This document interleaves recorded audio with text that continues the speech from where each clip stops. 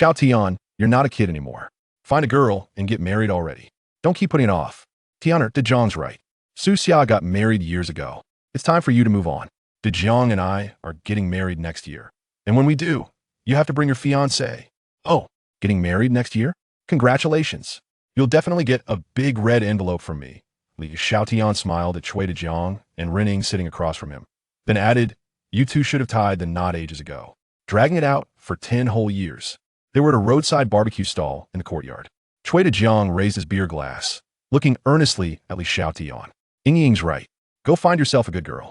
When we get married next year, bring her along with you. Hiv, thieves. Li Xiaotian gave a bitter smile, his eyes already glazed with drunkenness. He clinked glasses with Cui Dejong and downed the drink in one gulp. The bitterness of the alcohol mixed with the bitterness of life poured into his stomach, numbing his exhausted nerves. The brief intoxication offered a fleeting moment of light relief. Unconsciously, the clock had struck midnight. The deep autumn night of November carried a hint of chill. Li Xiaotian pulled his thin jacket tighter, his face blurred with drunkenness, and said, it's 12. Let's call a night. You two should head home and get busy making babies. Tianer, let us send you back first. We can't bear the thought of you going home alone after drinking so much. Renning looked at the visibly drunk Cui Dejong and Li Xiaotian. Nah, I'll just ride a share bike back. You two go home and do what married couples do. Li Xiaotian waved them off, stood up, and said, I'll go settle the bill.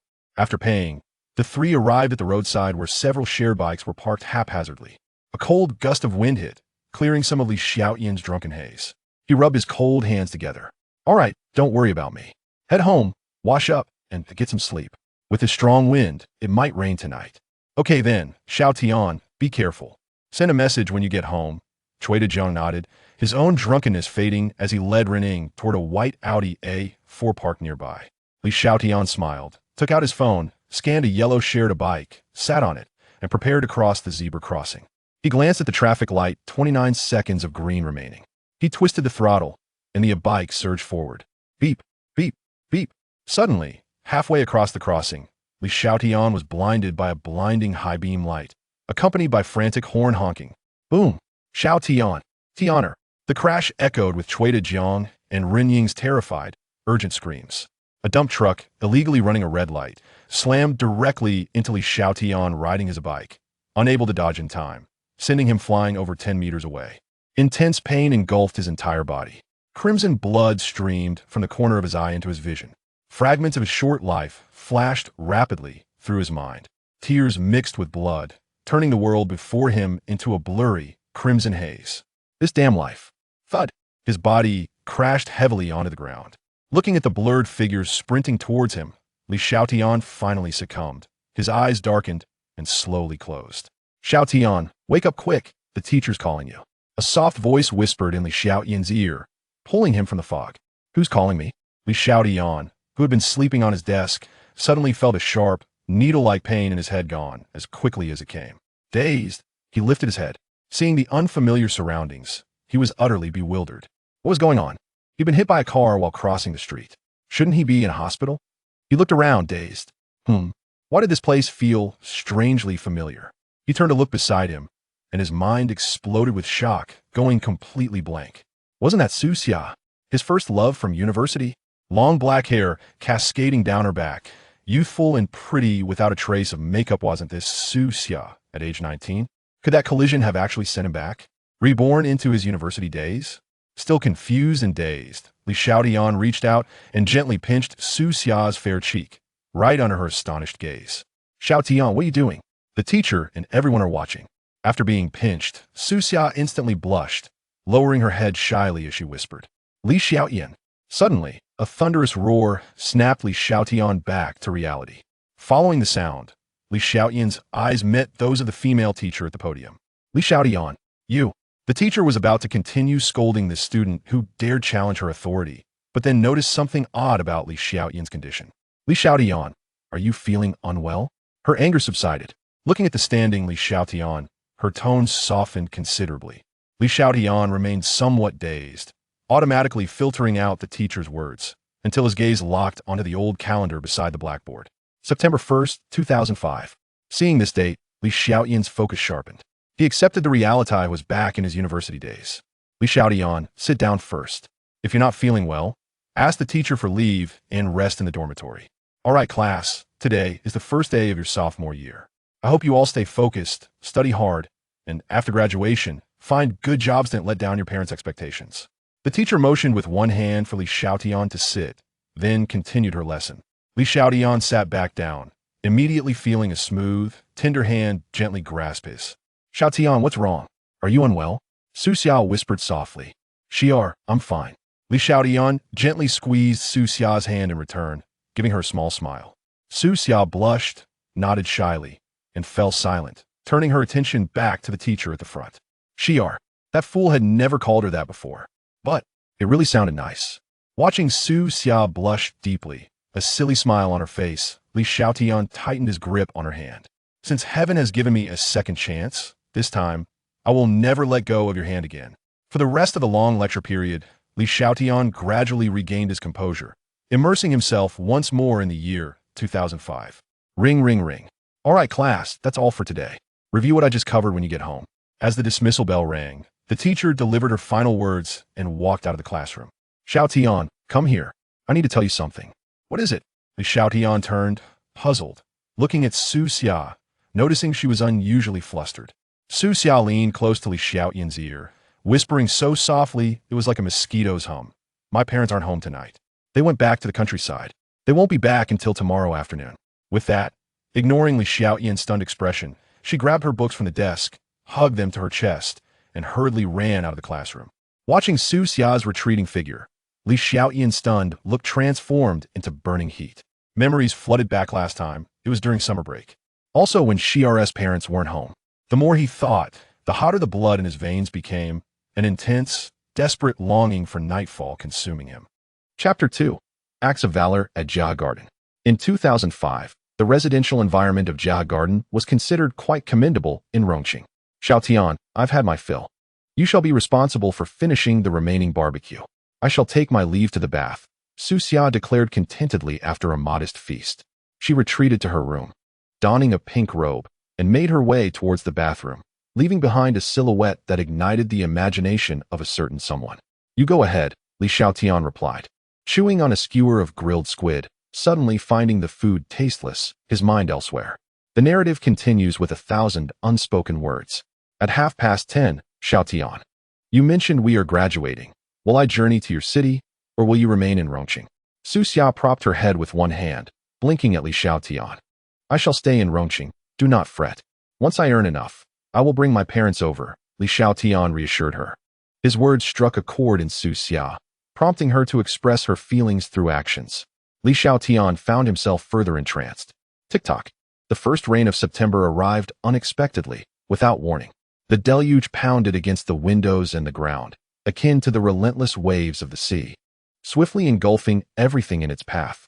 After nearly an hour, the rain began to wane, ultimately surrendering to tranquility. At some point, the dark clouds above dissipated, revealing a hazy moonlit hue that appeared all the more serene and enchanting after the storm. The following morning, a golden ray of dawn filtered through the glass, illuminating the room. Upon awakening, Li Xiaotian gazed at Su Xia, who resembled a sloth clinging to him, a look of serene contentment gracing his face. In her dreams, Su Xia murmured softly and shifted her legs slightly. Ouch! Li Xiaotian inhaled sharply, a wry smile creeping onto his lips. This girl was restless even in slumber. 40 minutes later, Li Xiaotian rose and attentively prepared a heartfelt breakfast consisting of milk, eggs, sandwiches, and ham, before finally departing from Su Xia's home.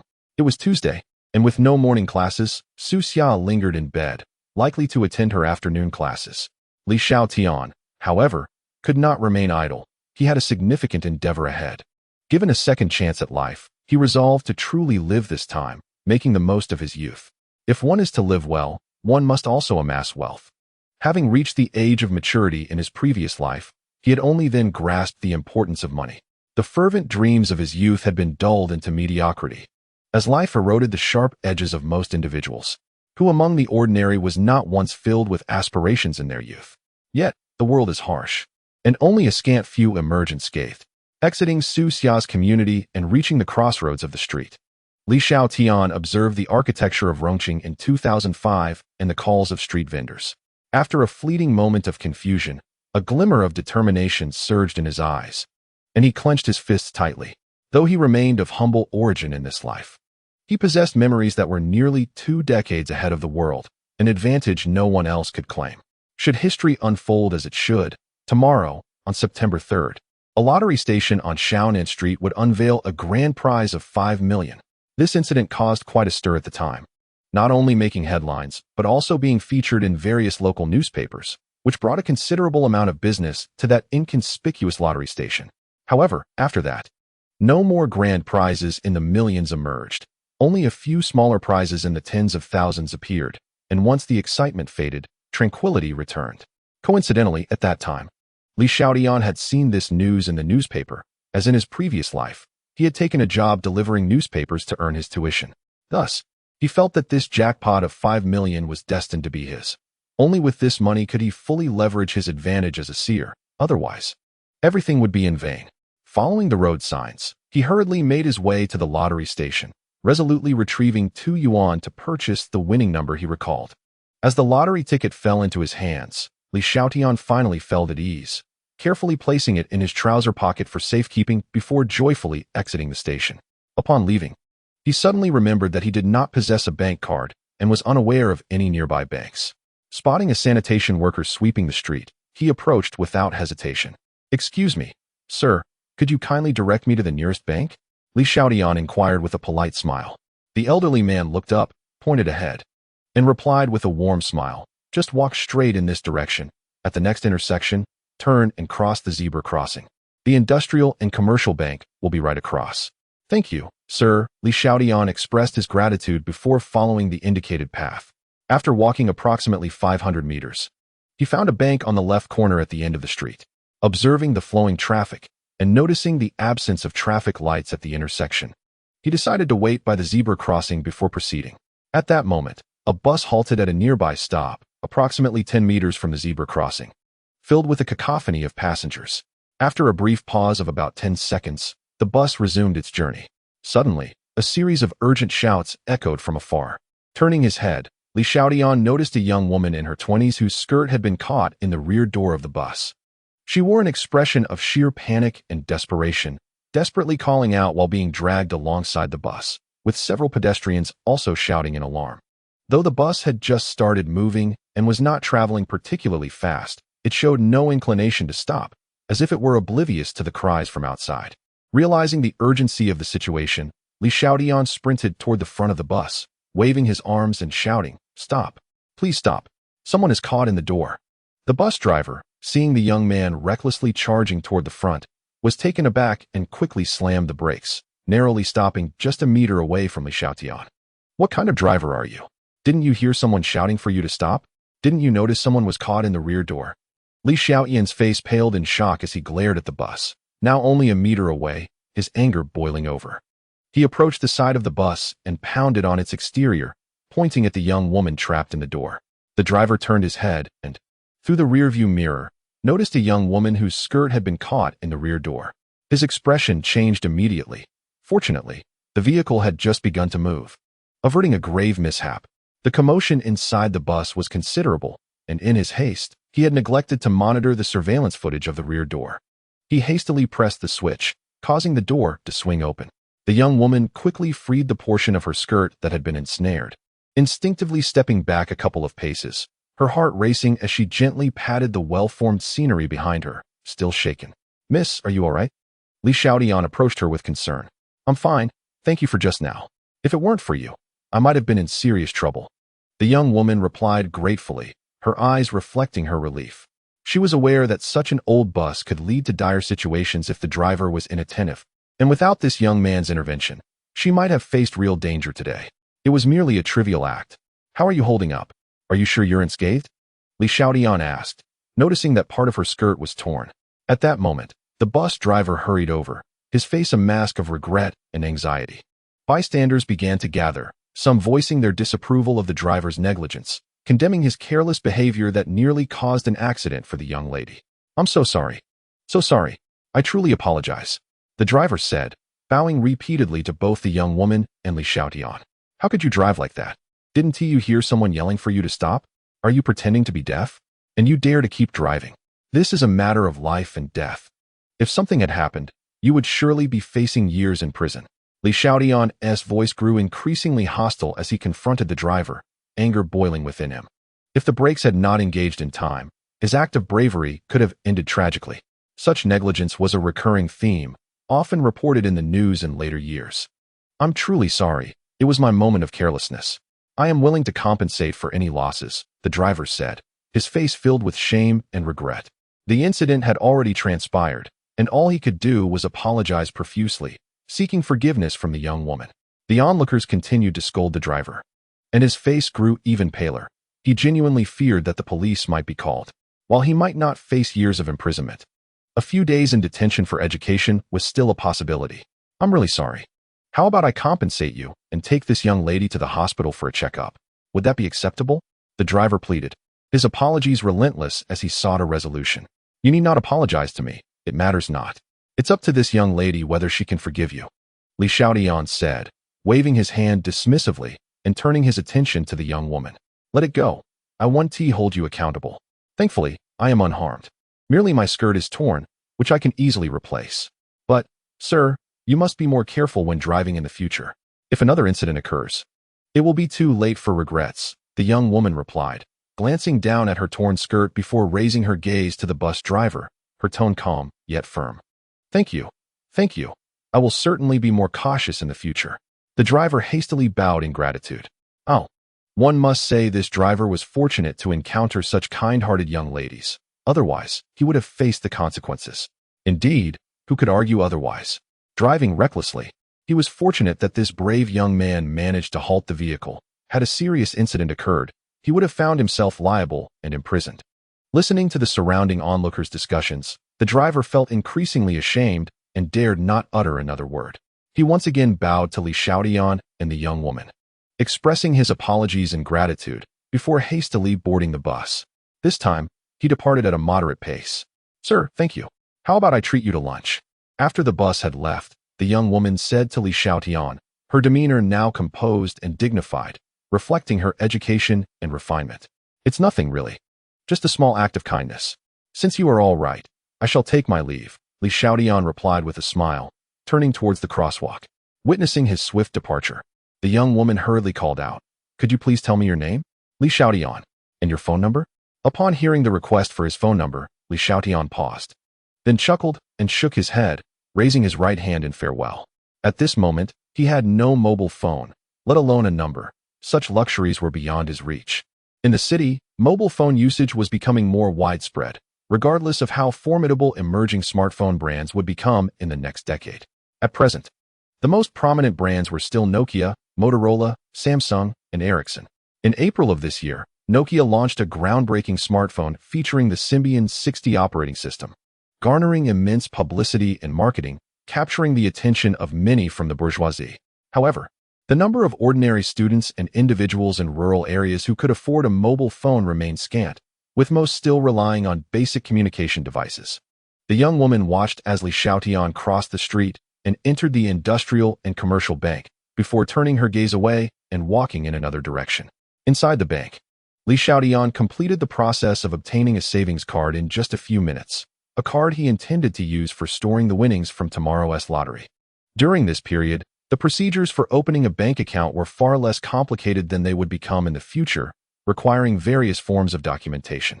In 2005, one merely needed to present an adult identification card to open an account. It was not until 16 years later that the procedures and documentation requirements grew increasingly complex. This complexity was a stark contrast to the grand aspirations once voiced by the founder of a certain e-commerce giant, who ultimately had to withdraw under the immense bureaucracy of the banking system. Upon exiting the bank, Li Xiaotian, with his new bank card and lottery ticket in hand, cheerfully made his way back to the university. On the way, he purchased 3 steamed buns and a cup of soy milk, leisurely entering the campus. Observing the first-year female students participating in military training on the opposite field, he admired their spirited appearances and the way their well-fitted camouflage uniforms accentuated their figures, presenting a captivating sight indeed. Why did I not notice this during my previous life? A mischievous smile unconsciously crept across Li Xiaotian's face. Arriving at the boys' dormitory, he walked to the door of room 306 and pushed it open. Rongqing University boasts well-developed facilities and ranks among the top in the city's universities. Each dormitory is a standard quadruple room. Inside the dormitory, apart from Li Xiaotian, there were 3 roommates, Cui Dajiang, Go Fuguei, and Zhang Chao. They were all locals of Rongqing, while he hailed from a nearby small city. Where have they gone? Attending classes? I bought breakfast for you all. Upon entering the dormitory, Li Xiaotian noticed only Go Fuguei playing games on his bed. He casually placed the steamed buns and soy milk on the nearby desk. They went to the big lecture. I heard many new girls from other departments are there. Go Fuguei set aside his mouse, got up, and eagerly grabbed all the soy milk and buns from the desk. Take it easy. With the 3 of you, are you not afraid of bursting? Li Xiaotian was at a loss for words. Among the 3, only Go Fuguei came from a well-off family. In an era dominated by clunky desktop computers, his possession of a gaming laptop clearly indicated his family's considerable wealth. By the way, where did you go last night? Go Fuguei asked through a mouthful of meat buns. Chapter 4. Encounter with Chu Yuechan. What's with the prying? Do I need to report my whereabouts to you? Of course, I was with a girl, unlike you, who spends all day with that wretched game. Li Xiaotian shook his head, exuding a sense of disappointment. After saying this, he lay down on his bed and added, Don't disturb me. I need to take a nap before having lunch with Xiar. Hey, still a girl? Who doesn't he know that your late nights are spent with Su Xia? Go Fuguei mumbled, his right hand continuously clicking away at the mouse. At noon, in the school cafeteria. After waking up from his slumber, Li Xiaotian arrived early at the cafeteria, spending the little remaining allowance for the month on 3 meat dishes, 1 vegetable dish, and an expensive old duck soup. Waiting for Su Xia's arrival.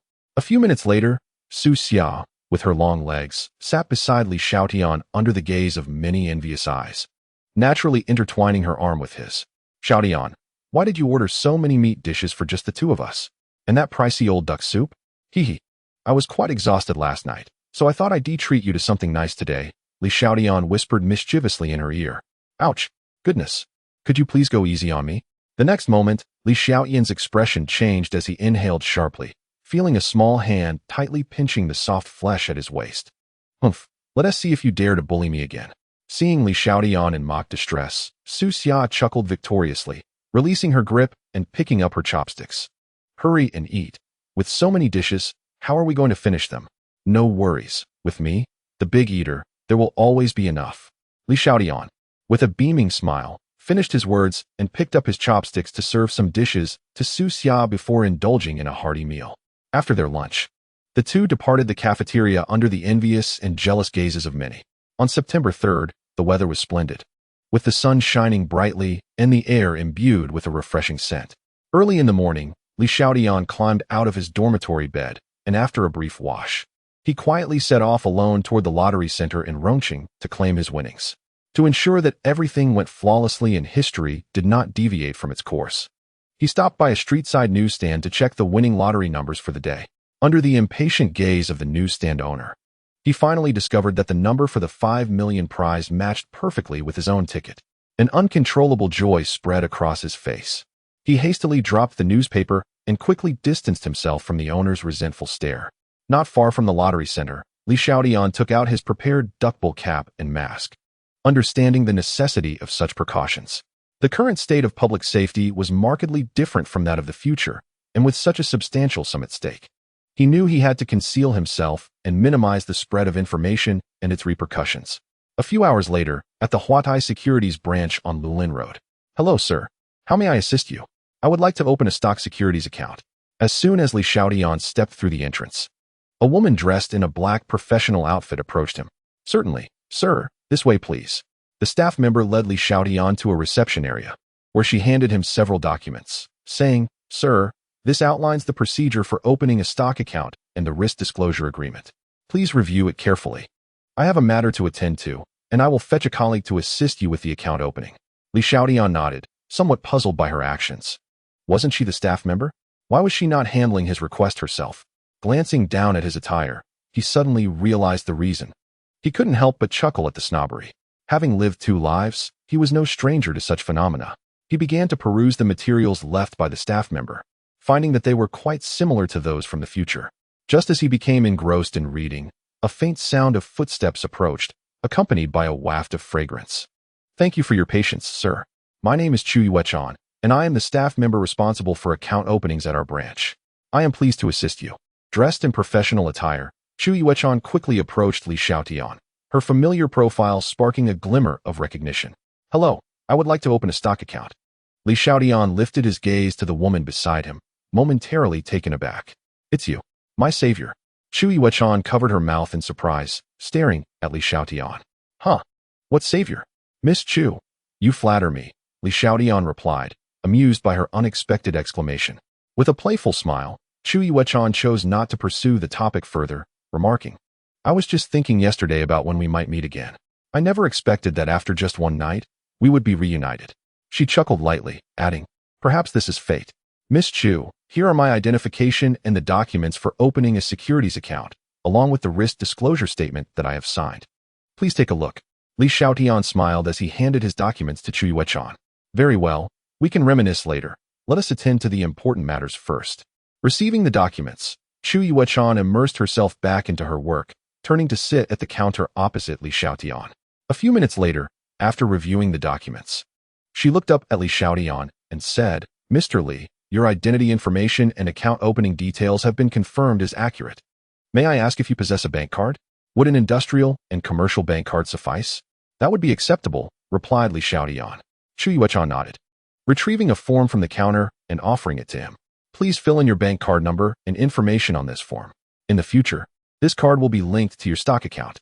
"I understand," Li Xiaotian responded, taking the paper and completing the required information. Once he confirmed its accuracy, he handed it back to Chu Yuechan. "Thank you, Mr. Li. Please hold on for a moment. I will be right back." With that, Chu Yuechan took the documents and walked towards an adjacent office. After a brief interval, she returned to the counter, presenting Li Xiaotian with his Shanghai and Shenzhen shareholder account card. "Mr. Li, here is your securities account, which contains the original password. You may change the password at the trading hall shortly, or you can do it at home on your computer. Once you have updated the password, you can transfer funds from your bank card to your securities account for trading." Li Xiaotian examined the account card, confirming that the process was completed. He then lifted his gaze to ask, "Miss Chu, do you have a computer available?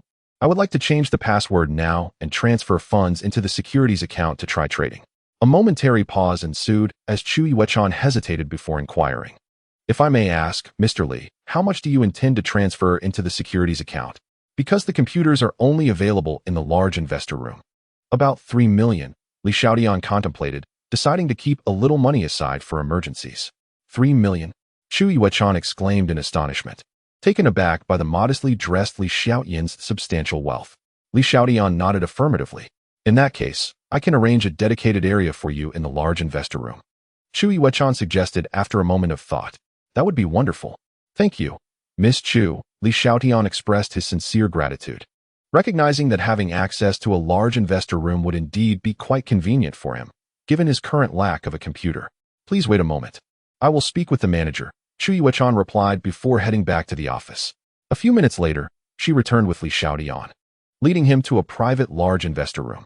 "Mr. Li, I have secured this trading room for you after discussing with the manager. You may use it now, and I will be your dedicated investment advisor. Should you have any questions, you can always reach out to me, and even delegate trading to me when you are unavailable," Chu Yuechan stated. "First, let's change the password and transfer the funds from the card to the securities account. Once I find the time to purchase a mobile phone, I will share the number with you. In the future, when I cannot come here conveniently, I will entrust you with the transactions." After finishing his words, Li Xiaotian approached the computer and adeptly opened it, entering the operating interface. His proficiency once again astonished Chu Yuechan, indicating that this was not his first experience. "Miss Chu, please take a seat. Standing beside me like that makes it difficult for me to concentrate," Li Xiaotian remarked, glancing down at her, captivated by her long, elegant legs, veiled beneath sheer black stockings, evoking a sense of allure. "All right," Chu Yuechan chuckled softly, pulling a chair from behind and sitting beside Li Xiaotian. In less than a minute, Li Xiaotian had successfully modified the password. During this process, Li Yuechan instinctively turned her head away, adhering to her professional integrity by not observing what was inappropriate. When she turned back to glance at the screen displaying a staggering 3 9 million in a continuous string of numbers. She could not help but be taken aback. Was Li Xiaotian possibly a scion of a wealthy family, experiencing life in a new light? Mr. Li, it's almost 11 o'clock. There's only half an hour left for morning trading. Do you wish to make a transaction? Chu Yuechan inquired, glancing at the time. Let me think, Li Xiaotian replied, browsing through the fluctuating stocks on the screen, while his mind rapidly recalled which stocks had surged during this time in his previous life. At that moment, the market index hovered just above 1,000 points, a rather lackluster performance. However, he was aware that this was merely a fleeting phase, for in his past life, a magnificent bull market had begun at the end of the year, lasting nearly 2 years. The index had peaked at over 6,000 points, with numerous stocks multiplying several times over, even to the point of increasing by a factor of 10. This had created a plethora of millionaires and billionaires, with even street vendors engaging in discussions about their stock acquisitions. At this time, the leading liquor stocks were valued at less than 50. Li Xiaotian planned to gradually invest in them as his funds expanded. Nevertheless, that was a matter for the future. What stock should he select now? Jinke Group. After deliberating for a few minutes, Li Xiaotian finally recalled that this stock had been remarkably volatile in his previous life. Information regarding a reorganization was expected to emerge in the coming days, with a large enterprise set to merge and go public, subsequently halting trading for a week, resuming the following Tuesday. This would lead to a consecutive series of 9 trading days, with limit-up increases. He swiftly input the code for Jinke Group, pressing the Enter key, and the company's interface promptly appeared on the computer screen. 1,586. A series of green prices indicated that the current trend was not particularly favorable.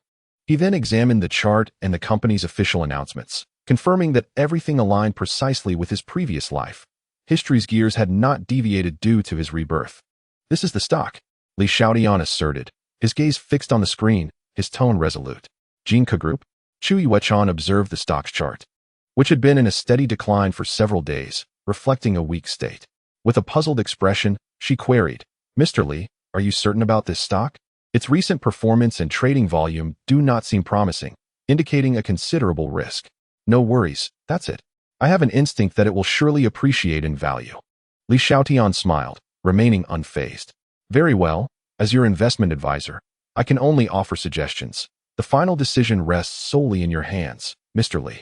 Chu Yuechan remarked with a slight furrow of her brow. Li Xiaotian chose not to respond further and directly accessed the stock purchasing page, investing in 200,000 shares, amounting to nearly 3.2 million, leaving him with a bit of money remaining.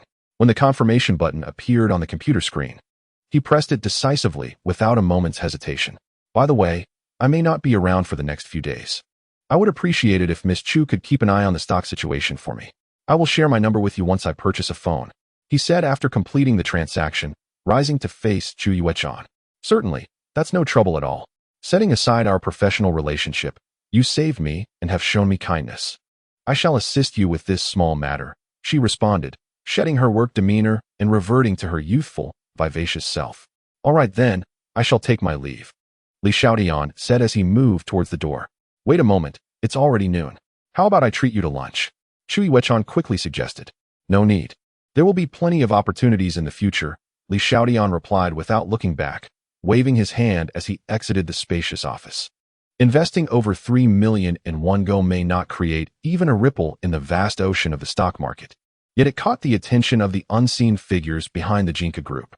In a luxurious villa in the bustling metropolis, within a study, a young man approached the desk of a middle-aged man seated behind it. Boss, there has been a significant transaction of 200,000 shares for Jinke, he reported. Was it an individual or an institution? The middle-aged man inquired calmly. The investigation indicates it was an individual transaction, and it was executed in a single successful trade through Huadai Securities in Rongqing, the young man replied. Then there's no need to concern ourselves with it. Should this account show any further activity, expel it, the middle-aged man commanded with a dismissive wave of his hand. Understood, boss, the young man said before exiting the study. At 10:30 in the evening, on a desolate street, Li Xiaotian returned to school after escorting Su Xia home. Her parents were at home, making it impossible for her to stay over.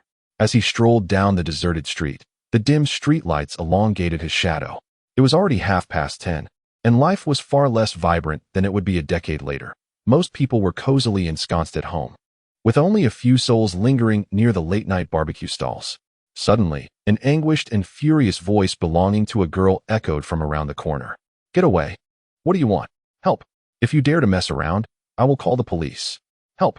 Li Xiaotian turned his head, scanning the surroundings and realizing he was utterly alone.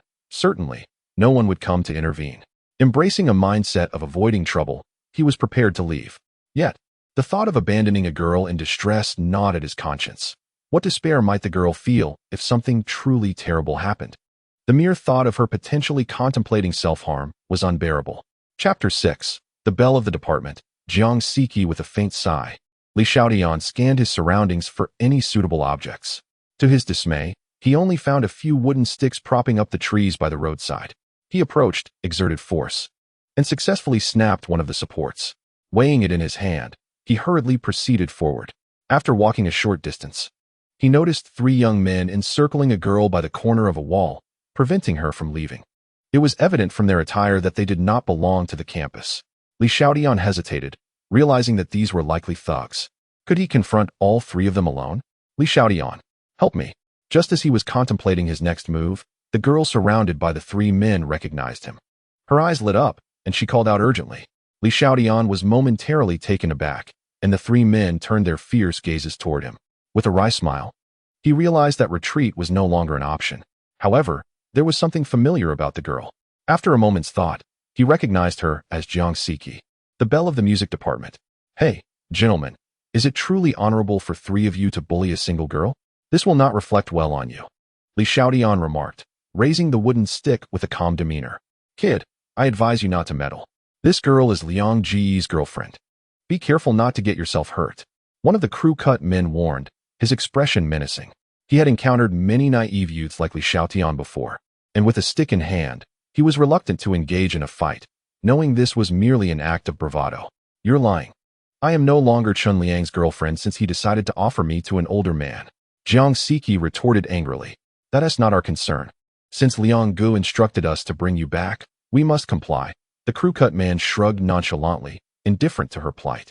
"Out of respect, since she is my classmate, I cannot stand by and watch you take her away," Li Xiaotian asserted, stepping forward with the stick in hand. The 3 men, surprised by his audacity, hesitated and took a step back. "Jiang Siki, come here." Li Xiaotian gestured vigorously, urging her to join him. "These insolent fools dare to challenge us. Brothers, teach this ignorant brat a lesson." The crew-cut man shouted, lunging forward without regard for the dazed Jiang Siki standing by the wall. "You're really going to throw a punch?" A fierce glint flashed in Li Xiaotian's eyes. In his previous life, he had trained in combat sports, and with the wooden stick in hand, he felt prepared. Even if he were to lose, it would not be a humiliating defeat, and it would provide ample time for Jiang Siki to escape. With a resounding crack, Li Xiaotian swung the stick, striking the crew-cut man, who attempted to block the blow with his hands and ended up taking several hits. "This kid is tougher than he looks." The buzz-cut man, having endured several sudden blows, changed his expression. His face contorted in pain as he hurriedly retreated to stand with his 2 companions. Angrily, he exclaimed, "What are you 2 standing there for? Get over here." The 2 men hesitated, fearful of advancing. They were merely trying to make a living. Engaging in a confrontation would only result in them being the ones injured. The buzz-cut man fell silent, having only intended to bluster. He had not anticipated that this young man before him would actually dare to strike. "Jiang Siki, hurry over here," Li Xiaotian shouted once more. "Oh, right." Jiang Siki snapped back to reality and rushed to stand behind Li Xiaotian. She gazed at his slender figure, which somehow emanated a sense of security, her beautiful eyes sparkling with admiration. "You've got guts, kid."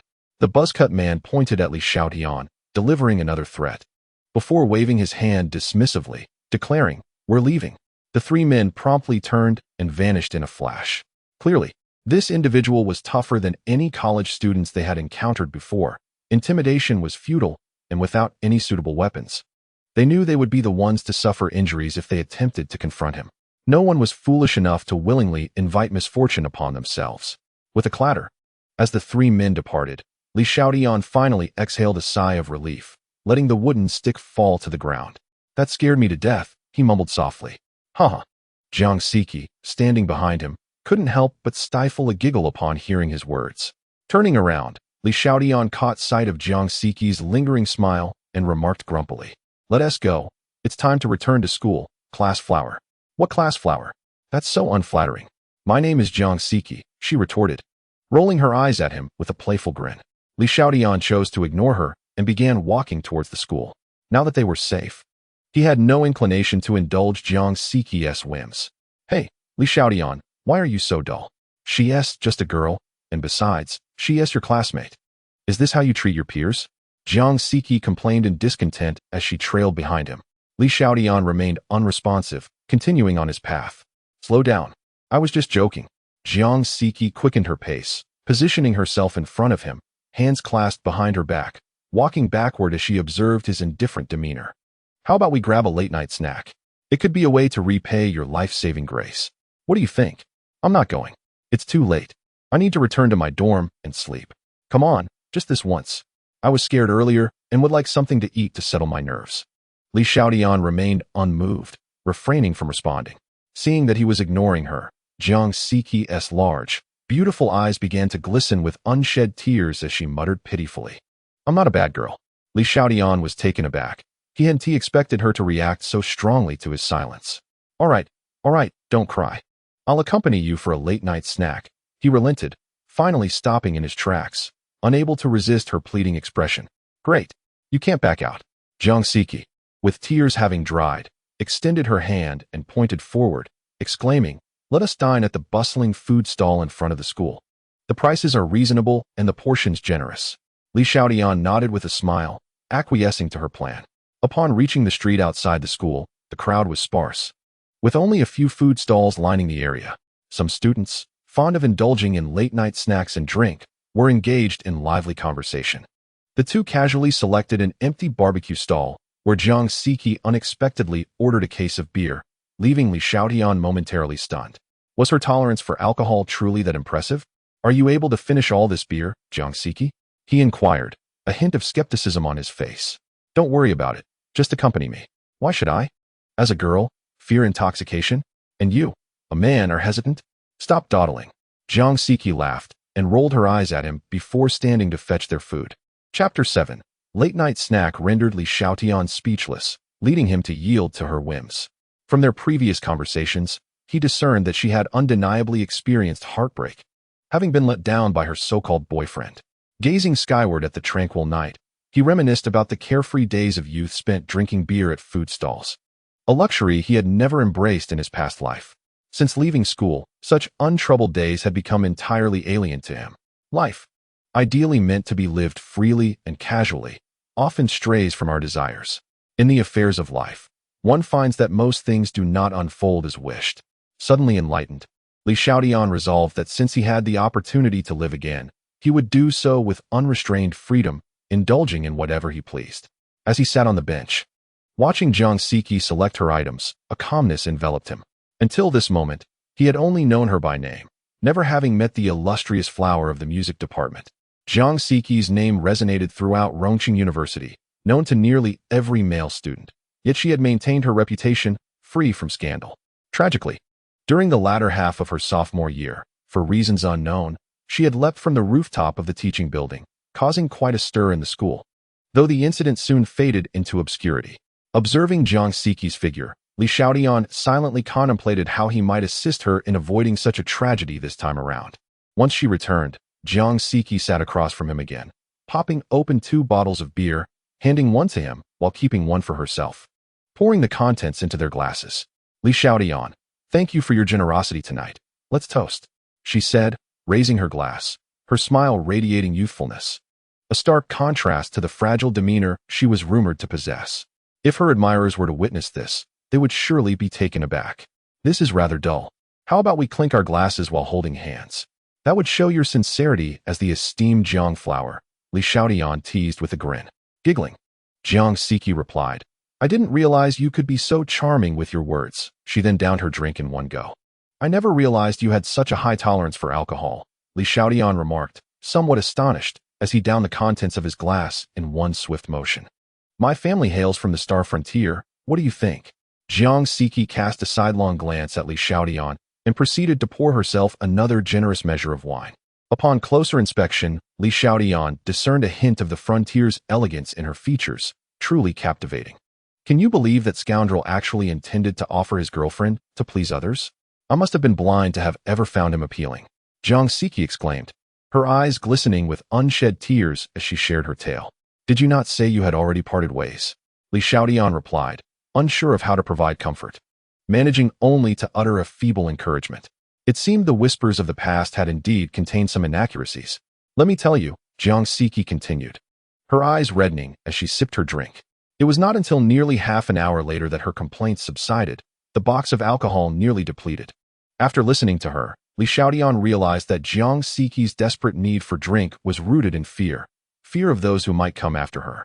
Her ex-boyfriend, Chen Liang, came from a wealthy family but had encountered financial troubles, leading him to seek assistance from an unsavory character.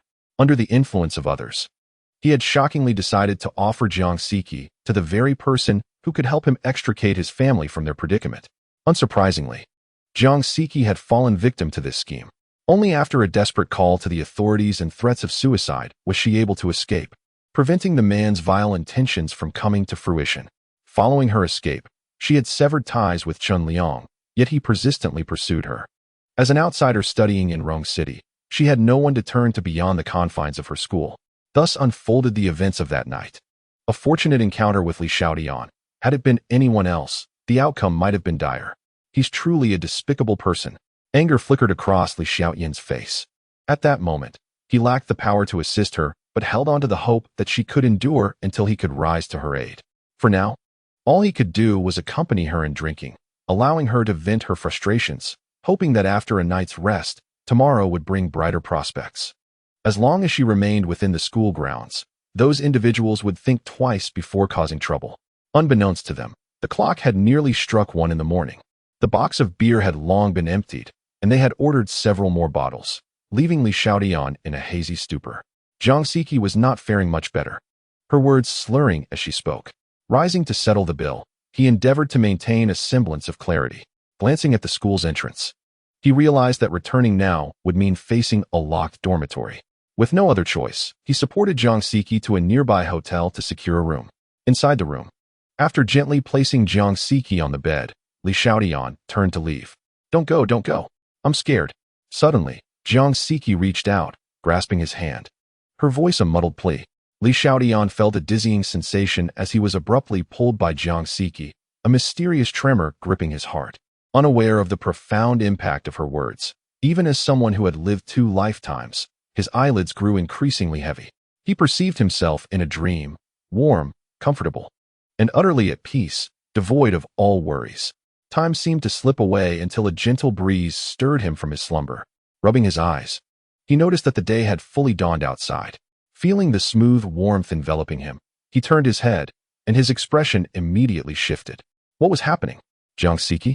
Struggling to recall the events of the previous night, he remembered they had been at a barbecue stall enjoying late-night snacks. How had he ended up here? You're awake, Jiang Siki murmured, her voice faint as she rubbed her sleepy eyes. She seemed unperturbed by his presence, having partially regained her senses after a night of revelry. When she realized the situation, panic had initially washed over her, but she soon reconciled with it, understanding that it was better to embrace the moment than to succumb to despair. Looking at the bewildered Li Xiaotian, Jiang Siki spoke calmly. You need not feel burdened. I came here willingly, and I am aware of your girlfriend. You have a good reputation at school, and I bear no ill will towards you. I know Chen Liang well enough. He won't let this go easily. Had it not been for you last night, I might have fallen into the hands of that scoundrel. Rather than allow him to take advantage, I chose to live freely for once. Stay here for a moment. I need to tidy up and leave. I have classes to attend this morning. With that, Jiang Siki, unashamed, began to dress in front of him. As she did, a slight crease formed on her brow, a reminder of the pain coursing through her body. Silently, she made her way to the bathroom, her eyes brimming with unshed tears. He had a girlfriend at school and could not possibly accompany her back to her distant, desolate homeland. Instead, she resolved to cherish this fleeting moment of beauty during her university years. Half an hour later, as Li Xiaotian stared at the small red mark, he felt an unexpected sense of triumph. Chen Liang, that scoundrel, had been thwarted. Exiting the small hotel, he noted the time was just past 8.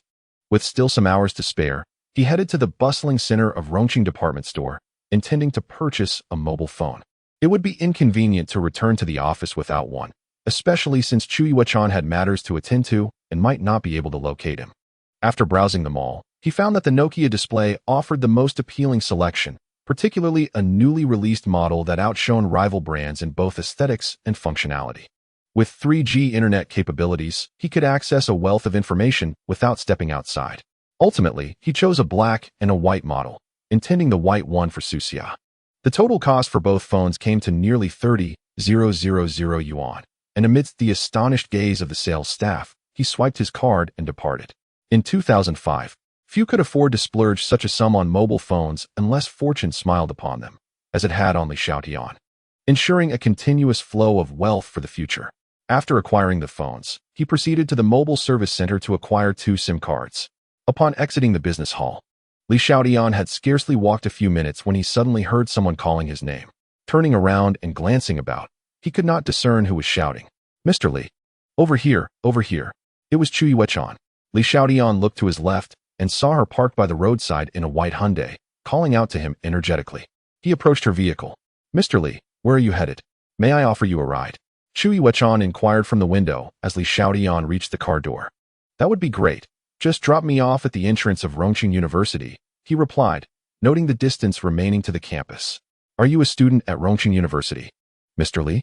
Chu Yuechan asked as she started the car and gently pressed the accelerator, steering towards the university. "Yes, I just began my sophomore year," Li Xiaotian nodded. Then added, "By the way, Miss Chu, I just acquired a new phone number. What is yours? I'll give you a call so you can reach me directly regarding stock matters. My phone number is 136. Chu Yuechan recited her number. Li Xiaotian took out his newly purchased Nokia and dialed her number. After 2 rings, he disconnected. "Miss Chu, do you live nearby?" he casually asked, putting his phone away to pass the time. "Yes, my home is not far from where we just were. By the way, Mr. Li, yesterday afternoon, Jinka Group's stock plummeted nearly 7 points. Do you think it's necessary to cut losses?" Chu Yuechan glanced at him, hoping he would act promptly to mitigate his losses, as this involved real money, enough to purchase her little car. "What? It dropped so much?" "Indeed. I wanted to inform you yesterday, but I didn't have your contact details and was unaware of your whereabouts." Li Xiaotian felt a pang in his heart, suppressing the distress of his losses. It was staggering how many phones he could have purchased with the amount he lost that night. Had he not known the outcome in advance, he might have succumbed to panic and sold at a loss. "It's all right. No need to panic. Let us reassess in a few days," he replied, regaining his calm demeanor. "However, Mr. Li, there were rumors last night about financial issues within Jinka Group, and analyzing the recent trends, their performance has indeed been lackluster, raising concerns about their future. If an uncontrollable risk arises, the losses could be substantial," Chu Yuechan continued, divulging some insights she had gathered from within the company. "I have confidence in Jinka Group. This minor fluctuation is acceptable.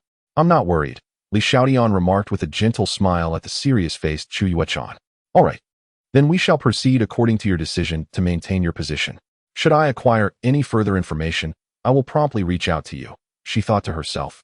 Sighing quietly, she had conveyed all she could. If he chose to disregard her advice, they would have to leave it to fate. From her professional perspective, she would never recommend holding on to stocks in such a trend, and she could only hope that the current news about Jinka was unfounded. Otherwise, he could lose his investment of over 3 million entirely. In the ensuing conversation, Li Xiaotian learned that Chu Yuechan was a local resident of Rongqing, with parents engaged in a modest business, living comfortably but not extravagantly. She herself was a distinguished finance student from a prestigious university in the Magic City, boasting a truly professional background. Such a commendable resume genuinely captivated Li Xiaotian. Once his funds expanded, he might consider recruiting her to assist him in various operations within the capital markets. "Mr. Li, we have arrived. The university is just across the street. Shall I stop here, or would you prefer I turn around and drop you off at the school entrance?" Chu Yuechan inquired. "Let us park here by the roadside. It would be troublesome for you to turn around and then head back to work," Li Xiaotian replied directly, rejecting her suggestion. Making a detour would consume considerable time, and he did not wish to delay her from reaching work. "Very well, I shall park by the roadside," she consented. After parking, Li Xiaotian turned to Chu Yuechan courteously and said, "Thank you, Miss Chu. I will take my leave now. Until we meet again." With that, he opened the car door and exited. As she watched his retreating figure, Chu Yuechan leaned back in her seat, pondering to herself. Could he truly be a second-generation wealthy heir? Did he really invest such a substantial sum in the stock market without a care? From their previous conversation and the context of opening an account, she had already deduced that Li Xiaotian was utterly clueless about investing, merely trading based on instinct. Whatever. It's not as if he is losing his own money. I've said what I needed to say, she sighed softly, speaking to herself. She then restarted her vehicle, heading back to the company. Upon entering the campus, Li Xiaotian had long since cast aside thoughts of the Jinka group, knowing the outcome. He saw no reason to burden himself with unnecessary worries. Isn't that Xiara up ahead? Li Xiaotian noticed a graceful silhouette in the distance, a smile gracing his face as he stealthily approached. He reached Su Xia from behind and swiftly covered her eyes with his right hand, playfully whispering, "Guess who I am?" "Ah, I guess you are a big pervert." Su Xia responded cheerfully, playing along. As she removed his hand and turned to face him, she teased, "You're already grown. Yet you still act like a child, playing such childish games." "Hey, Xiao'er, I brought you a gift," Li Xiaotian chuckled, producing a bag from which he revealed a box. "What is this?" Su Xia's face lit up with joy, though she had no idea what was inside. It was a gift from Li Xiaotian, and she would cherish it regardless. It echoed the saying, "As long as it's from you, I will love it." "You'll definitely like it," he assured, extracting a white mobile phone from the bag and presenting it to Su Xia. "Ah, a phone," Su Xia exclaimed, taking the box eagerly. "Let us see. It's white. Mine is black. We each have one, black and white, couple phones, hee. Li Xiaotian chuckled, revealing his own phone. "Wait, Xiaotian. Where did you get so much money? You're not getting involved in anything illicit, are you?" "I no longer want this phone. Please return it," Su Xia said, gazing at the elegant white Nokia in her hand. Her expression shifted as she looked up, concern etched on her face as she regarded Li Xiaotian. She was acutely aware that his family was not well off enough to afford such expensive devices. In fact, only her father owned a phone, and it was an outdated model of Nokia. Her mother still used an antiquated pager. "What are you thinking? Don't you know me? How could I possibly engage in anything illicit? I won a lottery of 100,000 yuan a couple of days ago, which is why I could buy us a pair of couple phones to make communication more convenient," Li Xiaotian said, lightly teasing Su Xia by brushing his finger against her nose. There was no need for such an extravagant purchase. A cheaper phone would suffice, she replied, a hint of dismay in her voice. "I've seen this model at the bus station, and it is quite pricey." Hearing that Li Xiaotian had won the lottery eased her worries, and as she stared at the phone in her hand, her eyes sparkled with uncontainable delight. "Huh. I would willingly buy the most expensive gifts for my beloved wife," Li Xiaotian chuckled, dispelling Su Xia's concerns. He then retrieved his own phone, opened the contacts, and pointed out, "Xiao'er, look, I've saved both our numbers in my phone. Whenever you think of me, just give me a call, and talk as long as you wish. If you run out of credit, I will recharge." "Humph, who would miss you?" Su Xia retorted.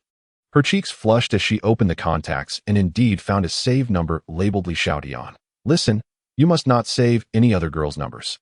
I am the only one you can store." After exchanging playful banter, Su Xia playfully warned him with a gentle punch, then linked her arms through his and said, "We need to hurry. Class is about to start, and the teacher has a rather irritable temperament. If we're late, we might become examples of what not to do." "All right, let us hurry," Li Xiaotian nodded, allowing Su Xia to pull him along as they walked briskly, chatting and laughing toward the classroom. While he himself was indifferent to being late, he worried about Su Xia facing the wrath of the temperamental teacher, which would be rather embarrassing. Upon entering the classroom, they noticed a considerable number of students had already arrived, with more trickling in behind them. "Xiaotian, over here." Following the sound, Li Xiaotian spotted his friends, Cui Dajiang and the others, waving at him, and Su Xia. "Fuguei, how could you bear to tear yourself away from the game?" Li Xiaotian joked, guiding Su Xia to sit in an empty seat at the front. He turned to Gao Fuguei and continued with a teasing smile, "You should consider whose class this is. It's notoriously strict. If we get caught, we'll certainly fail." Gao Fuguei shrugged, looking exasperated. He had played games until 3 or 4 in the morning and was still half asleep. Forcing himself to rise from his dormitory bed, suddenly, a light commotion at the classroom door caught their attention, and a striking figure entered the room. "Isn't that Jiang Siki from the music department?" someone exclaimed. "Why is she attending our lecture?" As Li Xiaotian was engaged in conversation with Su Xia, The mere mention of the name Jiang Siki caused his heart to skip a beat, prompting him to instinctively raise his head. Indeed, he soon spotted Jiang Siki entering the classroom. Today, she was clad in a pair of cream-colored casual pants and a light blue shirt. Her hair styled in a high ponytail, exuding an exuberant youthful vitality. Coupled with her stunning beauty, she effortlessly captured the attention of most of the class. Whether intentional or not, Jiang Siki walked directly towards Li Xiaotian's position, waving her hand at them with a beaming smile. "Hello, may I sit here?" "Ah, yes, of course," Guofugua replied, his excitement palpable. However, before he could finish, Jiang Siki took it upon herself to sit down in the seat directly in front of Li Xiaotian and Su Xia. It appeared that her inquiry was not directed at them after all, as Cui Dajiang and Zhang Chao exchanged knowing smirks, observing Guofugua. Su Xia, possessing a woman's intuition, immediately lifted her head and, with a questioning glance at Li Xiaotian, asked, "Do you two know each other?" "No, absolutely not," Li Xiaotian quickly refuted, though a sense of trepidation stirred within him, fearing any unexpected actions from Jiang Siki. Yet, as time passed, Jiang Siki did not engage in any behavior that unsettled Li Xiaotian. She remained quietly engrossed in her studies, listening attentively to the lecture. Her presence in the class was intentional, as was her greeting to Li Xiaotian and his companions, though she refrained from specifying to whom she was addressing her words. Confident that Li Xiaotian understood, her aim was simply to ascertain whether Li Xiaotian's girlfriend was attractive. She certainly did not wish for his official partner to outshine her. As the lecture dragged on, Li Xiaotian felt as though time was standing still. Had he known, he would have taken a leave of absence to avoid this torment. Attending a lecture filled with students from various disciplines was unnecessary for someone with his prophetic insights, which were 2 decades ahead of the world. At 11 o'clock in the morning, at the Huatai Securities branch, while Li Xiaotian was enduring the slow passage of time in class, a commotion erupted on the other side. All investment advisors and analysts were hastily investigating every detail regarding Jinka Group. The cause of this upheaval was singular. Just 10 minutes prior, the company had officially announced that it would soon suspend trading for restructuring. The news spread like ripples across a tranquil lake, stirring a frenzy of activity. The branch and various institutions scrambled to verify the source and authenticity of the announcement, and as the truth began to unfold, there were less than 5 minutes remaining until the market closed. Some daring investors had already begun to build their positions, while most others were preparing to enter the market that afternoon to position themselves with Jinka shares. Suddenly, the company announced an unexpected temporary suspension of trading. In that moment, everyone was left bewildered, watching helplessly as vast sums of money slipped away. Chapter 10. Temporary suspension. At that moment, Cui Wechan sat in Li Xiaotian's large trading room, witnessing firsthand how Jinka Group's shares turned from red to hitting the upper limit within mere minutes during the closing hours. This left her questioning the very knowledge she had acquired, as it seemed entirely contrary to the principles of science. The data metrics he typically studies and analyzes were utterly incongruent with this situation. Moreover, when the news regarding Jinka Group was released, no one in the outside world had any inkling of it. How did Li Xiaotian come to know about it? Astonishingly, he had positioned himself a day in advance for this stock. Just that very morning, he had been questioning his judgment, only to find himself the fool in the end. Leaving aside other matters, just today's limit up was sufficient to compensate for all the losses incurred yesterday, and he even made a profit of several points. In the past couple of years, such restructuring situations typically resulted in several consecutive limit ups after resuming trading. Gazing at the stock chart on her computer screen, Cui Wechan was stunned for several minutes before she began dialing Li Xiaotian's number. To her dismay, she found herself staring at her phone, bemused by his failure to answer. After hanging up, she recalled their previous conversation regarding the market downturn, and after a brief moment of astonishment, she regained her composure. Could it be that he had already known the outcome of Jinka before making his trades? In the classroom, Li Xiaotian had previously set his phone to silent mode and was completely oblivious to Cui Wechan's call. Even after the class concluded, he neglected to check his phone and directly joined Su Xia and Cui Dajiang in the cafeteria. Upon their arrival, as they settled down with their meals, the class monitor, Lei Jingjing, approached them. Li Xiaotian, our class has a shortage of boys. Therefore, for the welcome party this Saturday evening, your dormitory needs to send a representative to perform a program or sing a song. Lei Jingjing looked at Li Xiaotian, Cui Dajiang, and the others. As soon as she finished speaking, Cui Dajiang and the others fixed their gazes on Li Xiaotian. I say, don't look at me. How can someone tone-deaf like me, with no talent for performance, represent our dormitory? Li Xiaotian immediately raised his hands in exasperation, indicating his helplessness. You must do it. If you don't, then we certainly can't. Xiaotian, the honor of our dormitory rests upon you. Raise your hand if you agree. Cui Dajiang chuckled and promptly lifted his hands, with Go Fuguei and Zhang Chao quickly following suit. Scram. I said I'm not going. If this goes well, it's an honor. If it goes poorly, it's a disgrace. I refuse to partake. Li Xiaotian resolutely declined, oblivious to the class monitor Lei Jingjing's increasingly menacing expression. Su Xia glanced over and gently tugged at Li Xiaotian's arm, saying, Xiaotian, just go for it. Even if you sing a casual song, it would be fine. Look at our class monitor. No girl wishes for her crush to not stand in the spotlight, and Su Xia was no exception. Li Xiaotian turned to Su Xia, then glanced at the class monitor Lei Jingjing, whose expression was exceptionally grim. If looks could kill, he would have been reduced to ashes at that moment. All right, I'll agree, but only for your sake, Li Xiaotian said, unable to resist their collective pressure. After all, it was just a song. He could easily pick one of the most popular songs from his past life to get by. A man of his word. Once you've agreed, there's no backing out, said Cui Dajiang as he headed off to eat. As Lei Jingjing observed that the dormitory had already chosen its occupants, she turned and joined a table of female classmates for a meal. After her departure, Go Fuchi glanced at the others and, with an air of mystery, inquired, Are you aware that a major celebrity will grace the upcoming welcome gala? Which celebrity? Li Xiaotian asked. It's that Xia Mingyi who emerged from our university. Zhang Chao interjected. Xia Mingyi? I'm unfamiliar with her. Let us hurry and eat. We need to leave soon, Li Xiaotian remarked, ignoring the chatter. He picked up his chopsticks and served Su Xia some of her favorite dishes, saying, Xia, eat more. Let us not pay attention to their nonsense. Upon witnessing this, Cui Dajiang and the others mockingly exclaimed in unison, Cut. Li Xiaotian paid them no mind and continued to enjoy his meal with Su Xia.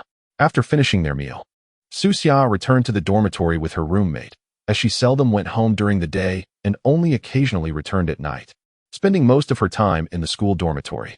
Li Xiaotian, along with Cui Dajiang and the others, also planned to head back to their dormitory. On the way, he excused himself to visit the restroom, having just noticed that Chu Yuechan had called him over a dozen times, which he had missed. Without a second thought, he understood that something must have gone awry with the stocks. He quickly found a secluded spot to pull out his phone and return her call. Mr. Li, Jinke Group has received significant positive news. It is undergoing a reverse merger with a well-known enterprise. In the final minutes of trading this morning, it reached its ceiling price, and the company announced a temporary suspension of trading this afternoon. Your shares are set to yield substantial profits. The phone rang once before being answered by Chu Yuechan, her excited voice filling his ears, leaving Li Xiaotian momentarily stunned. He had anticipated a decline in Jinke's stock, only to be met with news of a suspension and restructuring. This unfolded precisely along the trajectory of events from his previous life, with no deviations whatsoever. Understood. I want to visit the brokerage for the next few days due to school commitments. Please notify me when the market opens next Monday, Li Xiaotian replied calmly, a hint of joy illuminating his face as he realized his initial investment would finally multiply. After hanging up, he turned back toward the dormitory, his spirits soaring. The delightful moments on campus always seemed to pass swiftly, and before long, Saturday night arrived, the annual welcome gala for freshmen. Over the past few days, Li Xiaotian had enjoyed a particularly relaxed and pleasing routine, waking up in the morning to attend classes with Su Xia and, in the evenings, extravagantly treating Cui Dajiang and the others to barbecues and drinks at the bustling stalls behind the school, reminiscing about childhood dreams and envisioning future aspirations. As the welcome gala approached, Li Xiaotian selected a song from the popular hits he was familiar with in his past life, choosing Once You as his performance piece. After all, one must not lose face in such public settings. The school gymnasium awaited. In the expansive square, preparations had commenced a day in advance, laying the groundwork for what was initially a routine welcome party for the freshmen. However, following the announcement of the renowned star Xia Mingyi's return performance, the school administration began to place heightened importance on the event, prompting the student council to mobilize its entire team. By 7 o'clock in the evening, everything was set, and the festivities officially began. Chapter 11. The welcome party students gradually entered the gymnasium, which soon became overcrowded. Clearly, the influence of the star Xiaomingi was significant, especially among the student fanbase. With her pure demeanor, melodious voice, and ethereal dance, she embodied the idol that young, impressionable students yearned to emulate. Xia, accompanied by several friends, arrived early at the gymnasium.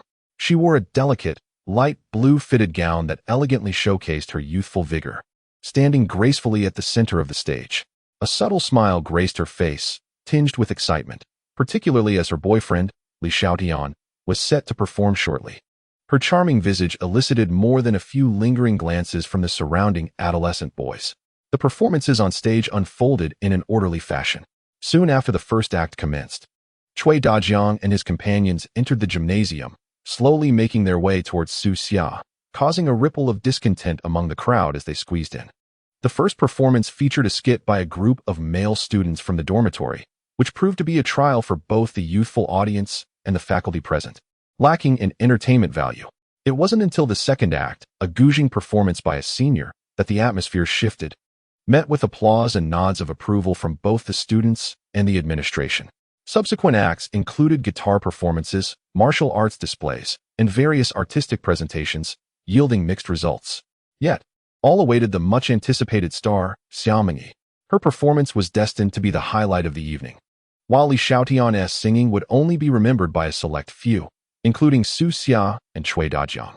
Students, following the conclusion of the next song, we will welcome our alumnus star, Xiaomingi, to the stage. Now, let us invite Li Xiaotian from the sophomore finance department to perform his song, The Once You. Please welcome Li Xiaotian. The host concluded with a warm smile before stepping aside.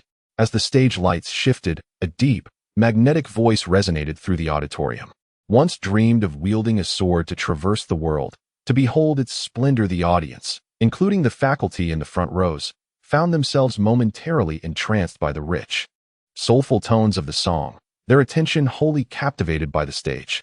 Even Xia and Cui Dajiang were taken aback by the unexpected beauty of Li Xiaotian's singing voice.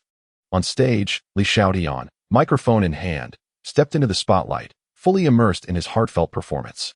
The youthful heart often dances with a touch of recklessness. Now, as you roam the world, the girl who once tugged at your heartstrings has quietly vanished without a trace.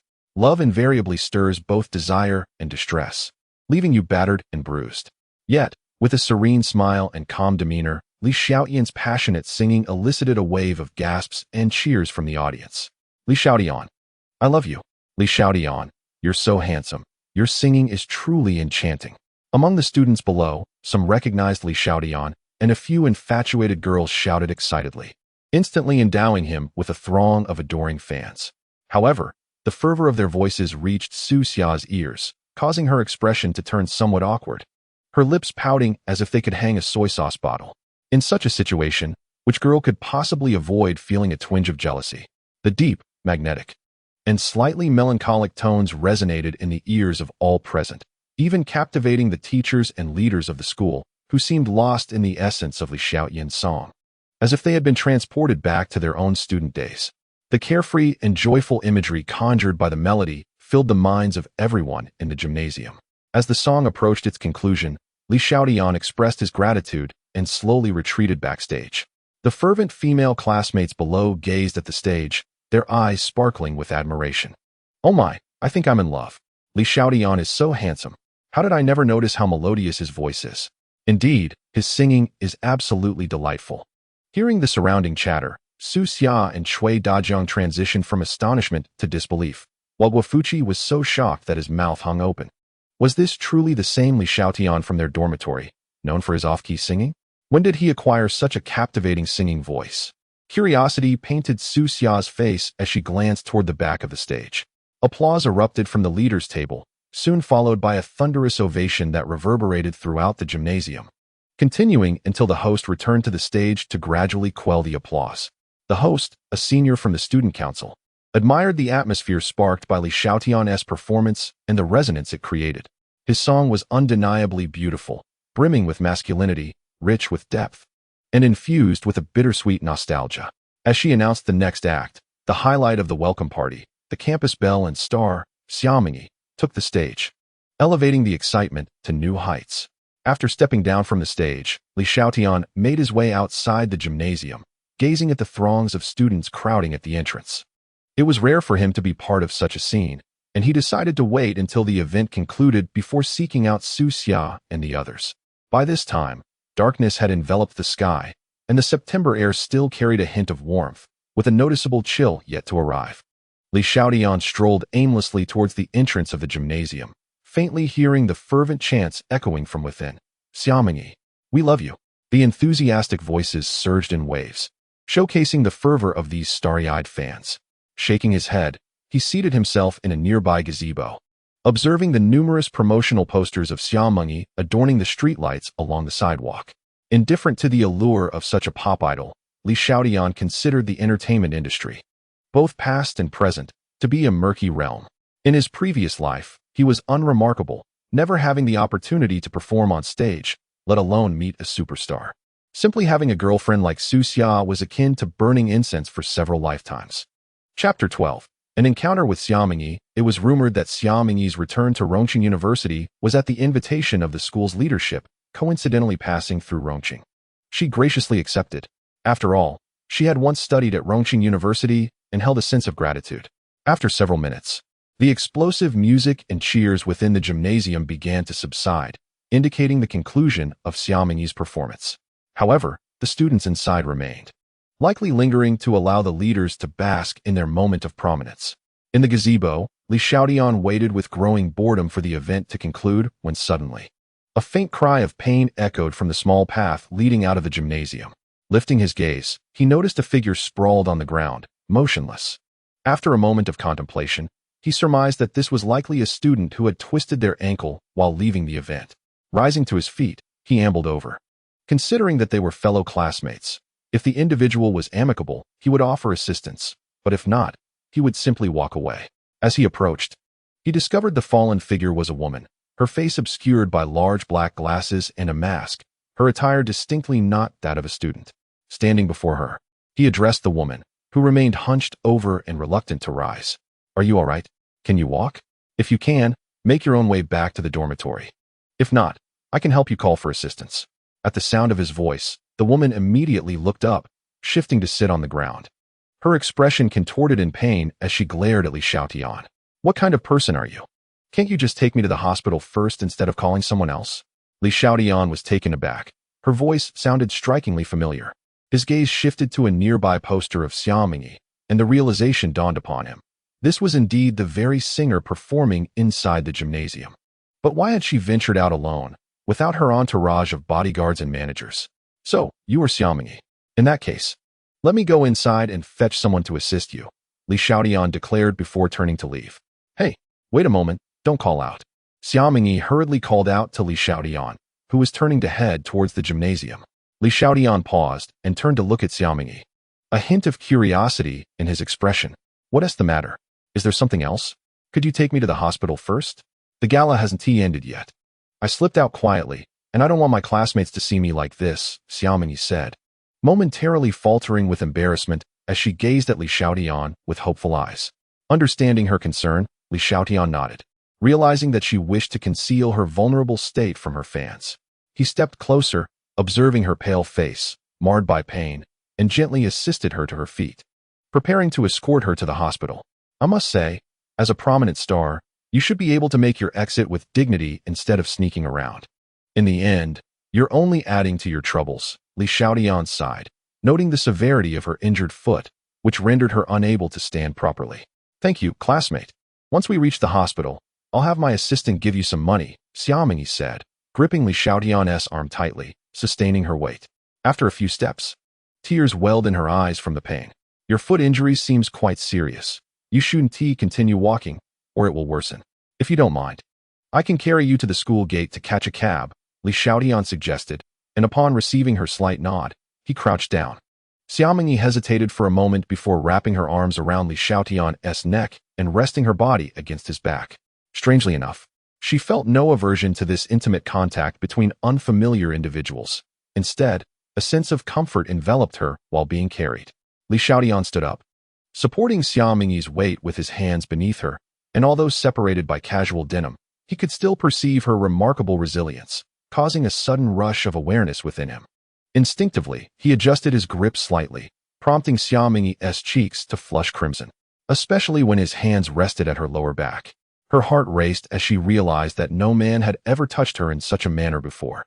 A few minutes later, they arrived at the school gate, where Li Xiaotian gently set her down, still holding her arm for support. I must say, you have quite the boldness to trust a stranger to carry you. Aren't you afraid I might be a villain? Li Xiaotian remarked as they awaited a taxi, noticing that Xiaoming's vigilance was rather lacking. I believe you're not a bad person. Besides, if you dared to make any inappropriate moves, I would certainly shout out, she replied with a playful smile. Her laughter was infectious, causing Li Xiaotian to shake his head in amusement. You know, in this chaotic entertainment industry, you should really be more cautious. You wouldn't want to end up being sold out and then counting the money for someone else. At that moment, Li Xiaotian realized that Xiaoming was unlike other celebrities. Her innocence and lack of guile made her ill-suited for the murky waters of the entertainment world. Her ability to achieve such renown is likely supported by a formidable force behind her. Otherwise, given her disposition, she would have been thoroughly consumed by those around her long ago. An empty taxi approached from the front, and Li Xiaotian waved to it. The taxi halted before them, and he opened the door, carefully lifting Xiaoming into the vehicle, instructing the driver to take them to the nearby People's Hospital. After a brief journey of several minutes, the taxi arrived at the entrance of the municipal hospital. Li Xiaotian settled the fare and once again carried Xiaoming out, making his way into the emergency department. The doctor first set her twisted ankle, applying some medication and issuing a prescription before retreating to a nearby bed to rest. I will retrieve the medication. You may contact your assistant now, Li Xiaotian said, holding the prescription as he stood before Xiaoming. She nodded in acknowledgement. She then produced her phone and pressed the power button. After a few seconds, the screen illuminated. Li Xiaotian observed this scene, somewhat speechless, realizing this major celebrity had a rebellious streak, sneaking out and turning off her phone. Kai Xia, looking at all these missed calls and messages, Xiaoming dialed back. Mengi, where have you been?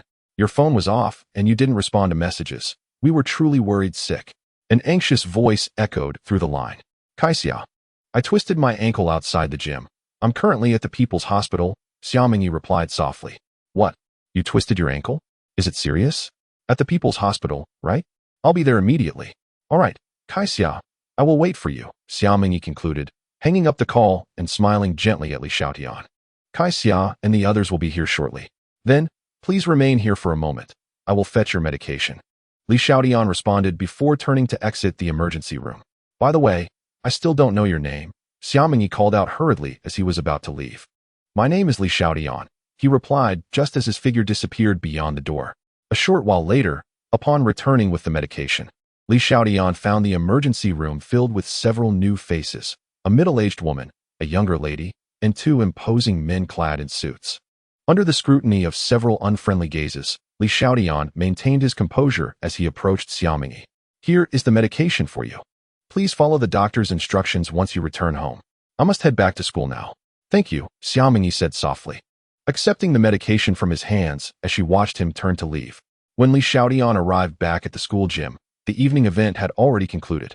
A glance at the time revealed it was nearly 10 o'clock, prompting him to forego the search for Su Xia and head toward the boys' dormitory. Upon entering the dorm, the previously quiet atmosphere erupted into commotion as Cui Dajiang, Zhang Chao, and the gaming enthusiast Go Fugue abruptly sprang to their feet. Xiaotian, well done. Who would have thought you had a flair for being a star? Indeed, Fu Gue spoke eloquently. Your song was truly astonishing. Despite our prolonged cohabitation in the same dormitory, I had never before heard your melodious voice. Upon your first utterance, it was clear that you are extraordinary. Yes. We three had presumed that your singing was akin to ours, off-key and lacking harmony, which is precisely why we encouraged you to perform, haha. The trio exclaimed exuberantly, each vying to express their excitement. Enough. Hold on. Li Xiaotian promptly stepped back, raising his hand to interrupt their exuberance. Chuckling, it seems your spirits are quite high. Come, gentlemen, let us venture to the street vendor for some skewers. I shall treat you. Really. Let us go, I'm starving. I miss the delightful combination of drinking and indulging in skewers. Instantly, Gung Fu Gue howled with enthusiasm, and the three of them quickly leaped from their bunks. Donning their shoes, their faces radiating carefree youthfulness. Observing this, Li Xiaotian felt his heart lift, wearing a smile. This was the very atmosphere that a university dormitory should embody. After a brief tidying up, Li Xiaotian, along with Cui Dajiang, Geng Dafu, and Zhang Chao, ambled out of the dormitory, their arms draped over each other's shoulders in playful camaraderie. "Hey, Xiaotian, what fragrance is that? It's quite reminiscent of a girl's scent." As they exited the dormitory, Cui Dajiang caught a whiff of a delicate aroma emanating from Li Xiaotian. "Shut it. Don't speak nonsense. There's no girl's scent here." Li Xiaotian shoved the scoundrel but noticed his own nose twitching, indeed detecting a faint, pleasant fragrance on his clothing. This was precisely the scent of the girl, Jiang Mingyi. From earlier, it must have lingered after he had carried her. He couldn't help but wonder what perfume she used, as it was so delightful that its essence still clung to him. Images of carrying her flashed through his mind, her body incredibly supple and resilient. Undoubtedly a result of regular exercise, her figure quite exquisite. He gently shook his head, attempting to dispel the unexpected romantic thoughts. Before long, the quartet arrived at the bustling street vendor outside the school, ordering an abundance of barbecued delicacies and a couple of beers. As Li Xiaotian and his companions leisurely engaged in conversation and banter, they savored their skewers and drinks. Soon their faces flushed from the alcohol. After a hearty feast, they realized it was nearly time for the dormitory to close. "Xiaotian, it's about time. If we return late, the dorm will be locked." And the matron is not one to be trifled with. Despite having consumed quite a bit, Zhang Chao remained unaffected, still munching on a squid skewer as he spoke. "All right." Li Xiaotian nodded in agreement. He turned to the vendor, who was still grilling skewers, and called out, "Boss, come over and tally our bill." The vendor turned to them. Smiling, "Someone has already paid for your table." "Paid?" Li Xiaotian was taken aback and glanced at Cui Dajiang and the others. "Don't look at me. I didn't pay." "Neither did I. My living expenses are barely sufficient this month." "Certainly not me. I've spent all my money on games." Li Xiaotian turned back to the vendor, asking, "Boss, who paid for us?" "Ah, it was that girl at the table next to yours." The owner of the barbecue restaurant tilted his head towards the bustling stall next door. Following his gaze, Li Xiaotian immediately spotted Jiang Siki, who was seated at the adjacent stall, savoring her meal. She was accompanied by two other girls, likely her classmates or roommates. Cui Dajiang, Go Fuqian, and Zhang Chao also turned their attention, and upon seeing Jiang Siki's strikingly beautiful visage, they were momentarily rendered speechless, their eyes wide with astonishment. "Xiaotian, when did you become so well-connected? You actually know such a stunning girl?" Cui Dajiang exclaimed in disbelief. Even more astonishing was the fact that such a beautiful girl was willing to pay for you. Go Fuqian stared at Jiang Siki, his astonishment eclipsing even his surprise at singing. Over the past year, apart from Li Xiaotian's girlfriend, Su Xia, who was undeniably beautiful, they had not witnessed any other girl engaging in conversation with him. "Get lost. Are you complimenting me or mocking me?" Li Xiaotian shot them a glare, rising from his seat and heading towards Jiang Siki's table. "Doesn't she look somewhat like the music department's Jiang Siki?" Zhang Chao murmured quietly. "Zhang, what are you mumbling about?" Cui Dajiang turned to inquire. Nothing," Zhang Chao replied, uncertain if it truly was Jiang Siki, given that none of them had ever encountered the legendary beauty of their department. "Come on, let's go see what's going on." Go Fuqian stood up with his drink in hand. "All right, let's go check it out." Cui Dajiang and Zhang Chao also stood and followed suit. Li Xiaotian approached Jiang Siki, slightly tipsy, and with a smile, said, "Why didn't you come over to eat with us? You even helped me pay. It makes me feel a bit embarrassed." Giggling, "It wouldn't be appropriate for us girls to disturb you boys while you're enjoying skewers and drinks," Jiang Siki replied with a playful smile. One of the girls beside her, wide-eyed, looked at Jiang Siki and Li Xiaotian and chimed in, "Handsome, why not sit down and share a few drinks with Siki?" As the 12th chapter unfolded, with the dormitory about to close, Li Xiaotian cheerfully declined. Turning to Jiang Siki, "You should drink less and head back to the dorm early.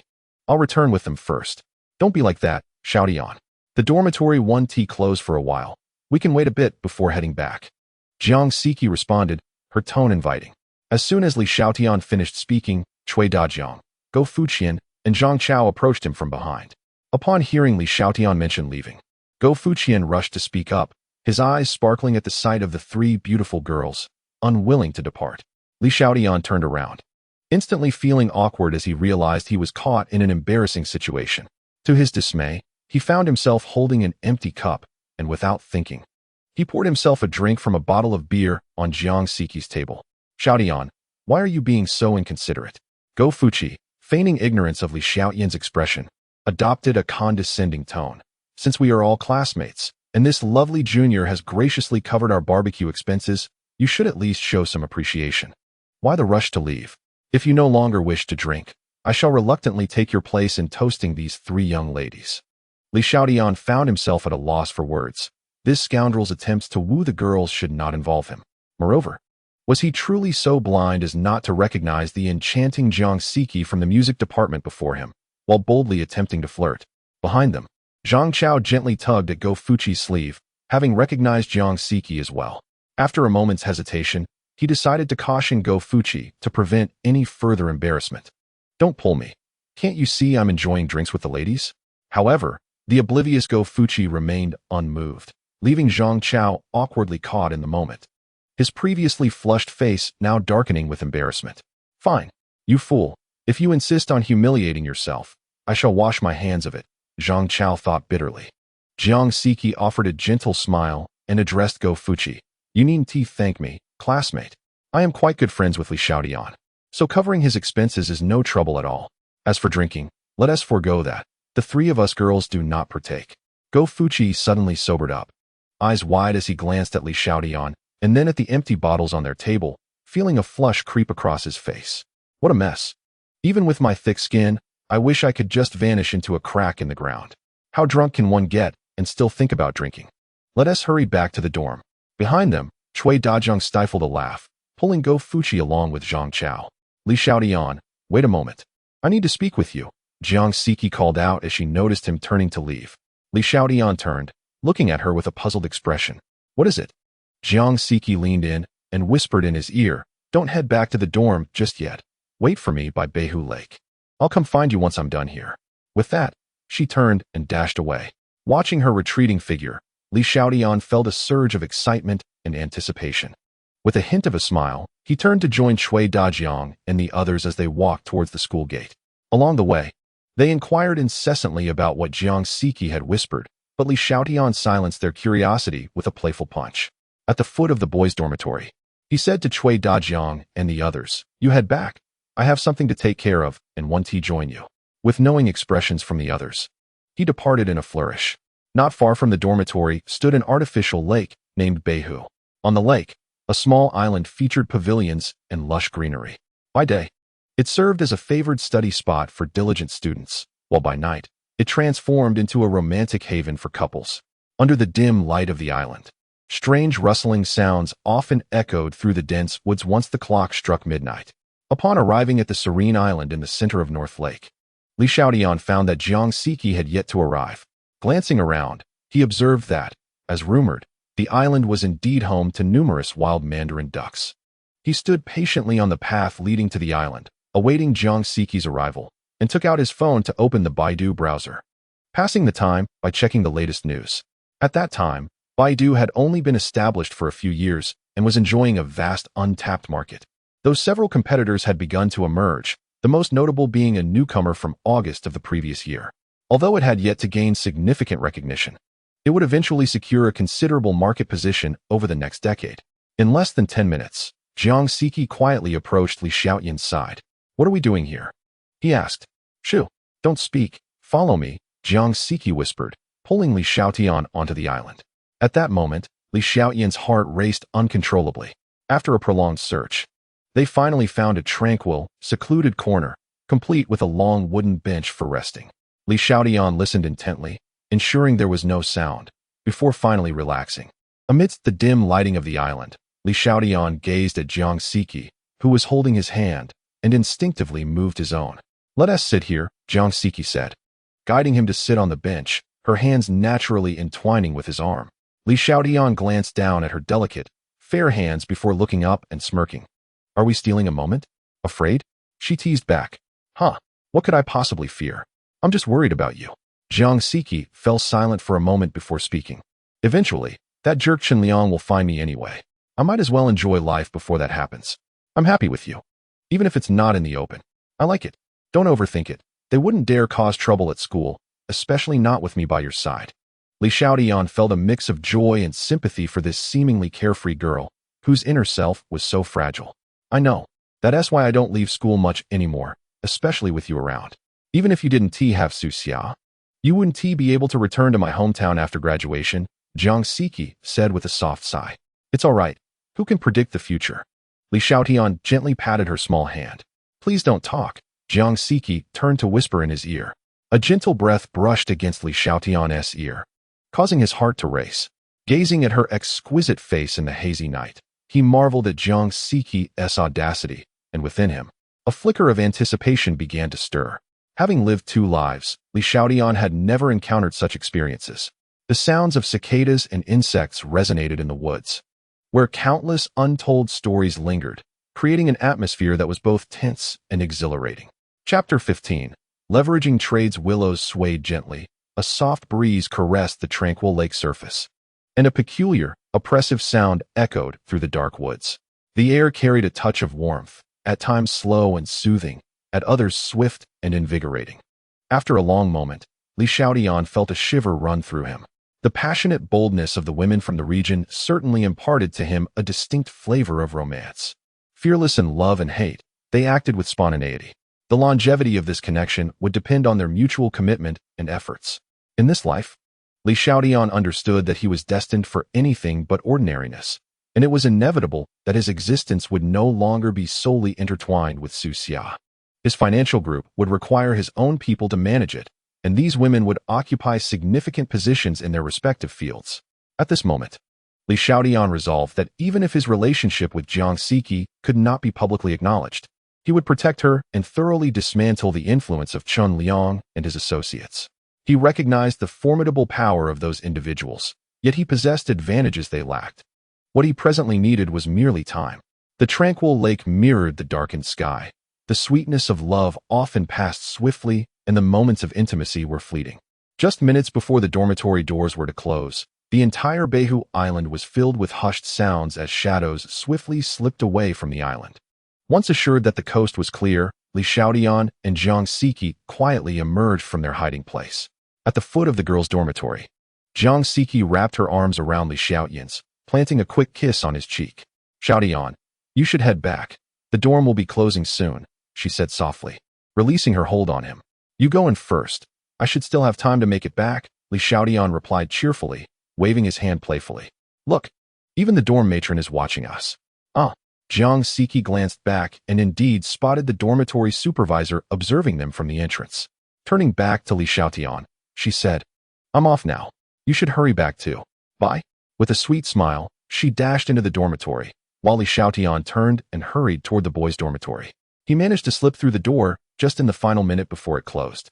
At that moment, Li Xiaotian felt a wave of relief wash over him as he savored the recent sweetness. In his previous life, Jiang Siki's plight had likely stemmed largely from the actions of Chun Liang and his group, driving her to a state of despair that led her to leap from the rooftop of the teaching building.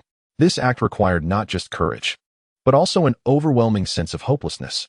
A beautiful girl from a distant land had traveled thousands of miles to Sichuan for her studies, only to encounter such a tragic nightmare. Since the trajectory of history had shifted, he vowed that such a tragedy must never reoccur in this life. Standing before the door of room 306, Li Xiaotian took a deep breath before stepping inside. All schemes and machinations would be reduced to dust beneath the weight of a resolute fist. In that moment, he yearned intensely to expand his financial resources swiftly. With money would come power. The following morning, after a hurried breakfast at the school cafeteria, Li Xiaotian called Chu Yuechan to arrange a meeting at the brokerage office. To expedite his growth and development, he resolved to use the remaining funds to initiate margin trading and leverage transactions. Such matters can only be resolved with the assistance of Chu Yuechan. Aside from the funds from Jinka Group, he can likely allocate an additional 700,000 yuan to continue trading stocks. By leveraging, he could amplify his funds tenfold, though he remains uncertain about the required margin. At 8:30, when Li Xiaotian arrived at the trading hall, Chu Yuechan was already waiting at the entrance. Good morning, Mr. Li, she greeted with a smile as he approached. My apologies for intruding on your day off, Miss Chu, Li Xiaotian replied with an apologetic smile. It's no trouble at all. I have no pressing matters today. And after all, we are friends. If you need assistance, I would be remiss not to help, she said with a faint smile, turning to lead him to the exclusive trading room on the second floor. A few minutes later, she placed a cup of tea on the desk before him. Mr. Li, please have some water. By the way, is there any particular business you wish to inquire about? Feel free to ask. I will share everything I know without reservation. Indeed, I would like to know how our company facilitates leverage trading. What is the required margin? Li Xiaotian inquired. Leverage trading? But hasn't the Jinka stock yet been issued? Chu Yuechan responded, a hint of confusion on her face. I still have 700,000 yuan available and wish to reinvest this amount into the stock market. Li Xiaotian answered with a slight smile. This took Chu Yuechan by surprise, but she quickly replied, if the company allows margin trading, the margin requirement will be between 20 to 50%. If you wish, I can request a 20% margin from the manager. After all, your investment in our department is considerable, so it should not pose a problem. 20%, Li Xiaotian pondered for a moment before nodding in agreement. That sounds acceptable. Please assist me in opening this account, Miss Chu. Very well, please wait a moment while I contact the manager for approval. It is Sunday, and he is not present at the office today. The on-duty staff lacks the authority to approve this, she replied, standing to leave the trading room. Indeed, having connections and resources makes things easier, Li Xiaotian remarked, subsequently opening his computer to browse the market trends. The Jinka stock had begun to yield profits, and it was poised for 9 consecutive price increases. The pressing priority now was to select another stock. Observing the myriad of red and green indicators, Li Xiaotian leaned back in his chair, deep in thought. After a few minutes, he closed his eyes, recalling which stocks from his previous life might rise in the coming days. Fortunately, in his past existence, Li Xiaotian had also been an investment enthusiast, having spent over a decade studying stocks and devising countless strategies he believed would yield profits.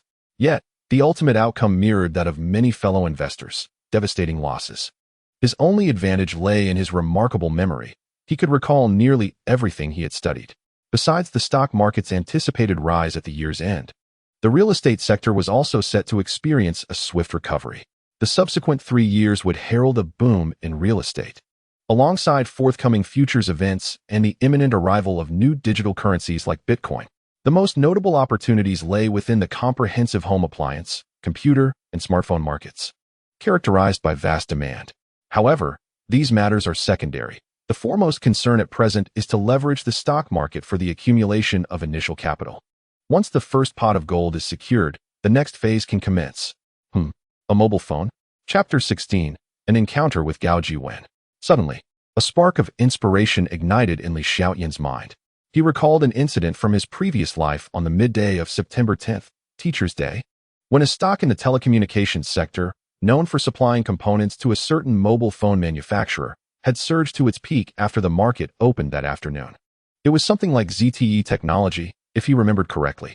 Upon opening his eyes, he promptly searched for this particular stock and, upon examining the price chart, discovered it was currently oscillating at a low level, 785.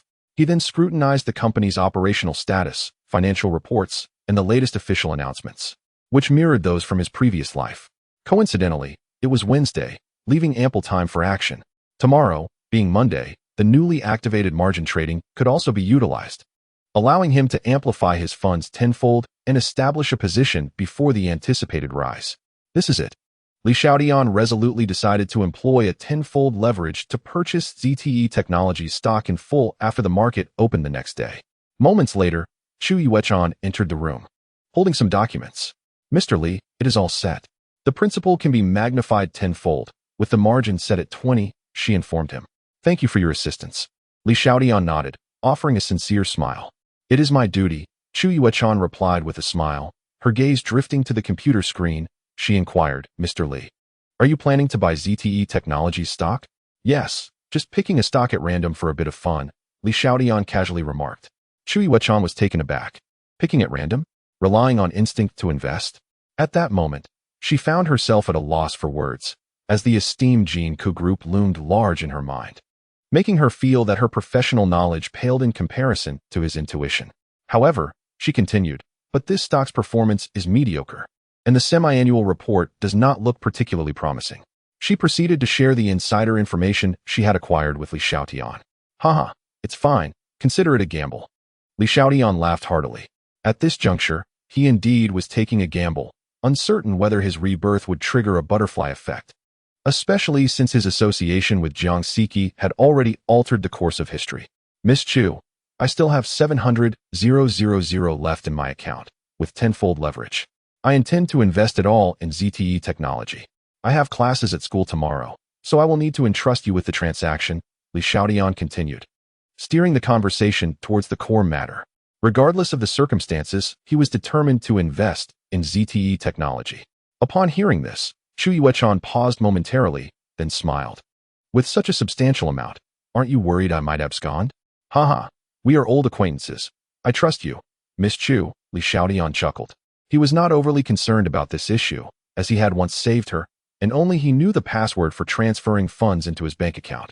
Most importantly, he intended to bring Chu Yuechan on board to work with him in the future, if she were unable to resist such a modest temptation. Then perhaps he had misjudged her character. Touched, Chu Yuechan spoke earnestly.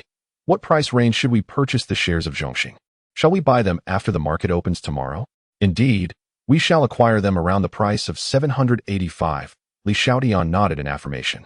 Very well. I shall adhere strictly to your instructions, Chu Yuechan replied, demonstrating her professionalism. She continued, Mr. Li, I must inform you that this capital, when leveraged tenfold, amounts to 7 million.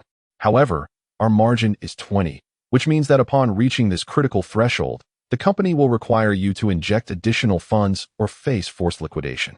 I am aware of this. I hold a favorable view of Zhongxing technology. When it comes time to sell these shares, I shall call you.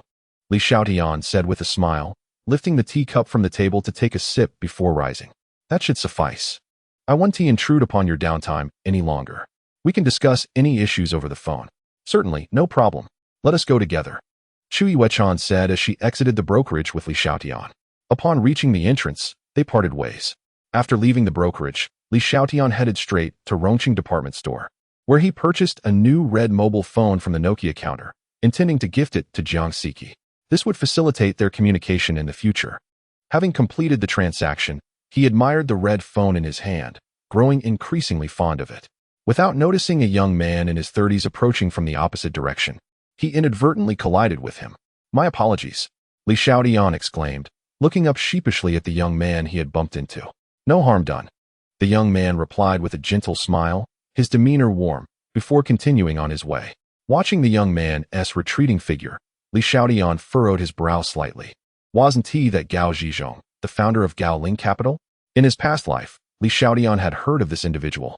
Renowned as a formidable player in the financial investment sphere, albeit limited to Rongqing, Gao Zhizhong had established a significant reputation in the investment community, attributed not only to his own capabilities and diligence, but also to his influential family background. His grandfather was a retired high-ranking official in Rongqing, and his father held a notable position, allowing Gao Zhizhong to elevate a fledgling investment firm, initially valued at several tens of millions, to a nearly 1 billion capital enterprise within a mere 5 years. However, in his previous life, Li Xiaotian had never had the privilege to associate with individuals of such stature, only hearing that Gao Zhizhong possessed a gentle temperament and treated others with kindness, devoid of the arrogance often found in second-generation elites. Today's encounter confirmed the rumors. Yet, fate can be capricious. Despite Gao Zhizhong's hard-earned achievements in the investment realm, a single investment failure led to his downfall. It seemed that by the end of this year, a crisis would strike, causing his firm to encounter various issues, ultimately resulting in bankruptcy. In the avalanche, no single snowflake is innocent. He himself was imprisoned for the illegal manipulation of stock prices. After his downfall, it inevitably affected his grandfather and father, leading to his grandfather's subsequent illness and untimely demise. Observing Gao Jiwen's receding figure, Li Xiaotian pondered briefly before deciding to cultivate a benevolent connection, believing it might offer him some measure of assistance. Mr. Gao, Mr. Gao, Li Xiaotian called out several times. Hearing the shouts from behind, Gao Jiwen turned around with a puzzled expression, glancing at the young man who had just bumped into him, wondering if he was attempting to feign an accident. Mr. Gao, I have something to discuss with you, Li Xiaotian said with a slight smile as he approached. Young man, do you know me?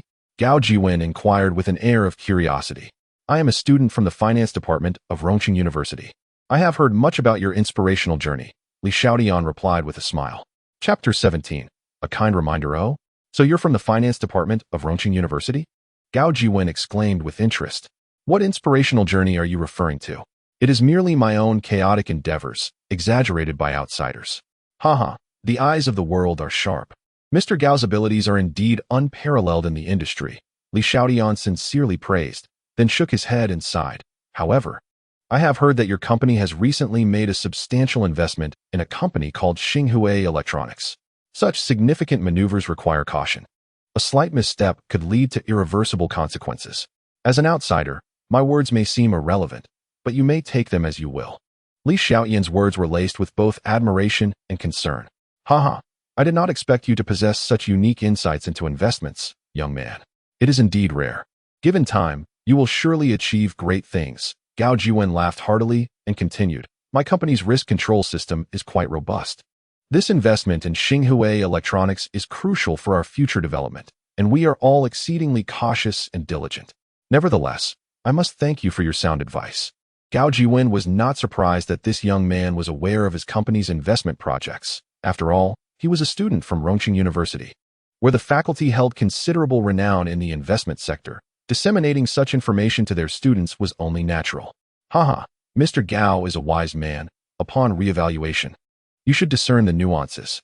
I have said all I needed to, so I shall take my leave, Li Xiaotian concluded, decisively turning to exit the mall. From Gao Jiwen's demeanor, it was evident that he did not truly believe what Li Xiaotian had said, and there was no need for him to seek approval from someone who did not regard his words with seriousness. Had it not been for their earlier encounter and Gao Jiwen's unexpectedly cordial attitude, he would not have approached him to forge this connection so freely. As Gao Jiwen watched Li Xiaotian depart, he chuckled softly and shook his head slightly, thinking of the young man. He then turned to leave, but, at that very moment, his brow furrowed slightly as if recalling something. He hurriedly pivoted and made his way toward the mall's exit, heading straight for his company. The financial tower, situated in the heart of the city, rises to a total of 32 stories, making it one of the iconic structures of Rongqing. On the 27th floor of the building resides the esteemed Gao Ling Capital Company.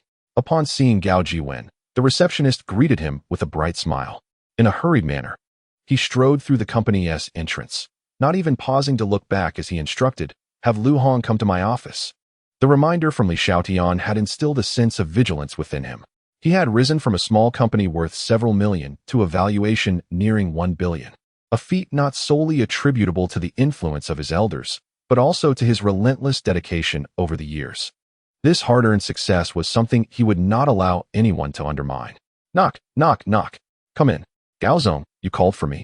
Lu Hong from the risk control department approached Gao Jiwen's desk.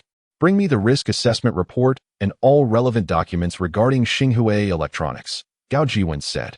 Lifting his gaze to meet Lu Hong's, understood, Gao Zong. Please hold on for a moment. I'll fetch them right away. Lu Hong, slightly taken aback, promptly exited. An hour later, after perusing the numerous documents laid out before him, Gao Jiwen's expression grew increasingly grave.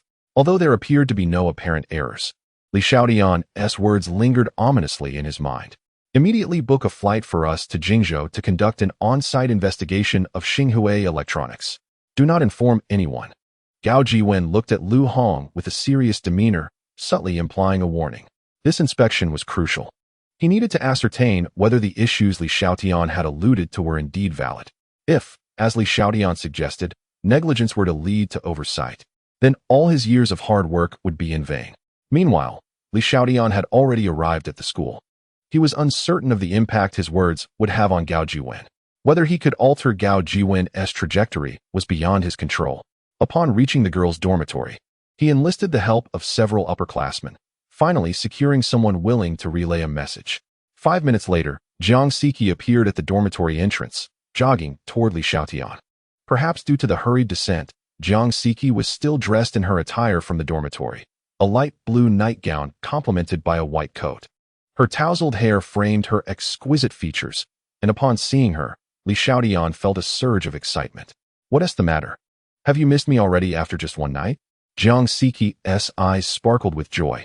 Li Xiaotian, rendered speechless, handed her the bag he was holding. Take this. It's for you.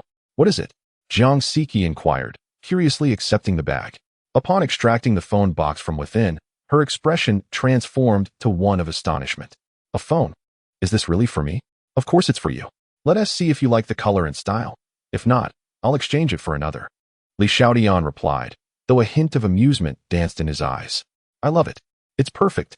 With that, Jiang Siki wrapped her arms around Li Xiaotian's neck and planted a kiss on him, exclaiming, Xiaotian, you are so wonderful to me. I adore you. As long as you're happy. Li Xiaotian let out a bitter laugh, gesturing towards his neck as he said, could you please loosen your grip? There are so many people around watching. Hee hee, all right. Jiang Siki glanced at the onlookers, feeling a tad embarrassed and blushing.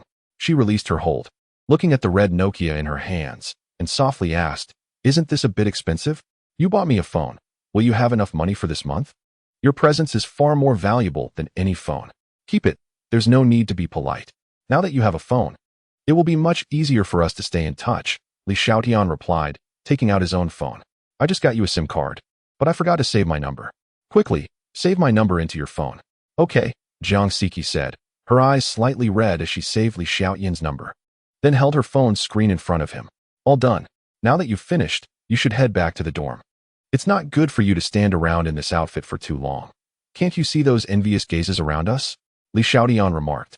Then I'll head back to the dorm, Jiang Siki replied, standing on her tiptoes and whispering softly in Li Xiaotian's ear.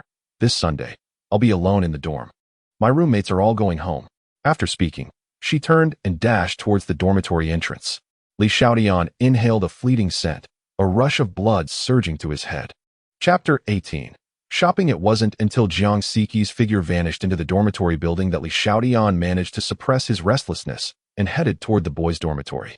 Upon returning, he found that Cui Dajiang and Zhang Chao were still absent, leaving only Go Fuqi playing games on his bed. Li Xiaotian tossed the cigarettes he had purchased from the supermarket downstairs onto Go Fuqi's bed. Turn down the game volume. I need to catch some sleep. All right. Just let me know if you need anything, Go Fuqi replied, grabbing the cigarettes with a satisfied grin. Li Xiaotian said nothing, simply lying down on his own bed and pulling out his phone to message Su Xia, inquiring about her activities. Xia, what are you up to? I'm at home. I went back after having breakfast at school this morning, Su Xia responded within a minute. Then I'll catch a quick nap. Call me when you get to school this afternoon. Let us go shopping together. Sure, you get some rest. I'll call you when I arrive at school, she added, attaching a cute emoji to her message. Li Xiaotian sent back an emoji and then put his phone away, ending the conversation. He slept soundly until the clock struck 1, only to be awakened by the ringing of his phone. Hello? He mumbled, still groggy as he took out his phone. Xiaotian, are you still asleep? Come down quickly. I'm waiting for you downstairs, came Su Xia's melodious voice over the line. Immediately alert, Li Xiaotian checked the time, astonished to see it was already past 1. Xia? Why did you come to school so early? I knew you hadn't had lunch. After eating at home, I rushed to school. Hurry up, or the cafeteria will close. All right. I'll be down right away, Li Xiaotian chuckled, quickly putting his phone away. He stood up from his bed, opened the door, and made his way down the dormitory stairs. As Li Xiaotian approached the entrance of the dormitory building, he spotted Su Xia standing gracefully not far away, adorned in a pale yellow long dress. Her slender waist and enchanting figure, complemented by her exquisite features, evoked the delicate beauty reminiscent of a girl from the picturesque Jiangnan water towns. Look at you. You haven't even had lunch yet. Come on, let's hurry to the cafeteria, Su Xia said, approaching him with a concerned expression, taking his hand and leading him towards the dining hall. Don't rush. Take it slow. I'm not that hungry anyway, Li Xiaotian replied helplessly, though his heart brimmed with warmth and sweetness. That won't do. A person is like iron, and food is like steel. One cannot skip a meal. Hurry up, Su Xia insisted with a serious demeanor. A few minutes later, they arrived at the cafeteria. As Li Xiaotian ate, Su Xia sat across from him, smiling as she watched him enjoy his meal. Within 10 minutes, he had finished his meal and, with a look of tenderness, said, Xiao'er, we've finished eating. Let's go for a stroll outside. Autumn is approaching, and I want to buy you a few new outfits. No, that would be a waste of money. Besides, I still have plenty of clothes, Su Xia replied, reaching into her pocket to pull out 2 movie tickets. Beaming as she said, look what I have. Movie tickets? Really? What is this? The latest hit film, Romantic Sakura. What time does it start? It starts at 8:30 and ends around 10:30, which is perfect since we can return to the dorm before it closes. Then we still have a whole afternoon ahead of us. Let's go shopping first, Li Xiaotian said, nodding with a smile. Noticing Su Xia's impending objections, he quickly added, no refusing. Well, if you insist, we can just browse a bit, but we mustn't buy anything. Su Xia pouted, her expression one of feigned grievance. At 2 in the afternoon, they found themselves on the model commercial pedestrian street. Ultimately, Li Xiaotian could not resist Su Xia's wishes. He had initially planned to take her to Rongqing department store, but he conceded and arrived at the pedestrian street instead. Su Xia was well aware of Li Xiaotian's financial situation. Aside from his recent lottery winnings, his monthly allowance was barely sufficient for his school expenses. Hence, she was reluctant to let him spend money on her clothing, even though he had won. That money might be needed for other purposes in the future. After all, once they graduated from university and entered society, their expenses would increase significantly, and she did not want him to squander his money. She had already decided that if he insisted on buying her clothes, she would simply choose something inexpensive. As they walked, Li Xiaotian held Su Xia's soft hand. Feeling an immense joy, he was thriving in both love and career. Not only had he achieved great success in the stock market, but his romantic life was also flourishing, and he felt utterly liberated. Unbeknownst to them, they had wandered for an hour or two, during which time Su Xia had not purchased a single item. Xiao'er, there's a cosmetics store ahead. Autumn is just around the corner, and the weather will be dry. Let's go pick out a set of cosmetics, Li Xiaotian suggested, pointing to a cosmetics store not far ahead, and Su Xia followed his gaze. A lavishly decorated cosmetics store caught her eye, prompting an immediate shake of her head. No, just look at the extravagant decor. The products inside must be exorbitantly priced. I would rather purchase a bottle of basic skincare cream from the supermarket. Her protests fell on deaf ears. This time, she had to acquiesce to his wishes. After wandering for so long without purchasing anything, Li Xiaotian insisted, pulling Su Xia toward the cosmetics shop. Good afternoon, sir or madam. How may I assist you? As they entered the store, a sales associate promptly approached them, wearing a welcoming smile. Recommend a good set of cosmetics for her, Li Xiaotian said, glancing at Su Xia. Of course, sir. Please follow me, the sales associate replied, guiding them to a counter on the right. From the display, she retrieved a set of elegantly packaged cosmetics and turned to Su Xia, smiling as she said, your boyfriend is truly generous. This set is our best-selling brand. Based on your skin type, this collection is ideal for you, featuring whitening, skincare, and hydration benefits, enriched with abundant plant essences. After listening to the enthusiastic introduction for a few minutes, Su Xia was jolted when she heard the price, 1,999 yuan. Thank you, but no. I will look at other options. She quickly waved her hand and tugged at Li Xiaotian, eager to leave. Such an expensive set of cosmetics could cover her living expenses for 2 to 3 months. Applying it to her face seemed utterly unjustifiable. Observing Su Xia's expression, Li Xiaotian couldn't help but chuckle.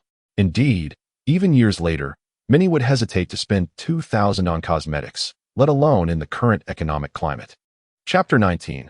Money spent can be earned again. Xiao'er, I believe this set of cosmetics is quite good. Let us go with this one, Li Xiaotian declared, turning to the sales associate. Please wrap it up for us. Certainly, sir. Just a moment, please. The sales associate's enthusiasm surged as she hurriedly fetched a packaging bag from a nearby counter to place the cosmetics inside. A few minutes later, Li Xiaotian and Su Xia strolled leisurely down the pedestrian street. She was still lamenting the significant expenditure on the cosmetics. Observing her sulking expression, Li Xiaotian's smile broadened, and he pointed ahead. Xiao'er, there's a clothing store over there. Let us select an autumn outfit. Let us agree on one item each this time. And it mustn't be too expensive. Su Xia puffed up her cheeks and glared at Li Xiaotian. All right, I'll heed your suggestion, Li Xiaotian replied with a grin. With a hint of skepticism, Su Xia held on to Li Xiaotian with one hand while clutching the cosmetics with the other as they made their way to the clothing store. Although it wasn't her own money being spent, using Li Xiaotian's funds still made her feel a pang of guilt, though it was accompanied by a flicker of joy. The book states that a wealthy man who is willing to spend money on a woman may not necessarily love her. However, a man who is reluctant to spend money on a woman certainly does not love her. The couple entered a clothing store named Balenciaga, adorned with a dazzling array of girls' garments. The fashion on display here was decidedly trendier compared to the neighboring shops. It was Su Xia's first visit to this store, and as she gazed at the multitude of exquisite outfits, she felt somewhat bashful, primarily due to the instinctive belief that the clothing here was likely not inexpensive. As Li Xiaotian guided her through the store, the sales assistant accompanied them, enthusiastically showcasing the latest popular styles. Observing Su Xia's hesitant expression, Li Xiaotian couldn't help but chuckle softly, giving her hand a gentle squeeze, indicating that he would take charge of the selection. His eyes fell upon a stunning pearl-white dress, instantly igniting a spark of interest. "Excuse me, could you please retrieve that dress for us to examine?" he inquired. "Certainly, sir. You have an excellent eye. This pearl-white dress is a newly released item for this autumn season, and it would undoubtedly look exquisite on your girlfriend," the sales assistant responded with a bright smile, promptly heading towards the dress. Upon returning with the dress in hand, she approached Su Xia and said, "Miss, there is a fitting room over here. Why not try it on? I'm confident your boyfriend's choice will look remarkable on you." It must be said that the sales assistant was quite persuasive, and Su Xia felt too shy to decline, especially since this dress had been chosen by Li Xiaotian, and she genuinely adored both its style and color. "What is the price of this dress?" Su Xia asked softly, glancing at Li Xiaotian before turning her gaze back to the sales assistant. "This is a new model from our store, and unfortunately, there are no discounts at the moment. The current selling price is 899 yuan. The sales assistant replied with a smile, sensing that the decision to purchase would ultimately rest with Li Xiaotian. "Xiao, since we are here, you should try it on. If it looks good, we will buy it. If not, we shall not. Does that sound reasonable?" Li Xiaotian said with a cheerful smile. The sales assistant chimed in, "Miss, the fitting rooms are this way, allow me to show you." Reluctantly, Su Xia agreed and followed the sales assistant into the nearby fitting room. Soon enough, she emerged, and as she stepped out, Li Xiaotian's eyes widened with astonishment. The dress looked stunning on her, as though it had been tailored specifically for her. Her long black hair cascaded over her shoulders, her delicate features harmonized with her elongated figure, and the dress accentuated her youthful curves beautifully.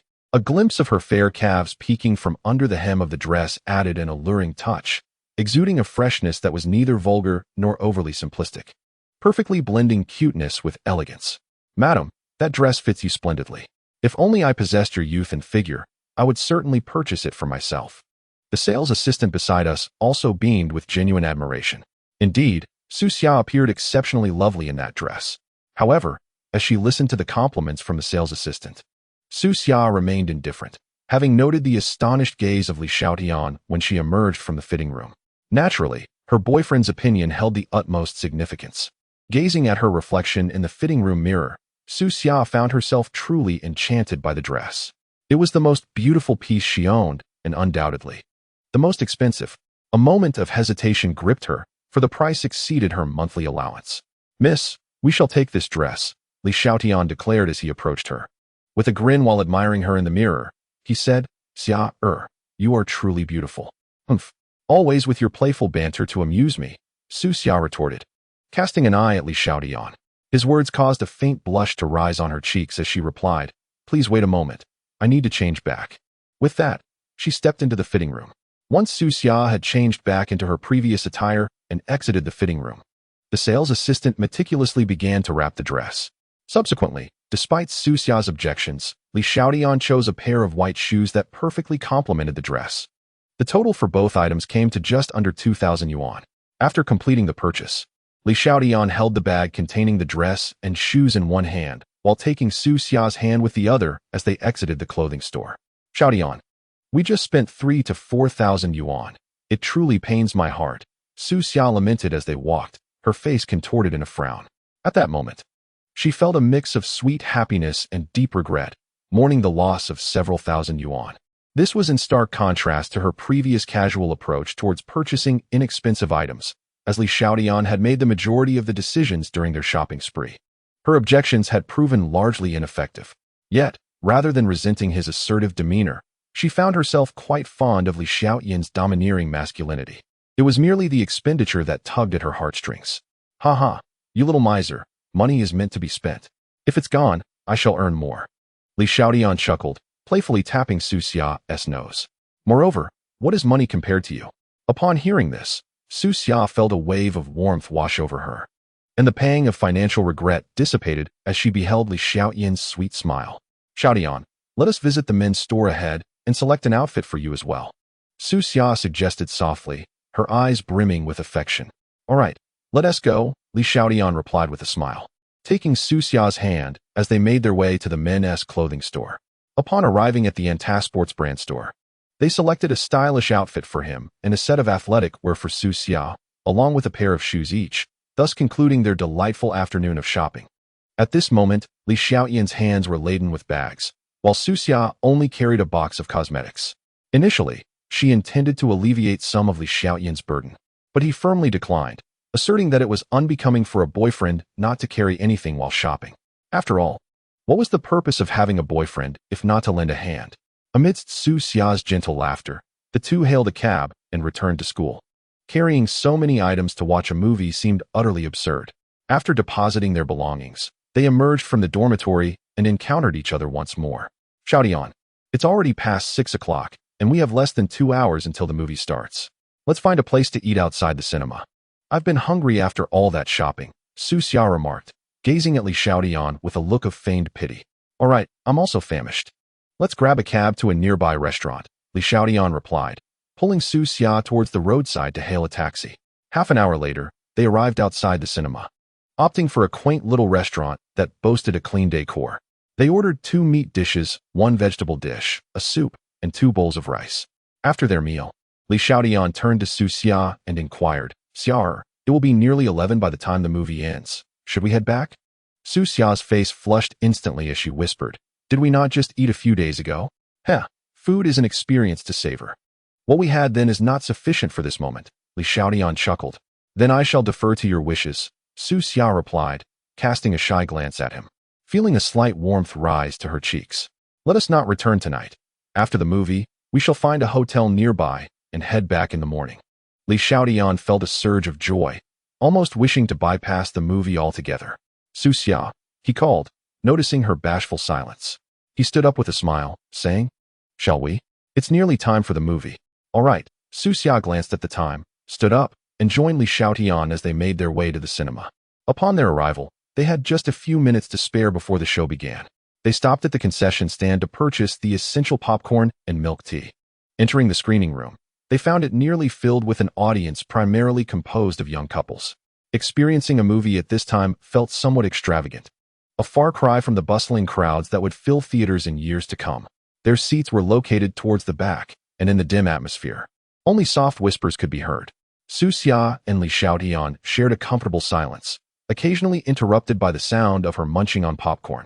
Xiaotian, have some popcorn. Su Xia quietly offered, holding out a few kernels to feed him. This experience was unfamiliar to Li Xiaotian from his previous life. The last movie he watched with Su Xia had been during their graduation season. Graduation was also a season of farewells. Leaving Rong City after graduation became a lasting regret and sorrow for him. As he turned to gaze at Su Xia, her fair face was illuminated in clarity, so close that he could reach out and touch her, no longer just a fleeting reflection from his past. Su Xia had long sensed Li Xiaotian's gaze upon her, and as the lingering stare continued, a sense of shyness enveloped her. Xiaotian, why do you keep gazing at me instead of watching the movie? Xia, you are far more captivating than the film. Su Xia blushed instantly, her cheeks resembling ripe apples. Was this a sweet nothings? Although her boyfriend's bold declaration was rather audacious. They were in a crowded cinema, after all. Let us focus on the movie and refrain from talking, Su Xia murmured shyly, offering him a piece of popcorn. For nearly 2 hours, Li Xiaotian's thoughts remained solely on Su Xia. Relishing the popcorn, she fed him while envisioning the moments that would unfold after the film concluded. At 11 p.m., in a suite at the Tianlai Hotel, after the movie, the couple had finally located a hotel nearby for their stay, and after checking in, it was nearly 11:30. The Tianlai Hotel, a 5-star establishment in Rong City, charged Li Xiaotian over 1,000 yuan for a modest room. In this era, the cost of one night's accommodation could equate to an entire month's salary. Upon entering the lavishly decorated room, Li Xiaotian collapsed onto the grand bed, exclaiming, I'm utterly exhausted. It was Su Xia's first visit to a hotel, and she curiously surveyed the opulent surroundings like a child discovering a new world. Xia, stop looking around. You're exhausted from our afternoon adventures. Why don't you take a shower? Li Xiaotian suggested. All right, I'll do that, she responded, grabbing a pair of disposable slippers before heading to the bathroom. Several minutes later, Su Xia emerged from her shower, clad in her sleepwear, her long, lustrous hair cascading down her shoulders, a portion resting on her creamy, delicate skin. A faint blush adorned her exquisite face. Li Xiaotian, momentarily forgetting his phone, felt an exhilarating rush of energy surge within him. He drew the curtains closed, embraced her, and the room's temperature soared. A gentle spring breeze stirred their hearts, heralding a symphony of joy. After an exhilarating encounter, both were left utterly spent, and Su Xia found herself comfortably languid. As tranquility enveloped them, they fell asleep in each other's arms, drifting into sweet dreams. In the morning, as the sun rose, Li Xiaotian slowly awakened, his eyes meeting Su Xia, who sat on the opposite chair, meticulously tending to her long hair. A beam of sunlight illuminated her face, her milk-white skin radiating a soft glow infused with youthful vitality. Li Xiaotian gazed at her, entranced, a foolish grin spreading across his face. Su Xia turned her head, casting a playful glance at him. Have you not had enough? You look like a fool. Hurry and get ready. It's already 7:30. It's Monday, and I certainly don't want to be late with you. Hee hee. I'll get up right away and put on my clothes. Li Xiaotian chuckled, sitting up with a grin. He ambled into the bathroom, where the sounds of running water and brushing teeth soon followed. A few minutes later, he emerged, smiling at Su Xia. All set. Are we having breakfast at the hotel or heading to the school cafeteria? Let us go to the school cafeteria, Su Xia replied, taking his arm as they stepped out together. Chapter 21. Finally earning money in the school cafeteria, Su Xia finished her breakfast and wiped her mouth with a napkin. Turning to Li Xiaotian. I'm heading back to the dorm to change my clothes. You can go to the classroom after you finish eating. All right, you go ahead. I'll head to class once I'm done, Li Xiaotian replied with a nod. Then I'll take my leave. Goodbye, Su Xia said, rising from her seat and exiting the cafeteria. A few minutes later, having finished his meal, Li Xiaotian wiped his mouth with a napkin, stood up, and made his way out of the cafeteria toward the teaching building. Not far from the exit, he encountered a middle-aged man in a suit. Curiosity piqued. He cast a glance at the man but chose to ignore him, continuing toward the left side of the teaching building. Muttering to himself, Li Xiaotian thought that the man's attire clearly indicated he was neither a student nor faculty member, and he speculated that he might be one of those outsiders rumored to be looking for female students. The purpose of such encounters was all too clear. Excuse me, student.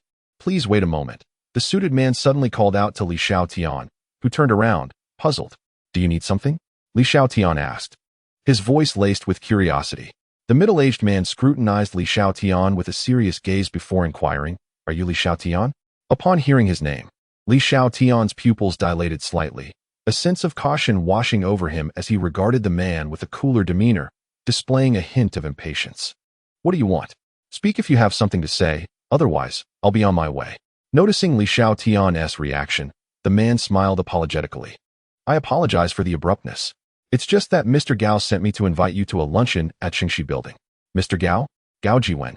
Li Xiaotian furrowed his brow, responding with a question. Yes, that's right. Our Mr. Gao, the suited man confirmed politely.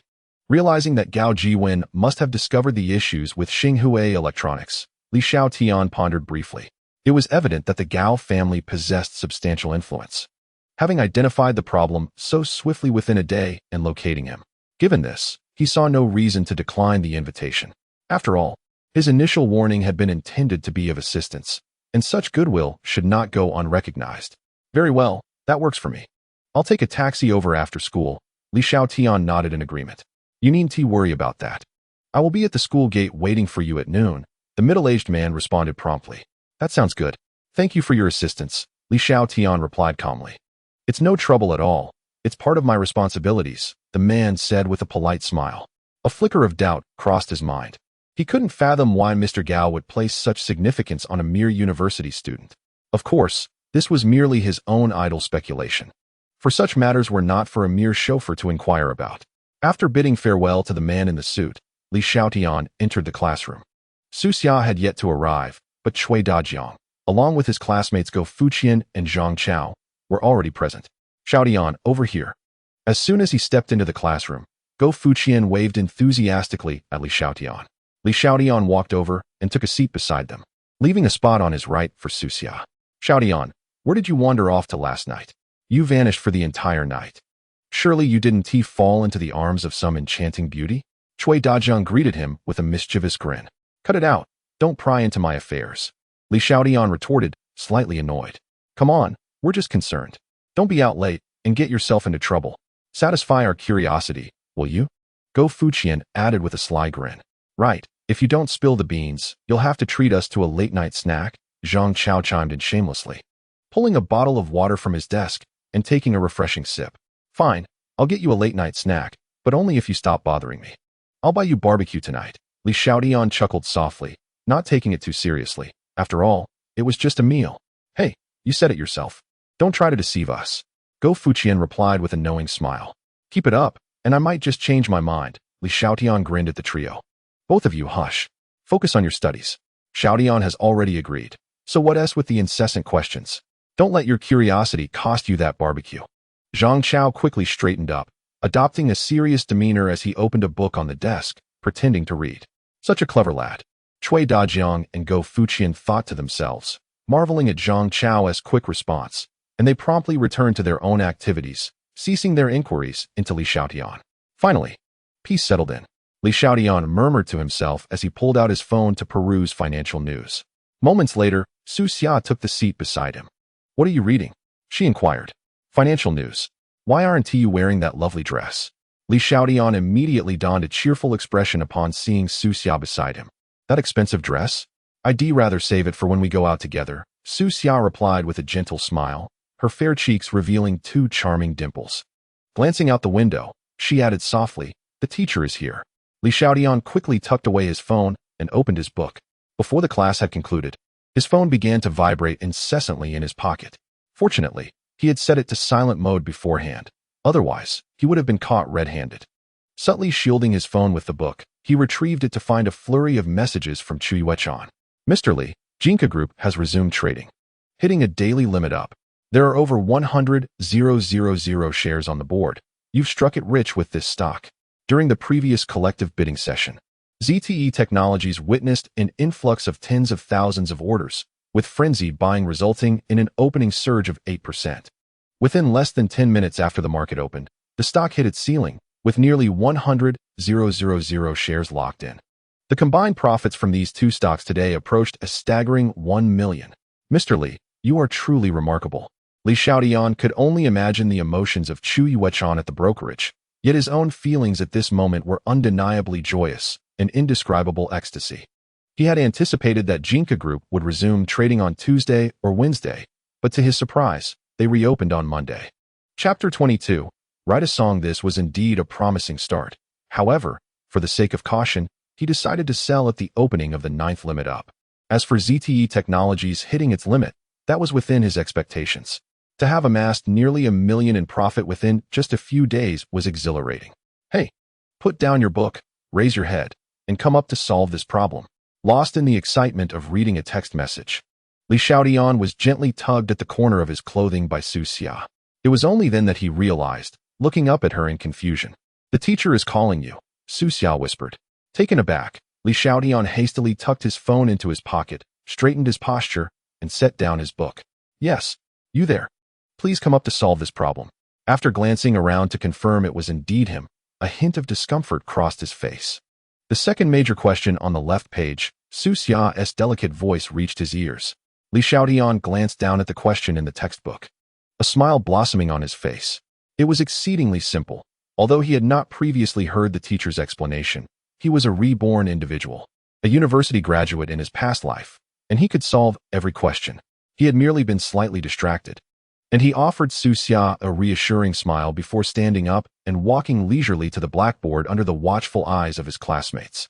The teacher at the podium observed Li Xiaotian's calm demeanor, a flicker of annoyance in his eyes.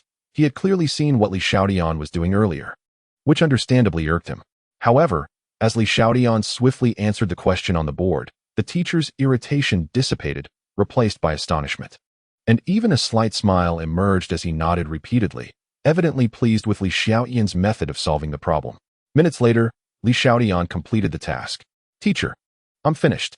Excellent work on this question, the teacher responded with a warm smile, nodding approvingly. However, you must pay attention during class and not be careless. You may return to your seat now. Of course, teacher, I understand, Li Xiaotian replied with a faint smile as he turned to head back to his seat. In the remainder of the class, no one dared to lose focus, lest they be called upon by the teacher once more. As the bell signaling the end of class rang, the classroom filled with the eager voices of students yearning for freedom. The teacher, holding lesson plans and books, exited the room. With one more class before noon, some students trickled out, some to purchase snacks, others to use the restroom. Su Xia joined a few close female classmates as they left for the restroom. Meanwhile, Li Xiaotian remained seated, absorbed in her phone, smiling at the messages sent by Chu Yuechan. Curious glances from the trio of Cui Dazheng nearby fell upon Li Xiaotian, who was grinning at her device. However, their anticipation for the evening barbecue subdued their curiosity. From a few desks away, the class monitor, Lei Jingjing, hesitated for a moment before resolutely approaching Li Xiaotian. Li Xiaotian, may I ask you something? Lei Jingjing inquired as she reached Li Xiaotian's desk. Li Xiaotian looked up, puzzled. What is it, class monitor? It's about the song you sang at the welcome party. I've searched everywhere, but can't find it. Where did you come across it? Oh, that song. I composed it myself, Li Xiaotian replied, realizing the misunderstanding. It was no wonder that finding a song from over a decade ago would be impossible. Really? You wrote it yourself? Lei Jingjing exclaimed, surprised. Then, a hint of shyness crossed her face as she added, I really like the style of that song. Could you write another one for me? Another one? Li Xiaotian hesitated. Composing a song wasn't particularly difficult, but it offered no tangible benefit. Besides, Lei Jingjing's previous attitude towards her had not been favorable. Seeing the uncertainty on Li Xiaotian's face, Lei Jingjing tentatively asked, Are you still able to write? If it's too much trouble, I understand. It's not that it's too troublesome, but my schedule is quite tight, I'm not in a rush. Lei Jingjing interjected quickly. You can take your time. If you need to miss class, I can help you ask the teacher for leave and take attendance for you. Her hopeful gaze met Li Xiaotian's. She genuinely loved music and had initially applied to Sichuan Conservatory of Music, but fell short of the required score. Really? Li Xiaotian's eyes lit up. This was indeed a splendid idea, knowing she might not be able to stay at school for long. Having Lei Jingjing assist with leave requests or attendance was invaluable. Absolutely. As long as you're not present, I'll handle the requests for you, Lei Jingjing affirmed seriously. Her cheeks flushed with determination. It's a deal. I'll have it ready for you by noon, Li Xiaotian agreed enthusiastically. An hour-long class would suffice to jot down a song from her past life. By noon. That's quite soon, Lei Jingjing responded, astonished, her mouth agape in disbelief. Of course. You'll see when the bell rings, Li Xiaotian chuckled, nodding earnestly. At that moment, Su Xia approached them. Very well, I shall seek you out after class, Lei Jingjing remarked with a smile before bidding farewell to Su Xia and returning to her seat. What did Lei Jingjing want with you? Su Xia inquired nonchalantly as she settled down on her chair and retrieved her book. The class monitor asked me where I found the song I sang at the welcome party. I mentioned that I composed it myself, and she expressed her admiration for that style, requesting my assistance in crafting a similar piece. Li Xiaotian disclosed candidly. Did you agree to her request? Su Xia's brows furrowed as she turned to Li Xiaotian with a probing look. Of course. She promised that whenever I missed class, she would take care of my absences and attendance. Li Xiaotian grinned, finding such an arrangement quite favorable. Taking leave? What for? Su Xia asked, her eyes widening in disbelief as she pouted in discontent. Seeing Su Xia's expression, Li Xiaotian couldn't help but chuckle and leaned in closer. Don't be silly. We're in class. Su Xia's cheeks flushed with embarrassment. What are you thinking? I merely leaned into converse with you. Li Xiaotian continued with a smile. Aren't you curious why I might need to take leave? Just look at me. I've won the lottery, and I have quite a sum left. Naturally, I cannot squander it thoughtlessly. So I was contemplating some small business ventures to invest this money wisely. Chapter 23. The hasty years, isn't there a risk involved? Su Xia's demeanor shifted to seriousness. Her concern evident. Risks are inevitable, but with caution, one can navigate them. Fortune favors the bold, Li Xiaotian replied, exuding confidence without a hint of apprehension. All right, I trust you, but please be vigilant and don't fall prey to deceit. Su Xia smiled gently, reassured by the confidence radiating from her boyfriend. Class is about to begin. I shall write a song for Lei Jingjing during the lesson, and you can help me cover for it. Just give me a nudge when the teacher calls my name. Li Xiaotian whispered with a sense of purpose. Understood. Focus on your songwriting. Su Xia nodded in agreement. Once the class commenced, Li Xiaotian racked his brain, recalling suitable songs from his previous life during his university years. University? I've got it. The Hasty Years. This song perfectly encapsulates the essence of that time. I am confident Lei Jingjing will appreciate it.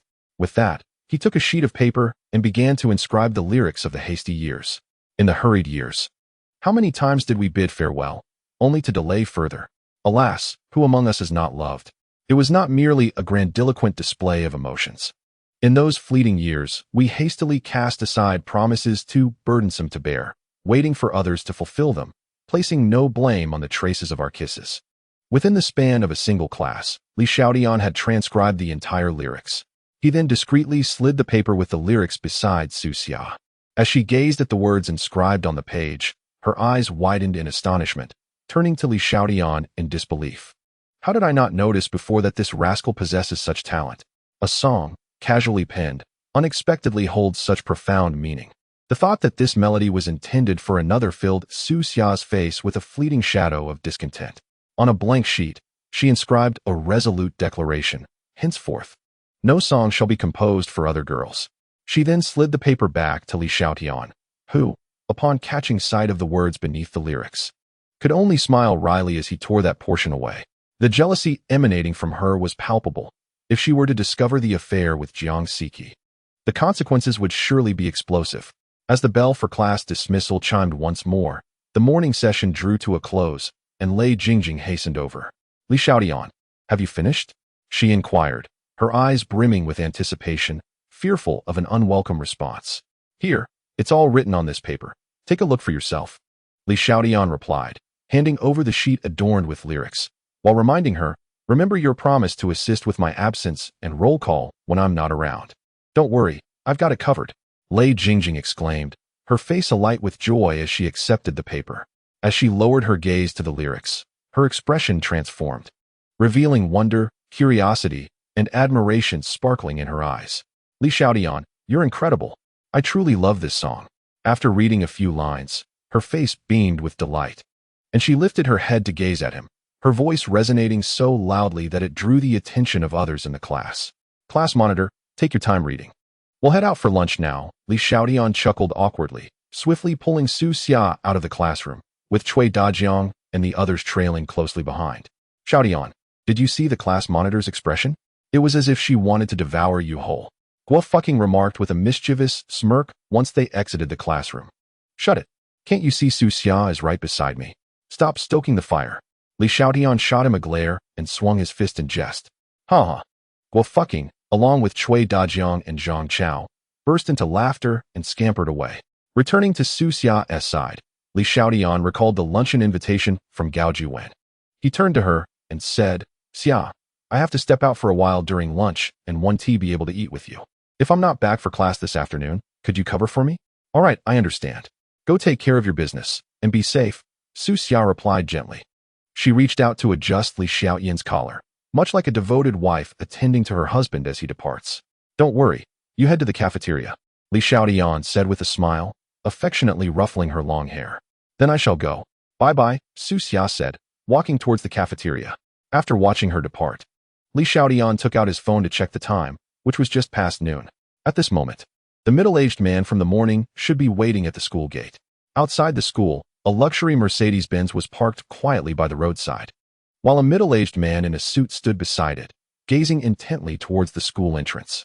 Not far from a Mercedes-Benz, two young women were curiously gazing at the luxurious vehicle, which seemed poised to pick someone up from school. One of them was from Rongqing University, while the other hailed from the nearby Sichuan Airlines University. Xin, who do you think they're here to collect? They must be quite wealthy, remarked Yoshi. Come on, stop daydreaming. Xin retorted, playfully chastising her friend. There are countless affluent families who could be picking up their daughters. The odds of one of them choosing you are rather slim. Xin, aware of her friend's aspirations to find a wealthy boyfriend and enjoy a life of luxury, felt compelled to bring her back to reality. Let us be honest. I am one of the 5 beauties of Sichuan Airlines University, endowed with both charm and figure, albeit with a slight penchant for wealth. Yoshi, unfazed by Xin's remarks, managed a wry smile. True, your love for money isn't a fault, but surely you wouldn't settle for an old man just for riches. Am I foolish, or are you? No matter how fond I am of wealth, I would never resort to courting an elderly gentleman. Otherwise, with my assets, I'd have long been hidden away by those old lechers, Yoshi quipped, tossing her hair over her shoulder, her gaze sweeping over the Mercedes and the school entrance. I'd at least want a young, handsome man. Thank goodness you still possess some sense. Enough of this chatter. Let us head to our school cafeteria for some spicy hot pot. It's on me, Xinshin declared, as she took Yoshi's arm, leading her towards the school gates. As Li Xiaotian approached the school entrance, he spotted the Mercedes parked by the roadside alongside the middle-aged man in a suit from earlier that morning. He walked directly towards him. At that moment, Xinshin's eyes brightened when she recognized Li Xiaotian. Isn't that the singer from the welcome party? Just as she contemplated greeting him, she noticed Li Xiaotian striding towards the Mercedes. Wait, is he being picked up? A flicker of disbelief crossed her features as she observed the middle-aged man bow respectfully to open the rear door of the vehicle, allowing Li Xiaotian to enter. Could it be that he is indeed being collected? Xinshin murmured softly. Beside her, Yoshi quickly realized that her friend seemed to know the young man who had just entered the Mercedes. Xinshin, do you know the person who just got into the Mercedes? Yoshi asked, her eyes sparkling with curiosity as she watched the car drive away. He—the one I mentioned, the one who sang so beautifully at the welcome party. Xinshin whispered. Not only is he handsome and an excellent singer, but he also comes from a wealthy family. Yoshi gazed in astonishment at the direction the Mercedes had vanished. I am not aware of that. During my freshman year, Li Xiaotian was quite unremarkable. I had never even heard of him until he sang that song at the welcome party a few days ago. Yu Shushin, regaining her composure, tugged at Jin Yoshi and said, All right, Shishi, let's not talk about him anymore. We must hurry to the cafeteria. If we delay, the spicy hot pot will be sold out. Yu Shushin, you are actually treating me to 6 yuan spicy hot pot. Haha, let us go. With that, the two girls made their way toward the cafeteria. Jin Yoshi's mind kept replaying the image of Li Xiaotian, his features radiating intrigue, leaving her filled with curiosity about him. At Shengxi Building, as Li Xiaotian stepped out of the car at the entrance of the restaurant, Gao Jiwen was already waiting, accompanied by 2 young and beautiful women, likely around 20 years old. Haha, little brother, you have finally arrived. I was worried you might decline to grace us with your presence for this meal. As Li Xiaotian opened the car door and emerged, Gao Jiwen greeted him with hearty laughter, his demeanor exceedingly warm and humble. This made Li Xiaotian feel somewhat flattered, for in his current status, he felt unworthy of such attention from Gao Jiwen. Indeed, Mr. Gao, how could I not attend such a gracious invitation? Li Xiaotian replied with a polite smile. Haha, little brother, you truly embody the courtesy of a university student, Gao Jiwen chuckled, warmly grasping Li Xiaotian's hand. I have reserved a private room for us. Let us dine and converse therein. Very well, I shall follow your lead, Mr. Gao, Li Xiaotian said with a nod of agreement. Gao Jiwen, his face beaming with smiles, ushered Li Xiaotian into the restaurant, while the middle-aged man who had accompanied them did not follow, opting instead to drive the Mercedes to the parking lot. Once inside the private room, Gao Jiwen enthusiastically gestured for Li Xiaotian to take a seat before he settled in himself. The 2 young women positioned themselves on either side of them, ready to pour drinks and keep them company.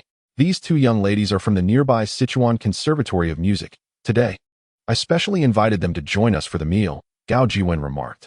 You are truly thoughtful, Mr. Gao, Li Xiaotian responded, pleasantly surprised. Initially, he had assumed they were Gao Jiwen's girlfriends, considering the striking beauty of the 2 students, each easily scoring above 95 in attractiveness. To the eyes of the impoverished, they were unattainable goddesses, yet for those like Gao Jiwen, they were mere trifles, easily accessible and varied each day. Dining in a lavish private room with just 2 men could feel somewhat awkward, but the presence of these 2 beautiful women instantly lightened the atmosphere. Li Xiaotian had already experienced the culture of dining among businessmen in his previous life, where such young and attractive women were a common sight at banquets, serving as companions and drink servers. Following the meal, the subsequent events would unfold as they always did, and such scenarios would remain unchanged despite the passage of time. As they conversed, the beautiful women beside them instinctively rose to pour drinks for the 2 men. Gao Jiwen raised his wine glass, the smile on his face fading into a serious expression as he earnestly stated, My dear brother, the primary reason for inviting you here today is to express my heartfelt gratitude for your kind reminder the other day. Otherwise, my years of hard work could have been utterly ruined by this significant oversight, potentially bringing calamity upon my family. I raise this glass in your honor. With that, Gao Jiwen downed the liquor in his glass in one swift motion. Your words are too heavy, Gao. My remarks were merely speculative. It is your wisdom and keen insight that uncovered the hidden intricacies. What I said was merely embellishment, Li Xiaotian replied with a smile, raising his glass and downing the contents in one go as well. Though he was not particularly good with alcohol, he felt compelled to drink, lest others think he looked down upon his host. After they finished their drinks, two lovely ladies nearby filled their glasses and served them some hot dishes. Please, dear brother, try this dish first. We can savor the wine alongside the food. There is no rush, Gao Jimin suggested, taking his time before proposing another toast. Instead, encouraging Li Xiaotian to enjoy the meal. Having extensive experience in social drinking, he quickly assessed Li Xiaotian's capacity for alcohol. The fact that Li Xiaotian managed to down the liquor alongside him brought him considerable joy. Come, Gao, you should eat as well, Li Xiaotian said, picking up some food and savoring it. After a gentle chew, he swallowed and genuinely praised. This is quite delicious, rivaling even those star-rated hotels. Haha, I'm glad you enjoy it. Although Shengxi Building lacks official star ratings, its facilities and overall quality are on par with those esteemed establishments, Gao Jimin chuckled. I noticed that during my journey here, Li Xiaotian nodded in agreement, although in his past life, he had been too impoverished to have ever heard of Shengxi Building. This establishment is also part of my portfolio. When you leave, I will gift you a membership card, allowing you to dine here free of charge in the future. It is a small token of my appreciation, Gao Jimin said with a smile. Seeing Li Xiaotian's hesitation to accept, he quickly added, Please, do not be so quick to refuse. You may not realize how significant your words were to me. Calling you a benefactor would not be an exaggeration. Over these years, I have faced various challenges, and even in failure, I could start anew. However, the matter concerning Xinghui Electronics is entirely different. If something goes wrong, not only will I fall, but my family will also suffer. If you refuse this small gesture, it would weigh heavily on my conscience. Well, since you put it this way, I shall accept it. Thank you for your kindness, Gao, Li Xiaotian replied, feeling compelled to accept given the circumstances. Let us not indulge in such formalities, my brother, Gao Jimin said with a grin, lifting his glass for a toast with Li Xiaotian. I am a few years your senior, so I hope you don't mind if I take the lead. Ha, it is indeed an honor for me, Li Xiaotian, to toast you, Gao Gu. With a hearty laugh, Li Xiaotian raised his glass in salute to Gao Jiwen. This fellow has managed to expand his business significantly. Aside from the influence of the Gao family's power, it seems his abilities are indeed formidable, possessing both flexibility and a keen awareness of the bigger picture. Beneath his warm and humble exterior lies a heart as intricate and vibrant as a rainbow. Setting down his glass, Gao Jiwen, in high spirits, remarked, Nevertheless, I must say, my younger brother, as a distinguished finance major, your perspective on company research is quite unique. The risk management and auditing departments conducted an exhaustive investigation into Xinghui Electronics. Yet they failed to identify the underlying issues. Had it not been for your alertness and my own vigilance, I would not have revisited all of Xinghui's documents after returning home yesterday. Ultimately, I even traveled to Jingzhou for an impromptu field investigation, where I discovered the problems. Otherwise, we might have awaited a catastrophic revelation before realizing the truth. With a sigh, Gao Jiwen acknowledged his significant oversight. Fortunately, the issues were discovered in time, allowing for damage control. The consequences could have been dire had he not acted swiftly. This is precisely why he treated Li Xiaotian with such gravity today. Although he was unaware of how Li Xiaotian had discerned the issues with Xinghui Electronics, he felt a profound sense of gratitude. My insights were merely theoretical. A stroke of luck rather than any real expertise. I would never dare to boast alongside a practical expert like you, Gao Gu. In response to Gao Jiwen's probing, Li Xiaotian merely smiled. Indeed, the investment sector is rife with smoke and mirrors these years, with a plethora of hearsay and gossip swirling about, testing one's analytical skills. You are correct. The market is inundated with information from myriad channels, and investment firms have significantly bolstered their capabilities in intelligence analysis. However, your firm still has a considerable distance to cover in this regard. Hearing Li Xiaotian's analysis, Gao Jiwen offered a wry smile, acknowledging that a substantial part of their losses stemmed from inaccurate and untimely information. Gao Ling Capital is quite a significant investment bank in Rongqing. Given some time, I believe we will surely possess the strength to compete with Southern Capital, Li Xiaotian said with calm assurance. I will take your words as an auspicious omen. Let us drink to that. Gao Jiwen laughed heartily, genuinely admiring Li Xiaotian's emotional intelligence and intellect at this moment. Our situation here is indeed not comparable to the South, where investment institutions proliferate like fish in a river. During my visit to Jingzhou, I also came across some intriguing rumors circulating with considerable credibility. Setting down his glass, Gao Jiwen continued, "What rumors?" Li Xiaotian inquired with curiosity, eager to learn what information had captured Gao Jiwen's attention. "It is said that a substantial amount of capital from the South has entered our futures market.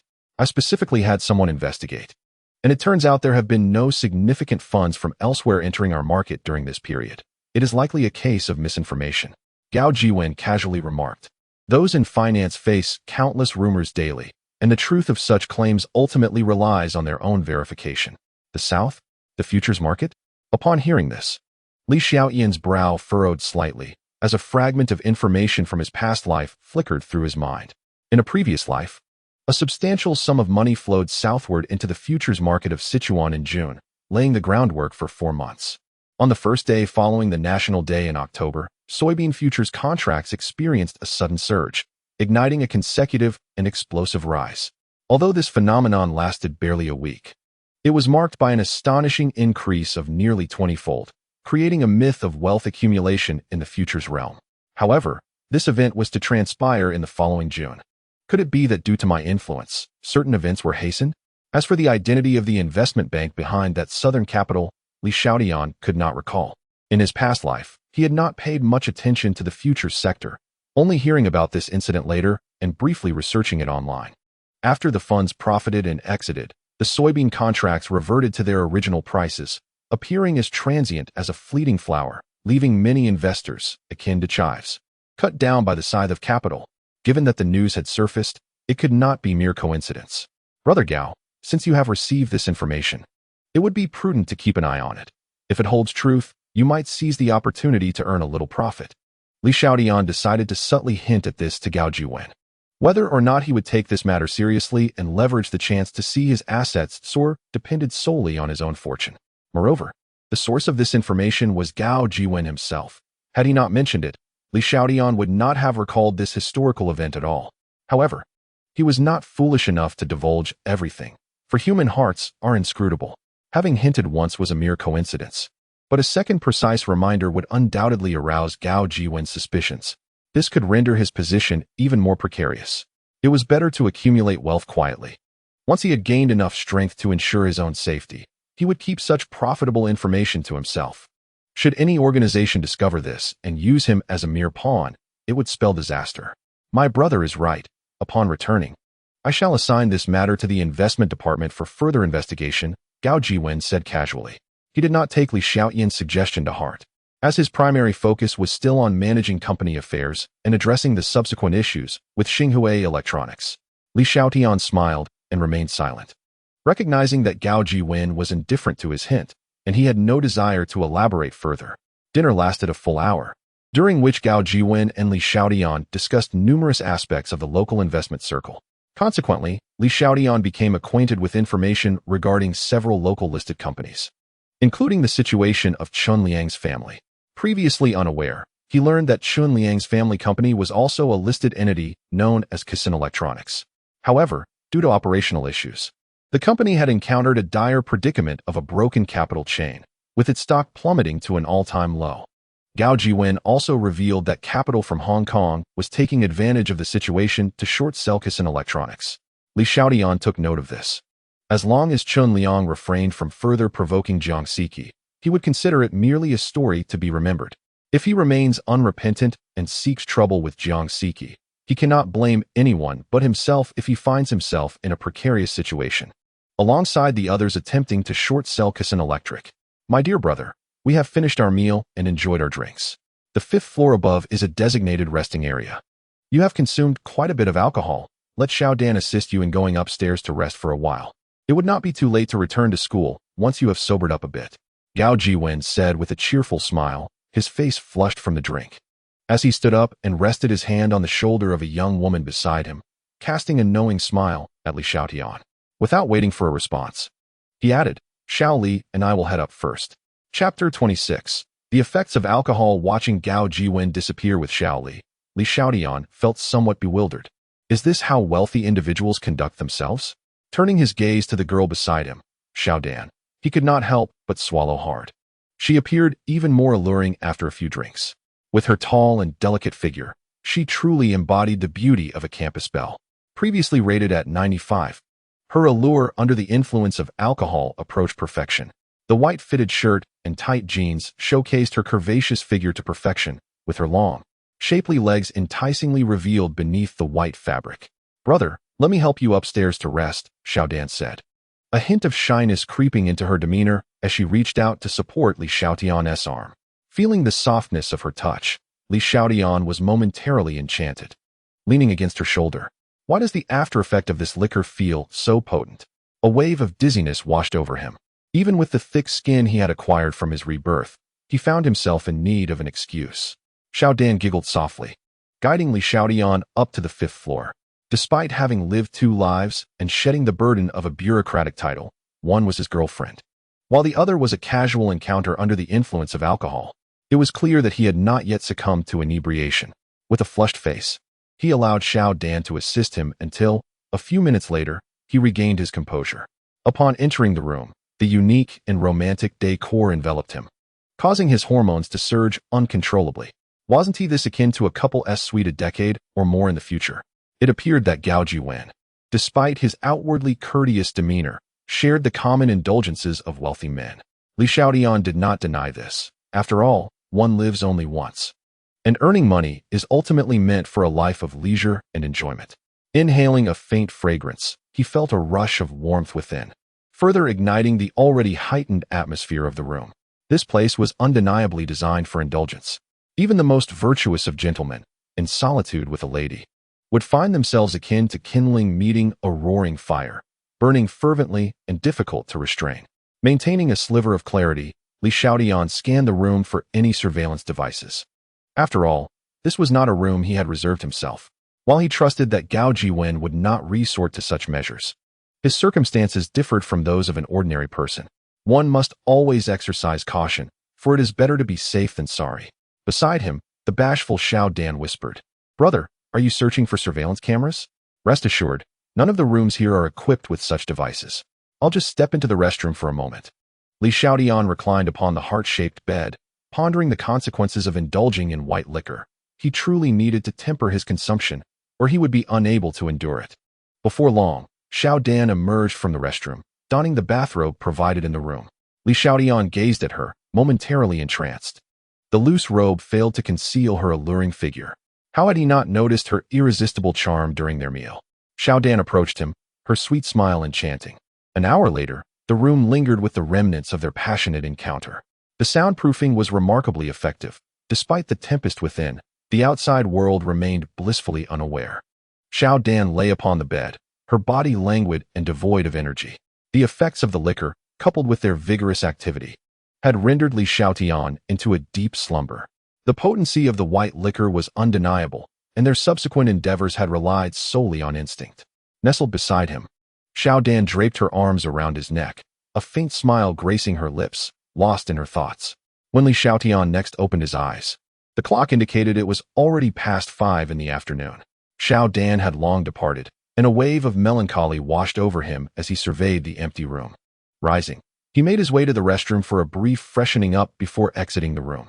In the lobby on the 1st floor, the receptionist called out to him. It turned out Gao Jiwen had left his membership card at the front desk. After retrieving the card, Li Xiaotian stepped out of the establishment. "Mr. Li, are you returning to school or heading elsewhere?"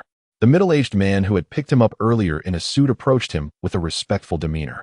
"I'm going back to school," Li Xiaotian replied nonchalantly.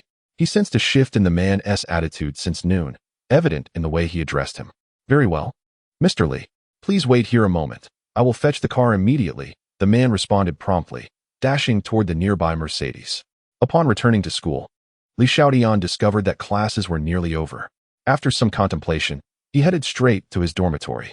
Having already squandered the afternoon, he felt no inclination to attend the evening class.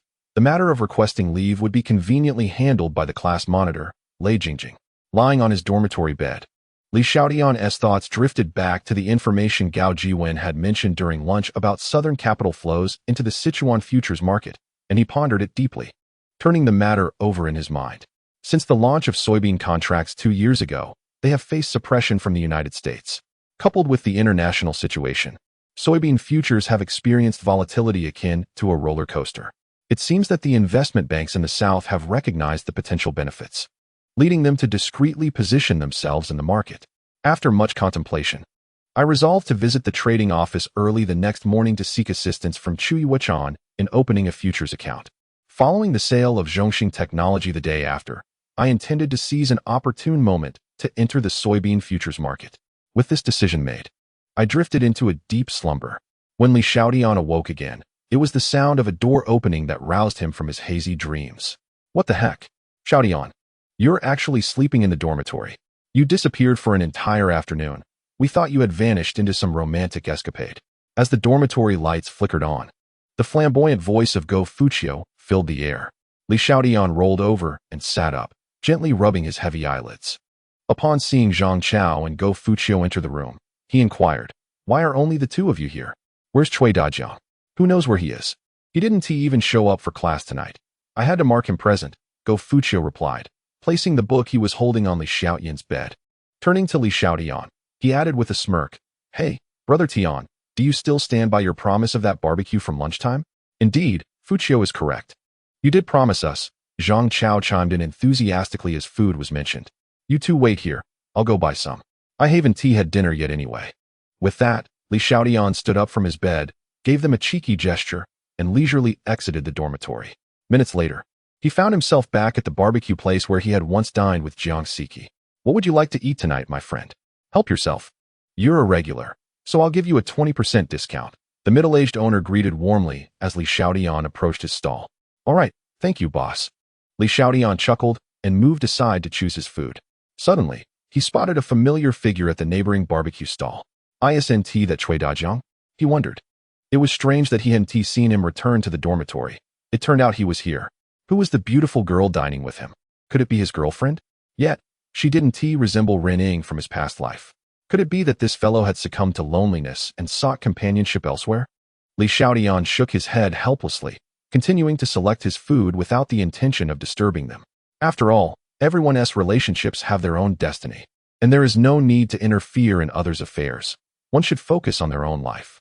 After purchasing the barbecue, he also grabbed a few cans of beer before returning to the dormitory. In the early morning, before 8 o'clock, driven by ambitions for his future, Li Xiaotian rose early, tidied up, and took a taxi to the securities office on Lulin Road. Upon arrival, he found that Cui Xiaotian was already there. Inside the trading hall, Cui Xiaotian inquired, "Mr. Li, you mentioned over the phone that you wished to open a stock index futures account?" "Indeed, I am here primarily to attend to that matter," Li Xiaotian replied. "Very well, please wait a moment while I retrieve the materials to assist you." "Certainly, Miss Chu, go ahead. I shall remain here to monitor the market trends."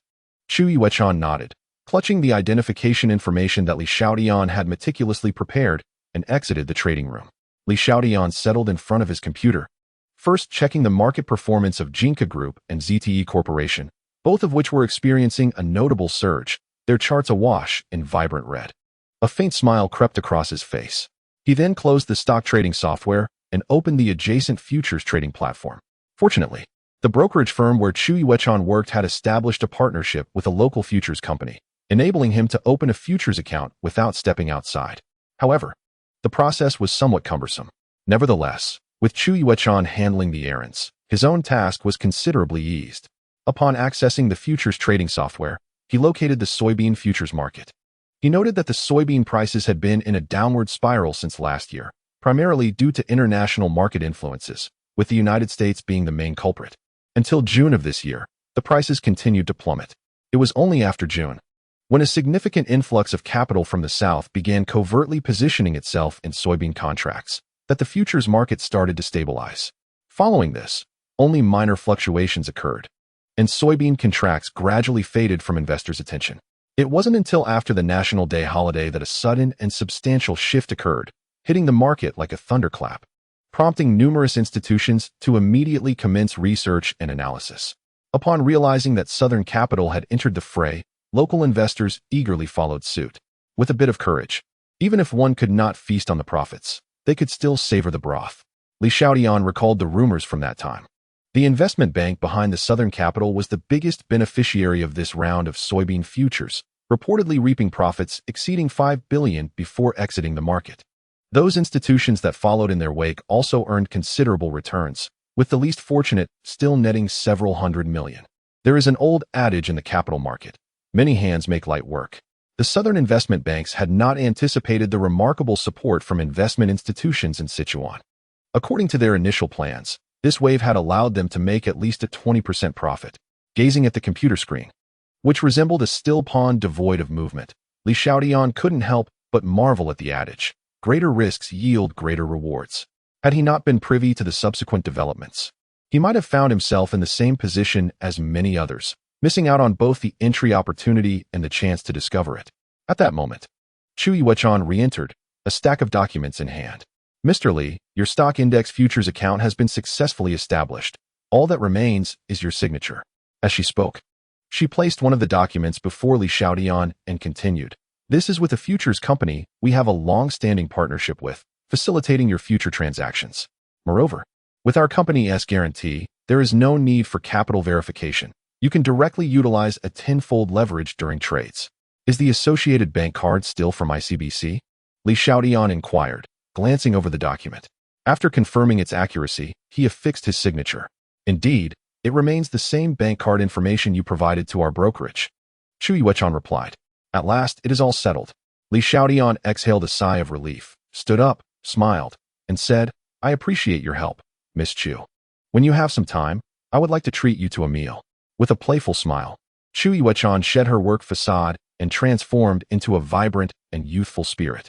"Haha, it's a deal. I shall thoroughly enjoy treating you, the wealthy gentleman," she replied with a twinkle in her eye. "Absolutely, without a doubt," Li Xiaotian said, momentarily lost in thought before laughing and picking up another set of documents. "Well, I shall head back to school now. All right, I'll keep an eye on things here. If there are any developments with the stocks, I will call you." Chu Yuechan chuckled. After speaking, she walked over to a nearby cabinet, retrieved a file folder, and handed it to Li Xiaotian. "Thank you," he replied, accepting the folder and placing some documents inside. With a slight smile, he added, "I'll be on my way then. Feel free to call me if anything comes up." Having said that, he exited the trading room and made his way to the entrance of the trading hall, where he hailed a cab back to school. By the time he returned to the campus, it was nearly noon. Since he had no classes in the morning, he headed straight to the cafeteria, waiting for Su Xia while sending her a text message before going to get his meal. When Su Xia entered the cafeteria, Li Xiaotian spotted her immediately and waved enthusiastically. A smile blossomed on her face as she hurried over. "Xiaotian, where have you been? You weren't at school yesterday afternoon or this morning?" she inquired with concern as she took a seat across from him. "I mentioned before that I planned to use the remaining funds to work on something outside, to avoid the hassle of job hunting after graduation. Consequently, I missed a few classes," Li Xiaotian explained with a cheerful demeanor. "Please, dear family, help by clicking on a free gift and leaving a 5-star review. Thank you." Chapter 28. Substantial profits. He chose not to disclose the specifics of his current endeavors, preferring to surprise her when the time was right. "All right, just take care of yourself while you're busy outside. The class monitor and I will manage things at school. So you needn't worry," Su Xia said with thoughtful concern. She picked up a chicken leg from her tray and placed it onto Li Xiaotian's, saying, "This is for you." "Hee, you're the best, Xiaoer." Li Xiaotian grinned and made a kissing gesture. "Stop it, just eat. You can't talk your way out of everything at mealtime," Su Xia teased playfully, her eyes sparkling with joy. Not far away, Cui Dajiang and his companions watched the affectionate exchange between Li Xiaotian and Su Xia, wisely refraining from interrupting, and with melancholic expressions, they settled into a different corner. After a few minutes, as the number of patrons in the cafeteria dwindled, Li Xiaotian and Su Xia called for Cui Dajiang and his friends to join them as they left the cafeteria for their classroom. The following day, at 9 in the morning, in the Huatai Securities Trading Department, within the trading room, Li Xiaotian was already seated in front of the computer with Chu Yuechan beside him. He opened the trading software to review the stock chart of Jinka Group and yesterday's transaction volume, which was predominantly marked by large purchases, with only a few small sales. Today's trading limit remained impressively high, exceeding 100,000 hands. After the market opened, a predictable limit up ensued. After observing for a while, I exited and turned my attention to ZTE Corporation. The trading volume yesterday was exceedingly vibrant, with a remarkably high turnover rate. Xiaotian furrowed his brow slightly and mused. It is time to sell. I must exit before the opening. Mr. Li, Jin Ke can be retained, but it is time to part with ZTE shares. Beside him, Chu Yuechan also chimed in, asserting with her professional insight that ZTE's upward momentum had already shown signs of fatigue, indicating that it had reached its peak. It is indeed time to act. Li Xiaotian nodded in agreement, responding softly. As the clock approached 9:25 a.m., the final 5 minutes before the opening bell signaled the commencement of the call auction. Jin Ke indeed continued to display a robust limit up, with the sell orders on the board remaining largely unchanged. In contrast, ZTE's fluctuations were quite pronounced, with a significant number of large sell orders emerging, yet they were still absorbed. From these maneuvers, Li Xiaotian discerned that there were parties discreetly offloading their shares. However, he remained unfazed, as his holdings were but a drop in the ocean, rendering the current sell orders negligible. Once he placed his sell order, he was confident it would be executed promptly. After all, in the eyes of those speculators outside, the stock market remained fervent, and there was no shortage of buyers for these sell orders. Retail investors were eager to jump aboard. Little did they realize that the ZTE they believed was poised to soar had already reached a zenith, and entering now would be tantamount to acquiring shares at a high price, leaving them ensnared. In the forthcoming period, ZTE's performance was unlikely to fare well, likely oscillating in a stagnant range for an extended duration. With 1 minute to go before the opening, Li Xiaotian decisively placed all his ZTE shares on the market at a price slightly below the opening limit-up price. Mr. Li, why not sell at the limit-up price? This price should also be absorbed by the market. Chu Yuechan expressed her confusion. She was perplexed to see Li Xiaotian selling his shares at a price lower than the market value. Although the difference of a dime seemed trivial, it amounted to a substantial sum when considering the total volume. The market is capricious, prudence is advisable. At that moment, Li Xiaotian focused intently on the computer screen, his demeanor remarkably composed and steady. This scene did not escape Chu Yuechan's notice, and a flicker of admiration crossed her eyes. Caution, composure, decisiveness, and audacity, these are the essential traits of any investor.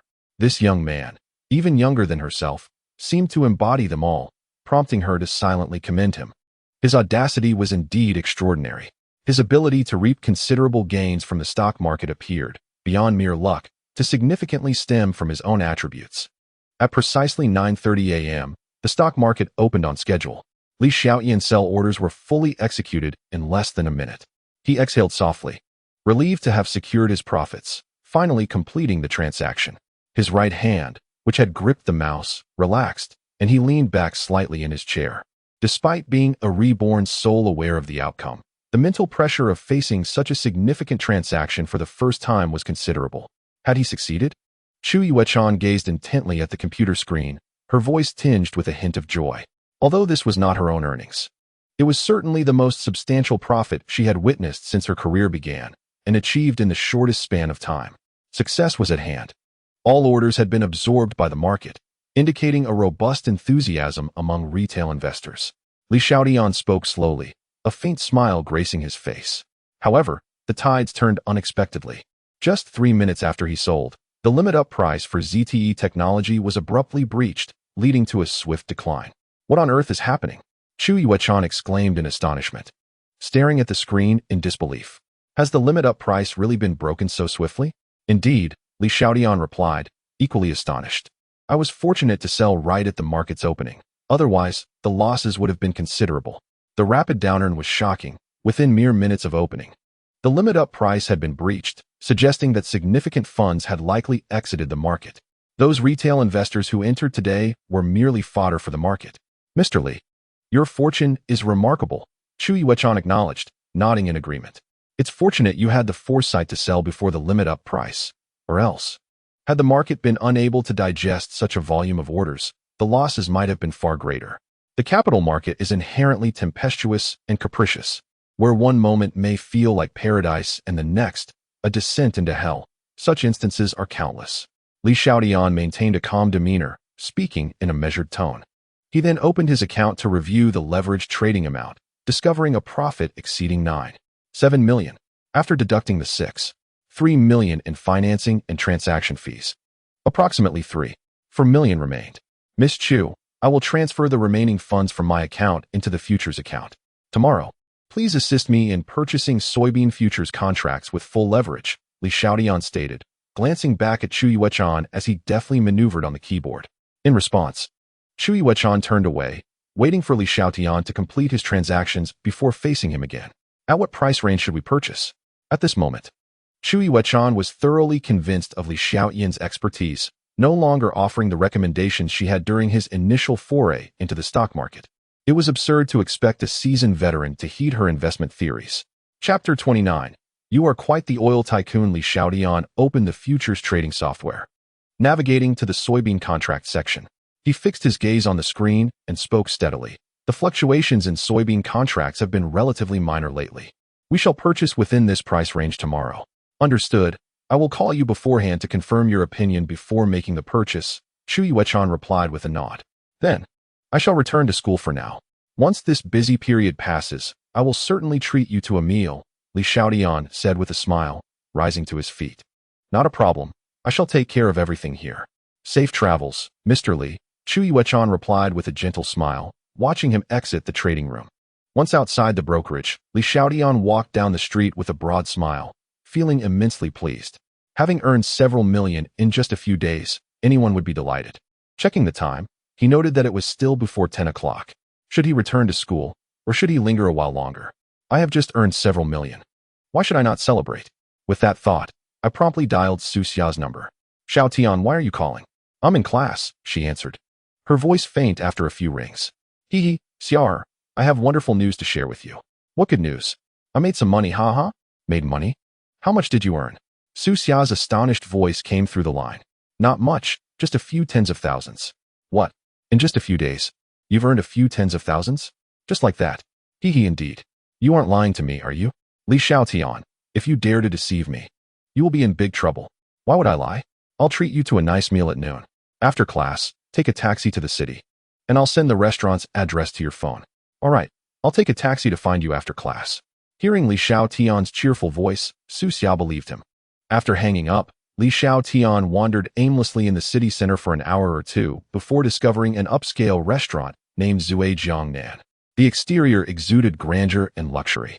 Initially, Li Xiaotian intended to go to Shengshi-Lu, but reconsidered. That venue was not suitable for bringing Su Xia, as any slip of the tongue from the staff could lead to unfortunate consequences. Before noon, Li Xiaotian received a call from Su Xia.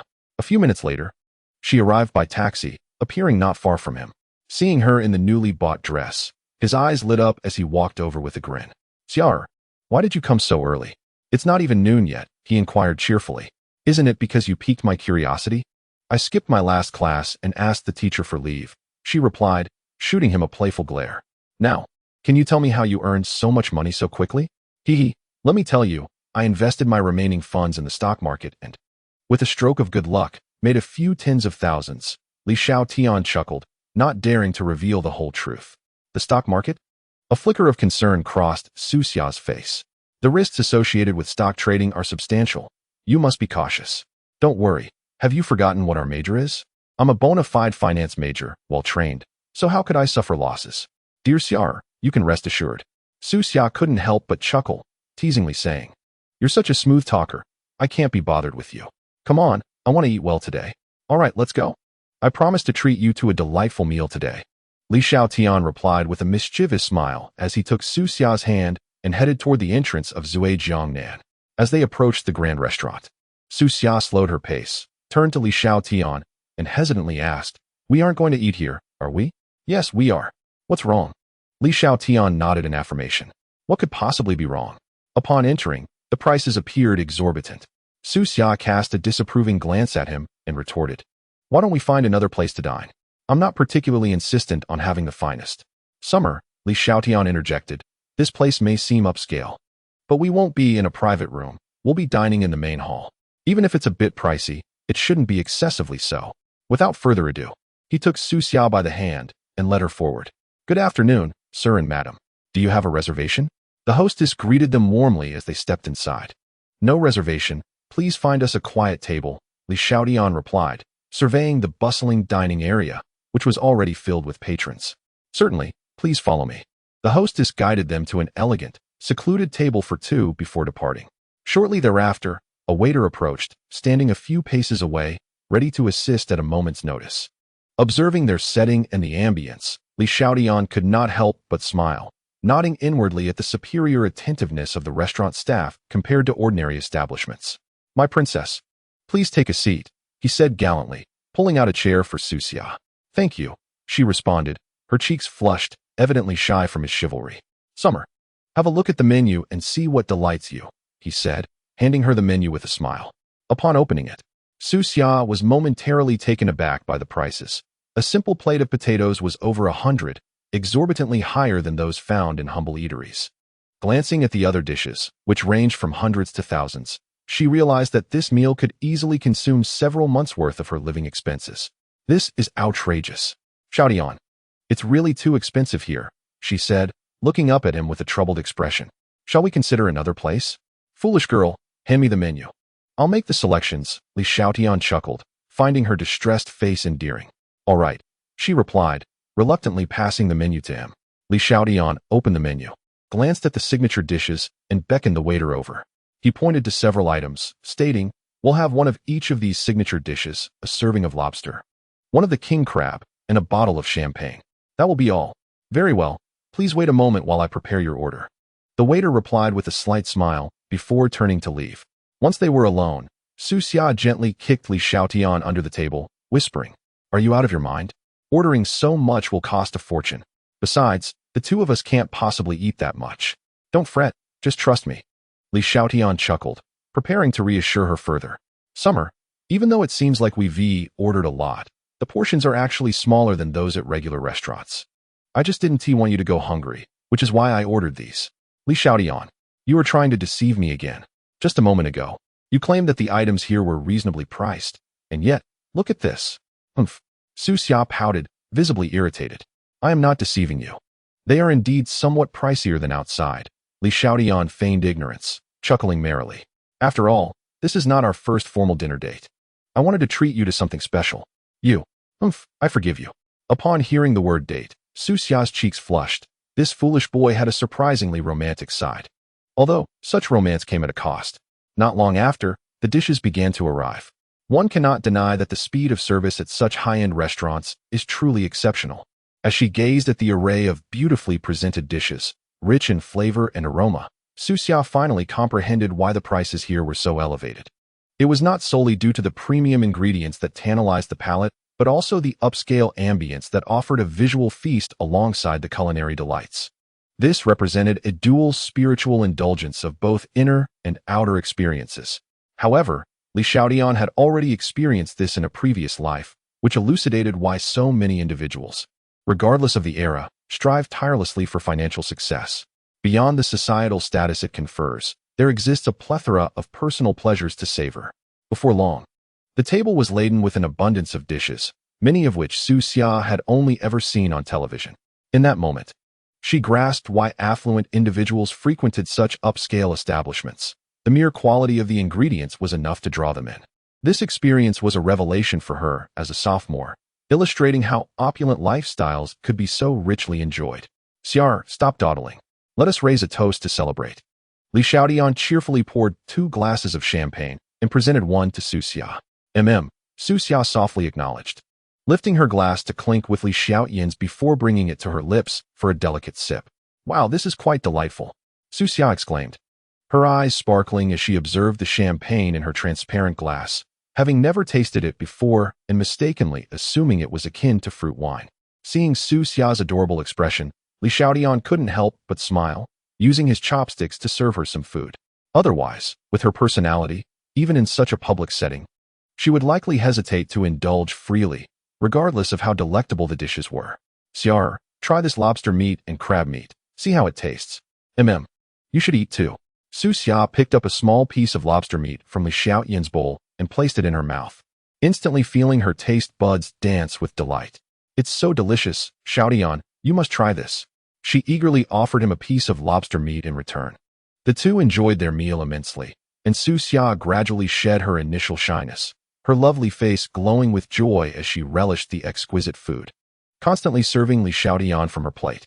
After nearly an hour of dining, Feeling quite satisfied, Su Xia unabashedly let out a hearty belch. "Xia, are you full?"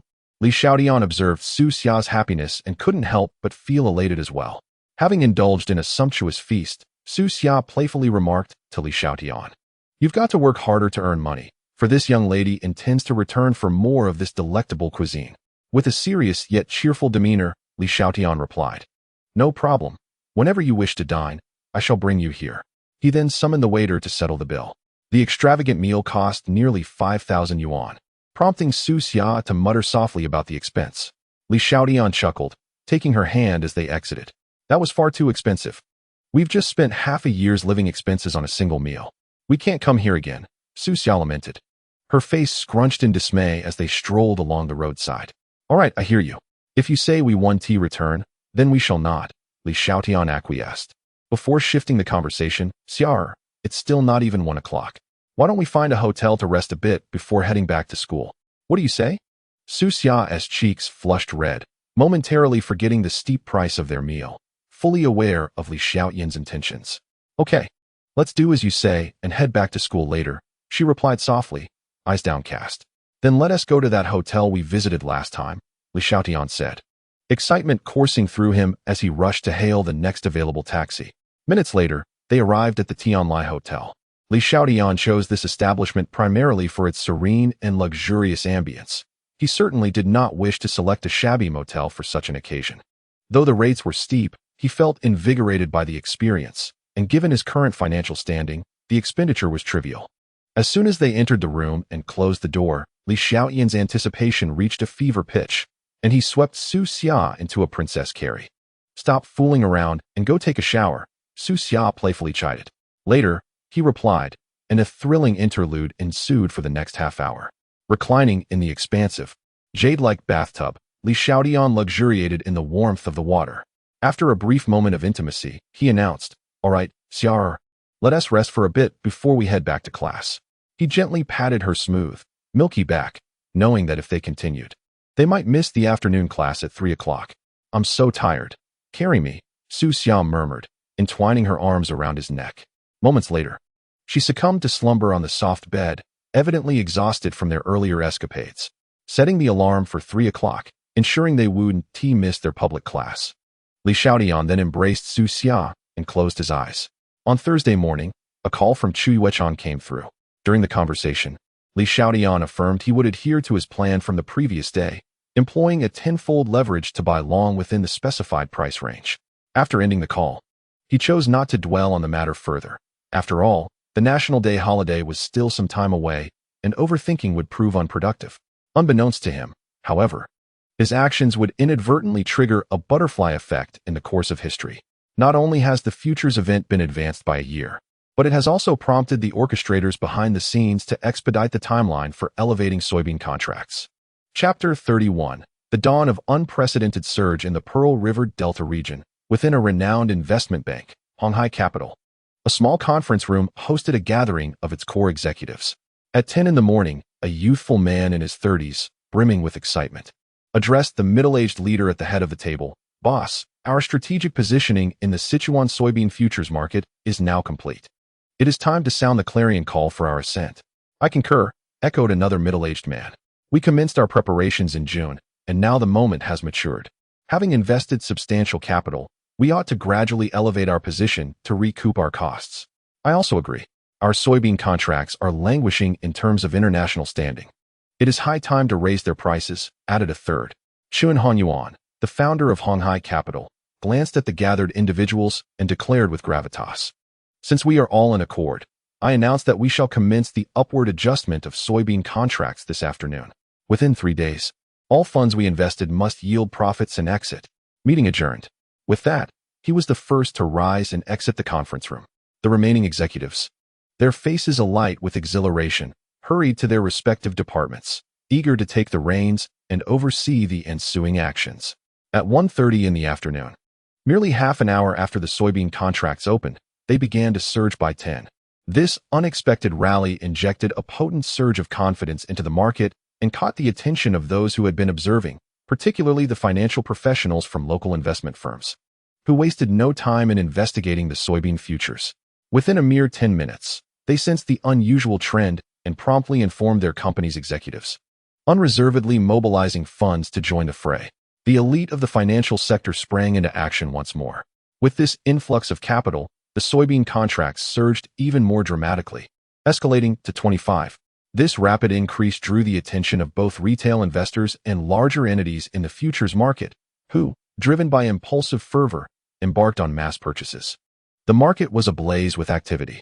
By the time the market closed at 3 in the afternoon, the soybean contracts had surged by an astonishing 67 due to this sudden influx of capital. This spectacle left the elite of Honghai capital utterly astonished, erupting into joyous laughter. They were poised to return from this venture with profits beyond their wildest expectations. At the Huatai Securities Trading Department, in the large investor room, Chu Yuechan was on the phone with Li Xiaotian, her face flushed with excitement and her delicate hands trembling slightly as she held the device. "Hello, Miss Chu. How may I assist you?"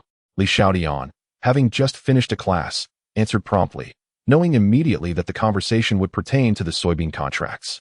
"Mr. Li, your soybean contract has surged dramatically, closing with a remarkable increase of 67. You are poised to make a significant profit."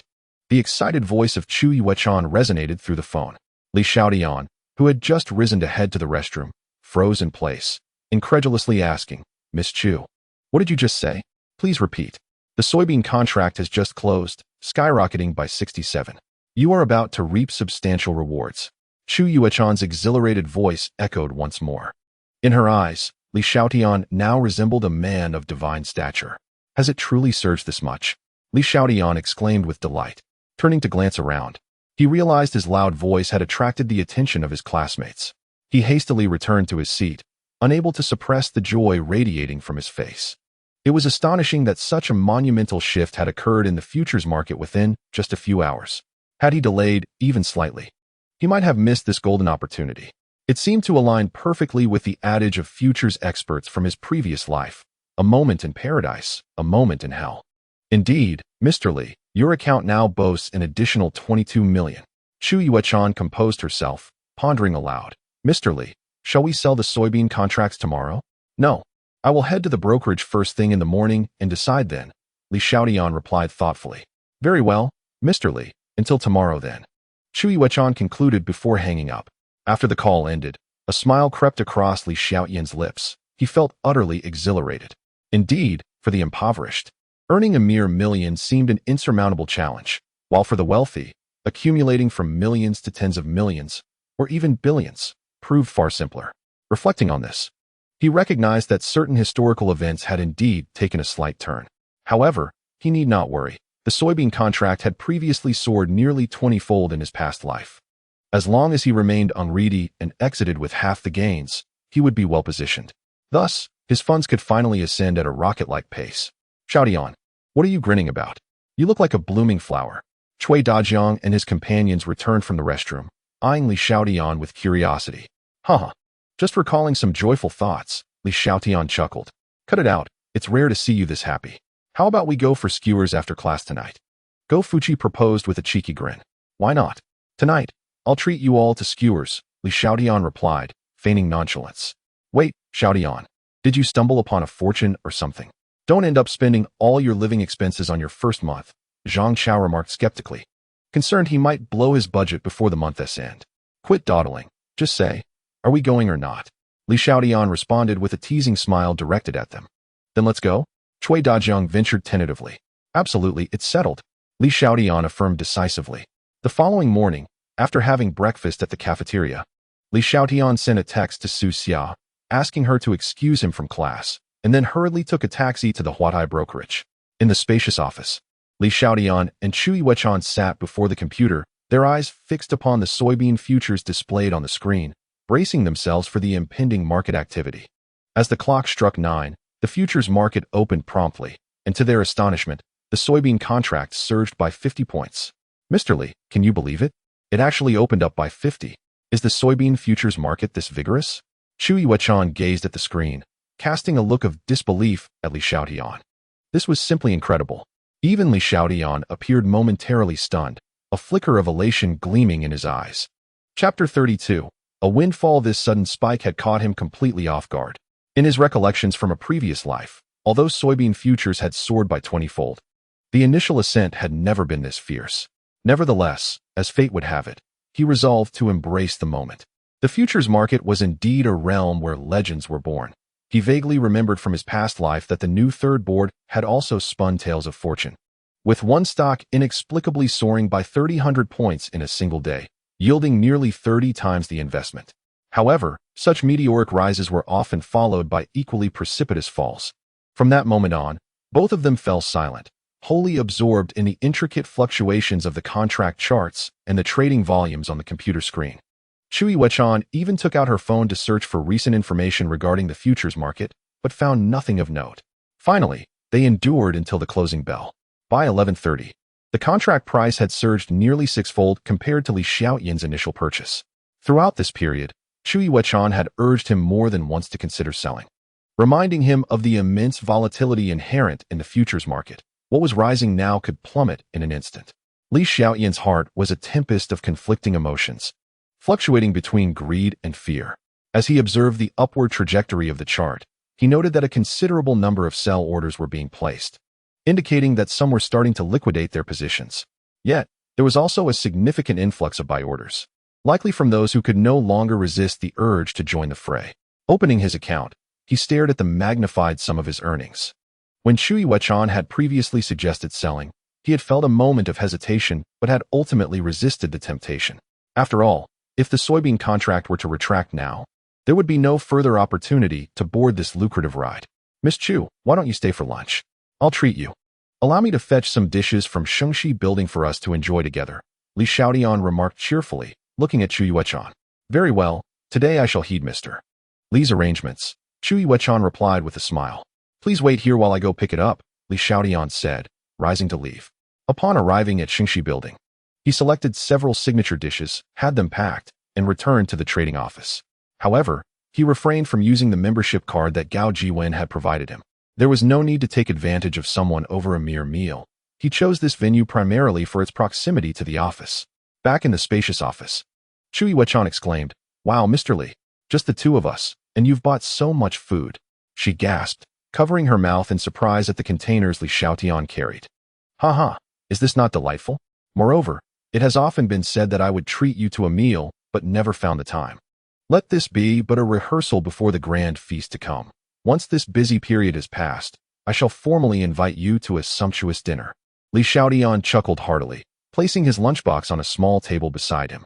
The young lady responded with respectful compliance. "Yet it seemed that I had previously invited you to dine, and you had declined."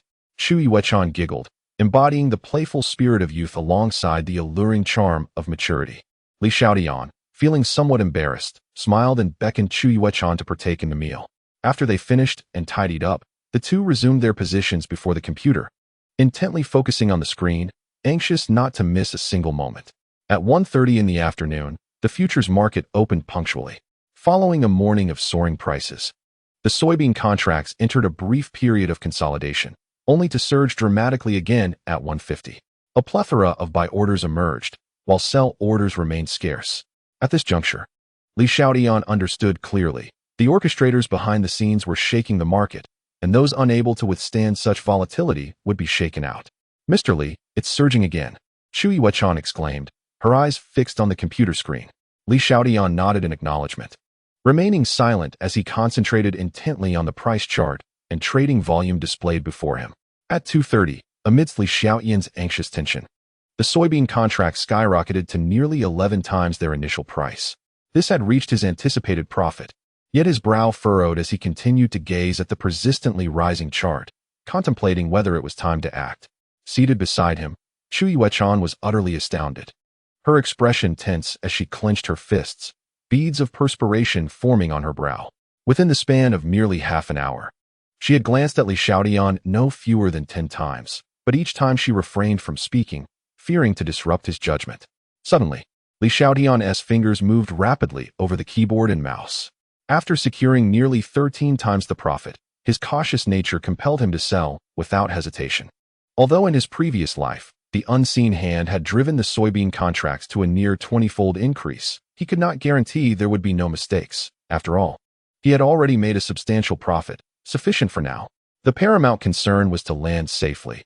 Otherwise, a sudden downturn could prove exceedingly exhilarating.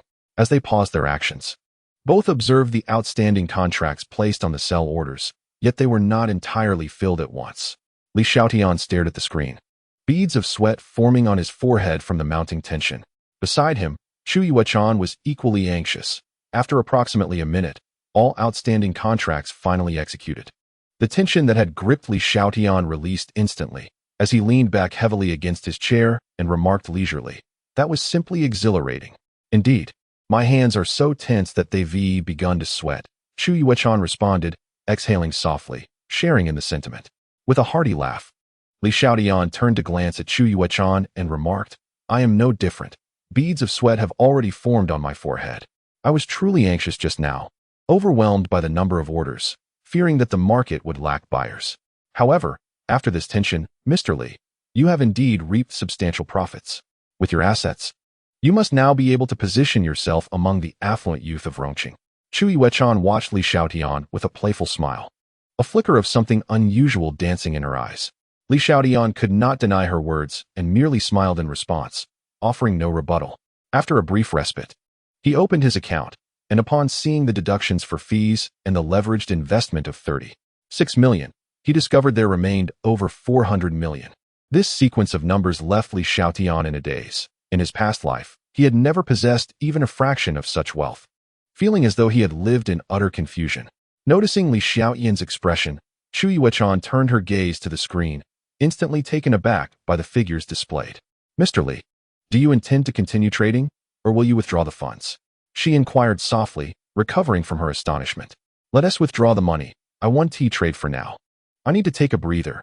This futures trading has been quite exhilarating," Li Xiaotian replied slowly, regaining his composure. After making his decision, he proceeded to transfer the funds from his account to his bank card. Observing this, Chu Yuechan chose to remain silent and promptly averted her gaze. Chapter 33.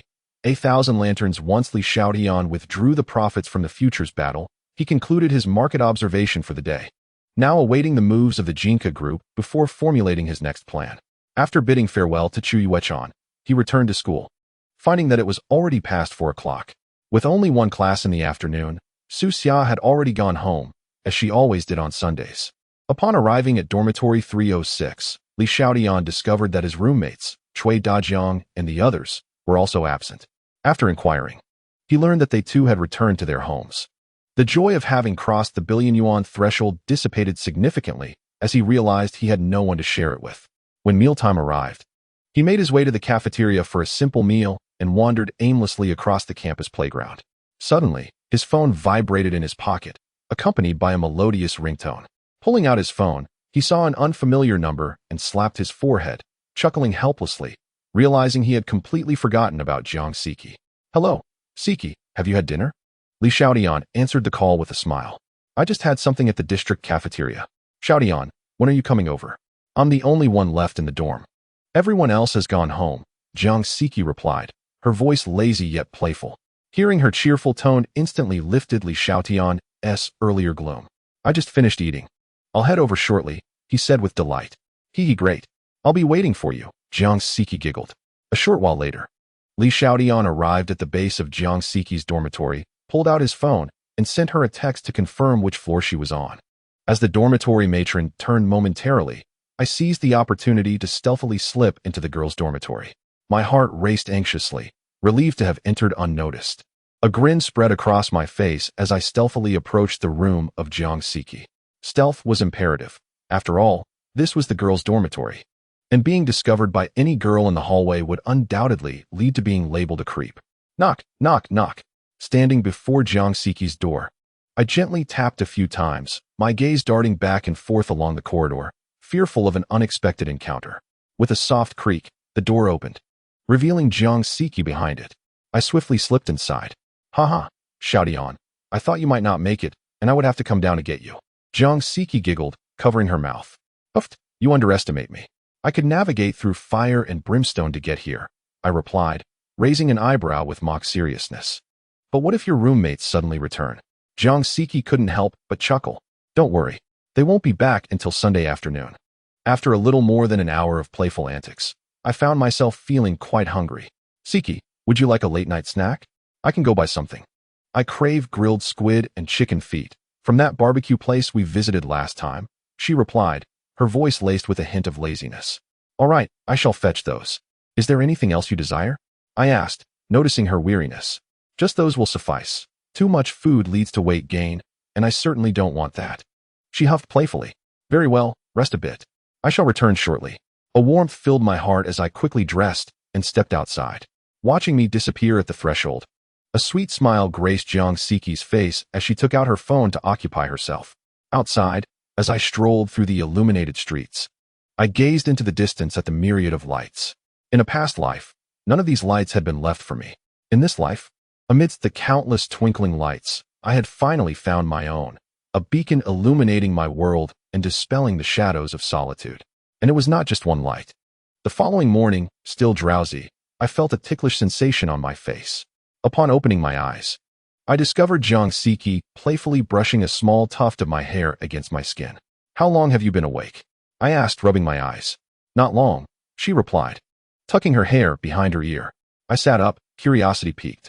How come all three of your roommates returned together? Coincidentally, the three slackers in my dorm also went back. They mentioned something about their homes being demolished for subway construction.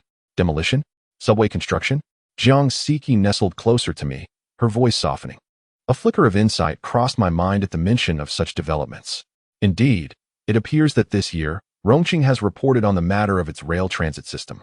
And not only has it planned for this, but it has also submitted a proposal regarding the development of a new economic zone. The plan seems to have been unveiled just before the National Day holiday, though the exact date escapes my memory. Currently, having withdrawn several billion from the market, I find myself at a loss for avenues for development. Is this not a fortuitous opportunity? If I can acquire a plot of land before the new zone's planning documents are released, it would be akin to catching turtles in a jar, a near certainty. Oh, Siki, you truly are my lucky star. Haha. Li Xiaotian, in high spirits, planted a quick kiss on her cheek, beaming with joy. What is going on? How did I suddenly become your lucky star? Jiang Siki asked, gazing at Li Xiaotian with a naive expression, puzzled. This news of yours is like a timely rain. It could allow me to earn quite a bit. Li Xiaotian exclaimed, his excitement palpable. Earn money? Jiang Siki blinked in surprise, unable to refrain from asking. How much can you make? Just a little, Li Xiaotian said with a smile, holding up one finger. 10,000. Jiang Siki queried, curiosity sparking in her tone. Be bold in your guesses, Li Xiaotian chuckled. Then, is it 100,000? Jiang Siki ventured, her confidence waning.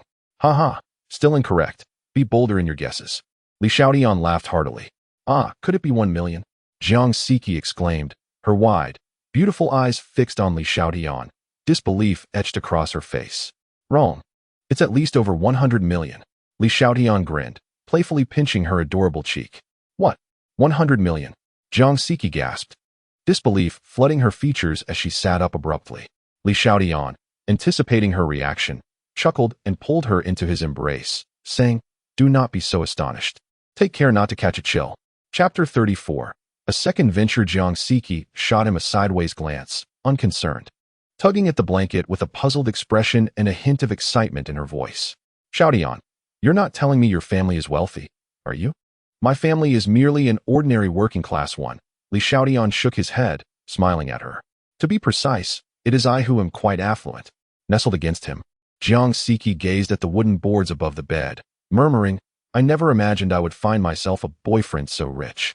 This fairy tale of a domineering CEO falling for a Cinderella has manifested in my own life.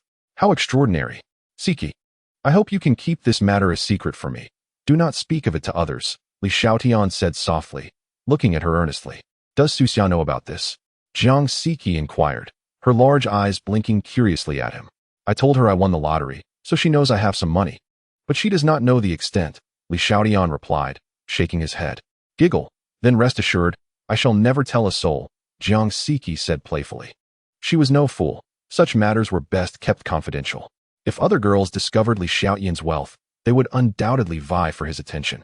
Suddenly, Li Xiaotian felt a stiffening sensation throughout his body. Siki, what are you doing? Having breakfast. Half an hour later, Li Xiaotian emerged from the dormitory, invigorated and thoroughly satisfied. Once again, stealthily traversing the corridor to the first floor, and taking advantage of the dormitory supervisor's momentary distraction, Jiang Siki slipped outside. Stimulated by the revelation of her wealth, she transformed from a passive participant into an active one, almost causing Li Xiaotian to capitulate. Upon exiting the female dormitory, several girls outside cast bewildered glances at Li Xiaotian, whispering amongst themselves. However, such occurrences are not uncommon in university life. As soon as Li Xiaotian vanished from sight, so too did the murmurs, as if nothing had transpired. Arriving at the cafeteria, he procured 2 portions of food. Before long, Jiang Siki, enveloped in a fragrant aura, swiftly approached his side. The two then indulged in a delightful breakfast together. After bidding farewell to Jiang Siki, Li Xiaotian returned to his dormitory. He retrieved his phone and searched for local news, soon uncovering an article regarding the application for rail transit, which had yet to receive approval. The renowned mountain city was the first in the Chuanyu region to develop rail transit, while Rongqing only inaugurated its first line in 2010. According to data, Rongqing's population and economy have fully met the criteria for constructing rail transit. However, the development of rail transit and the economic advancement of new districts are entirely disparate endeavors. Public attention is currently fixated on rail transit. The announcement regarding the planning of new economic development zones has yet to be made public, allowing him the opportunity to acquire some land in advance using his funds. This would undoubtedly elevate his wealth to new heights. In his recollection of his previous life, the development of new districts emerged from vast stretches of abandoned farmland. With his current financial resources, he was confident he could secure a considerable amount of land at a remarkably low price, as few could foresee the city's expansion shifting toward the lower half of town. It is noteworthy that the lower half of the city is known for its impoverished neighborhoods. Further beyond lies the rural expanse, predominantly consisting of neglected farmland. Seized by the urgency of action over contemplation, Li Xiaotian promptly stowed away his phone, sprang from his bed, and exited the dormitory. Arriving at the school gate, he hailed a taxi to the suburban area of the lower half of the city. However, unbeknownst to him, from the moment he entered the taxi, he became the target of several pairs of watchful eyes, which followed him closely. After a journey exceeding an hour, he reached his destination. Upon disembarking and settling the fare, the taxi driver assumed this well-dressed university student resided in this desolate area, questioning why else he would venture to such an uninhabited locale. Exiting the lower half of the city, Li Xiaotian was left with no choice but to proceed on foot, as vehicles could no longer navigate the terrain. Following the address he had searched online, he continued onward for over half an hour until he finally arrived at the village in question. Standing atop a small hill, he surveyed the landscape, which indeed resembled the descriptions from his previous life, largely characterized by abandoned farmland and hilly terrain. Only a few patches of vegetables were cultivated, presumably by the families who remained behind. Gazing at the desolate landscape, Li Xiaotian found it hard to envision that, in a decade or so, this place would transform into a bustling economic development zone. Among the fields, some elderly individuals were still tending to the weeds and engaging in agricultural tasks. Li Xiaotian approached an elderly gentleman, realizing that if he intended to acquire this parcel of land, he must first engage with the locals. However, he pondered whether his 400 million in funds would suffice to purchase this expanse. Upon nearing the elder, Li Xiaotian smiled courteously and inquired, "Sir, you seem quite busy. May I ask you a question?" The elder turned, lifting his gaze to the unexpected visitor, and kindly replied, "Are you a young lad from the city? Feel free to ask whatever you wish." "Indeed, sir," Li Xiaotian responded with a grin. "I am curious to know if the ownership of these farmlands belongs to your village?" The elder appeared amiable and gentle. "Certainly, these fields are all ours," he said. "I've lived here my entire life, sustaining my family through these agricultural endeavors. However, now that my children have grown, they've moved south to work in factories, leaving me and my spouse along with 2 grandchildren." The elder smiled at Li Xiaotian, setting down his hoe, and asked, "Young lad, why does a city student like you inquire about this?"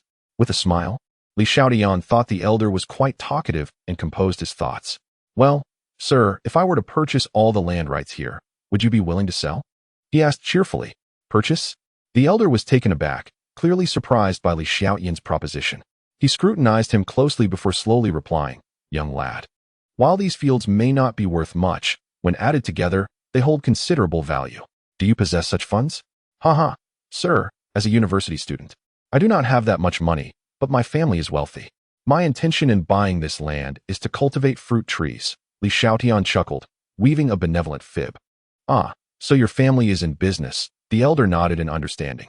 It makes sense now. A few years back, a wealthy businessman sought to purchase our land. But in the end, he deemed the price too high and did not proceed with the purchase. You see, young lad, you have no idea how low that big boss's offer was. After selling all our land, we wouldn't have been able to afford even a second-hand house in the old town. Do you think we country folk would sell under such circumstances? If we did, we'd be left to fend for ourselves. Li Xiaotian was taken aback by the revelation that someone had sought to buy land a few years prior. Their intentions must have differed from his, likely genuine in their desire to cultivate fruit trees. Of course, as an elder, I wouldn't speak whimsically to you. The elder chuckled as he picked up his hoe to continue working. Sir, what was the price that last big boss offered for an acre of land? Li Xiaotian continued to inquire while standing nearby. He offered us 1 acre of land for 10,000 yuan. Just look at this vast expanse. It's estimated to encompass over 1,000 acres, with some families owning a dozen or 20 acres, while others have merely 3 to 5 acres. With such a price, how could those with limited land ever consider selling? They can scarcely afford a house even with several tens of thousands of yuan. Those with more land might just manage to buy a modest home in the city. The elderly man continued to toil in the field as he spoke. What about the other parcel of land? Isn't it yours? Li Xiaotian inquired, gesturing towards another stretch of farmland in the distance. That belongs to a few neighboring villages. The old man replied, glancing up momentarily. How many acres do all those fields total? Li Xiaotian asked with curiosity. Just look around. It's all around here. Roughly estimating about 5,000 acres, the old man said, casting a doubtful glance at Li Xiaotian. Young lad, do you truly wish to purchase these farmlands? Of course, I do. Li Xiaotian nodded, calculating in his mind the potential cost to acquire the land. What price can you offer per acre? The old man regarded Li Xiaotian with a serious expression. If this young lad was genuinely interested and offered a fair price, the villagers would certainly be inclined to sell. After all, who wouldn't desire to relocate to the city? After a moment of contemplation, Li Xiaotian replied with composure, if you all truly wish to sell, I can offer you 50,000 yuan per acre. If you agree, we can sign the purchase contract and exchange the money tomorrow. What? 50,000 yuan. The old man was once again astonished by Li Xiaotian's generosity, realizing it was a full 5 times more than the previous large buyer had offered. With over 20 acres in his possession, that would amount to more than 1,000,000 yuan. A glimmer of excitement appeared on the old man's weathered face. If it were indeed 50,000 yuan per acre, it would be enough for his family to buy a decent house in the city, and still leave a substantial surplus for a comfortable retirement. Young lad, what is your surname? It feels odd to keep calling you young lad, the old man said kindly, setting down his hoe. My surname is Li. You can just call me Xiao Li, Li Xiaotian replied with a smile. He had carefully assessed this price, which was neither exorbitant nor low, considering the rising costs in recent years. Very well, then I shall call you Xiao Li. The old man's demeanor shifted slightly. After all, he was speaking to a scion of a wealthy family, not just a country bumpkin. Xiao Li, if you can truly offer 50,000 yuan per acre, I can assure you that the people in our village will unanimously agree to sell. Even if some are hesitant, I can persuade them. As I am still the village party secretary and can handle this matter well, the old man continued. Upon learning that this humble and amiable elder was the village party secretary, Li Xiaotian felt a surge of unexpected joy. With such a straightforward and kind-hearted individual advocating on his behalf, the acquisition process would likely proceed much more smoothly. I can assure you of this price, and if you, esteemed elder, could kindly assist by negotiating in a few more villages, I am prepared to privately offer you an additional 5,000 for an acre of land. Li Xiaotian stated confidently. He refrained from further pressing for a lower price, as too drastic a reduction would complicate the acquisition process. Moreover, as the elder pointed out, if the price were too low, those with limited land would find it impossible to afford even a modest home. Thus, they would be unwilling to sell. It was more prudent to settle on a price immediately to alleviate potential complications. Prolonged negotiations could lead to the emergence of documents concerning the establishment of a new development zone before his acquisition was finalized, which would certainly render this price unattainable. By offering a little incentive, he could persuade the village leader to advocate on his behalf, significantly accelerating the progress of the acquisition. Having lived 2 lifetimes, Li Xiaotian understood deeply that in this world, without offering substantial benefits, who would be truly dedicated to assisting you? Rest assured, young Li, I have lived here my entire life. Not only will the villagers of our village heed my words, but those from the neighboring villages will also lend their support, ensuring your smooth acquisition of these lands, the elder said with a beaming smile. The additional 5,000 amounted to over 100,000, a staggering sum for those who had toiled on the land their entire lives. Then I shall trouble you, esteemed elder, Li Xiaotian replied with a smile. Then shifted the conversation, inquiring, by the way, all the farmland here possesses property certificates, correct? Indeed, indeed. You need not worry, young Li, the elder assured with a jovial expression. That's good to hear. I will leave you my phone number, and I shall come by tomorrow morning to discuss the acquisition in detail. If all goes well, we could sign the contract and finalize the payment tomorrow, Li Xiaotian stated.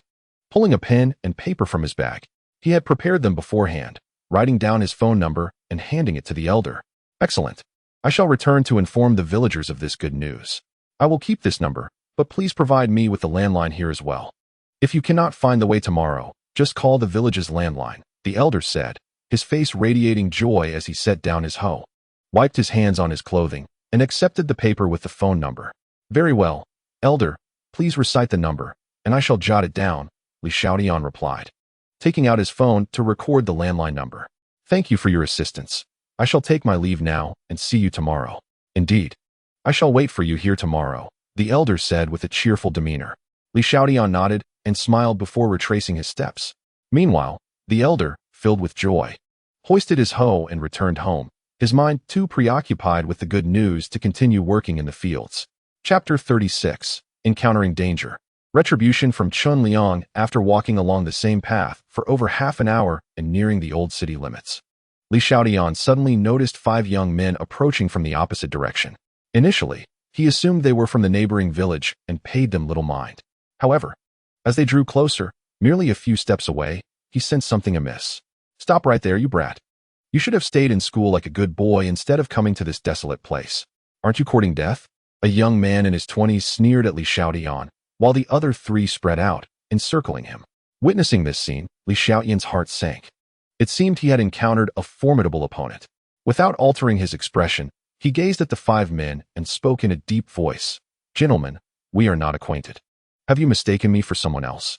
Mistaken you? The leading young man scoffed, looking at Li Xiaotian with mockery. How dare you ruin my good fortune, Chun Liang? Now you're cowering? Whatever happened to your gallant heroics? Hearing this, Li Xiaotian's expression slightly changed.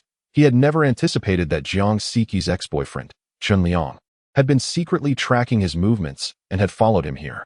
It seemed that today's encounter was far from friendly, and he was likely to suffer some physical punishment. Brother Liang, why waste words on this kid? Just take him out. A sinister-looking young man standing behind Li Xiaotian suggested. Li Xiaotian turned his head and shot a cold glance at the speaker, his eyes revealing a hint of malice. Were it not for the opponent's numerical advantage and preparation, he would have already struck down this scoundrel. What are you staring at? The young man felt a twinge of unease under Li Xiaotian's gaze. Li Xiaotian disdainfully chuckled, then turned his attention back to Chun Liang, calmly stating, since we have a grievance, let us settle it. Oh, how bold. Now you resemble a real man. Otherwise, with your previous cowardice, I wouldn't even bother to lift a finger against you. Chun Liang replied with a sneer, stepping forward to slap Li Xiaotian's face. The sound of crisp slaps echoed, accompanied by Chun Liang's arrogant laughter. What's the matter? Are you furious? Want to hit me? Observing Li Xiaotian's cold gaze, Chun Liang shrugged dismissively. Look at my 5 companions. Do you think you can take us on alone? If you dare to fight back, I promise you'll be bettered in for half a year. You scoundrel, I'll make you pay. Li Xiaotian suddenly erupted, delivering a series of sharp slaps to Chun Liang's face before anyone could react. The resounding blows were far more forceful than those he had received earlier. Chun Liang instantly staggered back, his eyes filled with stars. Brother Liang. Brother Liang. The expressions of the other young men shifted dramatically as they hurriedly called out. A young man clad in traditional attire rushed forward to support Chun Liang. How dare you hit me? Get him. Finish him off. And I'll take responsibility if anything goes wrong. Chun Liang roared in fury, pushing away the young man who was helping him. Li Xiaotian seized the moment to run away. If he didn't flee now, he would be a fool. Jiang Tian, you go too. Don't let this scoundrel escape. Chun Liang shouted at the young man in traditional clothing behind him.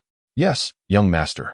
The young man clad in traditional attire, Jiang Tian, responded with a calm acknowledgement before swiftly dashing ahead, his speed far surpassing that of the three ruffians. Employed by the Qin family as a highly paid bodyguard, he would never deign to regard a frivolous scion like Chun Liang were it not for the monetary incentive. In the midst of his frantic sprint, Li Xiaotian abruptly sensed an overwhelming force upon his shoulder, causing his body to stumble backward and crash to the ground. This sudden onslaught left him utterly defenseless. Hey kid, why have you stopped running? The three youths who had pursued him quickly surrounded the fallen Li Xiaotian. Capture him. Chun Liang's furious voice echoed through the air as he approached, a menacing glare fixed upon Li Xiaotian. Get up. How dare you lay a hand on President Chun? You must not know the meaning of fear. Two of the youths seized Li Xiaotian's arms, rendering him immobile. A resounding slap reverberated as Chun Liang glared at Li Xiaotian, stating, I initially came here to impart a minor lesson, but you dared to strike me. You must be seeking your own demise. Bang! Chun Liang had yet to finish his tirade when Li Xiaotian retaliated with a fierce kick to his abdomen, a wicked grin spreading across his face. Given that he was destined to endure a beating today, why not take the opportunity to inflict some pain in return? Ah, that hurts. Chun Liang clutched his stomach, his face contorted in agony, glaring at Li Xiaotian with murderous intent. The two ruffians holding Li Xiaotian, undeterred, began to pummel him mercilessly. You dare to fight back? Beat him senseless. Chun Liang screamed, pointing at Li Xiaotian. With every punch that landed, Li Xiaotian fought valiantly to free himself, desperately shielding his head. Chun Liang, however, wore a smug expression, too fearful to approach, knowing that any further confrontation could leave him severely injured. A surge of pain coursed through Li Xiaotian's body. This brutal beating was unprecedented in both his past and present lives. At that moment, a fierce rage ignited within him. If he were to escape this ordeal alive, he vowed to exact a fierce revenge. Wasn't someone currently undermining his family's costs in electronics? He would stoke the flames of their downfall, ensuring that the Chun family's proud capital was rendered to naught. For now, he gritted his teeth and endured, knowing that any further resistance would only invite more severe punishment. Cease this. How dare you commit such violence in broad daylight? Suddenly, a deep voice resonated, as a middle-aged man in simple clothing, wielding a shoulder pole, rushed towards the scene where Li Xiaotian and the others were gathered. Chapter 37. The savior. The young man in traditional attire, Jiang Tian, glanced back at the middle-aged man, his brow slightly furrowing, before swiftly positioning himself in front of Chun Liang to shield him. Meanwhile, Li Xiaotian, curled up on the ground, felt a flicker of light pierce through his dark world upon hearing the voice. Bang! Thud! Ouch! That hurt terribly. The middle-aged man, wielding a shoulder pole, dispatched the three ruffians to the ground with a few swift blows. Little brother, are you all right? Is everything fine? The middle-aged man helped Li Xiaotian to his feet, dusting him off. Thank heavens. I'm fine. Thank you for your gallant intervention, big brother. Li Xiaotian looked up at his savior with a face full of gratitude. Just a few superficial injuries. You'll be all right after a bit of rest. The middle-aged man assessed Li Xiaotian and quickly discerned that his injuries were not severe. Get lost. This is none of your business. Don't make trouble for yourself. Chun Liang barked angrily at the suddenly appearing middle-aged man, dismissing him as merely a rustic laborer with brute strength. The middle-aged man's brow knitted in displeasure as he turned to Chun Liang, retorting, Speak more courteously. Haven't your parents taught you any manners? It's my business how I speak, so scram. Otherwise, don't blame me for being rude. Chun Liang waved dismissively. Jiang Tian's heart sank at Chun Liang's words, realizing the folly of this spoiled heir who could not discern the gravity of the situation. This middle-aged man clearly did not fit the profile of a mere farmer. How could a simple peasant possess the strength to take on three men at once? The way he carried himself hinted at military training, exuding a formidable presence. Such a lack of upbringing. Today, I shall take it upon myself to educate you on manners. The middle-aged man, now incensed, dropped his pole and strode towards Chun Liang. My dear brother, my young master speaks thoughtlessly. I hope you can overlook it, Jiang Tian interposed, arms crossed in a gesture of peace between the two. Regardless of who has spoken wrongly, one must take responsibility for their actions. You too. The middle-aged man shot a stern glance at Jiang Tian. Step aside, or I shall include you in this reckoning. At this moment, Chun Liang realized the prowess of his bodyguard all too well. It appeared he had underestimated this middle-aged man and now sought to appease him. My apologies. The middle-aged man bellowed, transforming his palm into a claw as he lunged for Jiang Tian's neck. Bang! Jiang Tian swiftly intercepted the middle-aged man's attack. Not bad. Show me more. Bang! Bang! Bang! The two engaged in a flurry of strikes. Thud! Thud! The middle-aged man's final punch landed squarely on Jiang Tian's shoulder, while Jiang Tian reciprocated with a powerful blow to the middle-aged man's chest. They both stepped back, maintaining their distance. I'll grant you this favor today. Take this foul-mouthed brat and leave at once. The middle-aged man regarded Jiang Tian with a serious gaze. The prowess of this individual exceeded his expectations. He must be a skilled practitioner. If he wished to emerge victorious, it would likely come at a considerable cost, which seemed unnecessary at the moment. Thank you, Jiang Tian said, clasping his fists in gratitude. After speaking, he turned to Chun Liang and said, Young master, let us depart. Very well, let us go. Chun Liang replied without hesitation, immediately turning to leave. The three ruffian youths promptly followed suit. Once Chun Liang and his companions had completely departed, Li Xiaotian, suppressing the pain coursing through his body, looked at the middle-aged man and expressed his gratitude, saying, Thank you, kind sir, for your timely assistance. I am Li Xiaotian. It was nothing. I merely happened to pass by and witness the incident. A trivial matter, the middle-aged man replied with a smile. Young brother, you seem to be in considerable discomfort. Would you like me to take you to the hospital? If it's not too much trouble, I would greatly appreciate it. Li Xiaotian said with a wry smile, not wishing to refuse. Given his current predicament, venturing to the hospital alone would indeed be quite challenging. Moreover, this man appeared to possess extraordinary abilities. His skills and discernment were not traits of an ordinary individual. Following today's event, Li Xiaotian had come to a profound realization. Personal safety must be of utmost priority. Otherwise, no matter how much money one earns, what purpose does it serve? One must find a way to retain such capable individuals by their side. It's no trouble at all, just lending a hand, the middle-aged man replied with a smile. I am Zhang Hao. You may simply call me by my name, young brother. I am only a few years your senior. My appearance has aged prematurely due to the climate during my time in the military. So, brother Hao was a soldier? That explains your impressive skills, Li Xiaotian remarked, suddenly enlightened by his earlier assumptions. It was evident that he must have served in an elite unit, as such remarkable skills and insight could not be possessed by an ordinary soldier. After more than an hour, Zhang Hao finally brought Li Xiaotian to the district hospital. After the doctor applied some medication and prescribed additional treatments, Li Xiaotian requested a private room for rest, intending to recuperate for a day before visiting the village secretary the following day. Fortunately, he had managed to protect his head during the incident, preventing any bruises or injuries to his face. Brother Hao, thank you for your kindness, Li Xiaotian said, looking at Zhang Hao in the hospital room. His expression filled with gratitude. It's no trouble at all, young brother. I'm merely doing some odd jobs. And I haven't received any work these past few days. Consider it a way to pass the time with you, Zhang Hao replied casually. His decision to stay was influenced by two factors, the lack of work and, more importantly, his concern that the individuals he had confronted might seek retaliation against Li Xiaotian. Since he had nothing pressing to attend to, he thought it wise to keep a watchful eye on him for a while longer. With your remarkable skills, why are you still doing odd jobs? Haven't you sought other employment? Li Xiaotian asked, somewhat puzzled. Ah, my young brother, you do not comprehend, Zhang Hao sighed, shaking his head with an expression rife with the bitterness of life.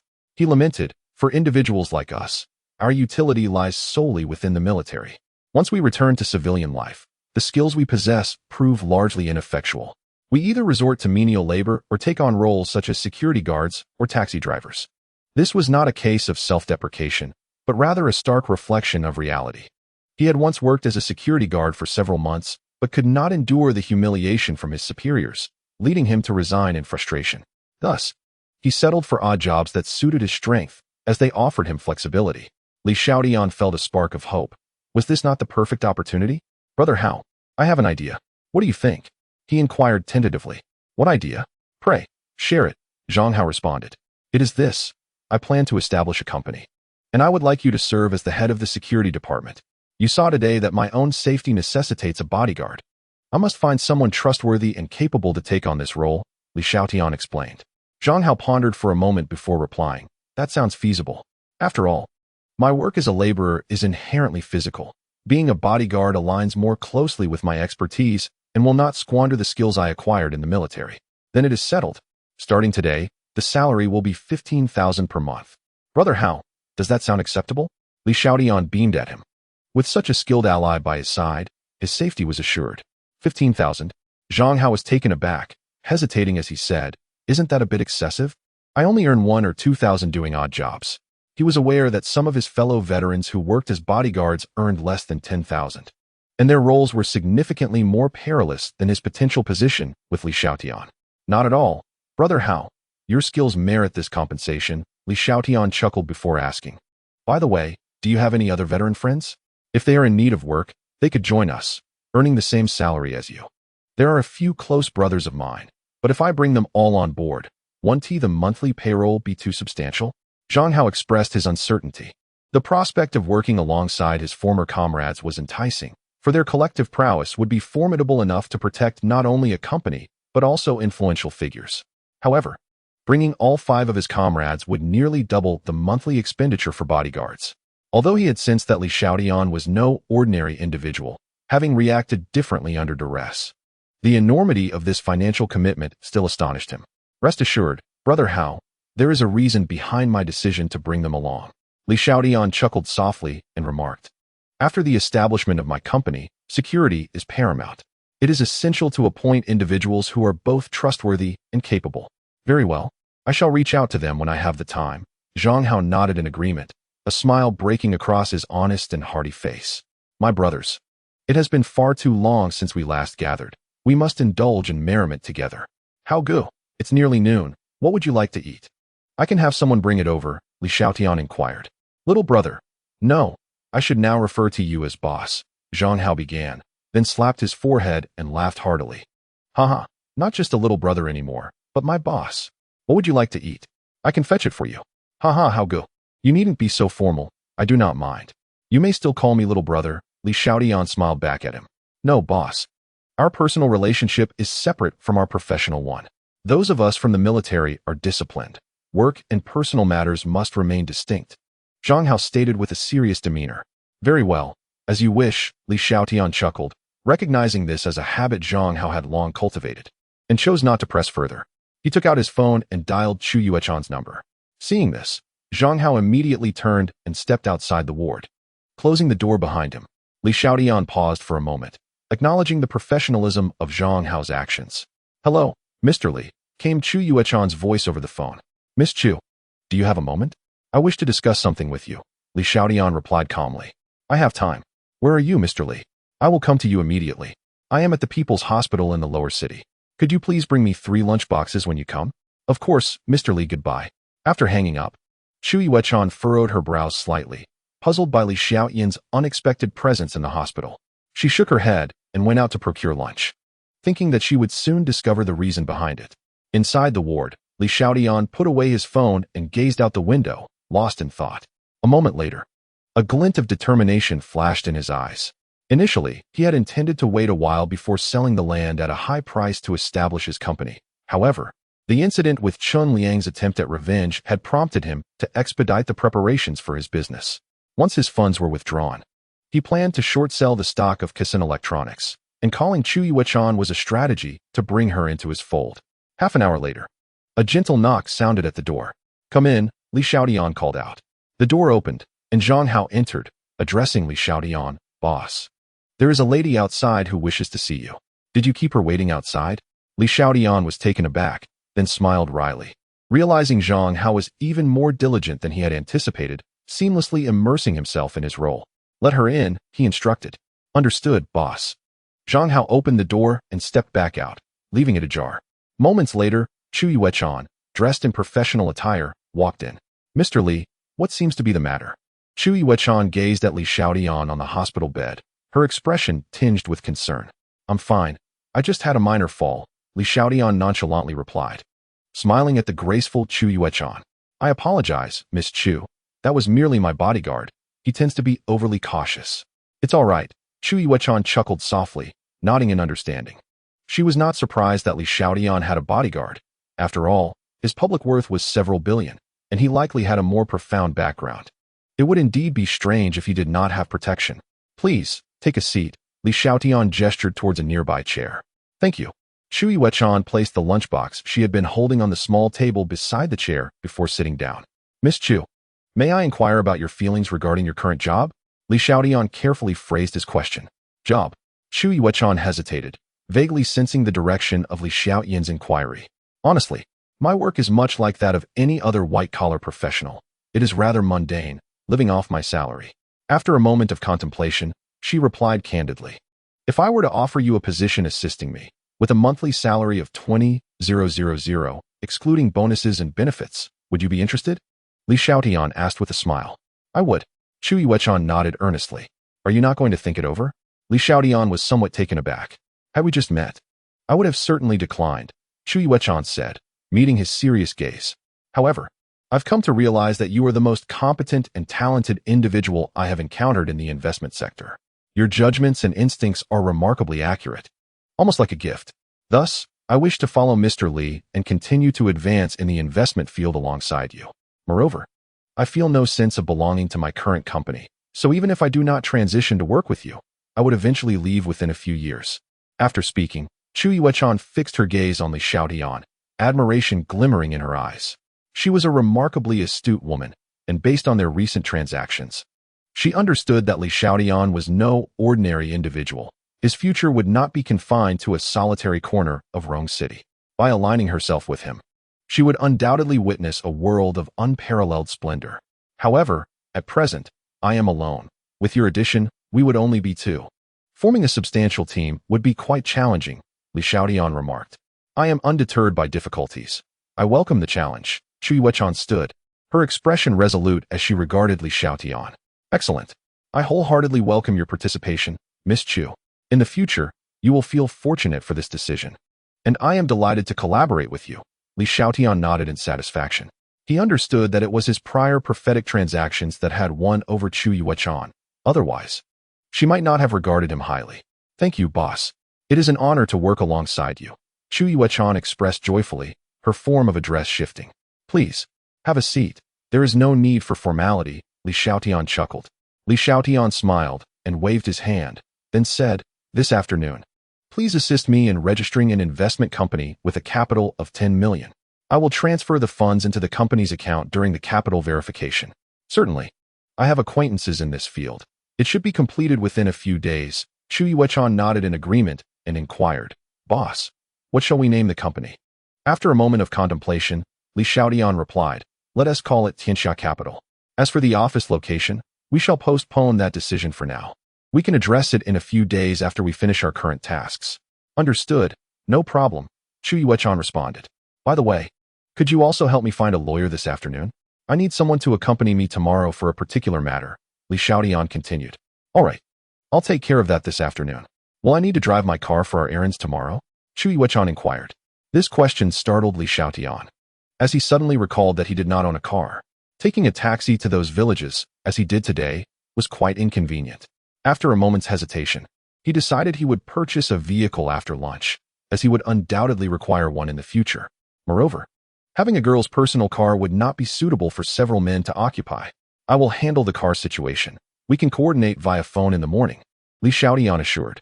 All right, boss, let us have our meal first, Shui Wechan suggested, producing a lunchbox from the side and handing it to Li Xiaotian. Join me in the meal, Li Xiaotian said as he took the lunchbox and called out to the door. Hao Gu, come in for lunch.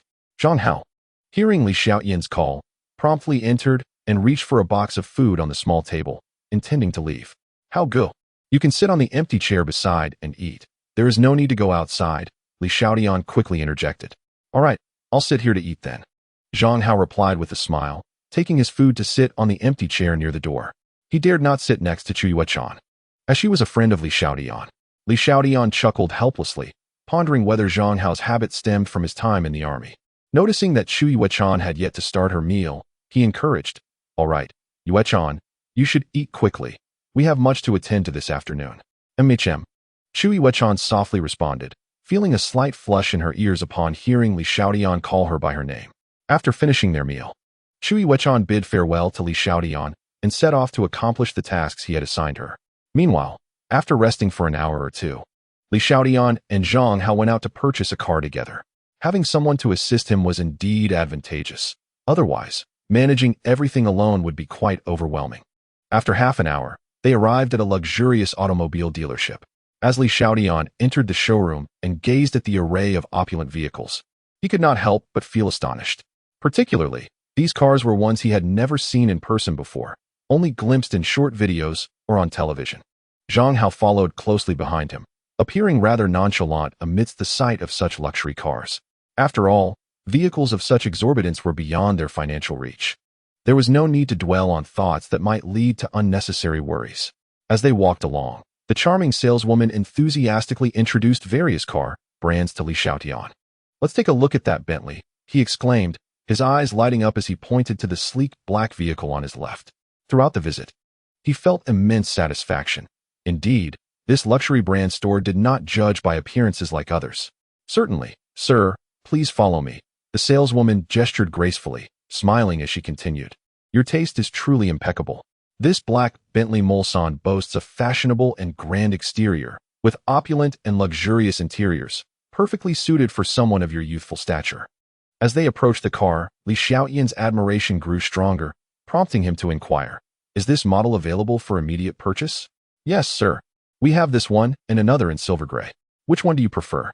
The saleswoman replied, her excitement palpable, as she envisioned the substantial commission from a successful sale. She had not even considered whether Li Xiaotian could afford it. Despite his modest attire, she recognized the imposing figure of Zhang Hao, his bodyguard, and wondered how someone who could afford a bodyguard could possibly lack the means to buy a Bentley. Li Xiaotian's gaze returned to the black Mulsanne, its contours reflecting a unique texture under the lights, and the elegant lines of the body showcased its familial grace, a testament to its luxury branding. "I'll take it. Can everything be finalized this afternoon, including the registration?" he asked, a satisfied nod accompanying his words as he turned to the attractive saleswoman. "You're buying it," she gasped, momentarily taken aback, then quickly recovered with delight. "The registration and paperwork can be handled in a matter of hours, but are you absolutely certain about purchasing this Mulsanne? I haven't yet explained the pricing and specifications to you." "Absolutely confirmed. If I like it, I'll buy it," Li Xiaotian replied with a smile, gently caressing the sleek black surface of the car. "As long as the paperwork and registration are sorted, let us proceed with the payment." "Of course, sir, please follow me." The saleswoman stifled her excitement, her mind slightly dazed as she led Li Xiaotian to the reception area for payment. "Sir, the total price of this vehicle, after combined discounts, is 6.8 million, and with some exclusive options, it exceeds 7 million, she elaborated as they walked. "That's perfectly fine. Arrange everything," Li Xiaotian nodded. The saleswoman's smile widened, her eyes reflecting profound astonishment. Was it possible that this seemingly unassuming young man possessed such wealth? He appeared utterly unconcerned by the tens of thousands spent on optional features, selecting them without a hint of hesitation. Her proximity to him increased, as she sensed the joy and advantages that wealth could bring. Li Xiaotian felt one word resonate within him: exhilarating. Upon entering the reception room, when Li Xiaotian presented his bank card, the staff momentarily hesitated, awkwardly inquiring, "Sir, is the balance on this card sufficient? Would you prefer to pay in installments or in full?" "It's sufficient. I'll pay in full." "Just process the transaction," Li Xiaotian replied calmly. Having transferred funds from his futures account, he had yet to upgrade his card at the bank. The attractive saleswoman standing beside him began to harbor doubts. However, observing Li Xiaotian's serene and confident demeanor dispelled her concerns. Could it be that this was merely a peculiar indulgence of the wealthy? "Very well, sir, please hold on." The staff reluctantly accepted the card, but when he realized that entering a password was required for the successful transaction, his expression changed instantly. "Sir, may I kindly ask you to input your password?" The staff reverently handed the card reader to Li Xiaotian. Swiftly, Li Xiaotian entered his password. After the payment was completed, the saleswoman stepped aside, retrieving a stack of documents. With a warm smile, she addressed Li Xiaotian. "Sir, here are the details of the purchase contract and related materials. Please keep them safe." "Thank you," Li Xiaotian replied with a light chuckle, accepting the documents from her. In the depths of her beautiful eyes, he discerned a subtle nuance. In various industries, particularly those interacting with the affluent, young and attractive women wield considerable influence over wealthy individuals. "Sir, This is my business card. My name is Jia. Should you have any questions regarding your vehicle in the future, do not hesitate to reach out to me. Jia flashed a charming smile, delicately presenting her card with her slender, fair fingers. The staff member handling the payment disregarded Jia's demeanor, as such situations were commonplace for him. However, young and wealthy individuals like Li Xiaotian were rare, which explained Jia's proactive approach. No problem. I shall rely on Miss Jia in the future. Li Xiaotian replied with a composed smile, placing her card among the purchase documents. Excellent. I look forward to assisting you. Jia beamed with a captivating smile. Haha. I'm off to pick up the car, Li Xiaotian grinned, turning to leave. Jia excitedly followed him out. The three exited the reception room. Oh, young man. Are you purchasing a car here? Suddenly, Li Xiaotian heard a familiar voice from behind and turned to find Gao Jiwen descending the nearby staircase, accompanied by a youth of similar age. Haha, Gao Go, it's you. Li Xiaotian smiled slightly and approached him. Gao Jiwen reached the bottom of the stairs and said with a grin, Brother, allow me to introduce you. This is Yi Songlin, the owner of this luxury car club and also a good friend of mine. Hello, Yigo. Li Xiaotian greeted the young man beside him with a polite smile. Hello, young man. Since you are a friend of Gao, you are also a friend of mine, Yi Songlin replied with a smile. Then, casting a glance at Jia behind him, he instructed, apply a 20% discount on the price for the young brother's car purchase, and include all the optional features that we can offer as complimentary. Mr. Li has acquired a Bentley Mulsanne, with the total cost exceeding 7 million, fully paid. Jia respectfully replied. She had retracted her previous flirtations with Li Xiaotian. Before her esteemed employer, she dared not act indiscreetly. Fully paid? Yi Songlin and Gao Jiwen were taken aback. Yi Songlin continued. Then let us provide some of our follow-up services for free to the young brother. Certainly, Mr. Yi. Jia said, her curiosity about the youth who had just made a full payment for the vehicle deepening. She was well aware of their boss's status. It was evident that the background of this young man was likely impressive as well. Haha, well done, my brother. You have good taste. I've long coveted the Mulsanne myself, but my father is concerned about the negative implications, and he adamantly forbids me from buying it. Gao Jiwen approached with a grin. He had a rough understanding of Li Xiaotian's family background, yet it was astonishing that someone from such an ordinary background could afford such an extravagant luxury car. There must be more to this story than he realized. Haha, brother Gao, you underestimate yourself. With your wealth, purchasing a luxury car would be a matter of mere moments, Li Xiaotian jested. You have quite the silver tongue, Gao Jiwen chuckled, playfully tapping Li Xiaotian's shoulder with his fist.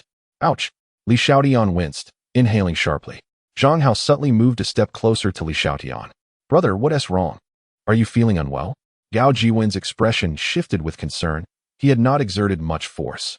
Moreover, he noticed Zhang Hao's discreet movement, further piquing his curiosity about Li Xiaotian. The young man's agility and alertness were not typical of an ordinary bodyguard. Yi Songlin furrowed his brow slightly. Realizing that the pain etched on Li Xiaotian's face did not appear feigned, he must have been injured. However, he also perceived Gao Jiwen's evident regard for this young man. Yet there seemed to be no one of such stature within their circle. Could he be an outsider? This was why he had treated him with such courtesy. After all, with his status and family background, he did not regard those who could afford a luxury car worth 7 to 8 million lightly. Chapter 41. Buying a luxury car, it's just a minor injury, nothing serious. I was accosted by a few insolent individuals. Li Xiaotian offered a wry smile, feeling no need to conceal the truth. What? Someone assaulted you? Who was it? Tell me, and I shall retaliate. Gao Jiwen's anger flared instantly. It was no surprise that upon meeting Li Xiaotian, he had a bodyguard, one who was evidently well-trained. Yi Songlin's expression relaxed, confirming his previous suspicions. However, Gao Jiwen's reaction once again took him by surprise. He was willing to stand up for someone else? It seemed he must inquire further about this individual's true identity. There's no need, Gao Ge. I shall handle this matter myself, Li Xiaotian stated with a calm demeanor, gently declining Gao Jiwen's offer. Whether it was sincere or feigned, he felt a slight warmth in his heart. Since that is the case, I shall not press you further. Should you require assistance, do not hesitate to let me know. I shall be more than willing to help, Gao Jiwen replied earnestly. Rest assured, Gao Ge, I will reach out to you whenever I encounter difficulties. Li Xiaotian responded with a smile. Gao Jiwen turned his gaze toward Yi Songlin and said, Old Yi, please ensure that my brother's vehicle is made comfortable.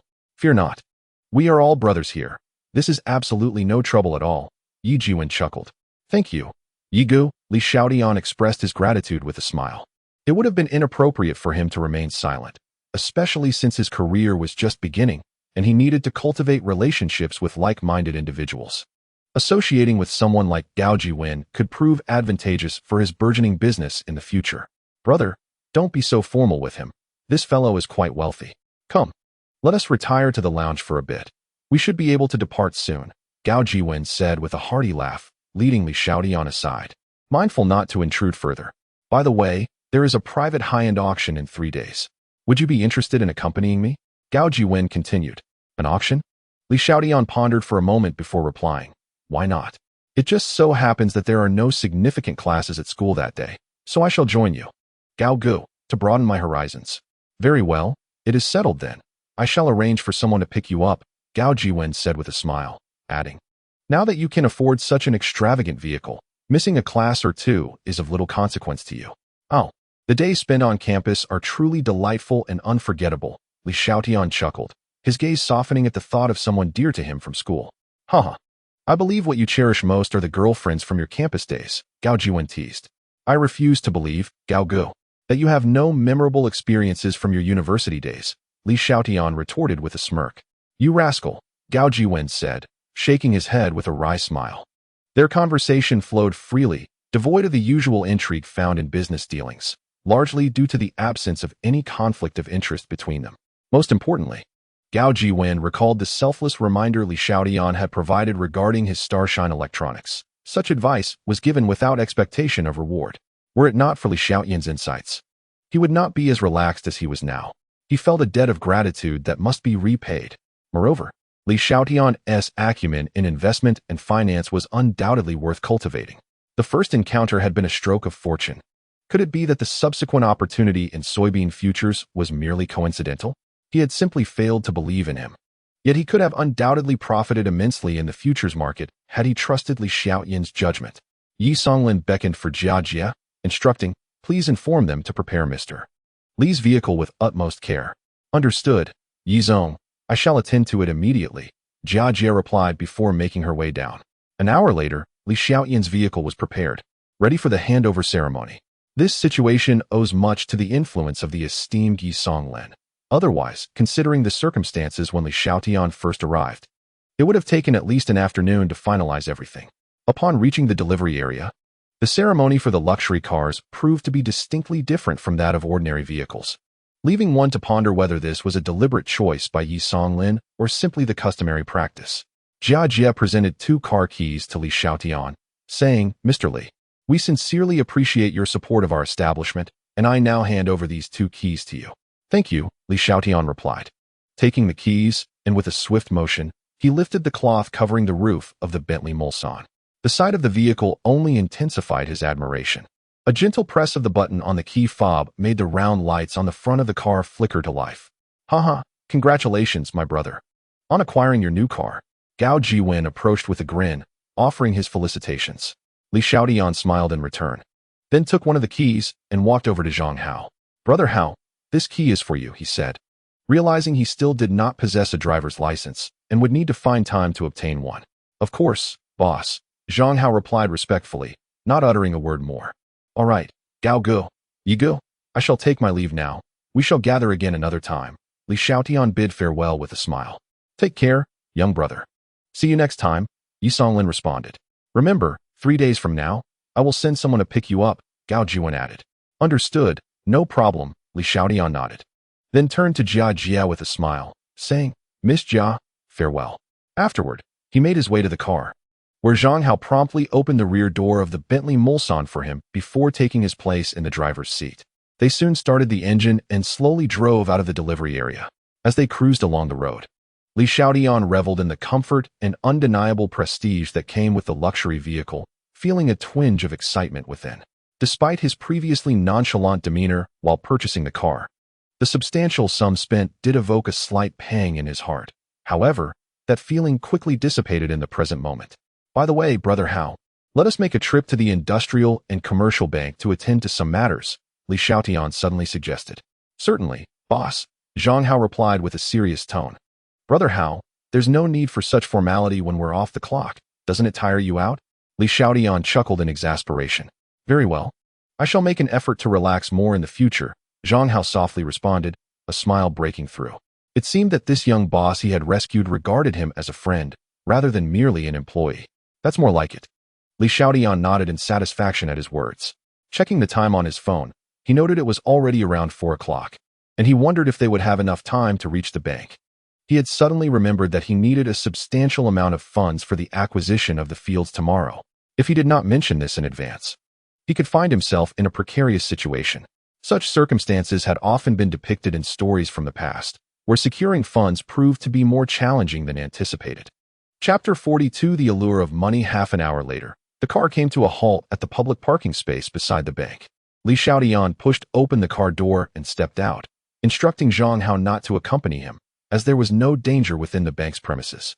Upon seeing Li Xiaotian alight from the luxury vehicle, the security guard promptly and respectfully opened the glass door. As Li Xiaotian entered, a bank clerk approached him, inquiring, "Sir, what service may I assist you with today?" "I would like to upgrade this bank card and schedule a withdrawal for tomorrow," Li Xiaotian responded, producing the ordinary industrial and commercial bank card he had initially acquired. "Please take a number and wait for your turn," the clerk smiled. "Very well," Li Xiaotian replied, moving to the side to obtain a number from the ticket machine. After a few minutes, it was his turn. "Sir, how may I assist you?" the male teller asked as he looked at Li Xiaotian. "I wish to upgrade my bank card and schedule a withdrawal, as I may require some funds tomorrow morning," Li Xiaotian stated, handing the card through the small window. "Upgrading a bank card requires meeting certain fixed asset criteria. May I inquire about the balance in your account?" the teller asked, examining the ordinary card with a polite smile. "The balance should meet the criteria for an upgrade. Please check," Li Xiaotian replied. "Certainly, please hold on," the teller said before scanning the card with the machine. Looking up at Li Xiaotian, he continued, "Please enter your password." "All right," Li Xiaotian promptly entered his password. When the teller saw the lengthy string of numbers representing the balance, he was momentarily taken aback. After regaining his composure, he regarded Li Xiaotian with newfound respect. "Sir, your account balance has fully met the requirements for upgrading your bank card. Please hold on. We will provide you with exclusive VIP lounge service," the teller stated, courteously returning the card through the small window. Li Xiaotian furrowed his brow and inquired, "How long will this take? I am rather busy at the moment." "It will be swift. Rest assured, our branch manager will personally attend to your transaction," the teller assured him, standing up to whisper a few words to a nearby female clerk.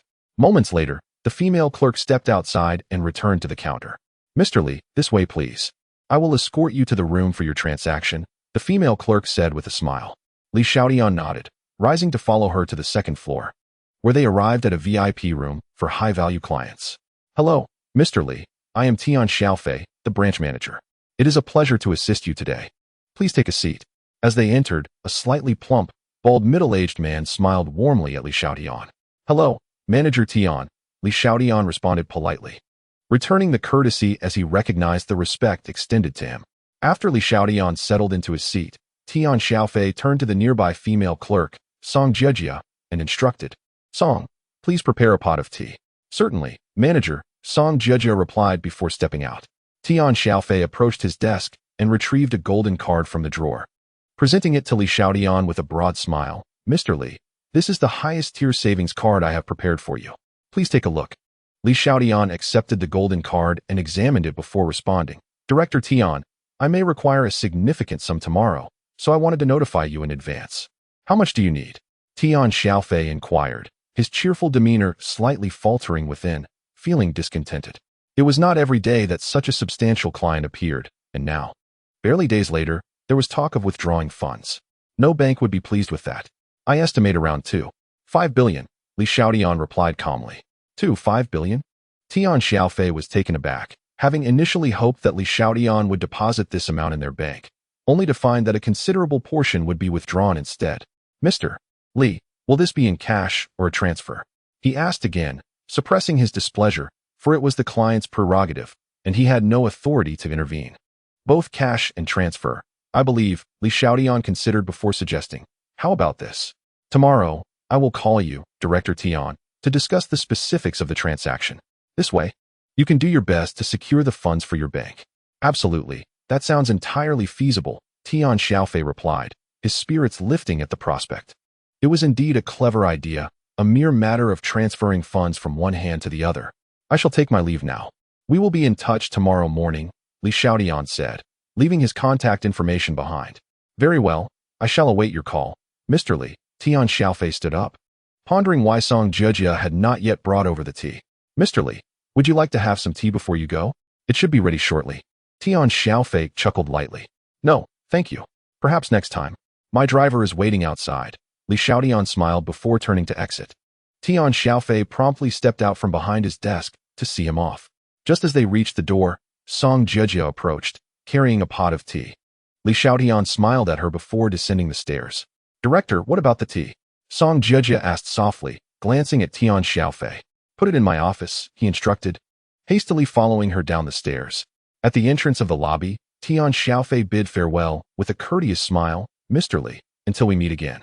I look forward to your call tomorrow. Indeed, goodbye, Director Tian, Li Xiaotian replied before turning to leave. On the roadside, Zhang Hao observed as Li Xiaotian emerged and promptly opened the driver's door, swiftly moving to the back seat to assist him. Tian Xiaofei watched with envy as Li Xiaotian settled into the luxurious vehicle, only returning to his office once it had disappeared from sight.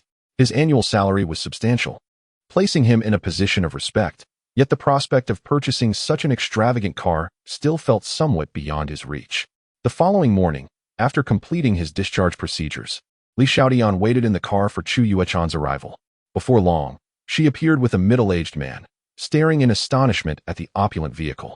Yuechan, you sit in the back, and that gentleman will sit in the front, Li Xiaotian called out, rolling down the window to address Chu Yuechan. Understood, boss, she replied. Chu Yuechan replied, turning her head to the middle-aged man. Lawyer Lu, please take the front seat. Certainly, Miss Chu, the middle-aged man responded. Afterward, both of them opened their car doors and settled inside. Boss, your car is truly luxurious. It must be quite expensive, Chu Yuechan exclaimed, her astonishment unabated as she gently caressed the plush leather seats and exquisite interior. In comparison, her modest vehicle seemed utterly insignificant. Fortunately, it's only a little over 7 million, Li Xiaotian chuckled. What? 7 million? Chu Yuechan instantly withdrew her hand, fearing that her nails might mar the opulent interior. What else with that reaction?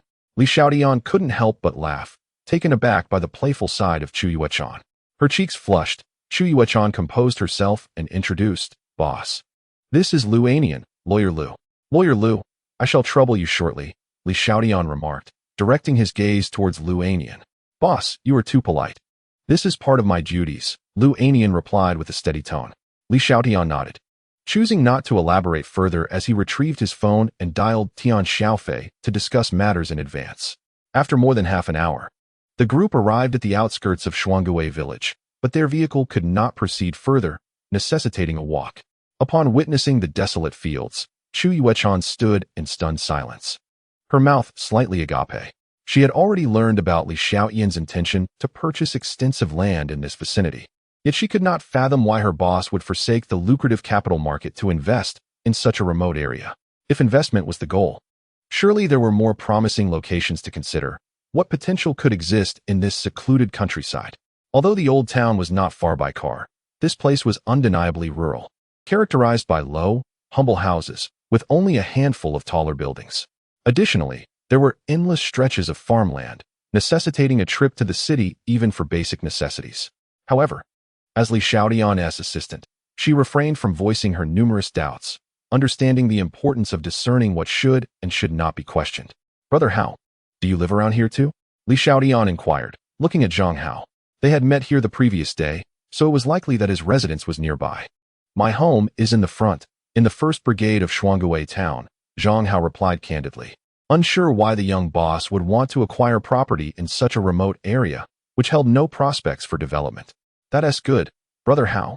Please lead the way to the village committee head's place, Li Xiaotian said cheerfully, finding it much more convenient this way.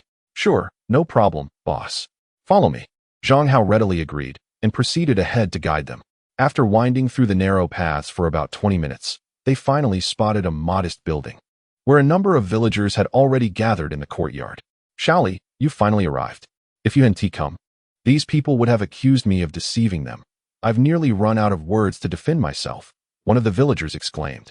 Yesterday, from a distance of several dozen meters, the elderly gentleman spotted Li Xiaotian and his entourage approaching and promptly made his way over, exclaiming loudly. The villagers gathered behind him followed suit, creating a lively atmosphere. Greetings, sir. I was delayed on the road. Li Xiaotian smiled, extending his hand for a handshake. Are these your fellow villagers? After a glance at the people in the courtyard, he noticed a mix of smiles and expressions of surprise among them. No worries. It's wonderful that you've arrived, young Li. They are all from our Shuanggui village, along with representatives from a few neighboring villages. Upon hearing that you intended to purchase land here, they came early this morning to await your arrival, the elder, Ding Chuanhai, replied with palpable excitement. As he observed Zhang Hao beside Li Xiaotian, a sense of familiarity struck him, leading him to exclaim, "Isn't this the child from the old Zhang family? What brings you here today? Aren't you working?" "Hee hee, Uncle Ding, I'm no longer doing odd jobs. I'm now driving for the boss," Zhang Hao chuckled, looking at the village headman, Ding Chuanhai. "Well done, young man. After returning from the military, you've truly made something of yourself. Driving for the big boss is certainly better than your previous laborious tasks. At least now you won't go hungry." Uncle Ding laughed heartily. "Indeed. The boss treats us subordinates quite well.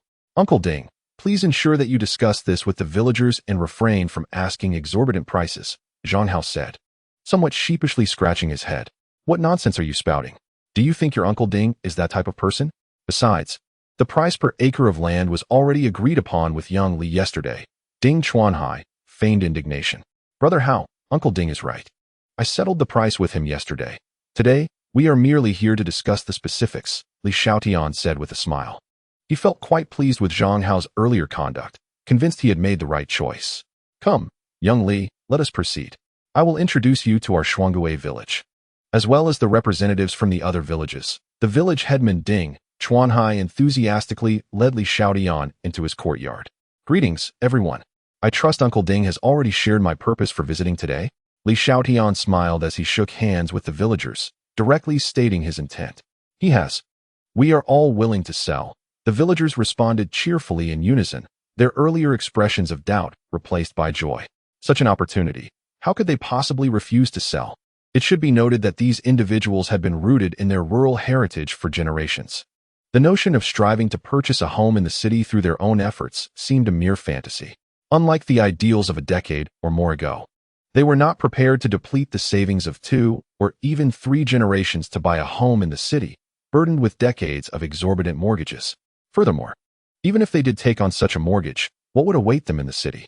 "Villagers, may I have your attention for a moment, please?" Li Xiaotian raised his hand, signaling for silence. Once the crowd had settled into silence, I raised my voice once more and declared, "Since all of you are willing to sell your fields to me, I kindly ask each household to bring forth the title deeds for both land and property. Each family should send a representative to accompany us directly to the city for the necessary formalities, after which we shall promptly disburse your payment, either in cash or via bank transfer." "Understood, boss. We'll return shortly with the title deeds," the villagers exclaimed, their faces beaming with joy as they hurriedly made their way back home to retrieve the documents. They had arrived at Ding Chuanhai's residence early in the morning to ascertain the authenticity of this land purchase, and they were pleasantly surprised by how smoothly everything was unfolding. Chapter 44. Completion of acquisition. Not only did the villagers find the swift progression of events astonishing, but even Li Xiaotian had not anticipated such eagerness among the villagers to sell their land. The enticing price of several thousand yuan per mu was indeed compelling, although Ding Chuanhai had undoubtedly played a significant role in persuading them. What had once been a bustling courtyard now fell into a tranquil silence, leaving only Ding Chuanhai's family behind. Zhang Hao, who trailed behind Li Xiaotian, hesitated before speaking. "Boss, are you truly set on purchasing our land? Have you considered it thoroughly?" "Indeed, boss, this place does not seem to hold much potential for development," chimed in Chu Yuechan, offering her counsel as well. Li Xiaotian turned to them with a smile, aware of the underlying concerns in their words.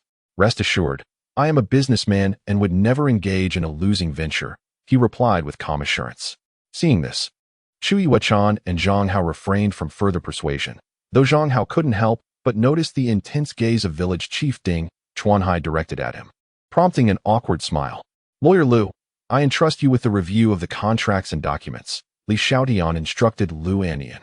Of course, boss. I will ensure that the work is executed meticulously, Lu Anian responded with a solemn nod. Yuechan, please assist lawyer Lu as needed, Li Xiaotian added, turning to Chu Yuechan. Certainly, she replied. He then made a phone call to Tian Xiaofei, instructing him to send someone to the location where the formalities would be processed. After concluding the call, he engaged in light conversation with Ding Chuanhai. Moments later, the villagers began to return one by one, and after almost half an hour, everyone had assembled. Ding Dage, could you please count the number of people and confirm if everyone is present? Li Xiaotian inquired. Certainly, I will check now, Ding Chuanhai replied before scanning the crowd.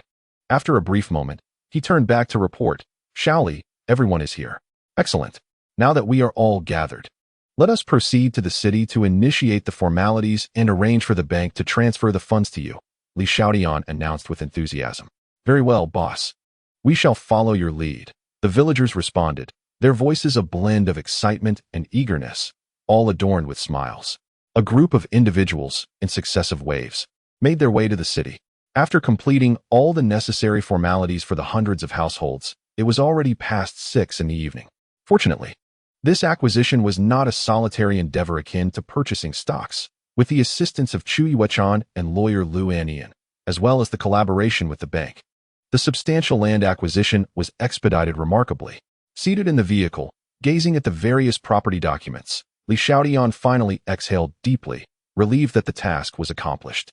Regarding the residential land of the villagers, Li Xiaotian was in no hurry to reclaim it, as he intended to wait for prices to rise before selling. With no plans for immediate development, thus there was no urgency for the villagers to vacate. Once the matters were settled, Lu Anian departed first. Li Xiaotian had initially intended to accompany him and Chu Yuechan back, but Lu had other commitments, and Li felt it inappropriate to insist, allowing him to leave. Yuechan, how is the company registration progressing? Li Xiaotian inquired softly in the car. It should be finalized soon, Chu Yuechan replied. That's good. I will transfer the registered capital directly to the company account once it's ready, Li Xiaotian stated, then asked, by the way, have you completed your resignation formalities? Yes. The handover procedures are done, but I can no longer go to your large office, Chu Yuechan said with a bittersweet smile, her expression slightly uneasy. It's all right. We can manage without going there. You should have a computer at home, right? Li Xiaotian reassured her. Discerning that her resignation might not have been as smooth as she portrayed, given her striking beauty, which would likely make it difficult for the higher-ups to let her go easily. Yes, my home computer can also facilitate stock trading, but my parents are at home, Chu Yuechan confessed, her cheeks flushing as she lowered her gaze. It's no problem. I want to go to your house. Just assist me with trading when needed over the next few days, Li Xiaotian said with an awkward smile. All right then, just let me know when you need assistance. Chu Yuechan replied softly, feeling an inexplicable tinge of disappointment in her heart. Starting tomorrow, please look for our office space. And also expedite the establishment of our team and company, Li Xiaotian instructed. Understood, I will handle it tomorrow, Chu Yuechan nodded, lifting her head to ask, Boss, do you have any specific requirements for the office location? Li Xiaotian pondered for a moment before responding. Choose an office building near the financial center. Initially, we can rent a floor and plan for expansions as the company grows. Got it, Chu Yuechan replied with a gentle smile. As she glanced out the window, she added, Boss, I'm almost home now. How go? Please find a place to stop up ahead, Li Xiaotian directed Zhang Hao, who was driving. The vehicle gradually came to a halt by the roadside. Boss, I'll head back now. Just call me if you need anything. Goodbye, Chu Yuechan said with a smile as she opened the car door to exit. All right, goodbye, Li Xiaotian smiled back as the door closed once more. Brother Hao, let's head to Rongqing University, and I will find you a place to stay. When I need you, I will simply call you to pick me up. By the way, do you have a mobile phone? Li Xiaotian inquired. Yes, I bought a second-hand one when I returned from military service, as I needed to contact clients for work. Zhang Hao replied. Provide me with your number, and I will give you a call to save it, Li Xiaotian said, pulling out his phone and entering Zhang Hao's number. All set. I'll save it shortly, Zhang Hao nodded, falling silent as he continued to drive. The most joyous among them today were the villagers from Shuanggui village and the surrounding areas. As night fell, their homes glowed with light and laughter. Happiness radiated from every face, as generations of families who had toiled in the countryside could finally afford to buy homes in the city. with many still having some funds left over after their purchases. They envisioned a bright future in the city, their spirits lifted, especially those who owned the most land, who were overwhelmed with joy at this unexpected windfall. However, they remained blissfully unaware that this joy would not last a week, and what awaited them were regrets and sighs of despair. Chapter 45. Coincidence. 3 days swiftly passed. Li Xiaotian's injuries had healed, yet he chose not to inform Jiang Siki about the revenge taken by Chen Liang, fearing it would cause her undue worry. If she were to recklessly confront Chen Liang, it would be akin to a lamb walking into a tiger's den. During these 3 days, Chu Yuechan secured an office space in a financial district, specifically in a skyscraper named Wanhao International. They rented the 27th floor, which spans over 1,000 square meters, ample space for a startup. However, they had yet to finalize the hardware and staffing, which would be addressed gradually. The registered capital of 10 million had been transferred, now fully paid. Once the company was established, Li Xiaotian intended to utilize the remaining 1.5 billion to short sell Chen Liang's Kaisen Electric. Meanwhile, it was time to sell the shares of Jinka Group, which had reached 9 consecutive daily limits. Continuing further might pose risks. He took out his phone and called Chu Yuechan. "Hello, Mr. Li," she answered. "Yuechan, is your computer operational at the moment?" "Yes. Do you need to make a transaction today? Please sell all the shares of Jinka Group once the market opens." "Understood. I will monitor the market and execute the sale promptly after opening." "Excellent. I will hang up now. Contact me if anything arises," Li Xiaotian concluded, putting away his phone. He then dialed Zhang Hao's number, requesting a ride to the auction venue mentioned by Gao Jiwen. Initially, it was agreed that Gao Jiwen would send someone for him, but considering he now had a car, he saw no need to trouble anyone else. It was 9:30 in the morning. Li Xiaotian arrived at the entrance of the auction house located in the Jada building. He pushed open the car door and stepped out, instructing Zhang how to remain behind, confident that Chen Liang and his associates would not appear to seek revenge in this setting. "Brother, you finally made it. If you hadn't shown up soon, the auction would have commenced," Gao Jiwen exclaimed anxiously as he approached Li Xiaotian. "Hey, there's still half an hour until 10 o'clock. Li Xiaotian replied with a hint of exasperation. "Well, primarily, I wish to bid on something for the old man as a birthday gift, so I absolutely cannot miss this," Gao Jiwen said with a grin. "Ah, I see.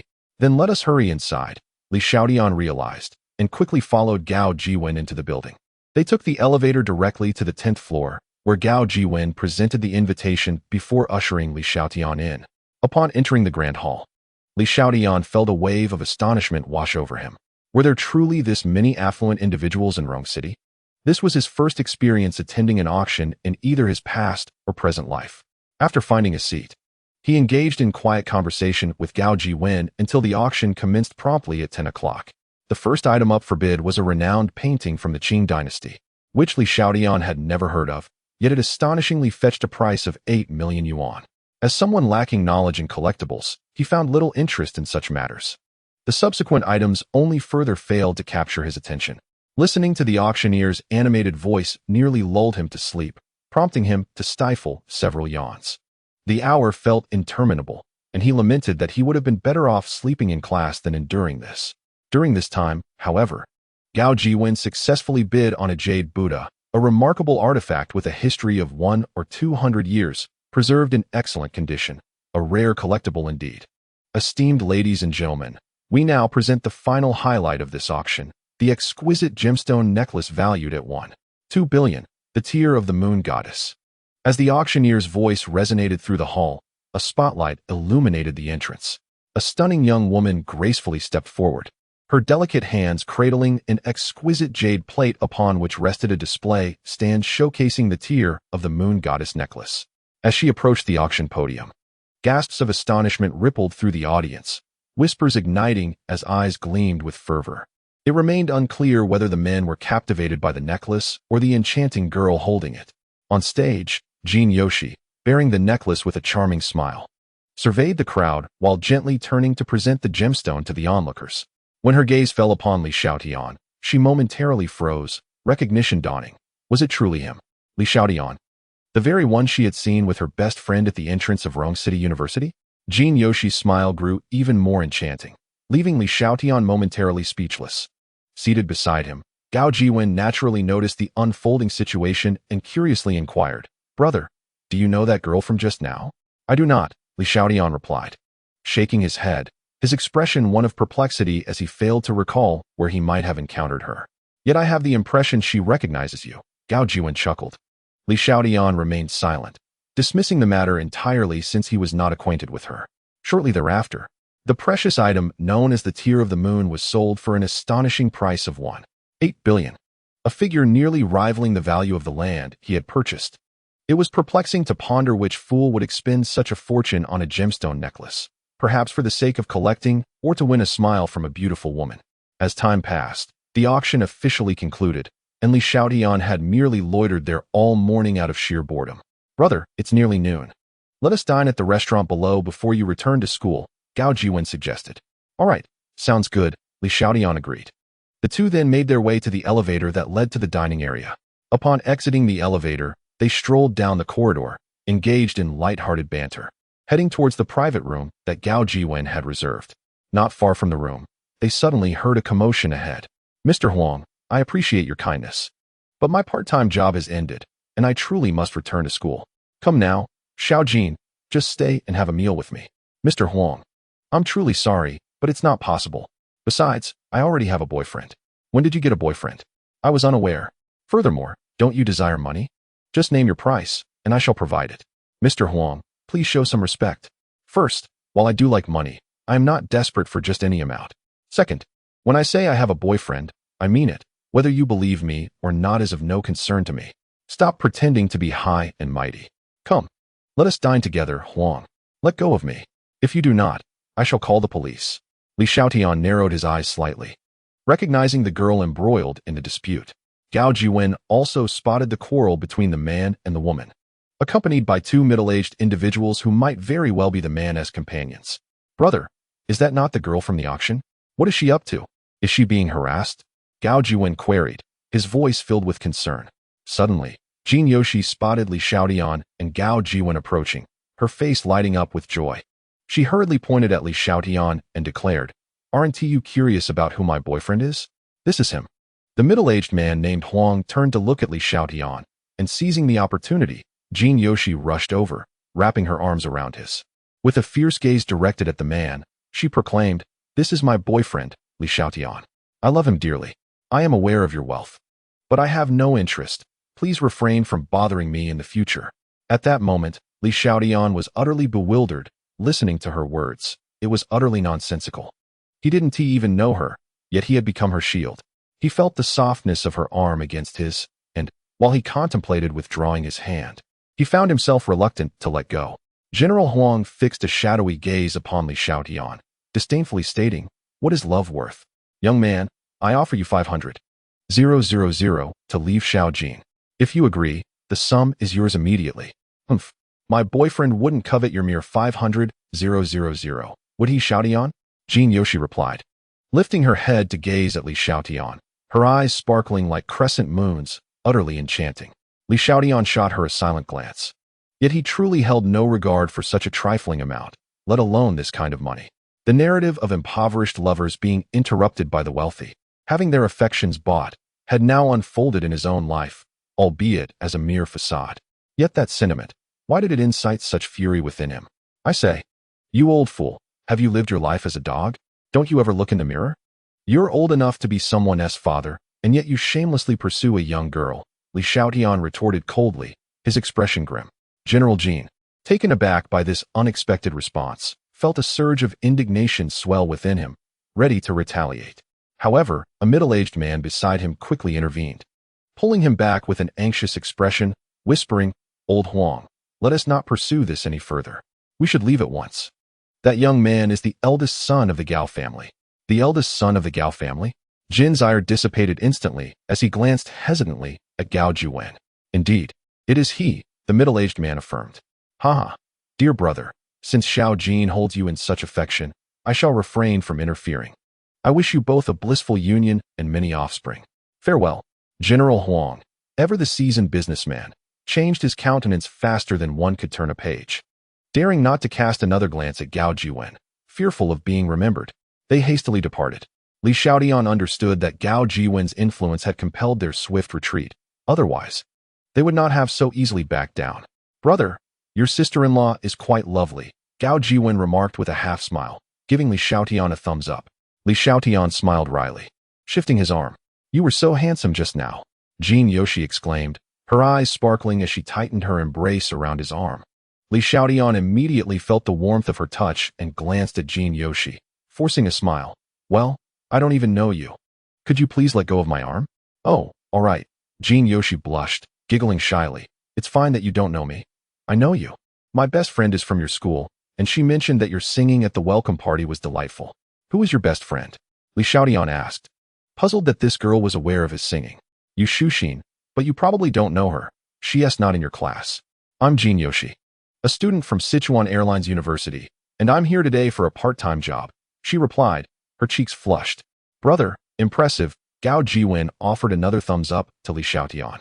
Then turning to Jin Yoshi, invited, sister-in-law, if you don't mind, shall we join together for a meal in a private room? Absolutely, I don't mind. Jin Yoshi eagerly nodded in agreement, her face reddening even further at the term sister-in-law. Upon witnessing the unfolding situation, Gao Jiwen immediately surmised that Li Xiaotian had a chance. And with a hearty laugh, he gently nudged Li Xiaotian with his shoulder and proceeded towards the private room ahead. Let us go and enjoy a meal together, Li Xiaotian said as he stepped forward, with Jin Yoshi promptly trailing behind him. What was once a lunch for two had swiftly transformed into a gathering of three, and quite peculiarly, Li Xiaotian found himself with an unfamiliar girlfriend. Half an hour later, at the entrance of the building, Gao Jiwen jested, all right, I shall take my leave now, not wishing to intrude upon your intimate world. Upon finishing his words, he stepped into the awaiting Mercedes-Benz. Li Xiaotian waved him off, and only after he had distanced himself did he turn to Jin Yoshi, asking, do you require a ride back to school? Absolutely, I do need you to take me. Jin Yoshi replied without hesitation, followed by a playful smile as she inquired, Li Xiaotian, do you have a girlfriend? Why do you ask that? He replied with a chuckle. Did you not just claim to be my girlfriend? Oh, I was merely a pretend girlfriend. I meant to inquire if you have a real one, Jin Yoshi pouted, gently shaking his arm. Huh, you just said I was so handsome, so naturally, I must have a girlfriend.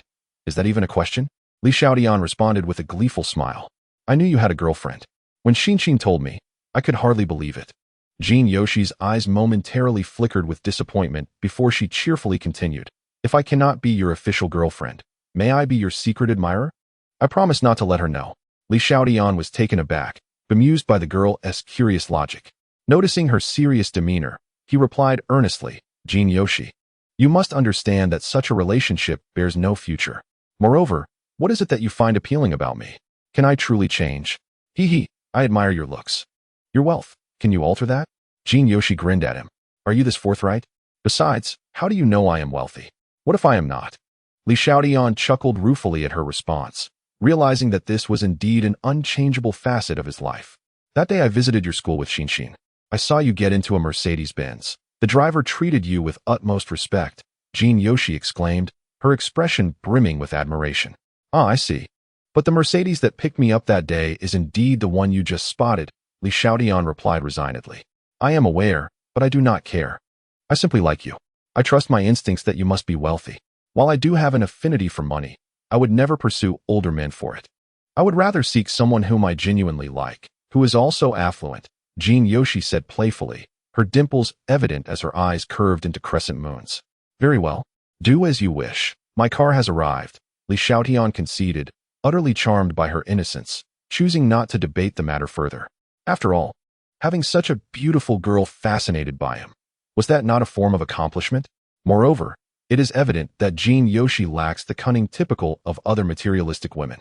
She speaks her mind and possesses a somewhat fiery temperament. A sleek black Bentley Mulsanne gradually came to a halt before Li Xiaotian and Jin Yoshi. Get in, Jin Yoshi.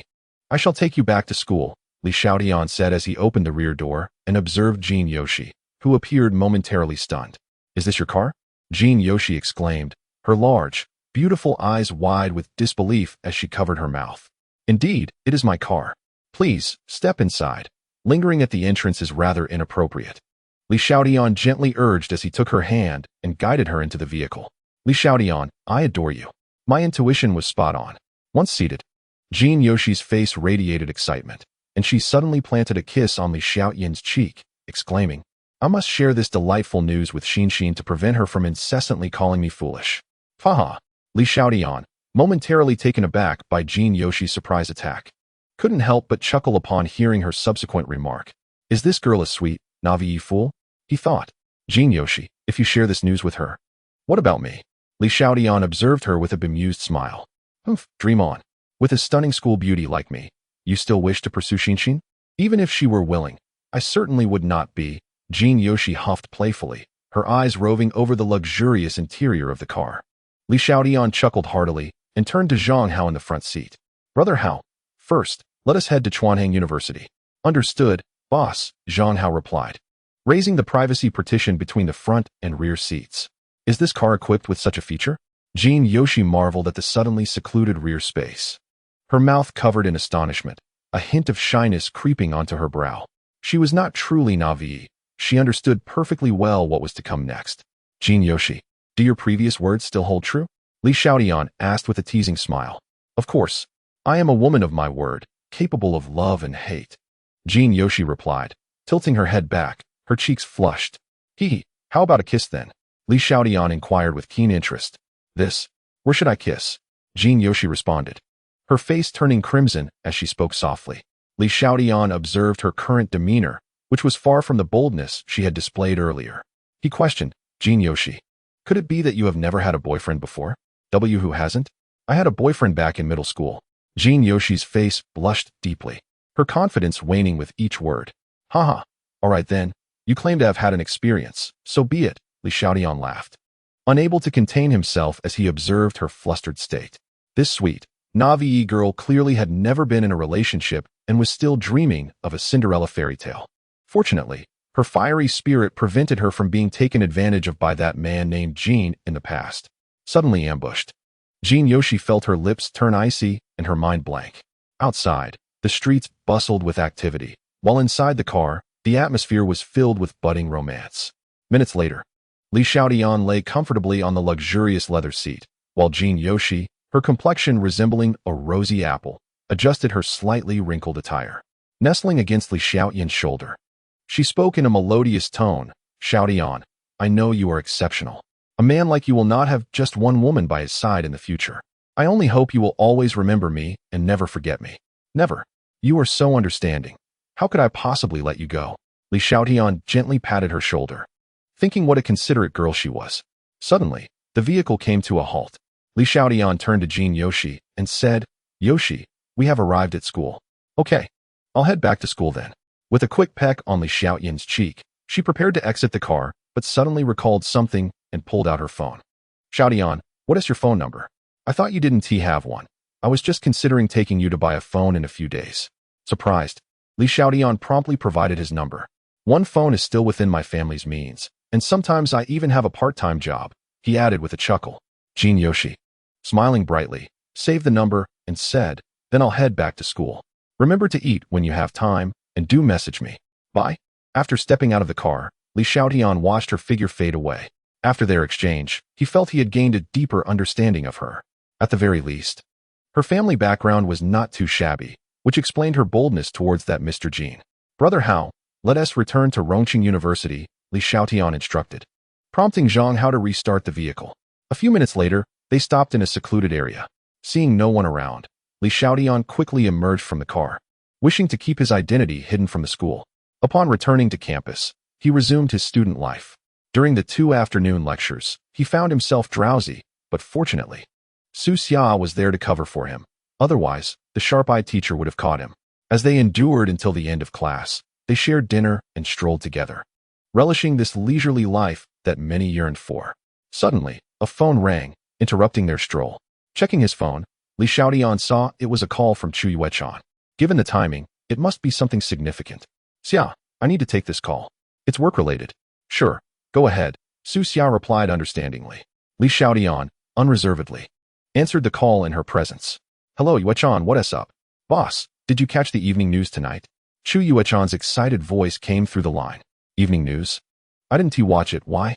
Li Xiaotian inquired, puzzled. Boss, the land you purchased has become lucrative. What do you mean? Tonight's evening news announced that the government has planned a new economic development zone, and it encompasses the area where the old District 13 is located, along with the surrounding thousands of acres of land. Well, I understand this matter. Do you have anything else to discuss? If not, please do not disturb me during my date, Li Xiaotian calmly remarked. Nothing else. Goodbye, boss, Chu Yuechan responded. Upon hearing Li Xiaotian's composed tone, she gazed down at her phone, momentarily stunned. Why was he not the least bit excited? Could it be that he had prior knowledge of the land's impending appreciation? Otherwise, why would he venture to such a remote location to make a purchase? After pondering for a while without reaching a conclusion, she decided to dismiss the thought. Xiaotian, what is the matter? Su Xia inquired softly after Li Xiaotian ended the call. Hee, Xiao, your man is about to make a fortune again, Li Xiaotian exclaimed with enthusiasm, cupping Su Xia's face and planting a fervent kiss on her lips. Oh dear, Xiaotian, there are so many people outside. Su Xia blushed and stomped her foot playfully. Hee, I'm just so happy, Li Xiaotian chuckled. As long as you're making money, that's good. Just be steady while you're out there. I want to meddle in your work affairs, Su Xia said gently, wrapping her arms around Li Xiaotian's, her gaze sweetly fixed on the evening glow on the horizon. Understood, rest assured, my dear wife, I will never gamble away our savings, Li Xiaotian replied with a grin. We're not even married yet. Why call me wife? Su Xia playfully chided, unable to conceal her delight. Haha, that's just a matter of time. You are destined to be my Li family's daughter-in-law. There's no escape. Li Xiaotian laughed heartily, admiring the subtle makeup on Su Xia's delicate face, which looked utterly enchanting. I won't talk to you anymore. Su Xia giggled, her radiant smile making her even more captivating as she released her hold on Li Xiaotian's arm and skipped ahead. Ha ha, where are you running off to? Li Xiaotian laughed as he chased after her. The setting sun cast elongated shadows of the two figures. The following morning, as the sun broke through the clouds, the city's inhabitants resumed their bustling routines. Within a prestigious office building lay the headquarters of the local real estate giant, Blue Star Group. In the conference room on the top floor, key figures from various departments had gathered for a crucial meeting regarding a significant project. Ladies and gentlemen, the sole purpose of today's assembly is to discuss the government planning document you reviewed last night. The economic zone planning holds monumental strategic importance for the future development of Rongqing. Therefore, the chairman has mandated that we secure a foothold in this project. The demolition project in the old city has already been acquired by another company, so our objective now is to acquire the vast tracts of land outside the old city. We must strive to obtain as much land ownership as possible, as this is equally vital for our company's growth. Liang Lidong, the general manager of Blue Star Group, addressed the assembled company elites with a serious expression. Rest assured, Mr. Chun, we will exert every effort to secure more land ownership, prioritizing the interests of the company, replied one of the executives. One of the project managers, Tao Dajuan, turned to Liang Lidong and assured him, as long as we possess this confidence and determination, it suffices. The recent regulatory document has taken us all by surprise. Our focus had previously been directed towards another light rail construction project. After finishing his statement, Liang Lidong activated the electronic screen in the conference room and pointed to it with an infrared pointer, saying, "Here are several villages located beyond the old town." According to historical data, years ago, a businessman from outside attempted to acquire land from these villagers, offering a mere 10,000 yuan per mu. The villagers deemed the price too low, which resulted in the unsuccessful acquisition. Now, with the government document having been released, the villagers likely have not yet received this information due to transportation issues and inconvenience. We must seize this time advantage and complete this acquisition in the shortest possible time frame. Are there any questions? No questions. We will ensure the task is completed. All the project directors and deputies responded in unison. In their perspective, they regarded these rural villagers as easily manageable. A slight increase in the offered price would suffice to secure the deal. Furthermore, they believed that upon the project's completion, their own pockets would undoubtedly swell, thus invigorating their motivation to proceed. Now, I announce the chairman's directive. The acquisition project will be under the full responsibility of Deputy General Manager Han Lin, who will report directly to me. All other departments must provide comprehensive support. Deputy Han, do you have any objections? Liang Lidong inquired, directing his gaze towards a polished woman in her 30s seated to his left. No objections, General Manager Liang. I assure you, I will accomplish the task. Han Lin responded resolutely. Since joining the Blue Star Group, She had independently completed several significant acquisition cases, and she found this rural land acquisition project to be straightforward and devoid of pressure. However, while these elites at Blue Star Group strategized on how to swiftly secure more land rights, they remained oblivious to the fact that someone had already taken the lead. Even though Li Xiaotian possessed only around 5,000 mu of land, it was sufficient for him to reap substantial profits from the upcoming new district planning. After the meeting concluded, Han Lin, accompanied by a team of company elites, promptly set off for Shuanggui village, located outside the old town, marking their first destination before proceeding to the other villages. However, upon arriving at the outskirts of Shuanggui village, they observed several villagers carrying large bundles of belongings as they left the village, which sparked a flicker of doubt in Han Lin's mind. As they ventured further, they noticed that some crops in the fields were being harvested by individuals. Xiao Su, is it the harvesting season now? Han Lin inquired with curiosity towards a young man named Su Hao beside her. General Manager Han, it shouldn't be. When I lived in the countryside, the crops planted at this season were not yet fully mature. Look ahead, aren't those still unripe? Su Hao replied, equally perplexed. Chapter 49. A step too late. Upon observing the surroundings, Han Lin discerned an anomaly. For instance, in the plot of land directly before them, the vegetables, still only 8/10 ripe, had already been plucked by a local woman. Approaching her with a heart full of curiosity, she inquired with a smile, "Excuse me, madam. Why have you harvested these vegetables before they are fully ripe? And why are all those villagers carrying bags as they leave?" "Well, if we are no longer farming here, we must take what we can," the woman replied warmly, glancing at the villagers departing with their belongings. "You see, they have bought houses in the city and are moving away." "Moving to the city? Have so many people actually purchased homes there?"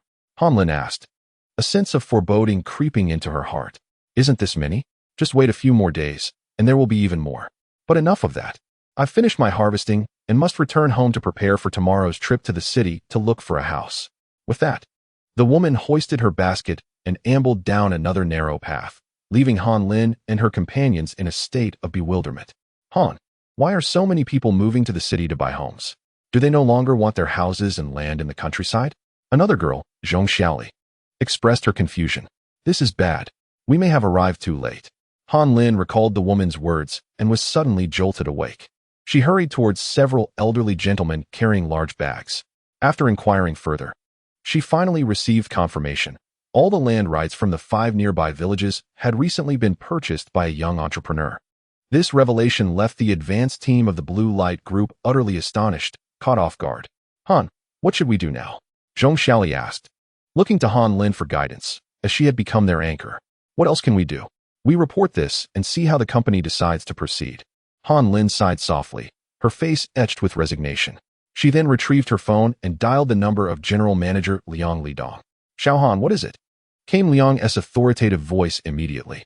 "Manager Liang, there has been an unexpected development. Someone has beaten us to it," Han Lin replied, realizing that the situation was beyond her control. "What? The land has been purchased by someone else?" Liang Lidong's tone escalated in intensity. "Yes, Manager Liang. According to our findings on site, approximately 5,000 acres of land in these villages have been bought by a young man just days ago. When we arrived, the villagers were busy moving to the city. What do you suggest we do now?" Han Lin continued. On the other end of the line, Liang Lidong fell silent. Han Lin too held her tongue, patiently awaiting his response. "Xiao Han, please inquire further to ascertain who exactly purchased these lands. We need more specific information. Additionally, check other villages. I refuse to believe that all areas have been prematurely acquired by others." After a brief pause, Liang's voice finally resonated through the phone. "All right, Mr. Liang. I will attend to it immediately." After Han Lin concluded the call, she divided her team into 2 groups, one to acquire land rights in another village, while she led the other group to Shuanggui village and several nearby areas to continue gathering information, determined to discover the identity of the buyer. After an extensive investigation, just before noon, Han Lin finally obtained the most accurate intelligence, including the buyer's phone number. The land rights had been independently purchased by a young individual rather than a corporation, which piqued Han Lin's curiosity. It was indeed rare for someone in Rongqing to possess such a substantial sum of 2.5 billion. Having clarified this information, Han Lin dialed Liang Lidong's number again, realizing that this was not a decision she could make alone. "Hello, Mr. Liang, I have gathered the details. The acquisition of the land rights for the 5 villages in Shuangwei was completed a few days ago, and it was purchased under an individual's name for a total of 2.5 billion, Han Lin reported candidly. It seems the buyer must have had prior knowledge of the planned development in the new district. Otherwise, they would not have had the audacity to invest such a monumental sum in these abandoned lands, Liang Lidong remarked solemnly. Mr. Liang, we have not been able to uncover much about the buyer's social information. We only obtained their mobile number. Having a phone number is advantageous. I refuse to believe that the buyer intends to develop the land themselves without considering a sale. Xiaohan, continue to follow up from your end and establish contact with them as soon as possible. We must not allow anyone else to seize this opportunity. Understood, Mr. Liang. I will reach out to them immediately and keep you updated on any developments. Speed is of the essence. Is that clear? Absolutely. After hanging up, Han Lin's expression turned serious as she contemplated how to navigate this situation effectively. After a moment's reflection, she dialed the mobile number she had sourced from a villager. At Rongqing University, having finished lunch in the cafeteria and just seen Su Xia off, Li Xiaotian was walking back to the boys' dormitory when suddenly his phone buzzed in his pocket. He pulled it out and frowned at the unfamiliar number displayed on the screen. Hello, who is this? Li Xiaotian inquired. Hello, may I ask if you are Mr. Li Xiaotian? Yes, I am. Who might you be? Greetings, Mr. Li. I am Han Lin from Blue Light Group. May I inquire if you are considering selling the land rights for Shuangwei Village, Food Village, Xiaohu Village, Panshan Village, and Shuang'an Village? Han Lin asked directly. Hearing her words, a smile crept onto Li Xiaotian's face. It was only a matter of time before this moment arrived. However, he had not anticipated that Blue Light Group would be the first to reach out, given that in his previous life, Sunshine Real Estate had been the first to secure development rights in the area. Of course, I am open to negotiations. Are you suggesting that Blue Light Group wishes to acquire the land rights I possess? Li Xiaotian replied nonchalantly. Our company has significant intentions. It merely depends on whether Mr. Li is willing to engage, Han Lin responded calmly. In the business realm, there exists a saying, the highest bidder prevails. Since you assert that you possess sincerity, then demonstrate it to me. Li Xiaotian remarked nonchalantly. Do you truly believe I am a mere child of 3, expecting me to act on an empty promise? How amusing. I discerned from Mr. Li's tone that our group must have been the first to contact you. Am I correct? Indeed, but if you continue with your baseless rhetoric, I shall terminate this call. I believe Hanyuan Real Estate and Sunshine Real Estate would be more than willing to engage in discussions with me.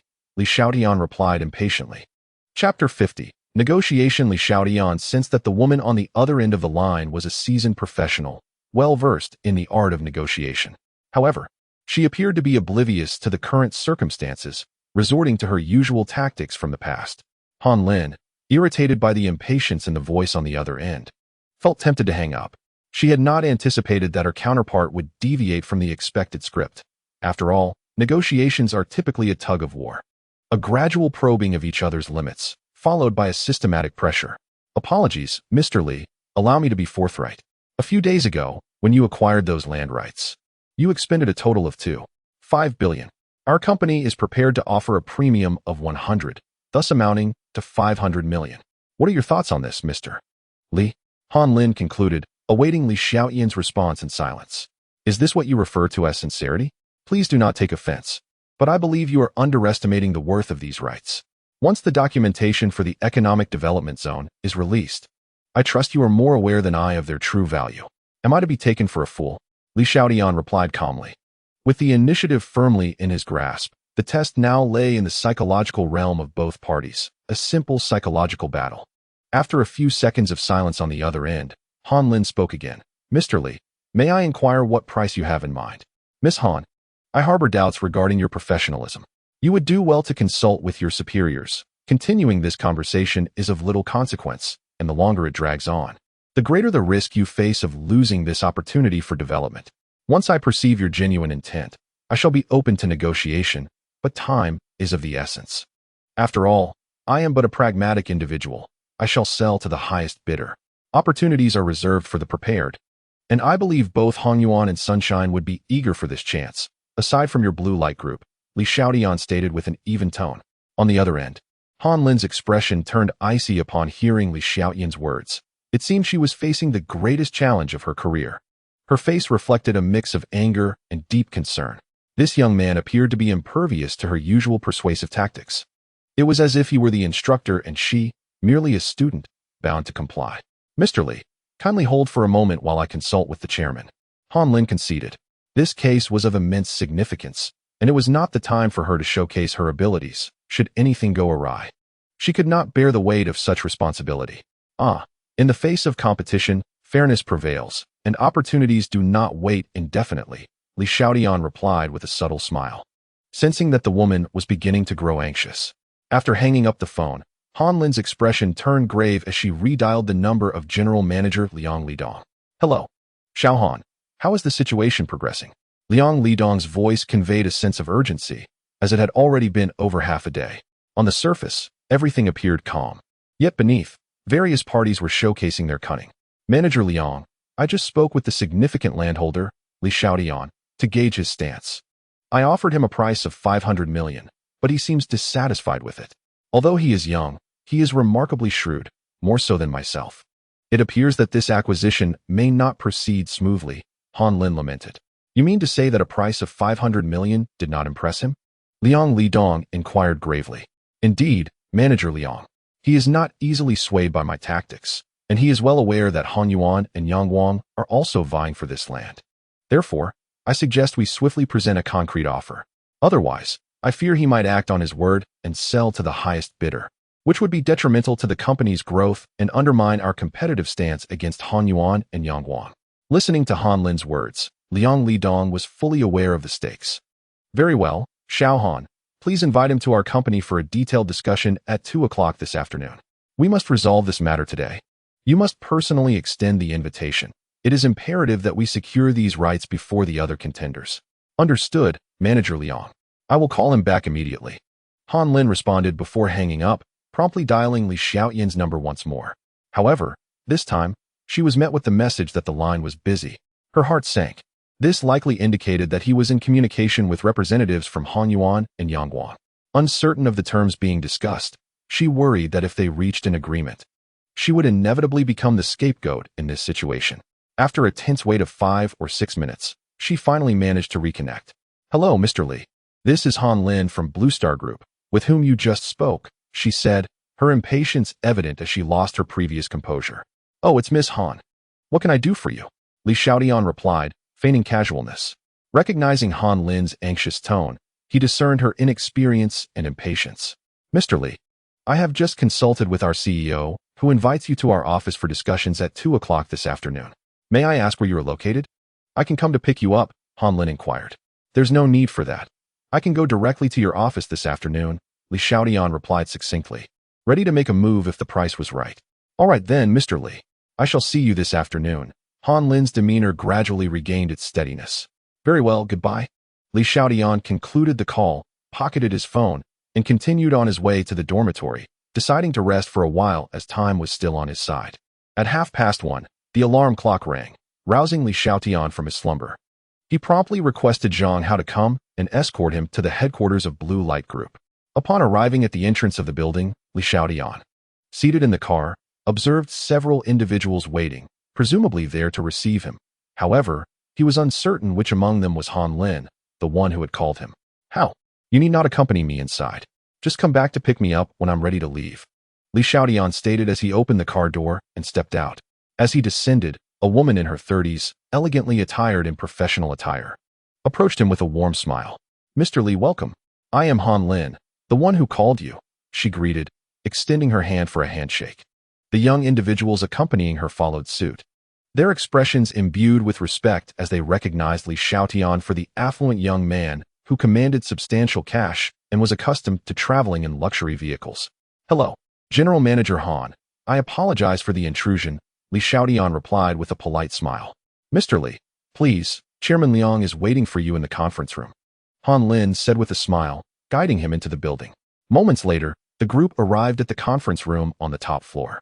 Chairman Liang Lidong, observing the youthful figure of Li Xiaotian, could not help but feel intrigued. His youth suggested he might be a scion of a prominent family, given the magnitude of his ventures. Mr. Li, let us dispense with pleasantries and get straight to the point. What price do you propose? Liang Lidong asked, his demeanor still affable. Chairman Liang, you are indeed direct. Prior to my visit, I received calls from Han Yuan and Yang Wang, offering me prices of 6, 5 billion and 7, 8 billion respectively. These were merely initial discussions, not final offers. May I inquire what price you have in mind? Li Xiaotian responded with a faint smile. Those two firms approached you so swiftly? Liang Lidong's smile vanished instantly. Not particularly swift. After all, your team was the first to reach out to me. Li Xiaotian remarked with a slight smile towards Han Lin before continuing. Both companies are currently in alignment with your sentiments, Chairman Liang. Should I reveal my bottom line? The negotiation for the 5,000 acres of land I possess could swiftly conclude. Moreover, there are several other firms in Rongqing that could absorb this property. In due time, I believe numerous capable real estate groups nationwide will vie for a stake here. Upon hearing this, Liang Lidong furrowed his brow. Mr. Li, are you suggesting that the 10,000 acres of land outside the old city is not the ultimate limit for new development? That depends on one's perspective. Li Xiaotian replied calmly, taking his time to elaborate. Given the population capacity and growth of Rongqing over the years, I trust that you, Chairman Liang, being in your position, possess insights beyond that of the average individual. Establishing rail transit is merely the first step. Do you truly believe that the 10,000 acres designated for the new area represents the pinnacle of development?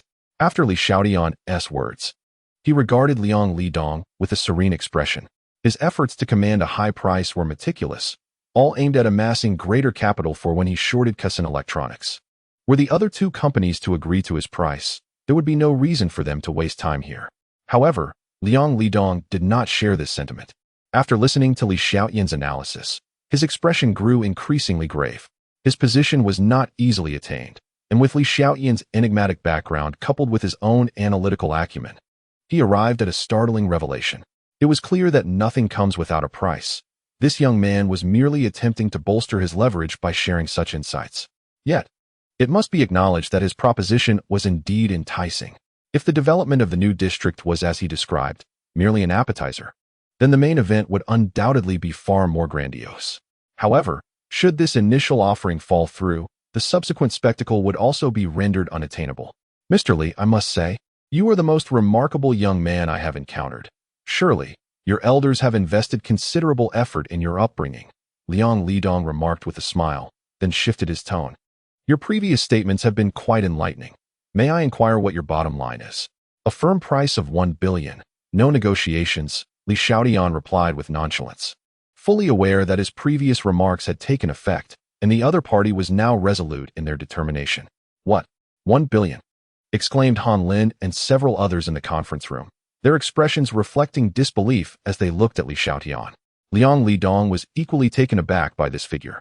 Having anticipated securing the deal for 800 million, only to find an unexpected increase of 200 million. Mr. Li, doesn't your price seem somewhat extravagant?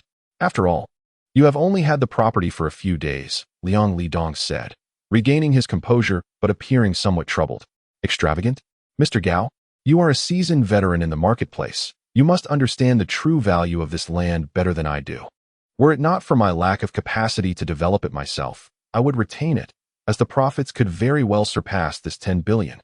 Li Xiaotian replied with a knowing smile, continuing, moreover, the duration of my acquisition does not seem to correlate with the acquisition itself, does it?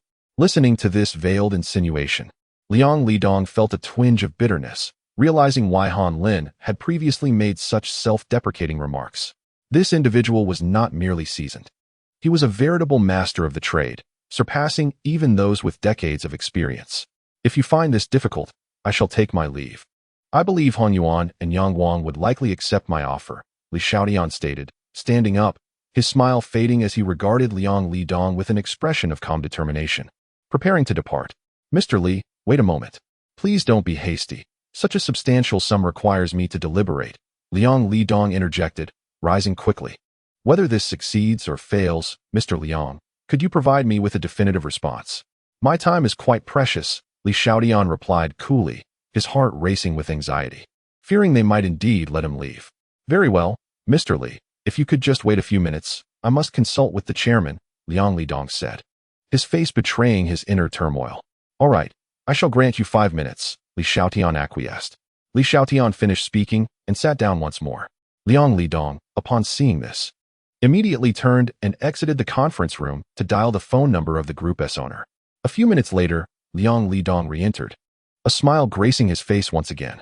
Mr. Li, our chairman has agreed to your request and is willing to acquire all the land rights in your possession for the sum of 1 billion. We can sign the contract now, Liang Lidong declared, looking at Li Xiaotian with joy, feeling a weight lifted off his shoulders. Very well. I shall have someone bring over the property documentation, Li Xiaotian responded calmly with a smile. Absolutely. The sooner we finalize the transaction, the sooner we can commence construction. I will summon the legal department immediately, Liang Lidong added, turning to Han Lin, instructing, Xiao Han, please fetch the legal department personnel. Certainly, General Manager Liang. Han Lin replied cheerfully before exiting the conference room. The completion of the acquisition was a cause for celebration for everyone involved, particularly for Liang Lidong, who was eager to expedite the transaction. Once the deal was sealed, no uncertainties would remain. Otherwise, any external forces could introduce complications. Subsequently, Li Xiaotian called Chu Yuechan, requesting her to bring the property certificates and related documents stored in the company, and to summon Lu Anian as well. After giving his instructions, Li Xiaotian joined Han Lin and others in the lounge for tea, while Liang Lidong and the executives busied themselves, as this was a significant acquisition worth 1 billion, where haste would not permit carelessness. Chapter 52, Attracting Talent. After 3 hours, in the same conference room, both parties officially signed the property transfer contract, and everything was settled. Congratulations, General Manager Liang. I wish your company abundant success in the Economic Development Zone project, Li Xiaotian said nonchalantly as he shook hands with Liang Lidong. Haha. Thank you for your kind words, Mr. Li. It is already dinner time, and the company cafeteria has prepared a meal. Please, everyone, follow me. Liang Lidong warmly invited Li Xiaotian and his companions to dine. Thank you for your hospitality, General Manager Liang, Li Xiaotian politely responded, leading Chu Yuechan and Lu Anian to follow him out. Both sides were beaming with joy. At least in the short term, Li Xiaotian emerged as the greatest victor. However, looking ahead, it would be the Blue Light Group that reaped the most benefits from this new Area S development, though Li Xiaotian had little time to savor this victory. After all, the path ahead of him promised far greater adventures than this small district could offer. At 8 in the evening, Li Xiaotian and his team departed from the Blue Light Tower. In the car, he addressed Lu Anian, who was seated in the passenger seat, saying, Lawyer Lu, I appreciate your efforts these past 2 times. Haha, Mr. Li, this is my duty. I dare not claim it as hardship, Lu Anian replied graciously. Lawyer Lu, I wonder if you would be interested in joining me in my endeavors? Li Xiaotian inquired with a smile. Having observed Lu Anian's efficiency and character through these recent events, he had come to recognize his commendable capabilities, and the company certainly needed individuals of his caliber. One cannot simply summon a lawyer from the outside every time an issue arises. It is imperative to consider the long term and establish an in-house legal department, which is of utmost importance. Thank you, boss. I am eager to join your esteemed company. Upon hearing this, Lu Anian was momentarily taken aback, but quickly responded with delight. Very well, welcome aboard, Lawyer Lu. Li Xiaotian nodded with a smile and turned to Chu Yuechan, saying, Yuechan, let us establish a legal department within the company, with Lawyer Lu at its helm. Certainly, boss, Chu Yuechan replied affirmatively. By the way, how is the recruitment process coming along? Li Xiaotian suddenly inquired. The framework is nearly complete. We have sufficient traders and analysts, and the other roles have been filled, but we are still in search of an experienced trader, as we have yet to identify a suitable candidate, Chu Yuechan explained. Are there any pre-selected targets? Li Xiaotian asked. There are 3 potential candidates, Chu Yuechan pondered before responding. Oh, who are they? Let us hear them, Li Xiaotian queried with curiosity. The first is named Song Ping, who currently serves as the director of the investment department at Shengshi Investment Company and is quite renowned in the industry. According to headhunters, he is contemplating a career change. But numerous investment banks are vying for his attention, and given that we are a newly established company, attracting him may prove challenging, Chu Yuechan said with a hint of resignation. Please continue with the second candidate, Li Xiaotian prompted. The second is Zhao Jiaxing, a top trader at Qixing Venture Capital. However, due to a misstep, he was reassigned to a less critical position within the company. If we were to recruit him, our chances of success would be somewhat higher than with Song Ping, Chu Yuechan analyzed. And the third? Li Xiaotian asked directly. The third is Zhou Weiguo, whose resume reads like a legendary saga in the capital market. He previously worked at Jindu Capital in the Magic City, and every acquisition he participated in, as well as the trades he executed, yielded profitable returns. However, following a tragic car accident that claimed the lives of his parents and wife, leaving him with only his 7-year-old daughter, he suffered significant injuries himself. Since then, Zhou Weiguo's temperament has undergone a profound transformation. He left the capital market and returned to his rural hometown with his surviving daughter. After Chu Yuechan finished speaking, she sighed softly. Why did he choose to leave the bustling city and return to the countryside after the accident? Is there more to this story? Li Xiaotian asked with furrowed brows. It is rumored that Zhou Weiguo has long blamed himself for the accident, as he was in a hurry that day to attend a meeting at the company. However, subsequent investigations revealed that the accident was not his fault. It was the result of fatigue on the part of the other driver. Yet, Zhou Weiguo seems trapped in a cycle of self-recrimination, unwilling to emerge from the shadows of that tragic event. If not for his daughter, he might not have continued to persevere, Chu Yuechan concluded, and the vehicle fell silent. After a moment, Li Xiaotian slowly spoke. It appears that he is not only a person with a strong ambition, but also possesses an even greater sense of responsibility. Most importantly, the reason behind his demeanor may stem from a profound love for his wife and parents, subconsciously believing that he is the cause of all that has transpired, which has kept him mired in sorrow.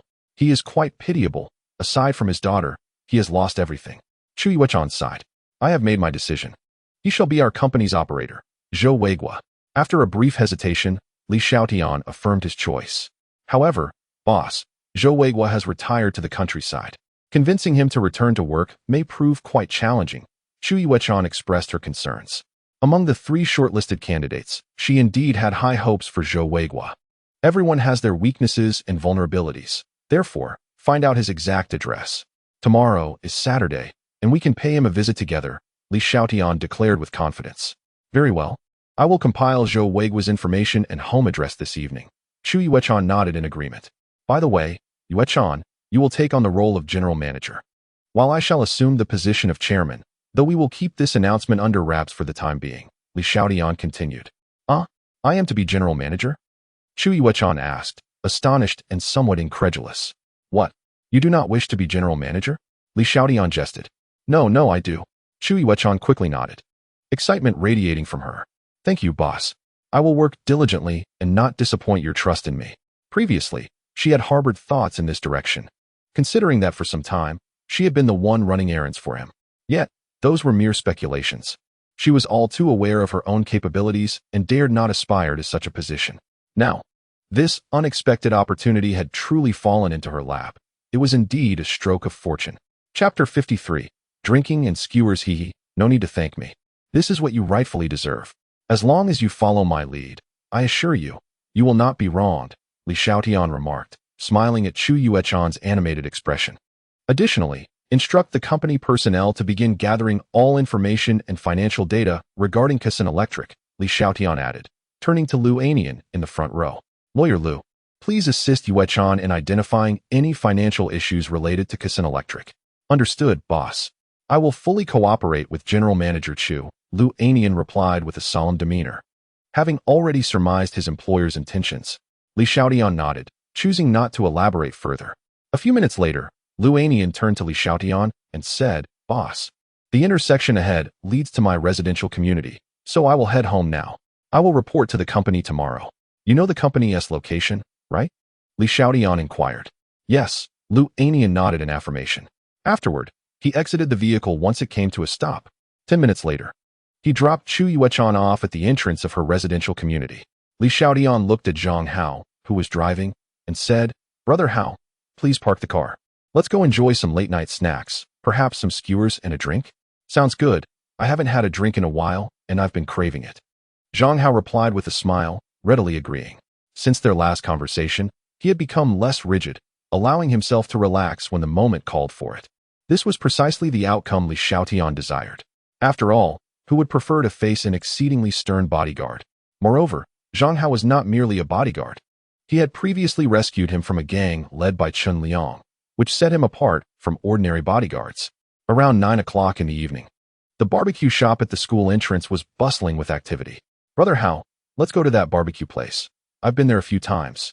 And the food is quite good. With a cheerful expression, Li Xiaotian walked alongside Zhang Hao towards the familiar restaurant. Ah, back again, young man. Come in. Sit wherever you like, and feel free to grab what you want. As usual, I'll give you a discount. The middle-aged owner of the barbecue shop greeted them warmly as they entered. All right, no problem. Boss, let us start with a round of beer.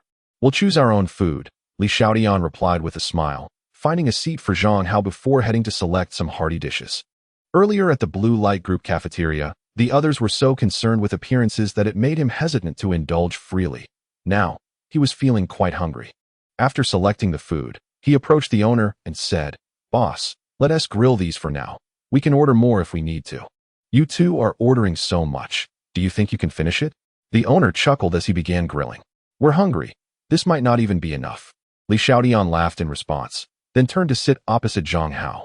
A middle-aged woman placed a small plate of sunflower seeds on the table, smiling politely, presumably the owner's wife. Come on, Brother Hao, I toast this drink to you, thanking you for your gallant rescue earlier. I want to say much more. Everything is in this toast. Li Xiaotian raised his glass, looking at Zhang Hao, and after finishing his words, he downed the drink in one go. Haha, don't mention it, boss. Under those circumstances, anyone from our village would have stepped in to help. Besides, as a veteran, I certainly couldn't stand by and do nothing. Zhang Hao laughed heartily, revealing his robust nature as a soldier, a stark contrast to his usual professional demeanor. Brother Hao, let me tell you something. Now that work is over and there's no one else around, you can call me Xiao Li or Xiaotian. If you keep calling me boss, people will think we're just two drunken fools bragging, Li Xiaotian joked. Zhang Hao glanced at the other young students at the table, who were indulging in skewers, and laughed heartily. Haha, very well, I shall gladly comply. In private, I will call you Xiaotian, but during work, we must maintain propriety. With that, he raised his glass, his demeanor turning solemn as he continued.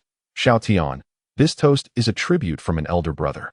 Were it not for you, I would still be toiling away at menial jobs, unable to enjoy the ease and good remuneration I have now. Moreover, thanks to you, my family has received a significant compensation. Brother Hao, let us not dwell on that, Li Xiaotian interjected, waving his hand. He lifted his glass and declared, Come, Brother Hao. While I cannot speak for much, I can assure you this. As long as I have a morsel to eat, you shall never go without. I shall down this drink. Cheers. Zhang Hao, moved by his words, swiftly consumed his drink, fully believing in Li Xiaotian's sincerity. Xiaotian, just the other day, my parents purchased a house in the old town, and they reminded me to follow your lead and protect you, Zhang Hao said, pouring another glass. I, Zhang Hao, may lack many things, but I have honed my skills in the military and forged deep bonds of loyalty. Anyone who wishes to harm you, Xiaotian, must first tread over my body. I shall drink to that. Brother Hao, cheers. Li Xiaotian exclaimed joyously. The surrounding young people, observing the exchange between Li Xiaotian and Zhang Hao, were puzzled by their sudden revelry. Little did they know that this very conversation would cement the formidable reputation of Tianxia Capital's security department in the world, with Zhang Hao leading the security team through numerous crises alongside Li Xiaotian. However, that was a tale for another time. As they finished speaking, the owner of the barbecue shop approached with a platter of freshly grilled skewers, placing it before them. Gentlemen, enjoy your meal. If you need anything, just call for me, the owner said with a cheerful smile. All right, boss, you go about your business. We'll call you if we need anything, Li Xiaotian replied with a grin. He then picked up a skewer of grilled tofu, took a bite, and mumbled, Brother Hao, you should eat too. Let us chat while we dine. I hardly had my fill earlier. Huh, I'm doing just fine. Their lunch boxes are quite generous, Zhang Hao chuckled. He reached for a skewer of chicken feet and said, but to neglect delicious food would be foolish. Come, Xiaotian, let us toast again. Cheers. The two clinked their glasses lightly and downed their drinks. In no time, a substantial portion of the platter of skewers had vanished, and only one bottle remained from the case of beer at their feet. Zhang Hao had consumed a couple more bottles, primarily because Li Xiaotian's tolerance was rather unreliable. He began with bravado, but soon faltered, drinking half a glass while Zhang Hao finished a full one. Brother Hao, I must admit, I have great admiration for those who have served in the military. Your resilience and skill are truly remarkable. Li Xiaotian held a wine glass in one hand and skewered barbecue in the other, his complexion flushed and his gaze slightly intoxicated. Xiaotian, to be frank, my enlistment was not a matter of choice. In our rural community, Opportunities for education are scarce, aside from working in factories far from home. Joining the military was one of the few paths available.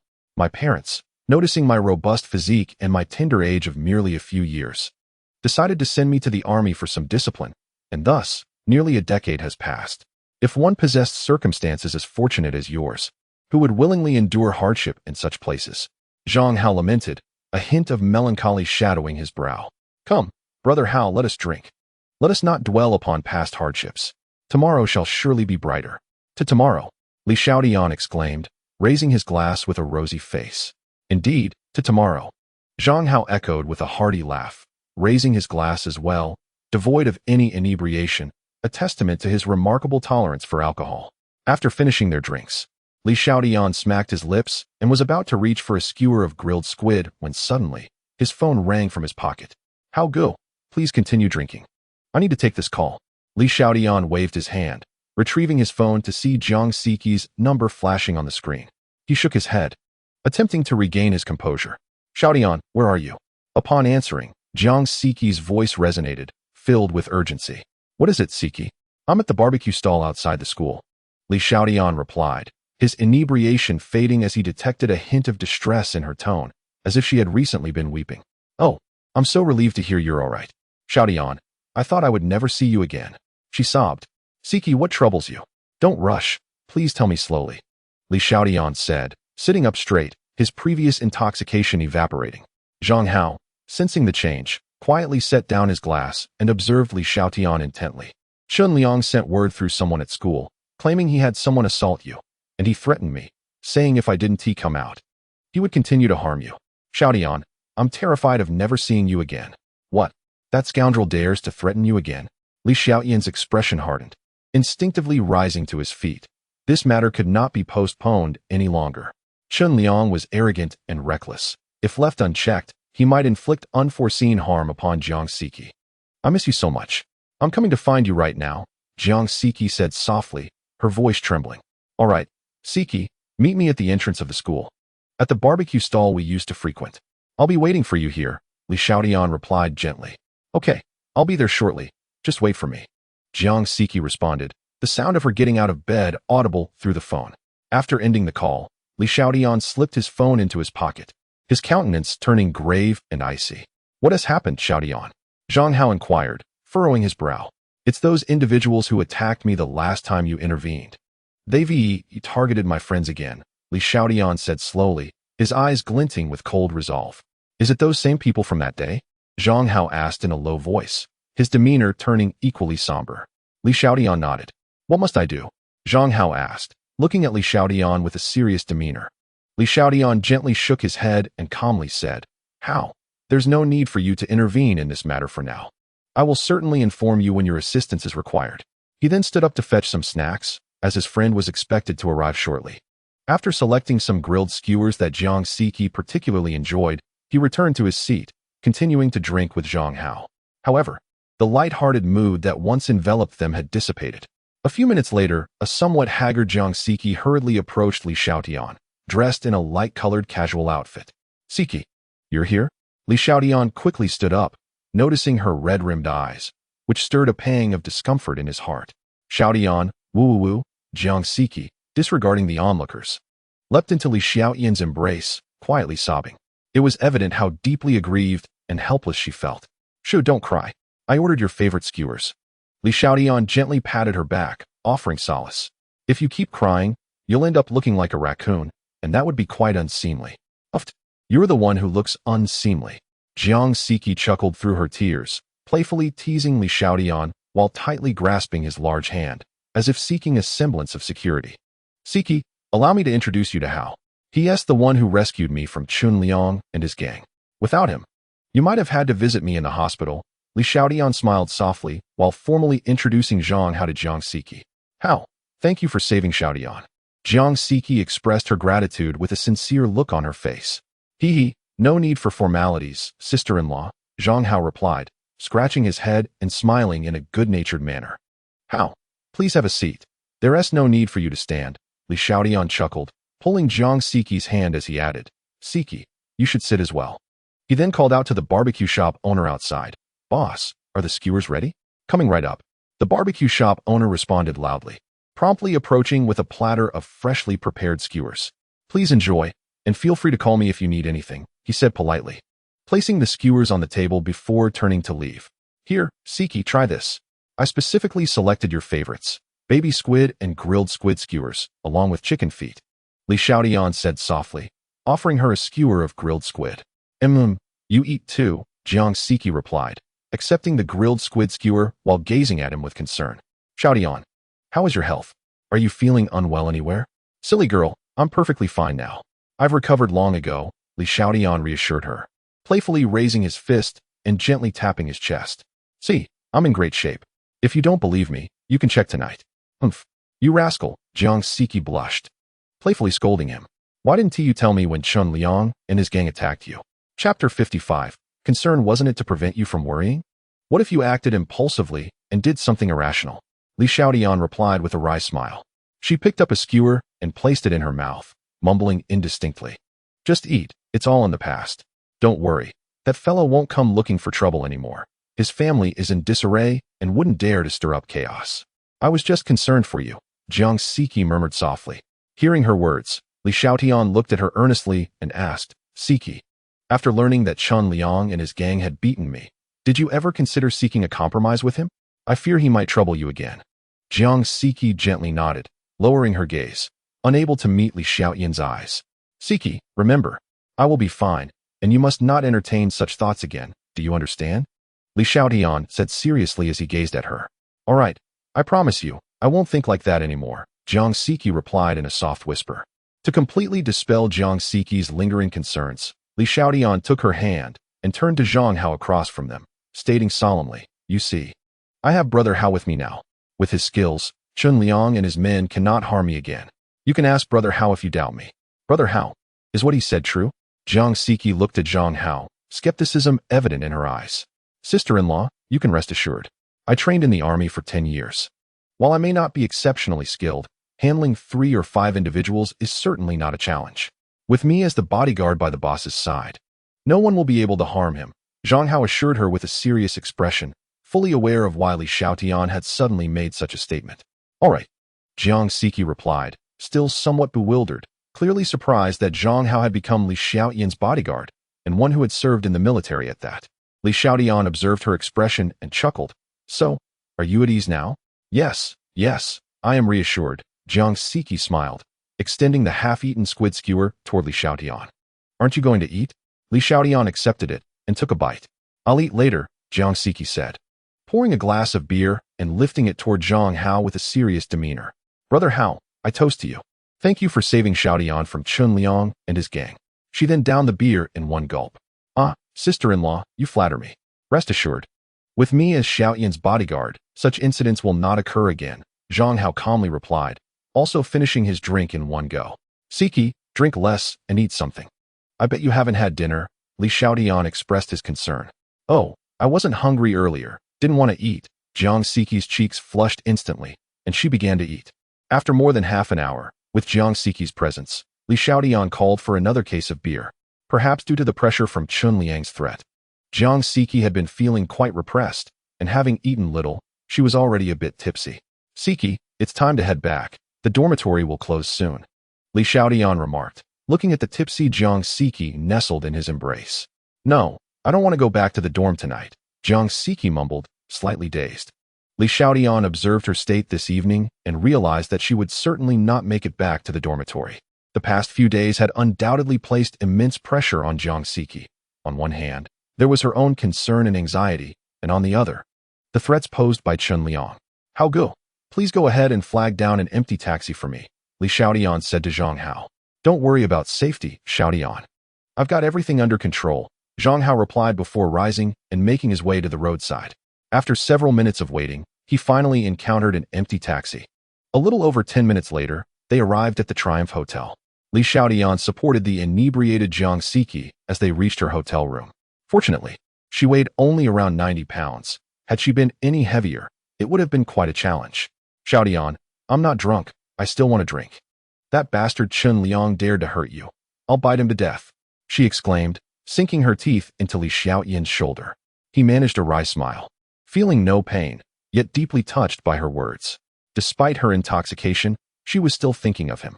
"Dear girl, you mustn't drink so much in the future. It's harmful to your health, you understand?"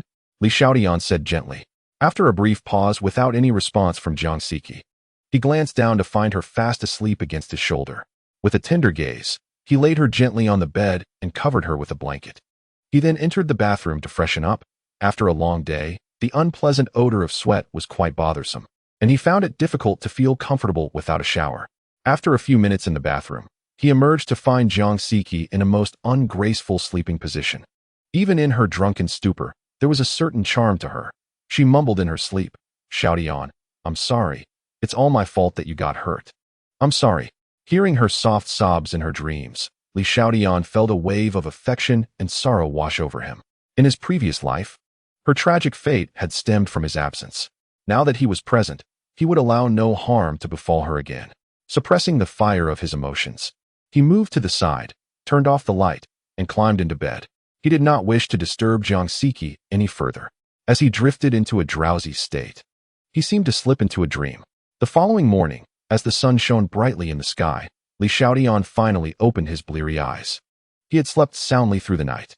Jiang Siki had already awakened, propping her chin on her hands and gazing dreamily at the ruggedly handsome face before her. She pondered what her circumstances might have been had she not met Li Xiaotian. "It's nearly 8 o'clock. We should head to the cafeteria for breakfast, otherwise we'll miss it," Li Xiaotian said lazily. "Oh, it's Saturday. It's no big deal to return a bit later," Jiang Siki retorted with a playful glance. A little over an hour later, Li Xiaotian and Jiang Siki departed from the hotel and returned to school. After sharing breakfast in the cafeteria, they parted ways. Once outside the school gates, Li Xiaotian made his way to a secluded corner nearby, where Zhang Hao was already waiting for him in the car. Li Xiaotian approached the car, opened the door, and settled inside, heading directly to the Marriott International building near the financial district. Chapter 56. The initial layout 20 minutes later. He arrived at the base of the Marriott International building. Alone, Li Xiaotian entered the edifice and took the elevator straight to the 27th floor, the headquarters of Tianxia Capital. "Good day, sir. Whom are you looking for?" Upon his entrance, the receptionist greeted him with a warm smile. "I am here to see General Manager Chu," Li Xiaotian replied with a subtle smile. "Certainly, sir. Please wait in the lounge area while I notify General Manager Chu," the receptionist said as she guided him to a nearby waiting area. "It's all right. You may attend to your duties," Li Xiaotian nodded discreetly, appreciating the receptionist's impressive demeanor, which reflected not only her physical attractiveness, but also her high level of professionalism. One couldn't help but wonder where Chu Yuechan had sourced such talent. Even as a receptionist, she seemed underutilized. In less than a minute, Chu Yuechan hurriedly emerged. "Boss, I apologize for keeping you waiting," she said respectfully as she approached Li Xiaotian. Her calling him boss left the beautiful receptionist stunned, as she had never imagined that the young man she had just attended to was the very CEO of the company. "You performed exceptionally well," Li Xiaotian commended her as he stood and walked further inside, adding, "Please gather all pertinent documents regarding Kisan Electronics and bring them to my office." "Of course, boss. Allow me to escort you to your office first, and then I will retrieve the documents," Chu Yuechan replied. She walked alongside Li Xiaotian through the corridor of the office area until they reached the spacious chairman's office. Upon entering, Li Xiaotian surveyed the lavish office, which spanned over 100 square meters. He calmly approached the floor-to-ceiling windows, gazing at the breathtaking high-altitude view, feeling a surge of ambition within him. "Please hold on for a moment while I fetch the documents," Chu Yuechan said, standing at the door and observing Li Xiaotian's composed demeanor. "Go ahead," he replied, waving his hand as he took a seat behind the desk, gently closing his eyes to contemplate. The company had now established its foundational scale. The next step was to expand its territory. The Kisan Electronics case was of paramount importance and must be secured. It would serve as a form of retribution for the assault he had endured at Chen Liang's hands. Until the Chen family was eliminated, not only would Jiang Siki's safety remain in jeopardy, but his own life would also be perpetually at risk. Knock, knock, knock. Hearing the sound at the office door, Li Xiaotian opened his eyes and called out, "Come in." Chu Yuechan entered, holding a stack of documents, and approached the desk. She divided the materials into 3 parts and placed them on the table. "Boss, this first document contains the valuation assessment and information regarding Kisan Electronics, along with details of the company's operations and ongoing projects. The second is a report on the financial issues identified by Lawyer Chun. The final one comprises information about Zhou Weiguo and his current residence, Chu Yuechan explained, presenting the documents one by one.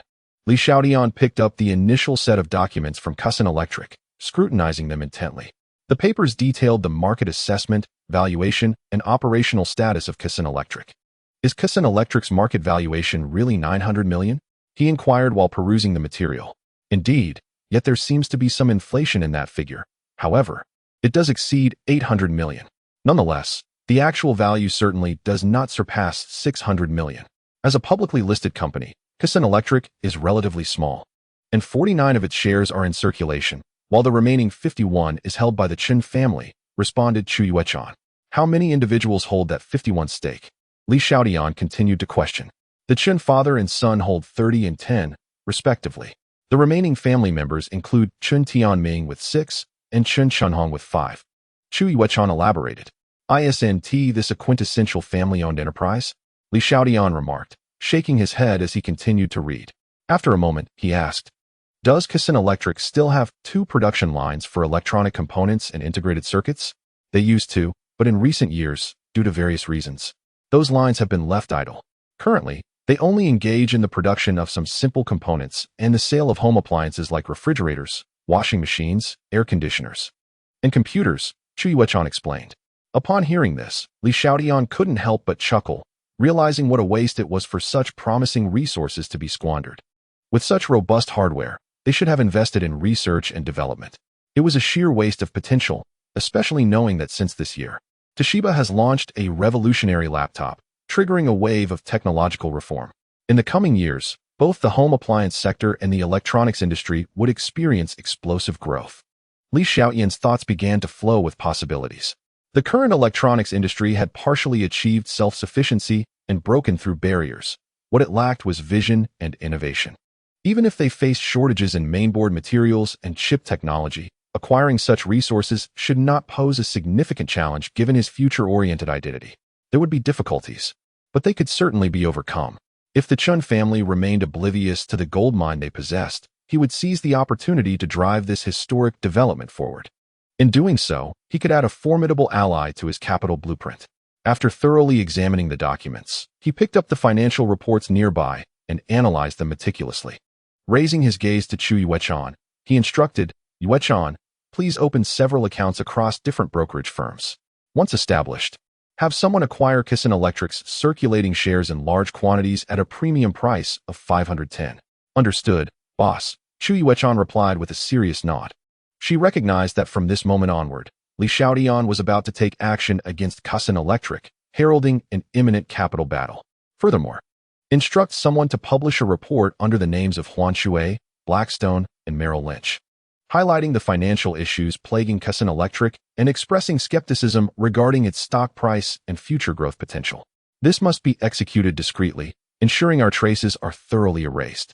Li Xiaotian gazed at her once more and remarked, however, even if we execute this flawlessly, what shall we do if these companies discover our involvement afterward? Chu Yuechan, taken aback, responded with a hint of disbelief. Li Xiaotian's words indeed startled her. Their boss possessed an audacity that was nothing short of astonishing.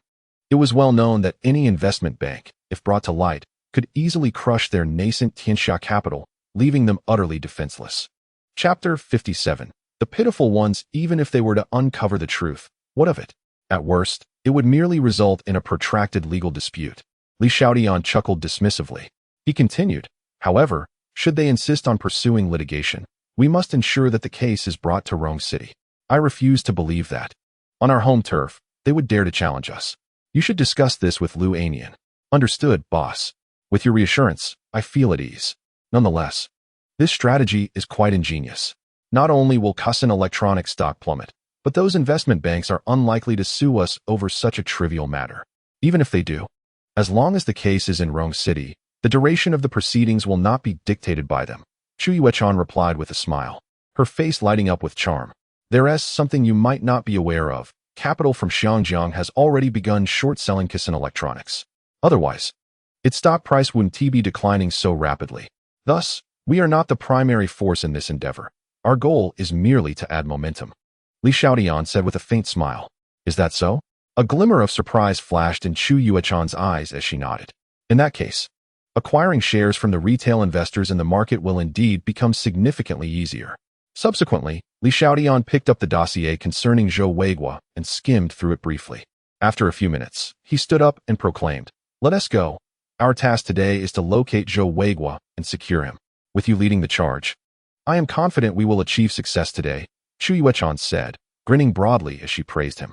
"Haha, why hadn't I noticed your sweet tongue before?" Li Xiaotian laughed heartily, taking Chu Yuechan out of the office. 3 hours later, in a remote little town, they had ventured beyond the borders of Rong City and into the surrounding Guangshi. By the time Li Xiaotian and his companions arrived, it was around 3 in the afternoon. Observing the impoverished and dilapidated state of the town, Li Xiaotian found it hard to fathom that Zhou Weiguo, once a titan of the capital markets, would return to such a place. The streets were lined with old single-story houses, with new buildings scarcely visible. The cement roads were cracked and pockmarked.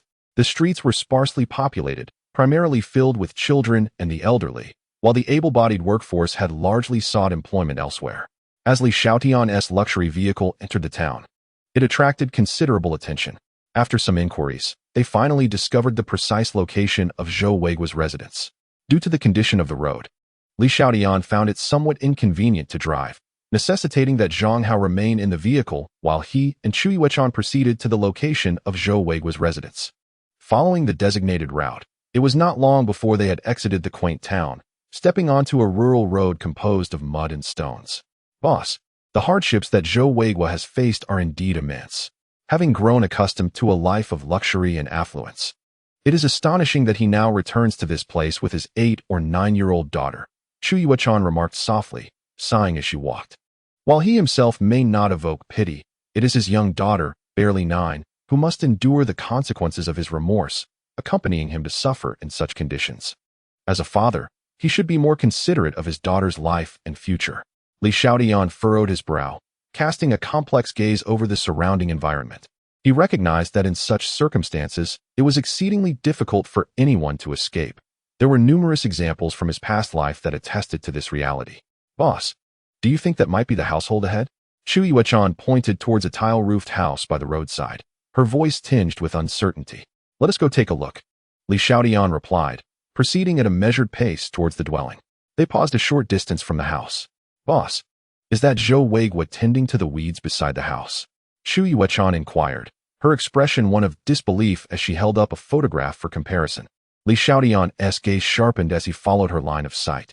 There, a disheveled middle-aged man, with unkempt hair and a sunken, sallow face, wielded a hoe to clear the land. Witnessing this scene, even the typically composed Li Xiaotian could not suppress a flicker of incredulity in his eyes. Who could have imagined that this quintessential countryman was none other than Zhou Weiguo, once a formidable presence in the capital's financial arena? "Yuechan, let me see the photograph," Li Xiaotian said, extending his hand to take the image from her. Holding it up for a closer examination, he noted that aside from some semblance and outline, the resemblance was virtually non-existent. The Zhou Weiguo in the photograph exuded the essence of a successful elite, while the man before them, toiling in the dirt, appeared not only unkempt but also significantly aged. Had it not been for the thorough investigation he had conducted prior to their arrival, he and Chu Yuechan would scarcely have dared to associate the two. Alas, Li Xiaotian sighed softly, speaking slowly. "It seems that the car accident has profoundly impacted Zhou Weiguo. In less than 2 years, he has transformed into this. It is truly unfortunate for his daughter. At such a tender age, she is already burdened with household chores, while children in the city are still clamoring for treats and toys. Indeed, he is a pitiable man," Chu Yuechan echoed with a sigh. Li Xiaotian remained silent, feeling a deep sympathy for Zhou Weiguo's plight. In the treacherous realm of the capital market, one must not only contend with various seductive temptations, but also navigate through intricate schemes.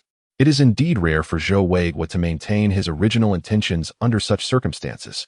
Today, he was determined to find a way to persuade him to join his company, firmly believing that Zhou would become his invaluable right-hand man in the future. "Come, let us take a look," Li Xiaotian softly suggested, gradually making his way towards Zhou Weiguo, who was busy weeding. Behind him, Chu Yuechan followed at a leisurely pace. Upon reaching a point 3 steps behind Zhou Weiguo, Li Xiaotian calmly observed his silhouette and earnestly spoke. "Mr. Zhou, could we have a word?" Zhou Weiguo's bent form trembled slightly, and with a voice that was hoarse, he replied, I am no Mr. Zhou. You have mistaken the person. Chapter 58. Awakening. Once a formidable figure in the bustling capital market of the magical city, how could Zhou Weiguo now lack the courage to acknowledge his own identity? Li Xiaotian remarked with a hint of pity in his expression, to coax Zhou Weiguo out of his shell. Such provocative measures were necessary to awaken the sealed memories deep within his heart. You are truly mistaken. Please leave. Zhou Weiguo continued to face away from Li Xiaotian and his companion, yet his voice bore a tremor of uncertainty. Daddy, a little girl, a few meters away, shouted towards him while washing clothes in a basin. Xian, Daddy is fine. Zhou Weiguo finally turned around in response upon hearing his daughter's voice. Oh, then I will continue washing, the little girl said, lowering her head once more to diligently scrub the remaining clothes in the basin. Her obedient demeanor and the seriousness etched on her face evoked a pang of sorrow in both Li Xiaotian and Chu Yuechan, the outsiders. Zhou Weiguo, you are truly despicable. A flicker of anger crossed Li Xiaotian's visage. You are utterly unworthy of being her father. She is barely over 8 years old, not yet 9. Yet you have burdened her with responsibilities far beyond her years. If I recall correctly, your daughter was only 7 at the time of the accident. Have you not considered the difference between the girl she was before that and who she is now? Indeed, your daughter is remarkably mature now. To the point of evoking heartache, Li Xiaotian continued, shaking his head in disappointment. Zhou Weiguo's body jolted, and the hoe in his hand clattered to the ground. Li Xiaotian's words struck him like a dagger, forcing him to slowly turn his gaze towards his daughter as the world around him began to blur. If you still love your daughter, you must contemplate her future and not allow her to endure such burdens. I believe that if your wife were still alive, she would not wish for your child to be in such a state, Li Xiaotian gradually elaborated, his eyes fixed on the frail little girl not far away. Feeling a profound sorrow in his heart, knowing that even rural children rarely face such hardships. I do not wish for this either. I loathe myself. I truly despise it. Zhou Weiguo lamented. Had I not hastily returned to the company for the meeting, had I driven a bit slower, such a tragedy could have been avoided. Zhou Weiguo slowly crouched down, gripping his hair tightly with both hands, and suddenly broke into tears.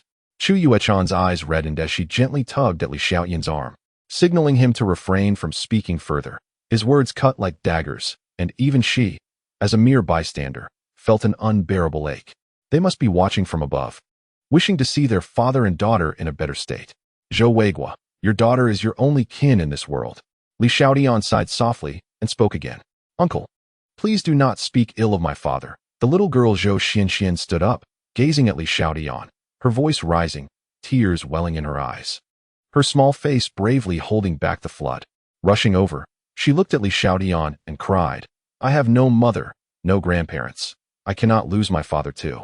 As long as I am with my father, I can be anywhere. Before she could finish, the scorching tears streamed down her cheeks, leaving her face drenched. Xianxian. Zhou Weiguo listened to his daughter's words, his heart heavy with sorrow, and he wept uncontrollably, pulling his daughter into his embrace, sobbing, Xianxian. It is your father who has wronged you. It is all my fault. Dad, Xianxian does not blame you. I only have you left. As long as I am with you, I can be anywhere. I can wash clothes, cook, and take care of myself and you, Zhou Xianxian cried. Xianxian, I am so sorry, Zhou Weiguo cried out in anguish. Li Xiaotian and Chu Yuechan, witnessing this poignant scene, found it hard to swallow, their throats tightening and noses tingling. He understood that his words had not only prompted Zhou Weiguo to revisit his painful past, but also helped him emerge from his self-reproach. His daughter Zhou Xianxian was indeed his greatest vulnerability. Li Xiaotian and Chu Yuechan quietly stepped back to the roadside, granting time for Zhou Weiguo and his daughter. A few minutes later, Zhou Weiguo wiped his face with his hands, stood up, and softly addressed his daughter, Xianxian, why don't you go to the courtyard? I need to discuss something with this uncle and aunt. Okay, Dad, I'll go ahead. Zhou Xianxian nodded obediently, and then ran back to the basin to continue washing clothes. A smile crept on his Zhou Weiguo's face as he strode confidently towards Li Xiaotian and Chu Yuechan. Thank you. Were it not for your earlier words, I might not have awakened to my reality, nor known when I would emerge from this despair. I myself can endure, but my daughter suffers. Zhou Weiguo expressed his gratitude. As a father, you have indeed faltered, yet as a husband and son, you have excelled, Li Xiaotian replied earnestly, extending his hand. Allow me to introduce myself. I am Li Xiaotian, the founder of Tianxia Capital. Mr. Li, you are right. I have been a terrible person, failing to care for my daughter. Now, I wish to create a beautiful future for her. Zhou Weiguo extended his hand to Li Xiaotian, shaking it firmly, and with a serious demeanor, he declared, I am willing to join Mr. Li's company and serve you. Ha! You don't even inquire about salary or the scale of the company first. Is this your way of expressing gratitude and appreciation for me? Li Xiaotian chuckled, responding with a playful retort. Indeed, this is my way of repaying Mr. Li. Beyond having a modest understanding of the capital market, I possess no other talents. I believe my abilities can assist Mr. Li's company.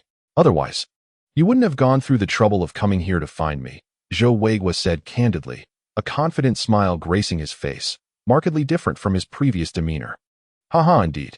Dealing with intelligent individuals is always a relief. Li Xiaotian laughed heartily and turned to instruct Chu Yuechan.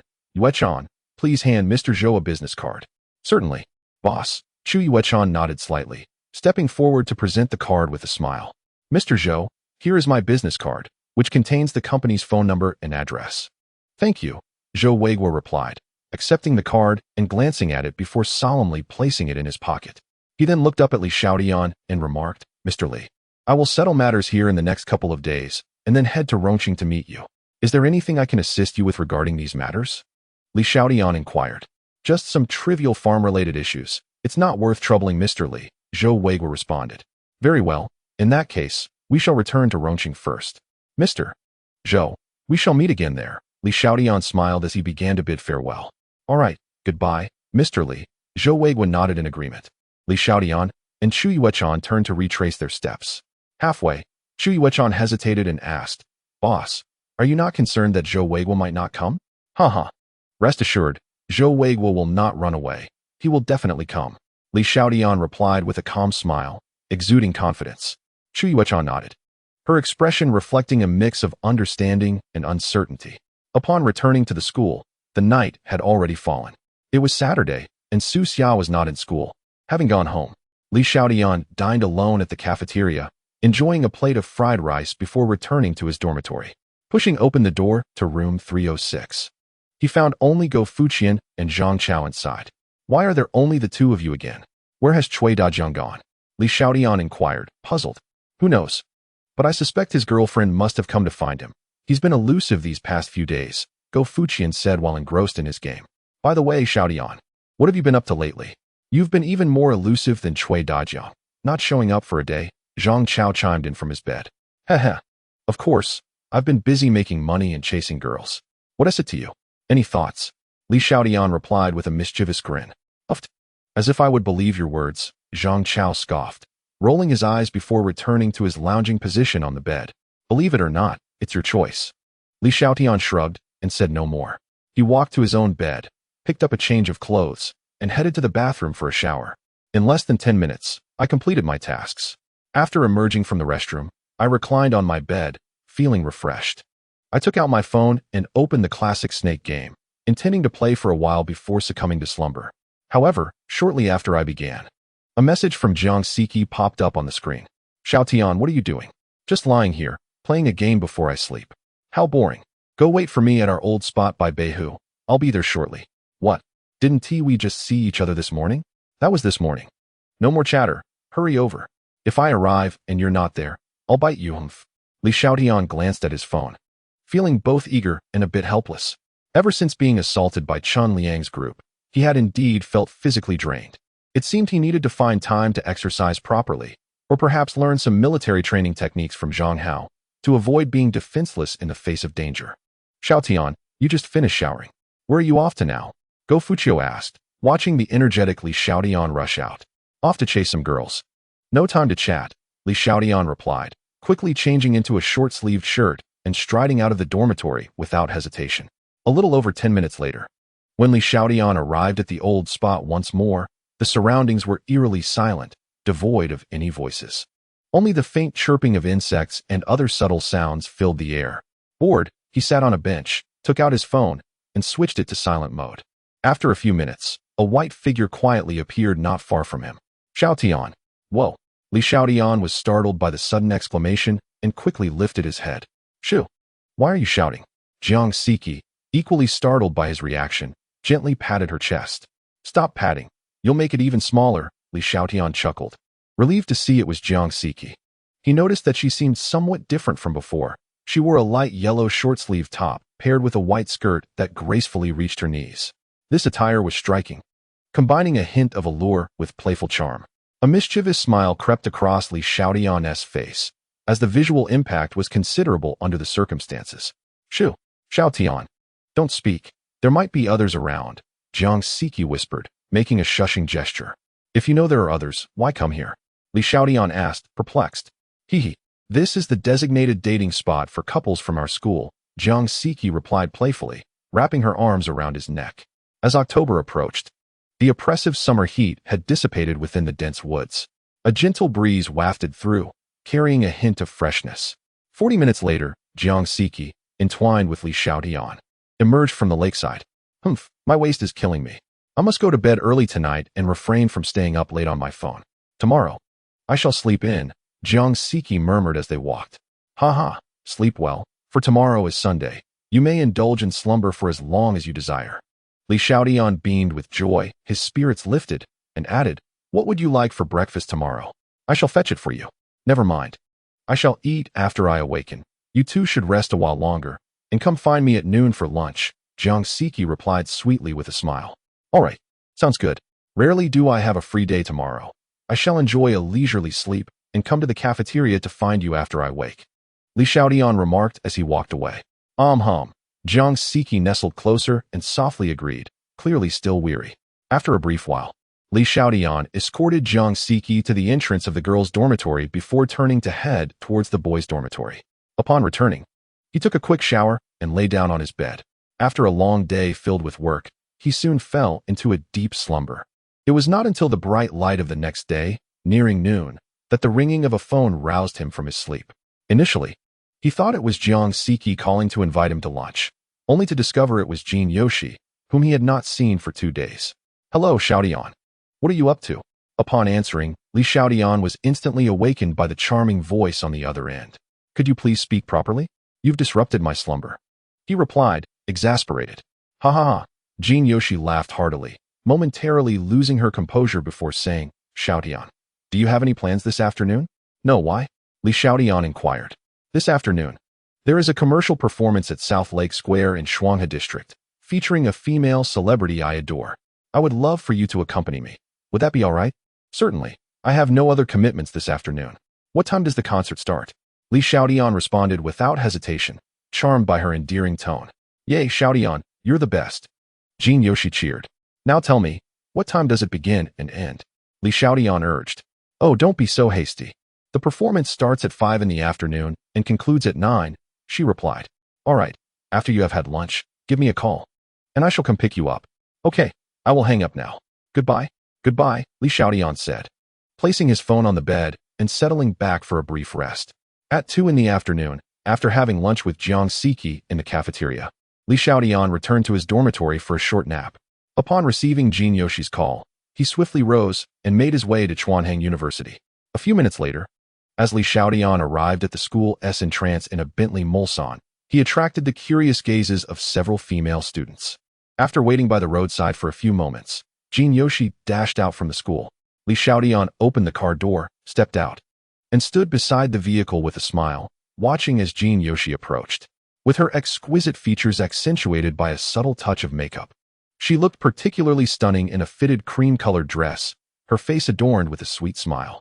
The atmosphere exuded a vibrant, youthful energy, leaving Li Xiaotian momentarily entranced. How beautiful! Get in the car, don't just stare, your eyes are about to pop out. You'll have plenty of time to admire later. Jin Yoshi playfully urged as she guided Li Xiaotian into the vehicle. The passing boys and girls, observing the duo enter the car, displayed expressions of envy and jealousy. Why wasn't fate as kind to them? When did you start following celebrities, Xiaoxi? Is the star performing today truly a great singer? Inside the car, Li Xiaotian wore a faint smile, noting the girl's unusually composed demeanor this time, refraining from any mischievous antics. I don't really follow stars. I just enjoy the song she performed this afternoon, Jin Yoshi replied with a gentle smile, her happiness evident. So, after the concert tonight, are we heading back to school? Li Xiaotian asked with a mischievous grin. I'll leave that decision to you, Jin Yoshi whispered shyly, her cheeks flushed. Haha, great. Then we won't go back. Li Xiaotian exclaimed excitedly, his heart racing with anticipation. After almost an hour of driving, they finally arrived at the precise location of Nanhu Square in Shuanghe District. Once the car was parked, Zhang Hao followed closely behind Li Xiaotian and Jin Yoshi as they walked together. Upon reaching Nanhu Square, which spanned only a few hundred square meters, they found it already bustling with a considerable crowd. Zhang Hao stood protectively beside them, ensuring they reached a relatively spacious area. There are so many people. Jin Yoshi couldn't help but complain. Li Xiaotian wrapped his arm around her shoulder, securing her closely while scanning the surroundings with a frown. This commercial performance resembled the outdoor concerts of his past life, teeming with people, yet lacking any seating. Everyone was standing. A massive open-air stage had been erected at the front of the square, fully prepared for the event, adorned with numerous promotional banners and images of the performers. How go? It's a bit chaotic here. Keep an eye out for those oblivious individuals near Xiaoxi, Li Xiaotian said with a furrowed brow, regretting their decision to come. Don't worry. I will be vigilant, Zhang Hao responded solemnly, his sharp gaze scanning the vicinity. His imposing figure loomed behind them like a vigilant guardian. Time slowly passed. With about an hour remaining before the performance was set to commence at 5 o'clock, Li Xiaotian stood on tiptoe, glancing over the crowd, his frown deepening as he noted the large gathering even before the event had begun. Traffic was severely disrupted, but thankfully, some traffic police were on duty, directing and clearing the road. Otherwise, the massive influx of people would have paralyzed it entirely. Oh no, stop pushing. What is the rush? It's suffocating. Who stepped on my foot? The crowd erupted into a cacophony of complaints. Li Xiaotian's previously furrowed brow suddenly relaxed as he felt a cold sweat trickle down his back. The words of those individuals suddenly reminded him of the stampede incidents from his previous life, strikingly similar to the current situation. If the crowd continued to surge unchecked, the consequences of a stampede would be unimaginable. Had the authorities not noticed the situation here? Or was this commercial presentation not reported to them? He could not afford to linger any longer. There were still many unspent funds and dreams yet to be realized. Should an unforeseen event occur tonight, it would leave him utterly despondent. With this thought, Li Xiaotian promptly turned to Jin Yoshi beside him and said, Xiaoxi, there are too many people here. I fear an unfortunate incident may occur. Shall we leave and skip the performance? All right, I trust your judgment. It is indeed too crowded here. And I do not enjoy this environment, Jin Yoshi replied obediently, nodding her head. The throng around them made her heart race, anxious about potential unwanted advances. Yet, a flicker of disappointment crossed her delicate features. It was a rare opportunity to hear He Jie sing live, but she would still heed Li Xiaotian's words. Brother Hao, please create some space for us. Let's retreat. Li Xiaotian called out, pushing through the crowd. Understood. Zhang Hao responded loudly. The number of people continued to swell, and the cacophony grew louder. If one spoke too softly, they might not be heard at all. The onlookers seemed indifferent to the chaos, jostling for position. Move aside. If you push any further, my fists won't be merciful. One young man shouted at Li Xiaotian and Jin Yoshi, clearly irritated. However, when he caught sight of the intimidating Zhang Hao behind them, his demeanor changed instantly. My apologies, the young man said, wearing a sheepish grin, before turning to the front, shouting, Everyone, make way for them. Li Xiaotian did not object to such assistance. It took them over 20 minutes to finally extricate themselves from the crowd. Looking back at the sea of people, a wave of fear washed over him, especially upon noticing that many more were still arriving. Boss, this situation is rather alarming. Such a small commercial event has drawn such a large crowd. Has no one reported this to the higher-ups? What if something goes awry? Zhang Hao said, his expression grave. Indeed, had we delayed any longer, our escape would not have been so easy, Li Xiaotian replied, shaken. Perhaps we should notify the authorities and explain the situation to prevent a stampede and unnecessary casualties. Zhang Hao suggested. You are right. We must inform the relevant authorities about this situation, Li Xiaotian agreed, his expression serious. He immediately took out his phone and dialed the emergency number, detailing the situation and his concerns regarding a potential stampede. The other party indicated that they would soon dispatch officers to the scene to maintain order. After hanging up, Li Xiaotian pondered for a moment, still concerned that the situation had not garnered sufficient attention from higher authorities. Thus, he thought of Gao Jiwen, coming from a prominent political family. He believed that informing him would yield more significant results. With his mind made up, he decisively dialed Gao Jiwen's number. It took a while for the call to connect, suggesting that he was likely preoccupied with some matters. "Hello, little brother. I'm currently in a meeting. What is on your mind?" Gao Jiwen's voice came through, tinged with urgency, indicating his busy state. "Brother Gao, I have something important to discuss," Li Xiaotian quickly replied. "What is it? Speak." "Brother Gao, I'm at the South Lake Square in Shuanghe District, and there's a commercial performance happening here tonight. Are you aware of it?" "No, I'm not." "What is the issue?" "The square, which spans several hundred square meters, is now teeming with at least tens of thousands of people, and the numbers keep rising. The surrounding traffic is severely congested, and with such a massive crowd, I'm worried there might be a stampede." "What? It's that serious?" "I know that square. It's so small, yet it has tens of thousands of people watching a performance?" "Yes, I just called the police to report the situation. But I fear it may not be taken seriously enough. That's why I thought to call you, Brother Gao, to see if there is any way to alert the authorities and disperse the crowd immediately. Otherwise, if a stampede occurs, the consequences would be unimaginable." "I understand, little brother. Don't worry, I'll call my father right away, as Shuanghe District falls under his jurisdiction." Gao Jiwen's tone turned serious.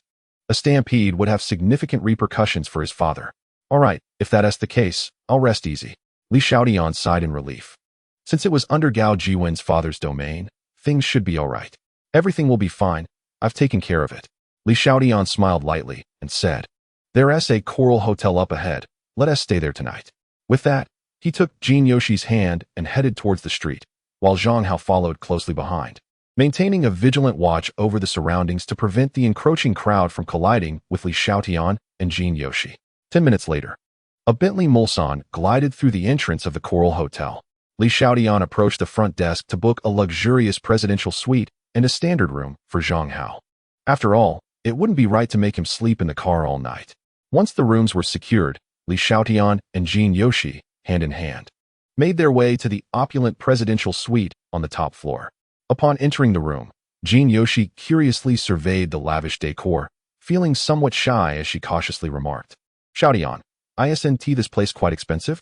We really didn't need to book such a fancy room. A regular one would suffice. Don't overthink it. Money is meant to be enjoyed. If it's gone, we can always earn more," Li Xiaotian replied with a gentle smile. Reaching out, he took Jin Yoshi's hand and led her to the center of the room. A glance around revealed the opulent decor of the suite, suffused with the unmistakable scent of wealth.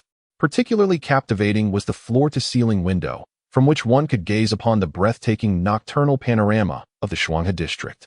"Xiaotian, you are too kind to me," Jin Yoshi said, her delicate face reflecting deep emotion as she looked at Li Xiaotian, her heart brimming with gratitude yet tinged with youthful shyness.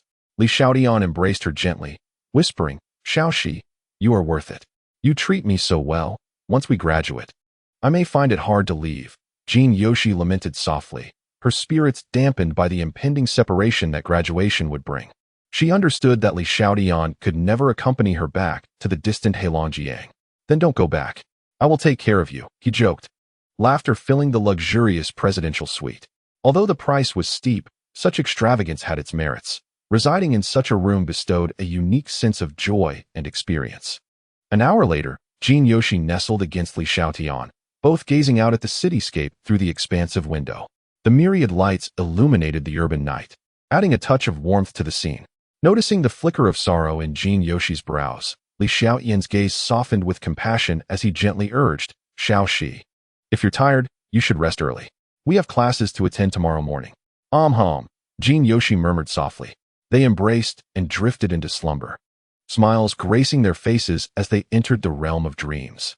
The following morning, just past 7, the shrill ring of a phone jolted Li Xiaotian awake. "Hello, who is it?" he groggily inquired, reaching for the phone on the bedside table. "Boss, it's me," came the voice of Chu Yuechan from the other end.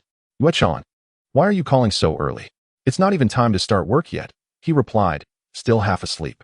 "Boss, there's been a significant stampede incident in Shuanghe District last night, resulting in dozens of injuries. The event was organized by Kisan Electric." "What?" Li Xiaotian was instantly alert, the remnants of sleep vanishing as he sat upright, incredulous. "Are you saying that the commercial event at Nanhu Square experienced a stampede?" "Yes, The district has already issued important directives and contingency plans. Boss, I suspect that Kasen Electric stock will plummet when the market opens today, Chu Yuechan explained. Not just a drop, it will undoubtedly be an unprecedented plunge, Li Xiaotian affirmed, calmly analyzing the situation. With short sellers already in position, compounded by our report, and now this incident, Kasen Electric is facing a triple threat. Panic selling will ensue once the market opens at 9:30. However, this presents a favorable opportunity for us. We must seize this moment to accelerate the acquisition of Kasen Electric's circulating shares. Additionally, when Zhou Weiguo arrives today, have him personally approach Chen Tianming and Chen Chunhong to procure their shares. Remember, discretion is paramount. Li Xiaotian spoke in a deep voice, never having imagined that the concerns he harbored last night would indeed materialize. As a sense of dread washed over him, he was even more astonished to discover that behind this performance lay the shadow of Kasen Electronics. Given this revelation, he could hardly blame himself for being ruthless. All right, boss. I understand. I will instruct everyone in the company to arrive early today, Chu Yuechan promptly replied. Chapter 62. Some rejoice while others lament Xiao Shi. When did you wake up? Did I disturb you just now? Li Xiaotian smiled gently at the already awake Jin Yoshi beside him. No, I just woke up too. Xiaotian, I heard you on the phone saying that there was indeed an incident at the commercial performance last night? Jin Yoshi asked lazily. Yes, fortunately we left quickly, otherwise.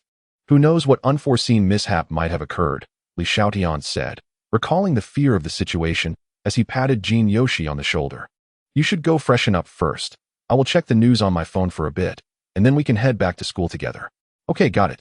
Jin Yoshi yawned, slowly rising from the bed and making her way to the bathroom. Li Xiaotian took out his phone again and opened today's live news. At a glance, he saw that the headline in Rongqing was about the stampede incident that occurred last night at the South Lake Square in Shuanghe District, accompanied by several pictures from the scene. Upon viewing the images, he couldn't help but furrow his brow slightly. The situation seemed somewhat different from what Chu Yuechan had described earlier. The scene was crowded and chaotic, and in these times of less developed communication, some details likely remained selectively unreported. Continuing to the next article, he found it was indeed still related to the stampede incident. However, in this report, Kasen Electronics emerged as the most prominent figure. He was astonished by how the paparazzi's abilities seemed to rival those of a decade later. Within just one night, they had unearthed Kasen Electronics' background. Following this news piece, it was no surprise that Kasen Electronics faced panic selling in the stock market. A few minutes later, Jin Yoshi's voice came from the bathroom. Xiaotian, I'm done washing up. Hurry up so we can get back to school early. Coming right away, Li Xiaotian replied, placing his phone on the bedside table, flipping out of bed, and heading towards the bathroom. After more than half an hour, the trio finally departed from the Coral Hotel. After dropping Jin Yoshi off at Chuanheng University, he returned to Rongqing University. Having already missed so many classes, he knew he had to show up for the Monday morning lectures. Otherwise, he would surely fail.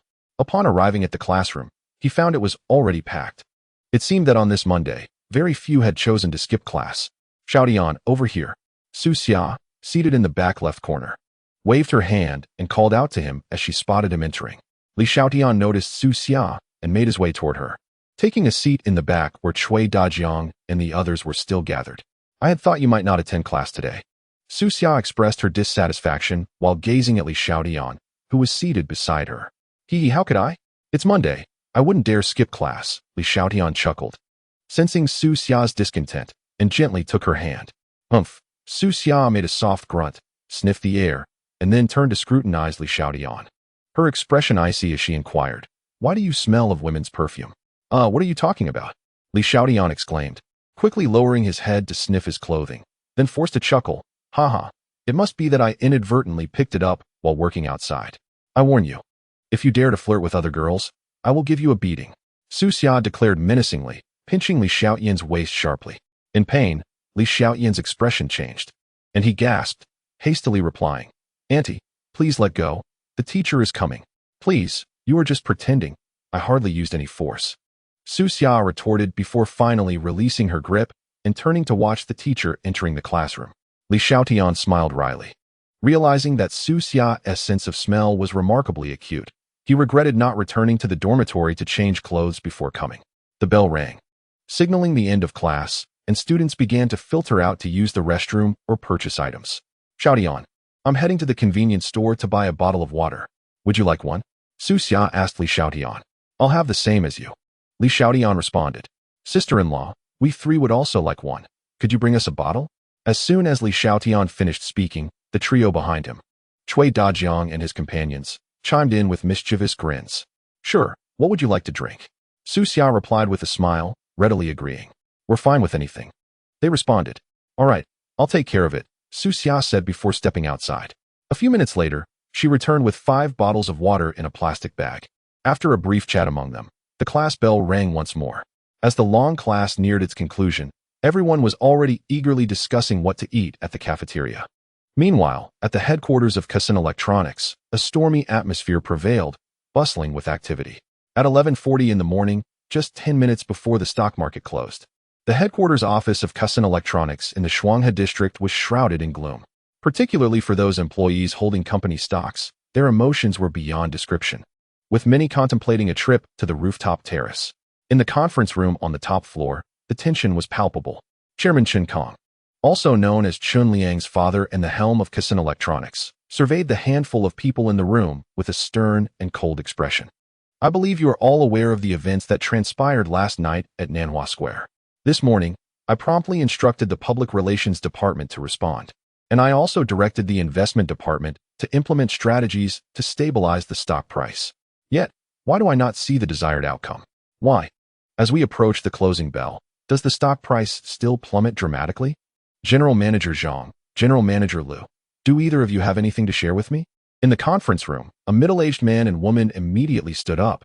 They were Zhang Song from the Investment Department and Liu Wei from the Public Relations Department.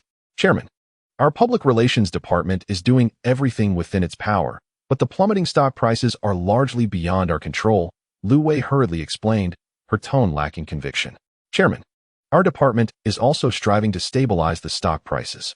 We have absorbed the sell orders as soon as they appeared in the market, but the panic selling triggered by last night's incident was far too severe for us to manage, and our available funds are dwindling. After a brief hesitation, Zhang Song expressed the grim reality. You bunch of inept fools. If you cannot even handle this minor issue, what purpose do you serve? Chen Kong responded, his anger manifesting as a bitter smile. His expression shifted between rage and despair. He was acutely aware of the company's dire circumstances. Ever since the recent difficulties with the cash flow, every penny in the account had been meticulously accounted for. The banks that once scrambled to lend to their company now avoided them like a plague. Chen Kong was infuriated by this situation, yet felt utterly powerless. Gentlemen, panic is fleeting. For now, we must maintain our composure and not lose our footing, Chen Kong said, his expression dark. Turning to his siblings, Chen Tianming and Chen Chunhong, he spoke calmly. Second brother, third sister, although you may not understand my actions over the years, we are at a critical juncture for our company's survival. I implore you both to remain rational and refrain from making foolish decisions. If you wish to sell your shares, they can only be sold to me, understood? Rest assured. Elder brother, I have no intention of selling my shares. If I wanted to, I would have done so long ago, Chen Tianming sighed, his tone lacking enthusiasm. He was already aware of the company's predicament, and fortunately, he had discreetly sold some machinery from the factory, earning a tidy sum. Even if the company were to collapse, it would not greatly affect him. Had the individual who approached him for shares this morning offered a higher price, he might have already sold them and avoided this disheartening situation. As he anticipated a further decline in stock prices after the afternoon's opening, Chen Tianming felt a pang of regret. Who among them was not considering their own interests? Second brother, your words are reassuring. Chen Kong nodded appreciatively before turning to Chen Chunhong, asking, Third sister, what is your stance? Do not worry, elder brother. Like second brother, I will not sell my shares. Chen Chunhong replied, her expression betraying a hint of panic as she gazed at Chen Kong, fearful of revealing that she had already sold her shares. Given her elder brother's disposition, she knew there would be no favorable outcome for her. That is good to hear, Chen Kong nodded in satisfaction, mistakenly interpreting Chen Chuanhong's anxiety as concern for the current situation. He then looked at his son, Chen Liang, and, rubbing his forehead in exasperation, said, Xiao Yang, you should refrain from going out to play for the time being. Stay at home. No one is allowed to buy your shares. Do you understand? I understand, Dad. I will return home immediately after the meeting. Since I am not going out, you can rest assured, Chen Liang said cautiously, for he feared no one but his father. When angered, his father could sever his financial support and would not hesitate to resort to physical reprimand.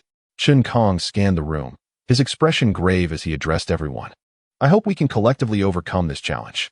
Once the market opens this afternoon, each of you should fulfill your respective duties. Additionally, the legal department must collaborate with the public relations department to mitigate any negative publicity. Understood, Chairman. Our department will cooperate fully. Yang Feng from the legal department stood up, expressing his respect. All right, the meeting is adjourned. With that, Chen Kong turned and exited the conference room. As soon as he left, the others in the room, each preoccupied with their own thoughts, began to depart one by one, each harboring their own calculations, unaware of what the others were contemplating. On the school playground, the prolonged class finally concluded, and Li Xiaotian and Su Xia playfully made their way to the cafeteria. At the entrance, Li Xiaotian's phone rang. Upon checking, he saw it was a call from Chu Yuechan. Xia, I need to take this call regarding work. You go ahead and get lunch, Li Xiaotian informed Su Xia. Okay, I will get the food first. Hurry back after your call, Su Xia replied before entering the cafeteria. Li Xiaotian then answered the phone. Yuechan, what is the matter? Boss, Zhou Weigua has returned to the company. From his demeanor, it seems the tasks you assigned are nearing completion. He inquired when you would come to the office to report on the progress. Let us do this. I will head to the office after lunch, Li Xiaotian concluded, pocketing his phone and walking into the cafeteria to join Su Xia. Since Zhou Weigua needed to report to him, Li Xiaotian bid farewell to Su Xia after finishing his meal and arranged for Zhang Hao to pick him up outside the school. By shortly after 1 o'clock, he arrived at the company. Hello, boss. As he passed the front desk, the beautiful receptionist greeted him with a cheerful smile. Hello, Li Xiaotian responded with a smile, heading straight for General Manager Chu Yuechan's office. Knock, knock, knock. Come in. Hearing Chu Yuechan's voice, Li Xiaotian opened the door and stepped inside. Yuechan, where is Zhou Weigua? He asked, looking at Chu Yuechan, who was seated at her desk, engrossed in her work. Boss, it's you, Chu Yuechan exclaimed, startled by his voice. She quickly looked up and replied, Zhou Weigua is in the legal department with lawyer Lu Annie. This morning, he left with lawyer Lu and 2 colleagues. Please ask them to come over. I will return to my office now. After speaking, Li Xiaotian turned and exited. Okay. I will call Zhou Weigua and lawyer Lu right away, Chu Yuechan responded, promptly standing to follow him out. A few minutes later, knock, knock, knock. Come in. Inside the chairman's office, Li Xiaotian looked up and called out. Chu Yuechan opened the door, bringing Zhou Weigua and Lu Annie with her. Boss, Mr. Zhou and lawyer Lu have arrived, Chu Yuechan whispered as they approached the desk. Li Xiaotian nodded and turned to Zhou Weigua with a smile, inquiring, Mr. Zhou, what do you think of my establishment? As a nascent company, achieving this scale and layout positions us as a leader within the industry. With time, we are destined to evolve into a formidable investment bank akin to those in first-tier cities. Zhou Weigua, with a serious demeanor, acknowledged, after this morning, I have gained a comprehensive understanding of Tianxia Capital's operations. He also felt genuine admiration for Li Xiaotian's vision and ambition.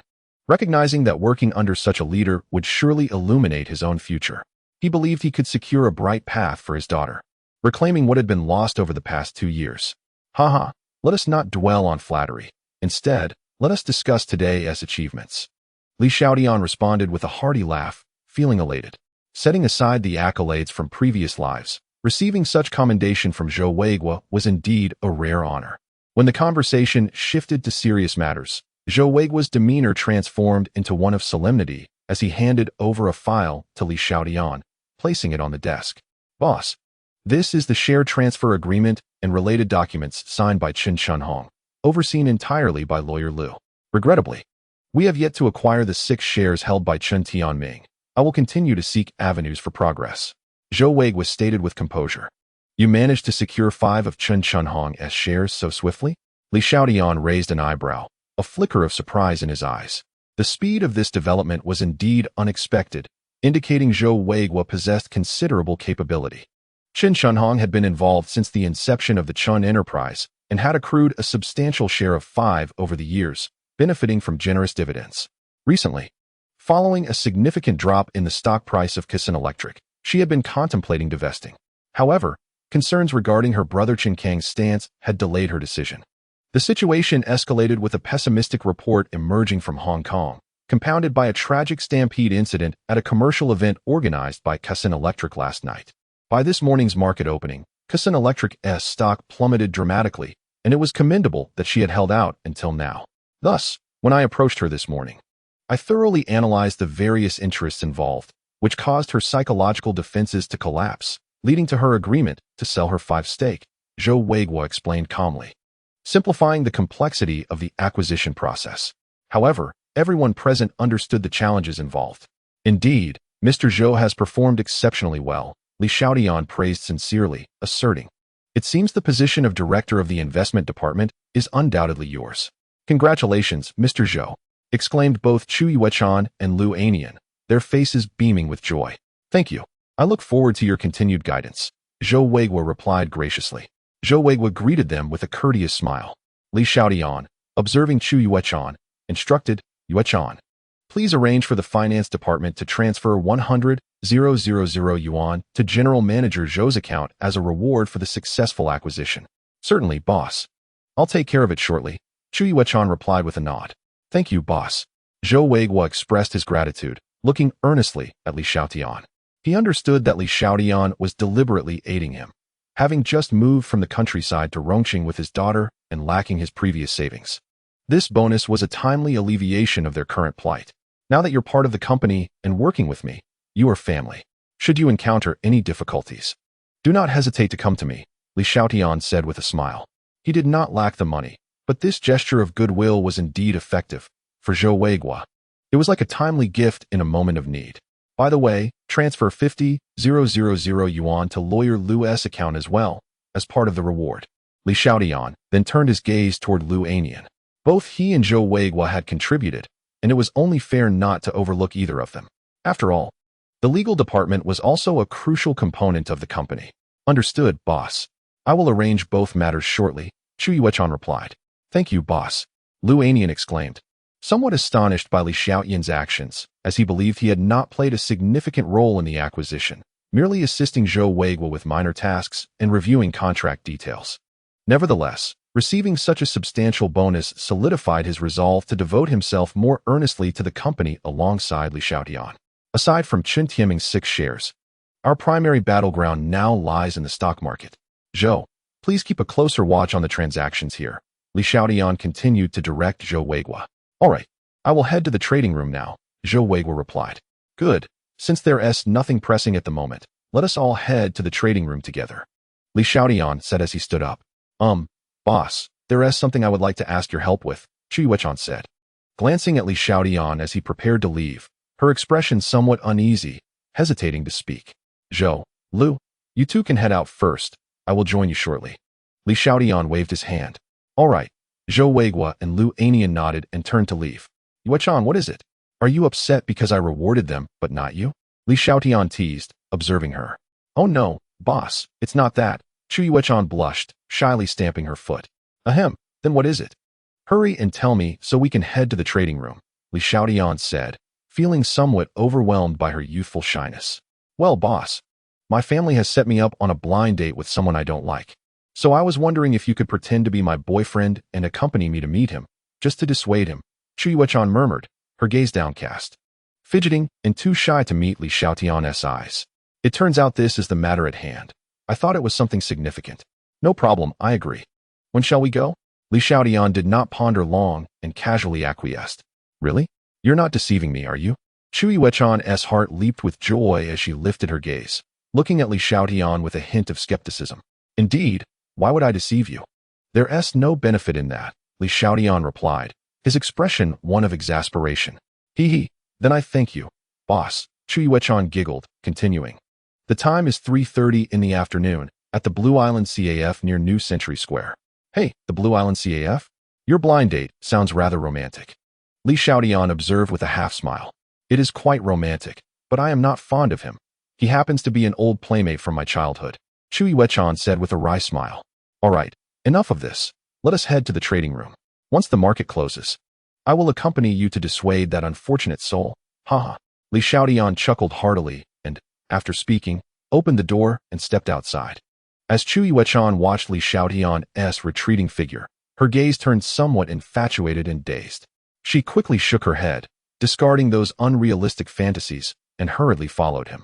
Inside the trading room, which spanned nearly 100 square meters, there were only a handful of individuals present. Aside from Chu Yuechan, Li Xiaotian, and Zhou Weiguo, the remaining 10 were traders with ample vacant seats. Once the team is fully established, there will be no empty spots in this trading room. Suddenly, one of the traders spoke rapidly. Boss, a massive surge of sell orders has appeared in the market. Should we aggressively buy in? Zhou Weiguo, noticing Li Xiaotian's silence, immediately declared buy, acquire every share available. After issuing the command, Zhou Weiguo turned to Li Xiaotian and elaborated, boss. These sudden sell orders do not seem to be from retail investors. It appears the main force shorting Kasen Electronics is seizing the opportunity to offload their shares and exit the market. You are correct. Those orders are indeed being liquidated by short-selling institutions from Xiangjiang.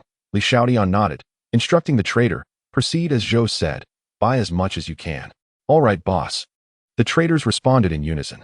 Li Xiaotian reiterated his instructions primarily because Zhou Weiguo was new and not yet familiar with the traders. Thus his authority was not yet fully established, and he wished to avoid any minor oversight leading to significant losses. Zhou Weiguo understood this reasoning, maintaining a calm demeanor as he focused on the screen before him. As the market closed, the combined shareholding ratio of several accounts had reached 21, which included the shares acquired at a premium in the market. Once all the stocks held by the short sellers were absorbed, the shareholding ratio could potentially reach 35.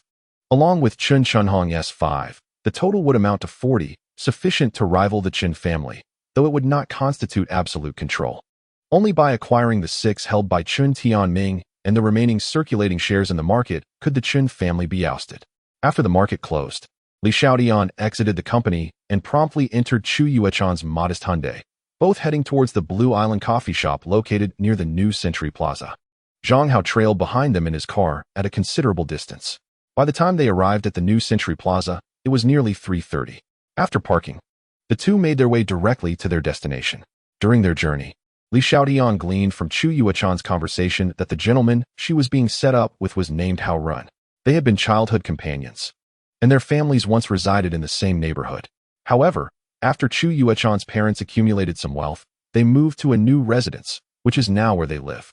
Although the two families no longer inhabit the same vicinity, the elders occasionally maintain contact. Recently, upon learning that Chu Yuechan had yet to enter into a relationship, Hao Ren's parents entertained the idea of bringing the two together. Particularly when Hao Ren came across a recent photograph of Chu Yuechan, he readily consented to the meeting. Furthermore, when Chu Yuechan's mother mentioned that her daughter held the position of general manager at a certain company with a monthly salary of 20,000 yuan, Hao Ren's mother was even more delighted. The conversation flowed with praise for their son, extolling the virtues of his job in a state-owned enterprise. While Chu Yuechan's mother was drawn to Hao Ren's stable position within the public sector, leading her to agree to allow her daughter to engage with him. In the eyes of ordinary individuals such as themselves, a position in a state-owned enterprise represents a secure and reliable career. Upon entering the coffee shop, Chu Yuechan instantly recognized Hao Run, who was seated by the window. Boss, the one wearing glasses is Hao Run, she whispered, gently linking her arm with Li Xiaotian's. Do not worry, just watch me, Li Xiaotian reassured her, patting her hand as he turned his gaze toward the direction she indicated. A young man of average height sat there with his head bowed, wearing glasses and styled with a slick-back haircut that glistened with mousse, giving off an impression of scholarly refinement tinged with a hint of cunning. This was no ordinary character. Yuechan, over here, Hao Ren fortuitously lifted his head, his eyes narrowing slightly as he observed the stunningly beautiful Chu Yuechan approaching, seemingly disregarding the presence of Li Xiaotian. With a delicate smile gracing her exquisitely crafted face, Chu Yuechan approached with graceful steps. Hao Ren, I agreed to meet you today not for the purpose of matchmaking, but to convey once more that I truly have no feelings for you, and I am already in a relationship. This is my boyfriend, Li Xiaotian, she stated, standing beside the table without taking a seat, her demeanor exuding both sweetness and sincerity. Haha, Yuechan, that joke is rather unamusing, Hao Ren chuckled awkwardly, his expression shifting to one of discomfort. Standing up, he remarked, my mother informed me that you currently do not have a boyfriend, and considering we have grown up together, it would not be an exaggeration to call us childhood sweethearts. Our families are quite supportive of our union. The smile on Chu Yuechan's face faded as she prepared to continue her explanation. At that moment, Li Xiaotian stepped forward, his expression one of impatience as he regarded Hao Ren. "Mr. Hao," he declared, "your words are quite disheartening. My legitimate boyfriend stands right here. And yet you dare to entangle my girlfriend in such a nonsensical manner. I shall refrain from saying more. But I must warn you, do not use our parents' words as an excuse to continue pursuing my girlfriend. Should you persist, I assure you, the consequences will be severe." Upon hearing Li Xiaotian's words, Hao Ren's expression shifted dramatically, a flicker of resentment igniting within him. However, he refrained from revealing his feelings in front of Chu Yuechan. "Li Xiaotian, my boyfriend's temper is not to be trifled with. He has expressed everything that needed to be said. I hope you will not approach my parents regarding this matter again. Otherwise, we shall have no choice but to sever all ties, including our friendship. That is all. We shall take our leave now. Goodbye." With that, Chu Yuechan linked her arm with Li Xiaotian's and turned to exit. "Yuechan," Hao Ren called out, his voice tinged with frustration as he watched her retreating figure, her back turned resolutely away from him, his expression growing increasingly menacing. Outside the CAF, Chu Yuechan turned to Li Xiaotian, a hint of bashfulness coloring her features. "Thank you for coming to my aid just now, boss. Given my understanding of Hao Ren, I feared he would not let this go easily and would continue to pursue me. Thankfully, this matter seems resolved now." "Not at all. It was merely a trifling issue. You are my invaluable assistant, and when you face difficulties, I must come to your aid," Li Xiaotian replied with a smile. He then glanced towards the nearby shopping mall and continued, "It is nearly 4 o'clock. Let us not return to the office. Instead, shall we explore the mall? You may find something you like, and consider it a reward for your hard work during this time.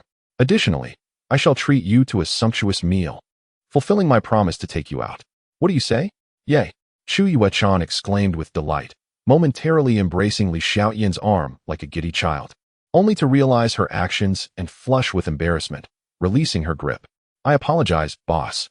I was still caught up in the role of my pretend boyfriend," she murmured, her head bowed shyly. "Haha, it's quite all right. I'm not at a loss here. Perhaps next time, you may hold on a bit longer." Li Xiaotian laughed heartily, leading the way towards the entrance of the shopping mall. After taking just a few steps, his phone rang from his pocket. Upon checking, he noted it was a call from Gao Jiwen. "Hello, Brother Gao, what's the matter?" "Little Tian, I appreciate your call last night. Had it not been for your timely reminder, the events that transpired at Nanhu Square could have had dire consequences." "Ah, it was nothing, Brother Gao. Anyone in a similar situation would have acted as I did," Li Xiaotian chuckled. "Indeed, were it not for your phone call, not only would my father have remained oblivious, but even those under his authority would have overlooked this matter. Fortunately, the discovery was made in time. Though injured, there was no loss of life. Otherwise, my father's ascent would have been utterly jeopardized.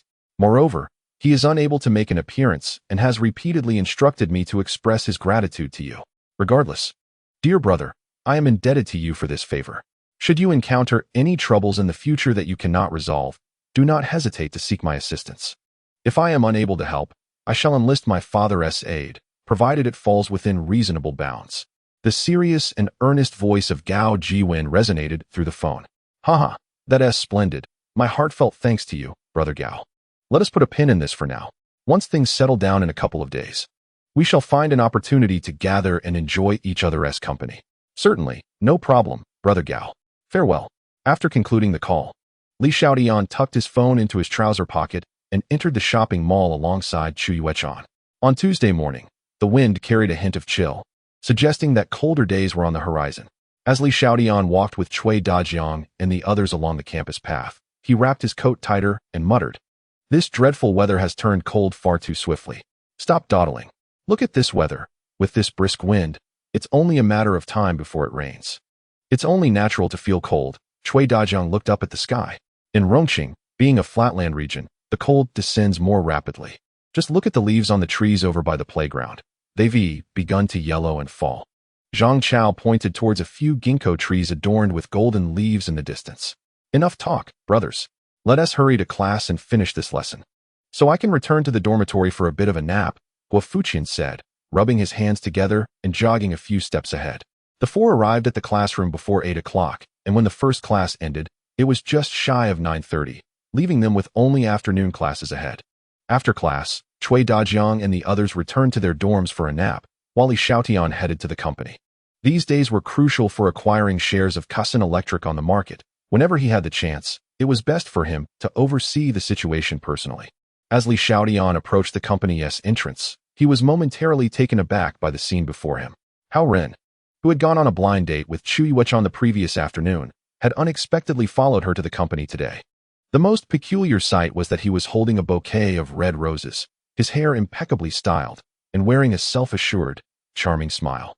However, the two security guards stationed at the entrance stood like sentinels, hands clasped behind their backs, bodies rigidly upright, and an amused expression reflected on their faces as they regarded this eccentric individual.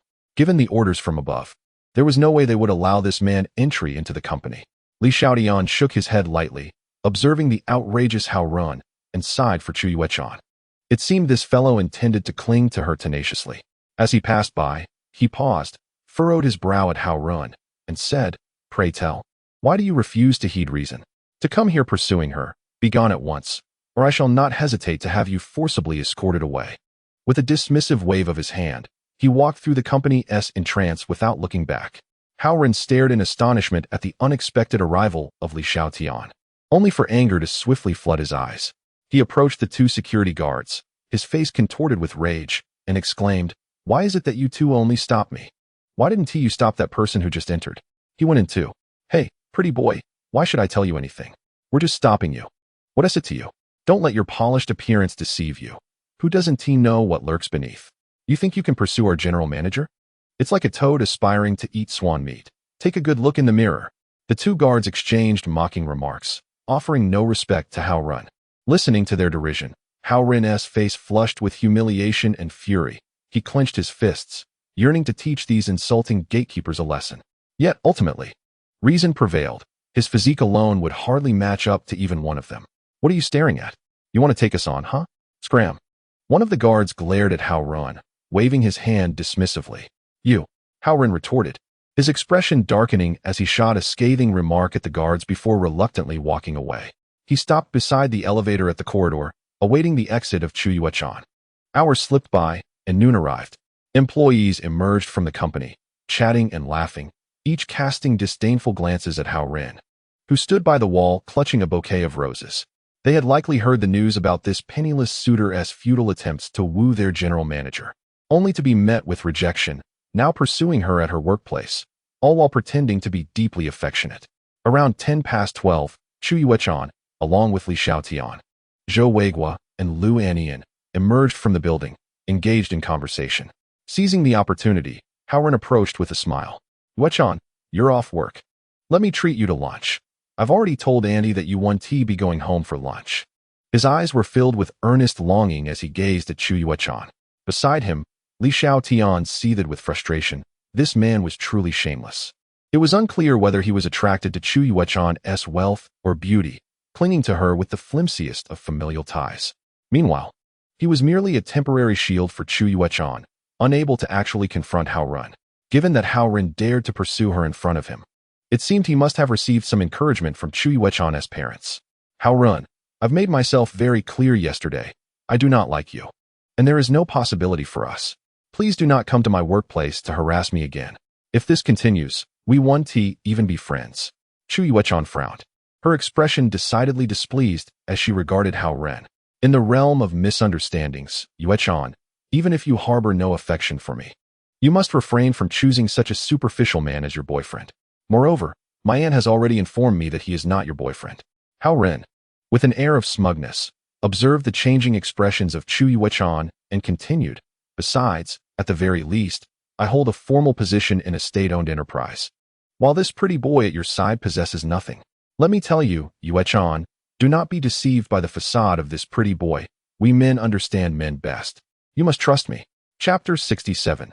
The deceptive fellow, upon hearing these words, not only did Chu Yuechon's expression darken, but even Zhou Weiguo and Lu Anian's faces changed. "This fellow's tongue is excessively caustic. Hao Ren, please speak with more respect. He is not some pretty boy, he is my boss." Chu Yuechon's face turned grim as she rebuked him angrily. Hao Ren was momentarily taken aback, and then his countenance shifted to a mixture of crimson and pallor as he darkly remarked, "Fortunately, my aunt informed me. Otherwise, I would have remained in the dark. However, I never would have imagined that this pretty boy is actually your boss. With a profoundly disappointed shake of his head, Hao Ren said, "So this is the reason you dislike me. You, like other women, rely on beauty to ascend. Kid, are you out of your mind? I advise you to mind your words. Don't come in upright only to leave horizontally."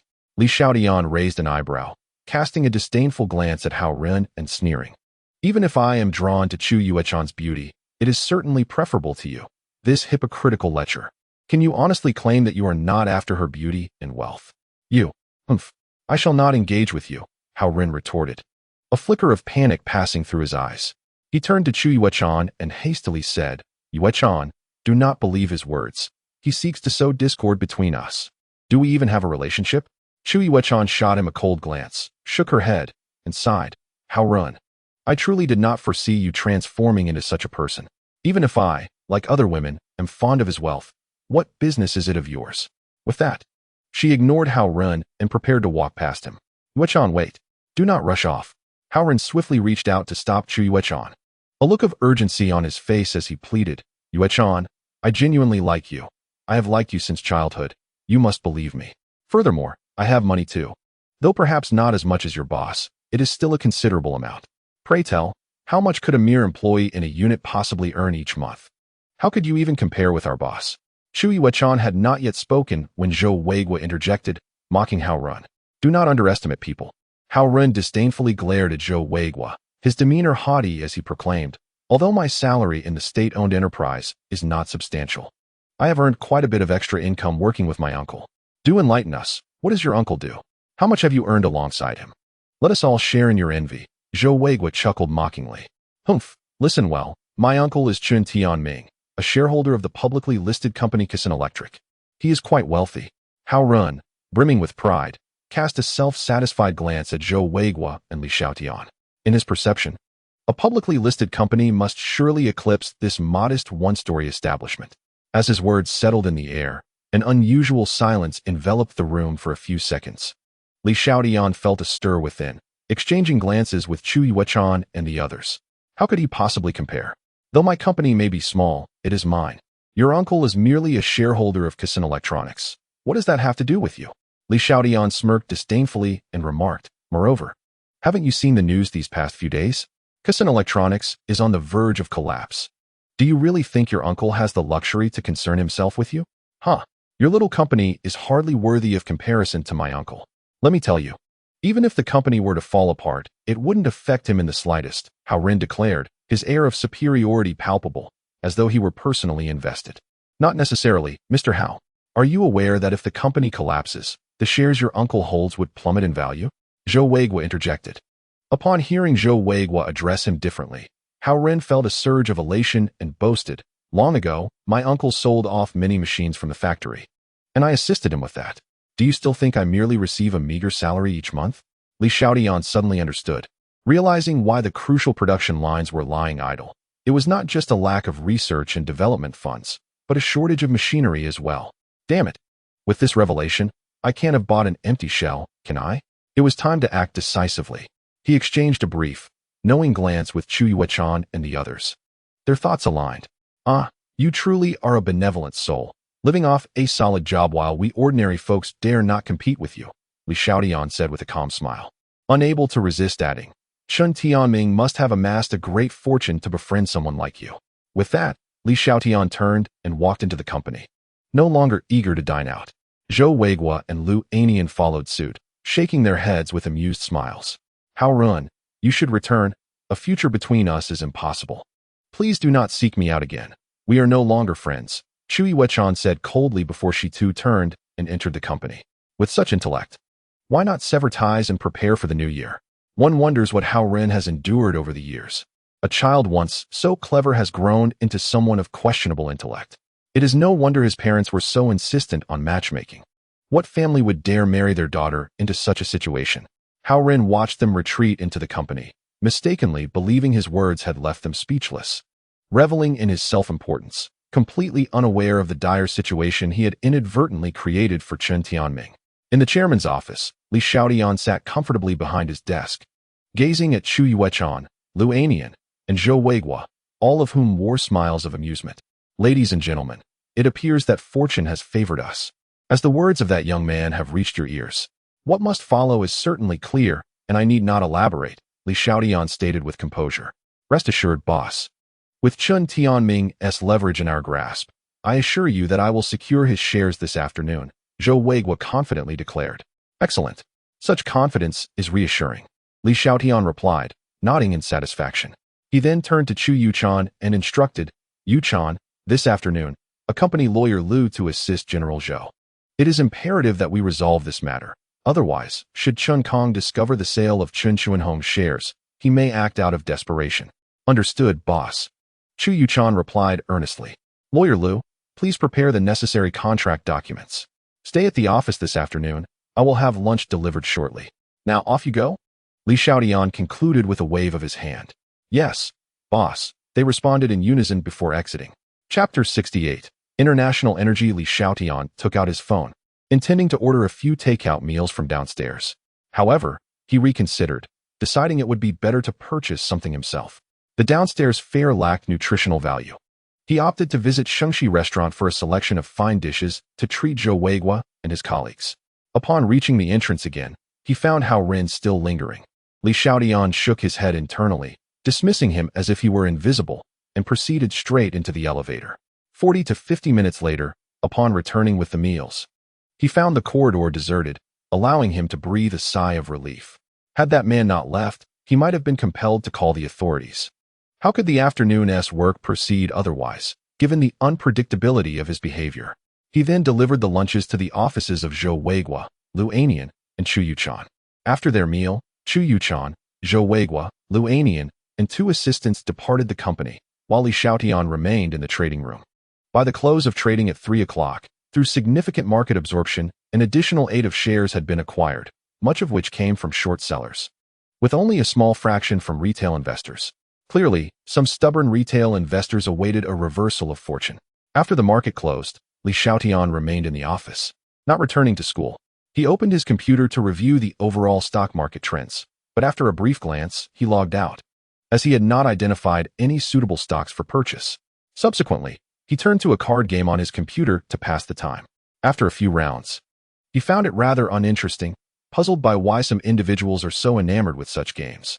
Upon exiting the game, he opened a browser for film streaming, intending to watch a movie to occupy his time, when suddenly an advertisement window popped up in the lower right corner of his screen. As he moved the mouse to close it, he accidentally clicked and opened the web page instead. Upon encountering the advertisement detailing the incremental rise in international energy prices per barrel, Wall Street exhibited a bearish sentiment, asserting that the United States possesses the capability to stabilize oil prices and has substantial energy reserves.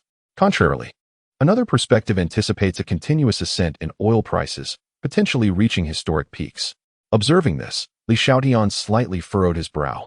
It seemed to him that only a short time had elapsed since the United States had waged war against a small nation, a conflict that persisted for a decade before a complete withdrawal.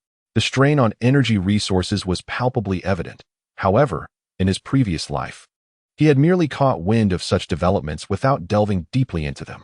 Subsequently, Li Xiaotian sought further information regarding international energy, and after thorough verification, combined with his prior knowledge, he meticulously deduced that there existed a 90% probability that international oil prices would soar to unprecedented heights this year. It appeared that the bullish sentiments were not unfounded after all. Wall Street seemed intent on suppressing such voices. It was entirely possible that they had already begun to strategize in the energy sector. Li Xiaotian gently massaged his slightly swollen temples with his thumbs, reclined in his chair, and closed his eyes, plunging into contemplation.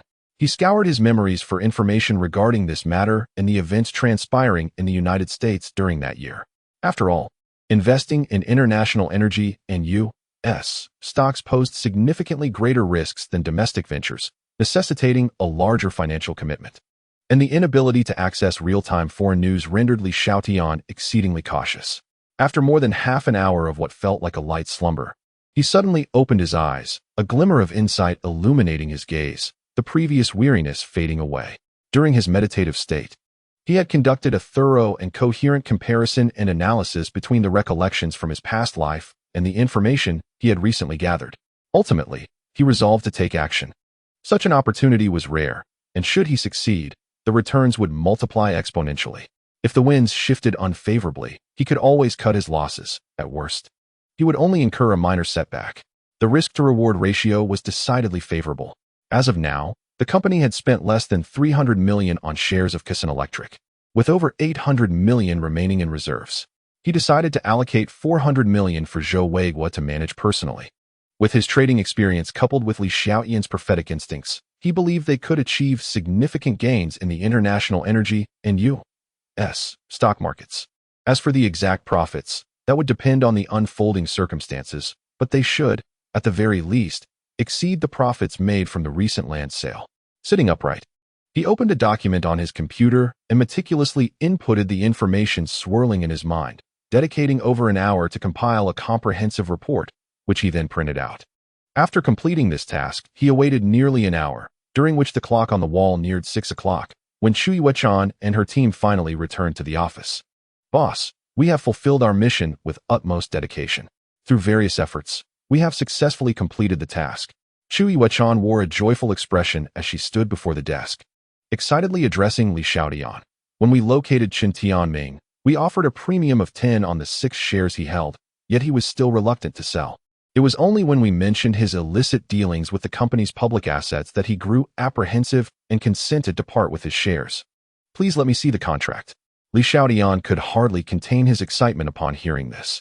With the successful acquisition, their stake in Kasen Electric had now reached 40%, equal to that of the Chun father and son duo. "Boss, here are the documents regarding Chun Tianming's transfer of shares."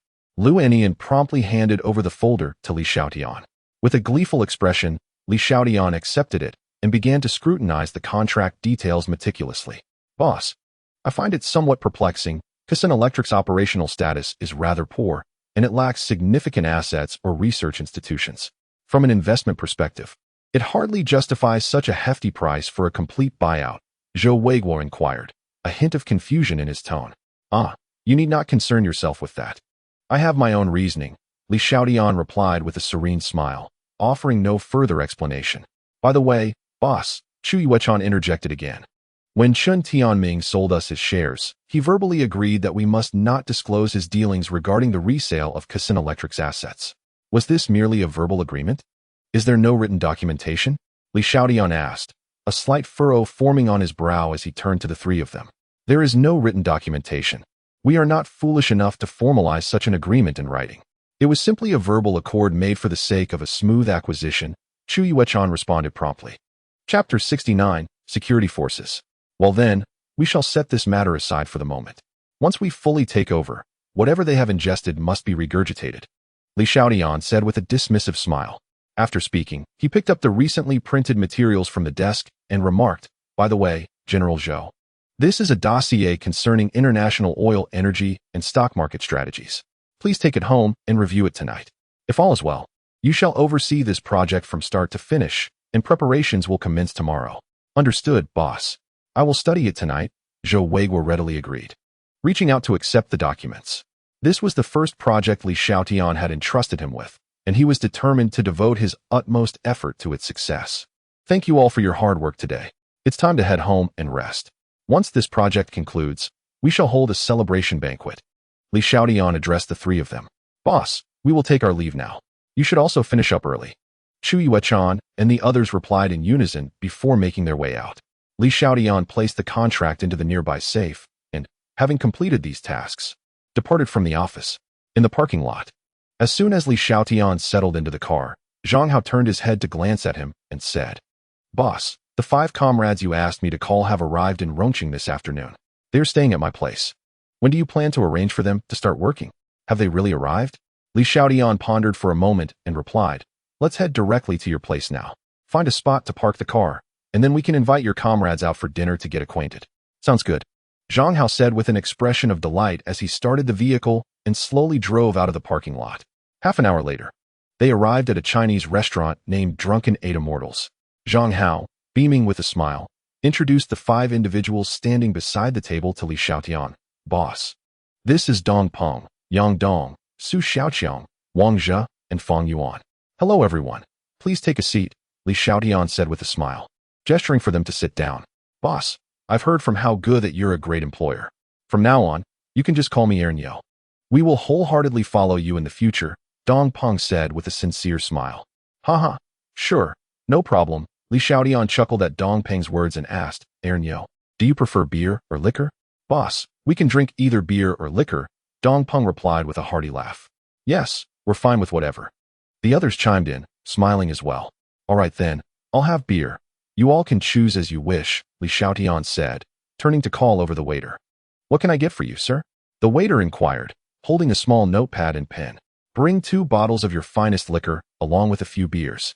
And all your house specialties. Make it quick, Li Xiaotian said, glancing at the menu before handing it to the waiter. Certainly, sir. Our finest liquor is Wuliangya. Shall I bring that? The waiter asked. Yes, please bring the Wuliangya. Li Xiaotian waved his hand, and the waiter promptly departed. A few minutes later, the dishes began to arrive one after another, starting with the cold appetizers. As the evening progressed, Li Xiaotian learned more about Zhang Hao's 5 comrades. They had all served in the same elite unit, but had been compelled to retire for various reasons, including health issues. At that time, the severance pay was considerably less than what it would be a decade later. Coming from rural backgrounds, they had used their meager subsidies to repair their homes. Upon returning to their hometown, they found themselves with much capability but relegated to the lowest echelons of society. After some polite exchanges, Zhang Hao filled his glass with liquor and poured a beer for Li Xiaotian. He then raised his glass solemnly, looking at Li Xiaotian, and said, Boss, this glass is a toast from all my brothers to you. We thank you for providing us with this job opportunity. I, Zhang Hao, may not be eloquent, but the gratitude we feel is encapsulated in this toast. From now on, your safety will be our life's mission as 6 brothers. We will ensure that no harm befalls you. Brother Hao, it is indeed a blessing to meet you and your companions. Cheers. Li Xiaotian chuckled heartily as he clinked his glass with Zhang Hao's, and they both tilted their heads back, downing their drinks in one go. Brother Hao, it has been quite some time since we last gathered. Let us enjoy a few drinks and engage in some light-hearted conversation. After finishing their drinks, Li Xiaotian set down his glass, sampled a few dishes, and addressed them with a smile. Boss, although we have not met often in the past, there will be plenty of opportunities for us to gather in the future. We can drink any time. This toast, I raise to you, boss. After a brief pause, Dong Peng also lifted his glass, standing with a warm smile. Please, everyone, take a seat. There is no need for such formality among us. Li Xiaotian gestured for Dong Peng to sit down, then raised his glass and said, Let us all drink together without pretense. Come, Aaron Yo, I shall drink with you. Thank you, boss. Aaron Yo grinned widely and emptied his glass in one gulp. Following that, Li Xiaotian made his way around to each of them, thankful that he was drinking beer rather than liquor. Otherwise, he would surely have been overwhelmed after making the rounds. The liquor was still manageable, allowing for continued revelry. Unbeknownst to them, several rounds of toasting and drinking passed, filled with laughter. Sitting amidst them, Li Xiaotian felt enveloped in the vibrant camaraderie reminiscent of a military camp, open-hearted, genuine, and devoid of deceit, not to mention their impressive capacity for alcohol. It is often said that a soldier's drinking prowess is formidable, and today's experience confirmed those rumors. Xiaotian, what are you doing here? Just as the mood was reaching its peak, Li Xiaotian was startled by a familiar voice from behind. Turning around, he was met with the surprised expression of Su Xia. Xia, I'm dining here with friends. What brings you here? Li Xiaotian stood, his face flushed and reeking of alcohol as he looked at Su Xia. Why have you drunk so much? Your face is so red. Su Xia approached, her concern evident as she gently touched Li Xiaotian's cheek. Some middle school classmates invited me to dinner here. Since I have no classes tonight, I came along. She continued. I see. By the way, Xia, let me introduce you. This is Brother Hao, and these are his comrades.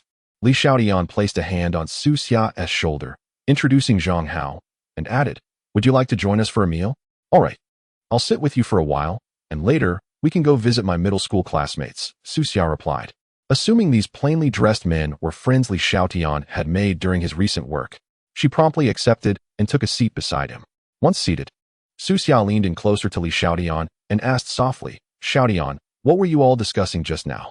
You seem to be having such a good time.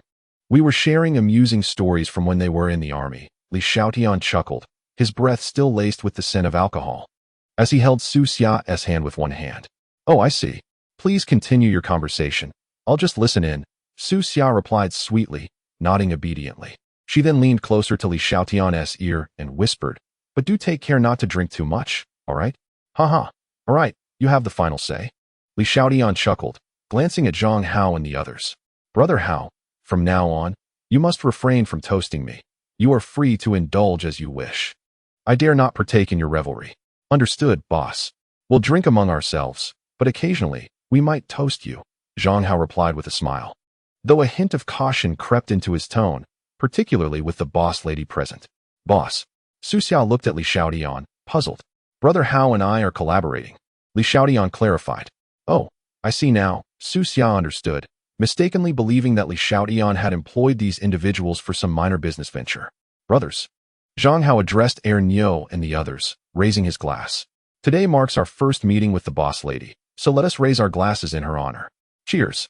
Niu and the others immediately lifted their glasses and stood, smiling at Su Xia as they proclaimed, "Boss lady, this toast is for you." This time, Li Xiaotian did not stop Zhang Hao and his companions from standing. He turned to the slightly bewildered Su Xia, smiled gently, and nudged her, "Xiao'er, don't just stand there.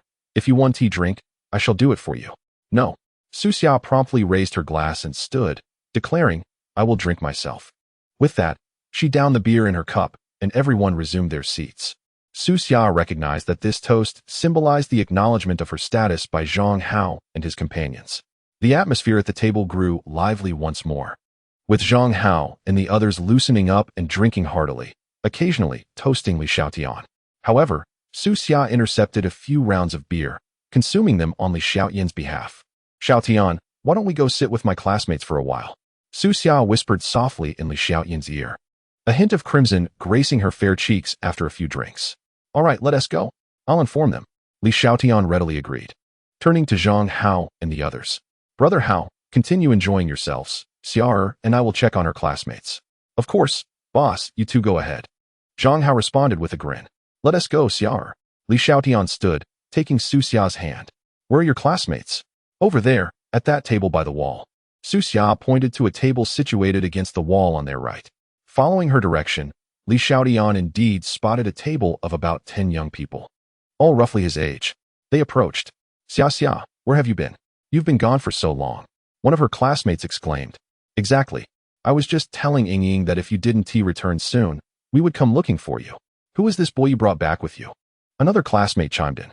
"You leave for a bit and return with a guy. Don't you even check who is treating us to dinner?"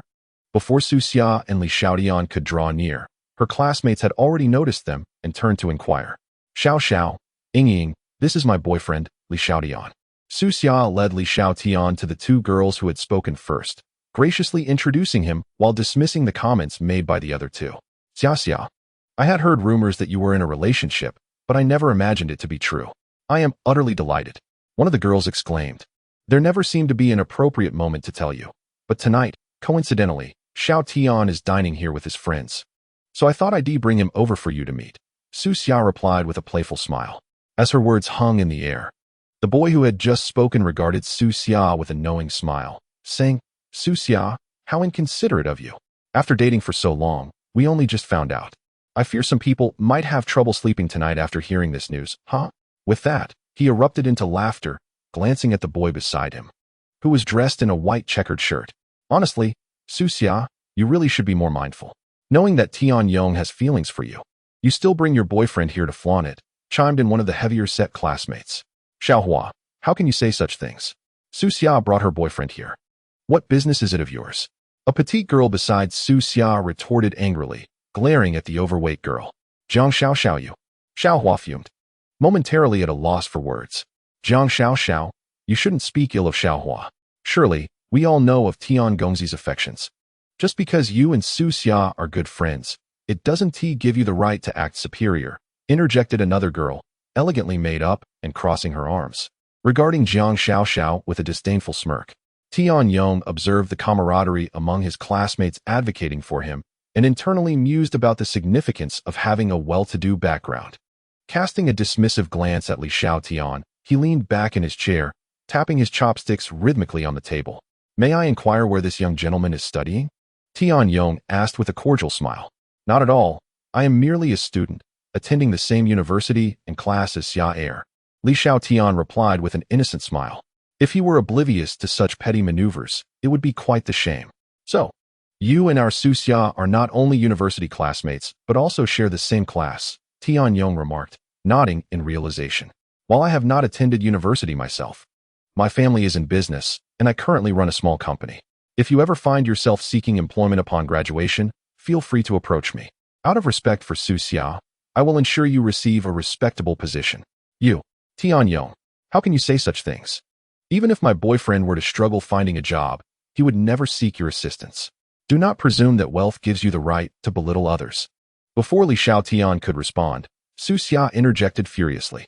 Exactly, Tianyong. We are all classmates. Why would you speak such demeaning words to Xiaxia's boyfriend? Lanning added in defense, expressing her discontent. Hee, I believe you may be mistaken. I was merely stating a fact without any intention to insult Suxia's boyfriend. Tianyong shrugged his shoulders innocently. Li Xiaotian cast a glance at the individuals seated around him and swiftly realized that this gathering had been orchestrated by the man named Tianyong, who sought to leverage the opportunity to approach Suxia. Upon suddenly discovering that Suxia had a boyfriend, he began his performance. Most of the attendees seemed to side with Tianyong, likely influenced by his family's wealth, while a few remained neutral, merely observing the unfolding drama. Xiaotian, let us depart to your place. I shall no longer keep in touch with these classmates, Suxia said, turning to Li Xiaotian and gripping his hand tightly. All right, we shall go.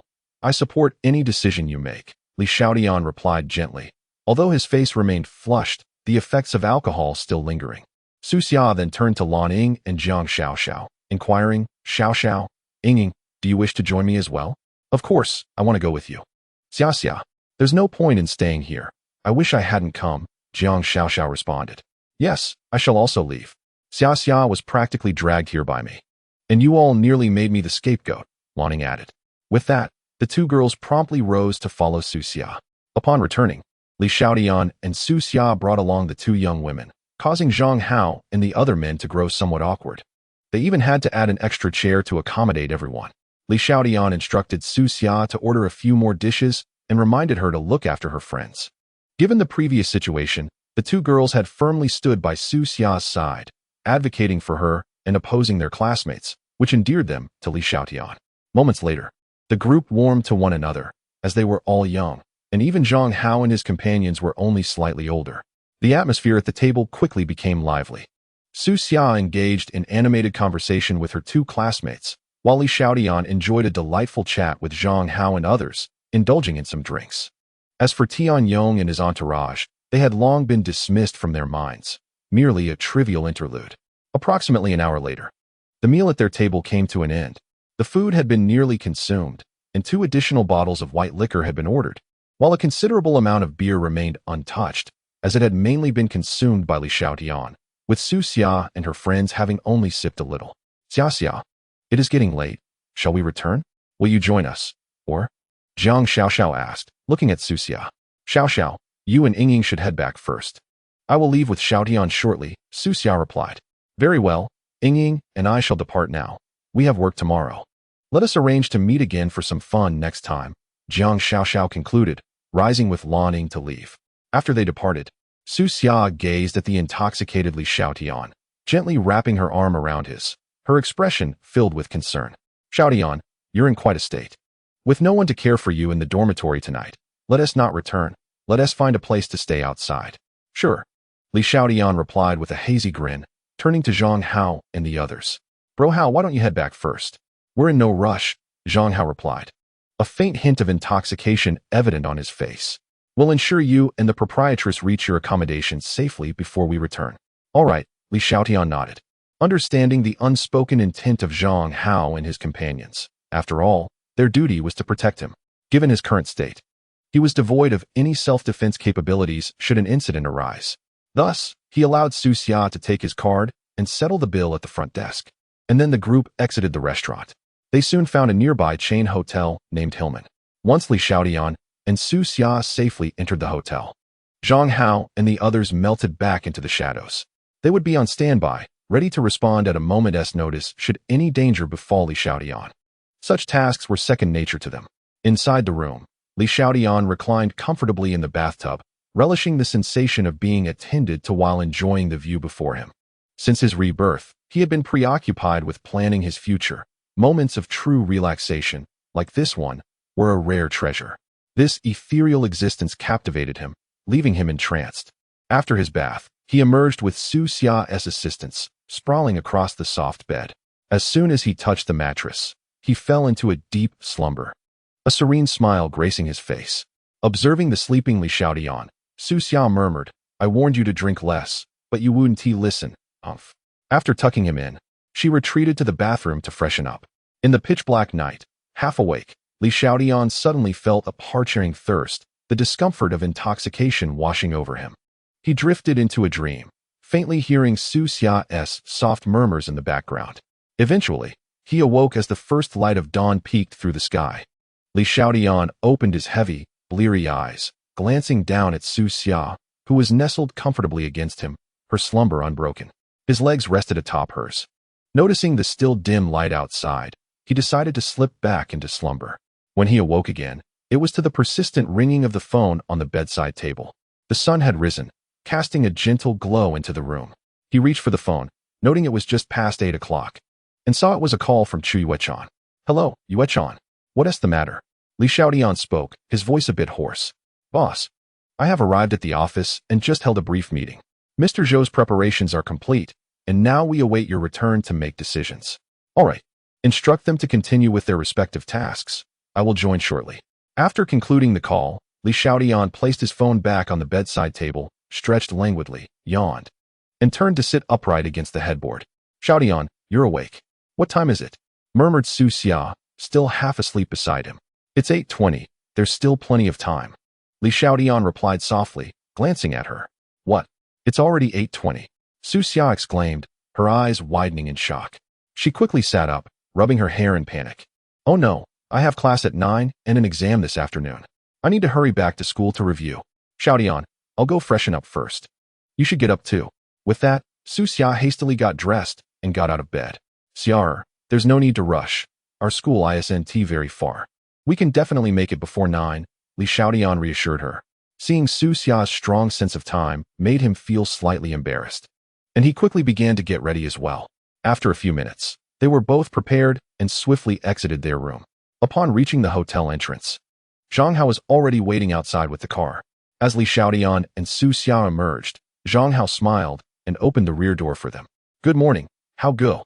Li Xiaotian greeted cheerfully, while Su Xia gazed in astonishment at the luxurious Bentley Mulsanne. "Good morning, boss." "Good morning, boss lady," Zhang Hao replied, then asked, "Are we heading back to school or elsewhere?" "Let us go back to school," Li Xiaotian decided, gently nudging the dazed Su Xia. "Xiao'er, let us go." "Get in the car. Why are you still in a daze?" "Oh right." Su Xia hurriedly took Li Xiaotian's hand and climbed into the vehicle. Once inside, Su Xia leaned in close to Li Xiaotian's ear and whispered, "Xiaotian, is Hao Gu really that wealthy? He drives such an impressive car. Hee Xiao'er, what if I told you this car is mine and Hao Gu is just my driver? Would you believe me?" Li Xiaotian teased, grinning. To his surprise, Su Xia quickly covered his mouth with her hand, her expression urgent as she whispered, "Don't say such things. Be careful, or Hao Gu will be unhappy." "Boss lady, the boss is right. I am indeed working for him as his driver and bodyguard," Zhang Hao candidly affirmed while preparing to start the vehicle. "Hao Gu, don't joke around. There's no way Xiaotian could afford such a car." Su Xia chuckled awkwardly, turning to Li Xiaotian. "The money you won from the lottery wouldn't even cover this car." "Haha, Xiao'er, see, even Hao Gu admits it. Why don't you believe me?"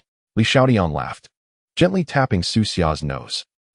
Su Xia pouted playfully, mumbling, "Fine, I'll take your word for it." Li Xiaotian chuckled softly, shaking his head.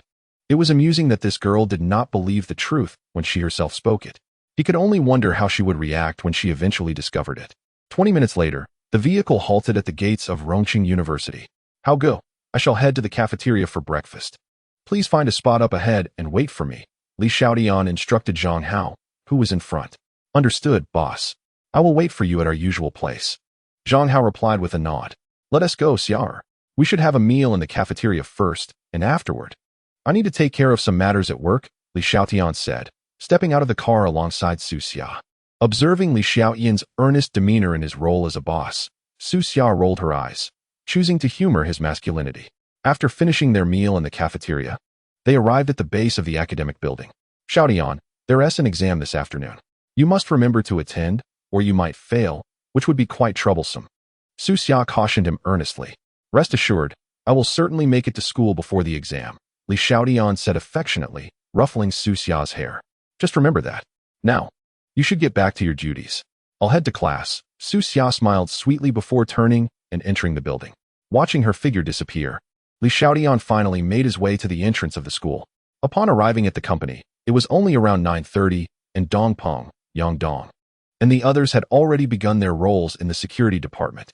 In the chairman's office, Li Xiaotian regarded Zhou Weiguo with a serious expression and asked, Zhou, is everything prepared? Boss, the plans are all set. I reviewed the materials and strategies you provided last night.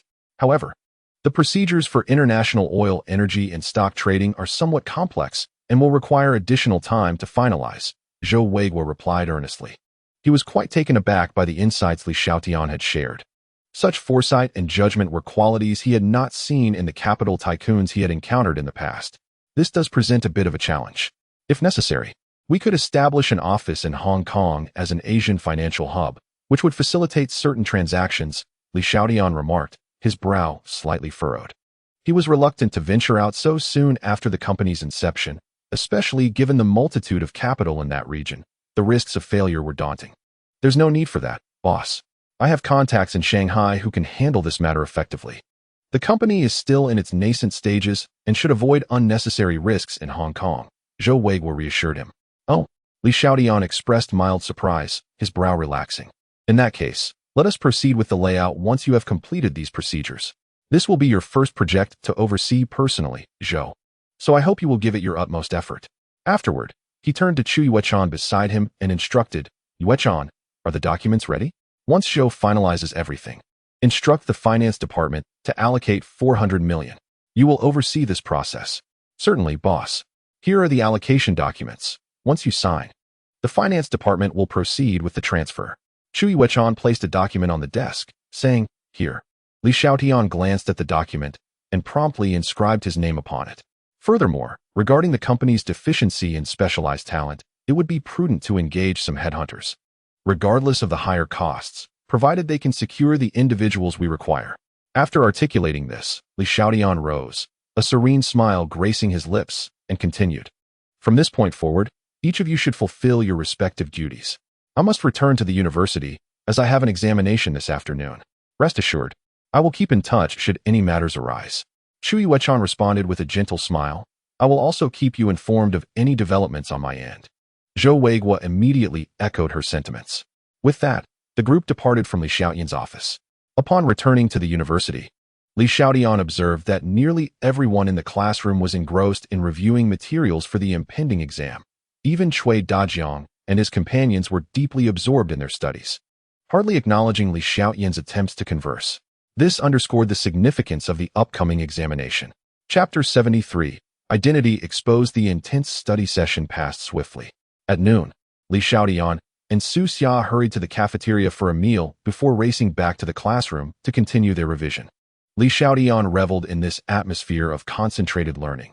Though his concern for academic performance had diminished, he recognized that this chapter of university life was singular. Youth, too, is fleeting. This lifetime offers no second chances for regrets. At precisely 2 o'clock, the examination commenced. The allotted time was 2 hours, concluding at 4 o'clock sharp. Upon completing the exam, Li Xiaotian noted that his classmates were still diligently pondering their answers, some writing, others pausing in contemplation. With a light chuckle, he submitted his paper and became the first to exit the classroom, finding the corridor devoid of any presence. He ambled slowly towards the staircase, and just as he descended the first step, his phone vibrated in his pocket, a reminder that he had set it to silent during the exam. Retrieving his phone, he turned back to the staircase, seeking a corner in the corridor where he could take the call. Hello, boss, I have something to report, came Chu Yuechan's cool voice as soon as the line connected. Yes, go ahead. By the close of trading today at 3 o'clock, we have nearly acquired all the shares of Kasin Electric on the market. To date, we hold 11 shares, and the turnover rate has plummeted. It appears the short-selling forces behind this have likely exhausted their supply. The remaining 9 shares are likely held by resolute retail investors unwilling to liquidate their positions and the opposing party's repurchase. Given that they have refrained from selling at this juncture, it seems unlikely they will do so in the near future. What should our next steps be, boss? Upon hearing Chu Yuechan's report, Li Xiaotian fell into deep contemplation. A moment later, he finally spoke. There are 3 matters to attend to. First, you must issue an announcement before tonight, calling for a shareholders' meeting at the headquarters of Kasin Electronics tomorrow, ensuring that all remaining shareholders are present. Additionally, please relay this information to Chen Kong. Second, find a trustworthy vice president of finance within the company. He should accompany us to Kasin Electronics to join the finance department tomorrow. Third, prepare the proposal and documentation for renaming Kasin Electronics to Huaxing Technology. Understood, boss. I will get to work immediately, Chu Yuechan replied promptly after listening. After hanging up the phone, Li Xiaotian pondered whether he had overlooked anything as he tucked his phone into his pocket, preparing to descend the stairs. Just as he turned around, he was met with the cheerful gaze of a middle-aged man. Counselor? Li Xiaotian exclaimed, startled, and quickly greeted. Hello, Teacher Zhang. Ah, Xiaotian. I overheard your phone conversation just now. I had no idea that one of my students was so capable, Teacher Zhang said, his face beaming with pride. You truly are a source of pride for your teacher and a beacon of hope for the school. Teacher, you must have misunderstood. I was just speaking nonsense. Li Xiaotian stammered, quickly denying it as a thought crossed his mind. Haha, Xiaotian, there's no need to deceive your teacher. Having lived for over half a century and taught countless students, I have seen it all. When you tell a lie, it is quite apparent to me. Teacher Zhang jovially punctured Li Xiaotian's falsehood, gently patting his shoulder and kindly adding, why lie in front of your teacher? I won't be asking for a penny from you. Teacher Zhang, that is not what I meant, Li Xiaotian replied awkwardly with a nervous smile, scratching the back of his head, feeling somewhat flustered. Well, it is evident that you are my good student, polite in demeanor and among the top in class academically, Teacher Zhang remarked, his face lighting up with joy. He then shifted the conversation, stating, Xiaotian, I recall that since the start of this semester, you have taken numerous leaves and had others answer for you quite often. This cannot continue. It risks your grades. Well, Teacher Zhang, you know I have some matters to attend to outside and have been rather busy, so I occasionally cannot attend classes. I hope you and the school can be understanding regarding this, Li Xiaotian replied with a wry smile, realizing Teacher Zhang had him in a tight spot, unaware of his intentions. This understanding is certainly not an issue. The school and teachers feel genuinely pleased to see your accomplishments, Teacher Zhang said, once again smiling warmly.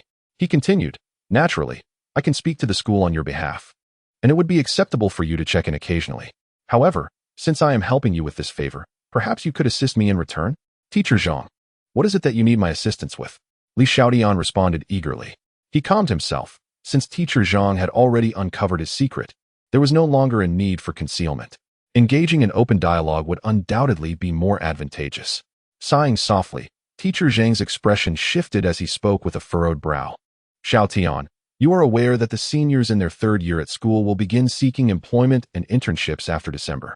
However, securing a job is quite challenging, with limited opportunities and fierce competition. Therefore, I would like to inquire if your company could organize a campus recruitment fair at the school to assist your alma mater in addressing some of these employment difficulties. Should you aid the school, I assure you that any matters concerning your future at the institution will be entirely resolved. After listening to Teacher Zhang's words, Li Xiaotian fell silent for a moment before responding earnestly, Teacher Zhang, allow me to contemplate this. He then entered into deep thought, weighing the pros and cons of the situation. Observing Li Xiaotian in contemplation, Teacher Zhang refrained from interrupting, patiently awaiting his response. The cheerful smile that had previously adorned his face was replaced by a look of concern. This dilemma was indeed a pressing issue for the school, and he felt a genuine sympathy for the many students he had taught who struggled to find suitable employment after years of diligent study.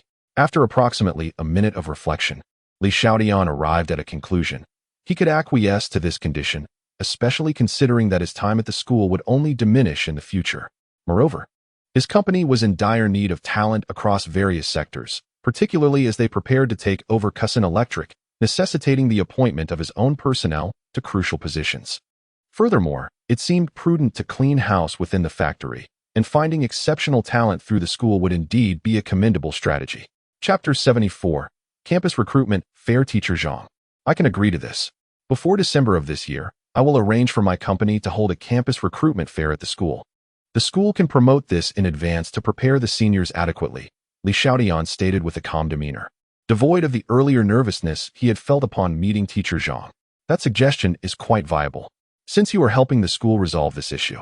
Even if you never attend another class, I guarantee you will securely obtain your diploma, teacher Zhang exclaimed, his face lighting up with joy.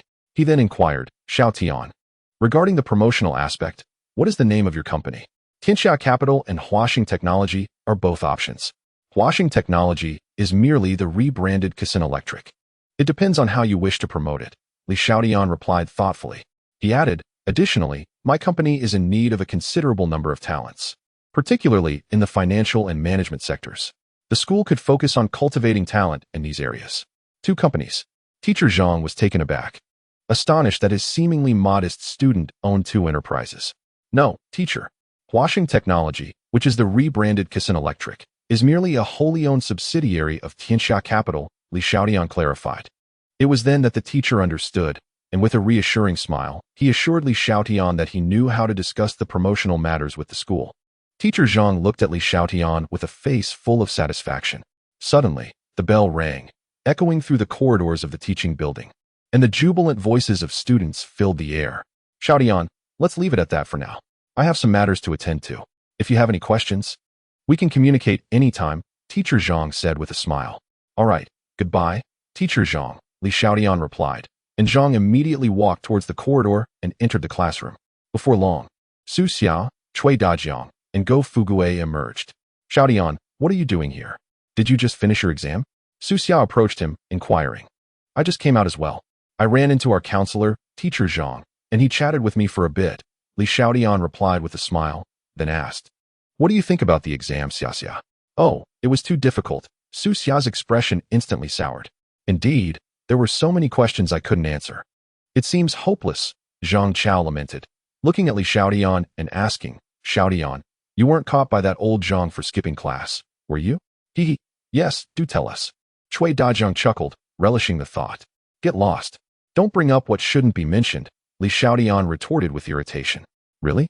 Xiaotian, teacher Zhang isn't actually going to pursue the matter of your absence, is he? Su Xia grasped Li Xiaotian's arm, her face filled with concern. Not at all. Don't listen to what Cui Dajiang is saying.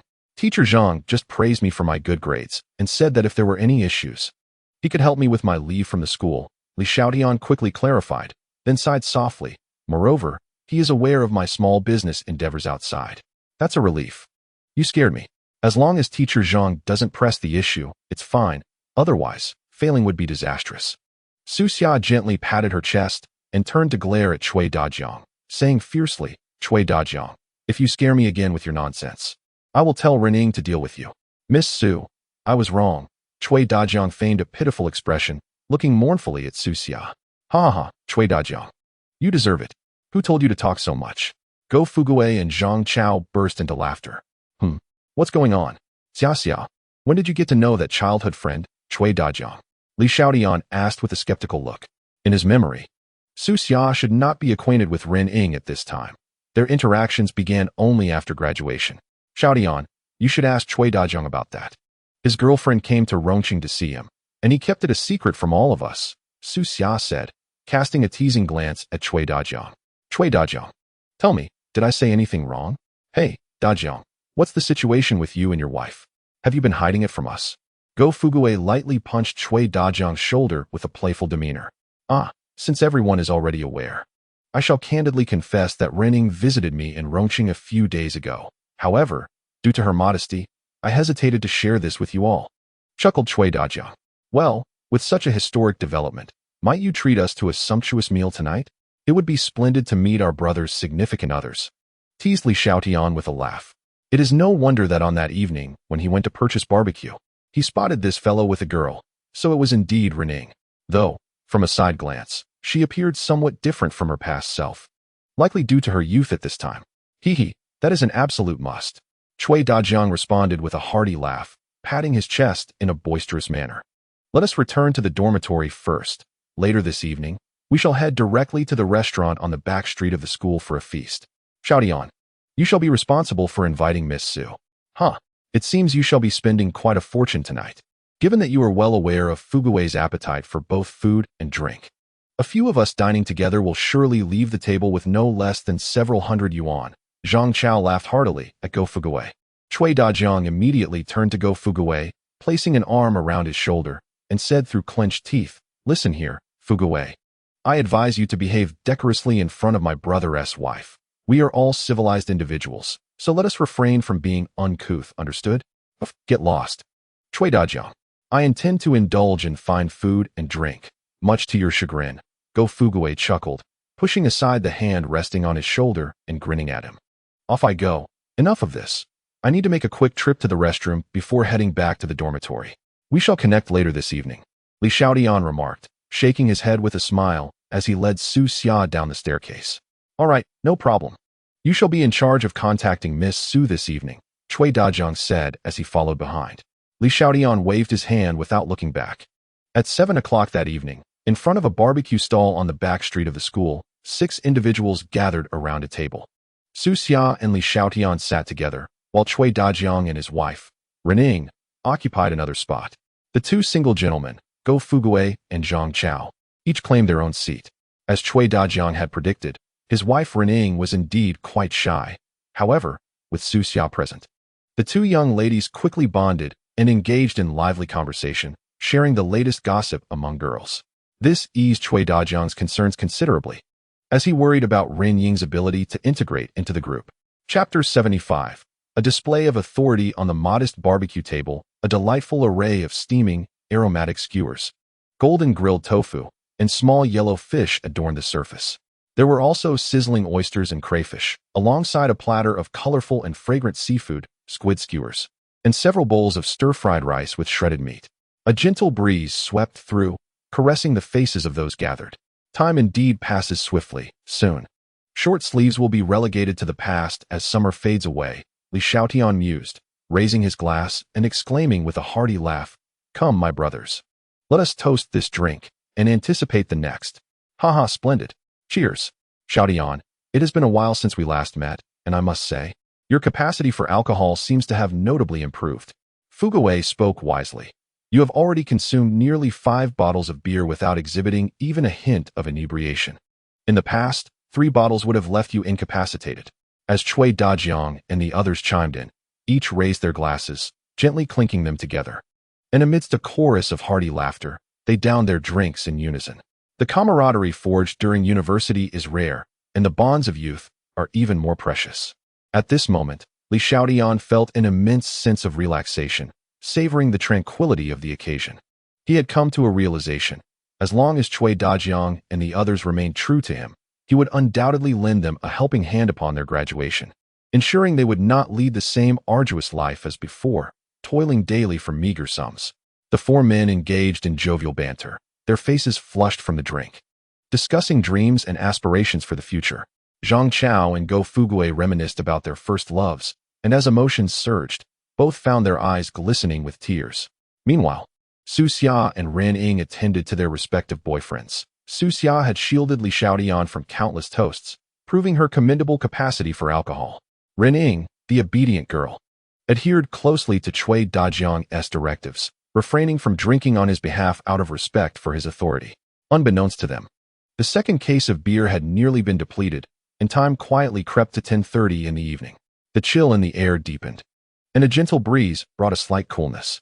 After finishing their barbecue, the gathering began to disperse.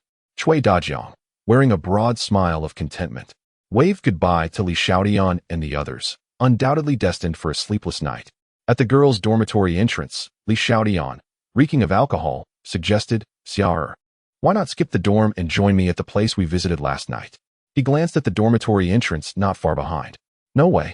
I want to return to my dorm for a good night's rest. You should hurry back too. We can go out another time," Su Xia playfully retorted, fully aware of Li Xiaotian's intentions. However, she genuinely wished for a restful night, knowing well how exhausting such escapades could be. "Well then, until next time, hurry inside," Li Xiaotian replied with a silly grin.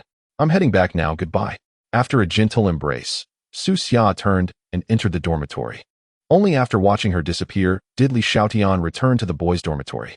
The following morning, Li Xiaotian arrived at the company just before 8 o'clock, with Chu Yuechan and others already present. After a brief routine meeting, they assembled a team to head to the headquarters of Kasin Group in Shuanghe District. Alongside Li Xiaotian's Bentley Mulsanne, they also utilized a company-purchased 7-seater Toyota van.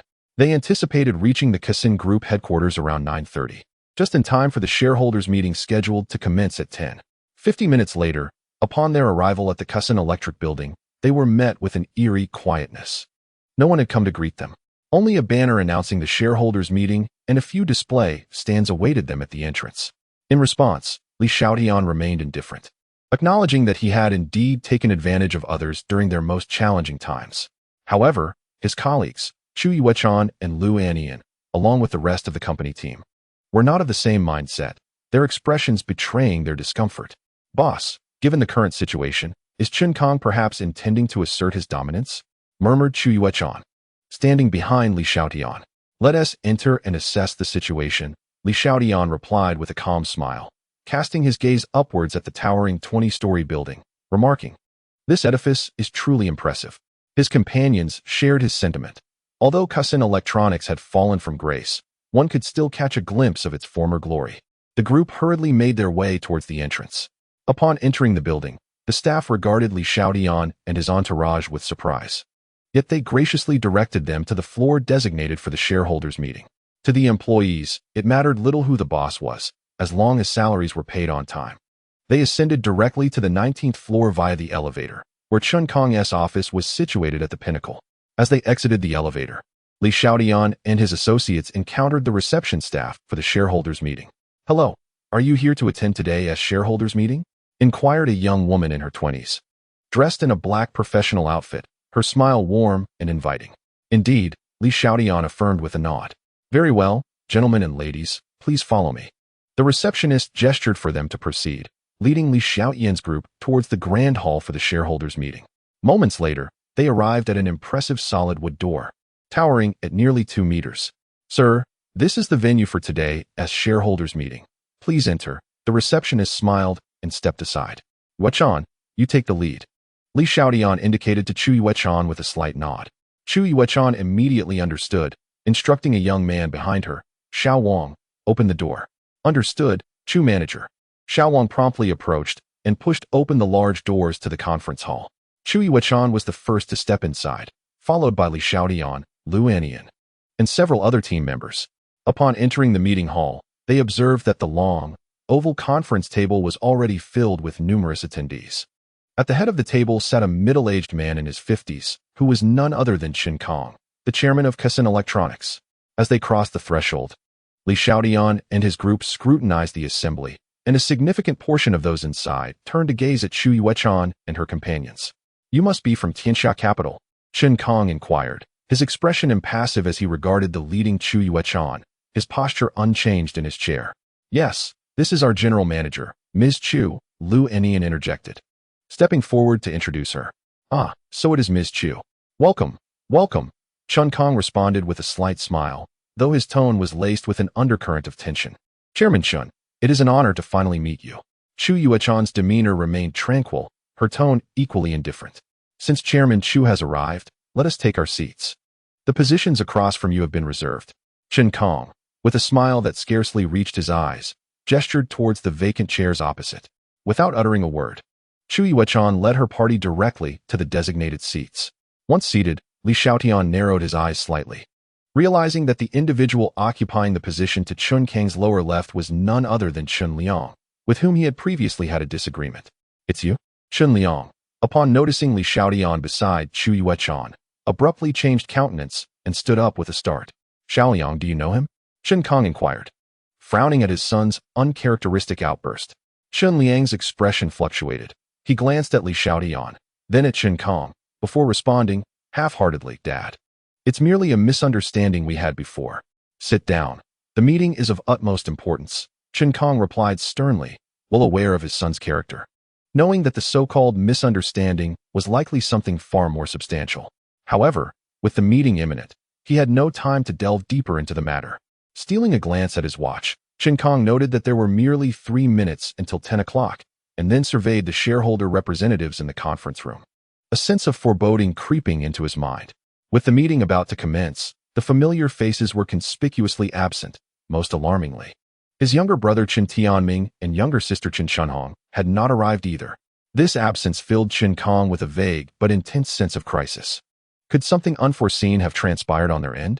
Despite the recent drastic plunge in stock prices and the company's vigorous attempts to repurchase shares from the market, the limited funds meant that the repurchased stocks amounted to a mere pittance, only 39 shares. Suddenly, Chen Kong felt a slight twitch in his eyelid. He understood that his position of stability was precariously at risk. Observing Chen Kang's expression, Chu Yuechan and her companions exchanged faint smiles of satisfaction. It appeared that the old fox could indeed feel anxious at times. Last night, when she presented the proposal for the shareholders' meeting, he had been dismissive. Moreover, the shareholders present today were all individuals whom Chu Yuechan had painstakingly recruited. Collectively, they held a mere 51 shares, merely summoned to bolster the appearance of attendance, with plans to repurchase their shares post-meeting. In the blink of an eye, the 3 minutes elapsed, and Chen Kong, clinging to a sliver of hope, fixated on the conference room door. As the clock struck the hour, that last vestige of hope shattered instantaneously. The scenario he had dreaded had indeed materialized. A glint of malice flickered in Chen Kang's gaze as he turned towards Chu Yuechan and her entourage, leaving nothing to the imagination. "Chairman Chu, the time has come. May we commence the meeting?" Chu Yuechan inquired, her composure unshaken. The minor retail shareholders seated on either side of the conference table turned their attention towards Chen Kong. "Since Chairman Chu has declared the meeting to begin, let us proceed," Chen Kong replied coldly, shedding any pretense. "Lawyer Liu, please make the announcement," Chu Yuechan instructed nonchalantly. "Certainly, Chairman Chu," came the prompt response. Liu Xiaotian rose from his seat, unfurling a document in his hands, and addressed the assembly with a clear and resonant voice. "Our company currently holds a 51% stake in Kaisen Electric, making us the largest shareholder." The moment Liu Xiaotian concluded his statement, an eerie silence enveloped the conference room. Although the minor shareholders had suspected that large-scale stock acquisitions were occurring in the market, they were astounded to learn that the opposing party possessed such a substantial stake, surpassing even that of Chairman Chen Kong. Chen Kang's expression shifted dramatically, as his worst fears materialized. "Father, how could they possess so many shares in our company? Did uncle and aunt sell their stakes to them?" Chen Liang's face displayed shock as he incredulously inquired of Chen Kong. "What do you think?" Chen Kong replied darkly, his hands clenched into fists upon the conference table. He had never anticipated that his younger brother and sister would covertly sell their shares to others, leaving him completely in the dark. Seeing Chen Kang's dark and furious countenance, Chen Liang fell silent, too intimidated to press further. Instead, his gaze towards Li Xiaotian was filled with animosity. He was convinced that this was all part of Li's scheming. Observing the stillness in the room, Liu Xiaotian continued, "Now, I invite our general manager, Chu Yuechan, to announce the specifics of today's shareholder meeting." At that moment, a wave of applause erupted from the minor shareholders, who regarded Chu Yuechan with smiles. They were unconcerned with the unfolding drama. Their sole interest lay in whether their shares would be purchased at a premium, thereby minimizing their losses. "The primary objective of today's meeting is to declare our company's absolute controlling stake in Kaisen Electric," Chu Yuechan stated calmly, surveying the crowd. Chen Kong, wishing to voice his dissent, stifled his words at the last moment. Despite it being his domain, the opposing party had come well prepared, and the combined holdings of father and son amounted to only 439 shares, a stark contrast to the 51 held by their rival. After a brief pause, noticing the continued silence and Chen Kang's reluctance to speak, Chu Yuechan proceeded, "Now, I announce the second matter. Our company will be appointing a vice president of finance to oversee the financial department of Kaisen Electric." "On what grounds?" "This is our Chen family's company. What right do you have to send someone here?" Chen Liang erupted, standing in indignation as he directed his ire towards Chu Yuechan. "Young Chen, it seems you are unaware of the current circumstances. The Chen family's control over the company has become a relic of the past.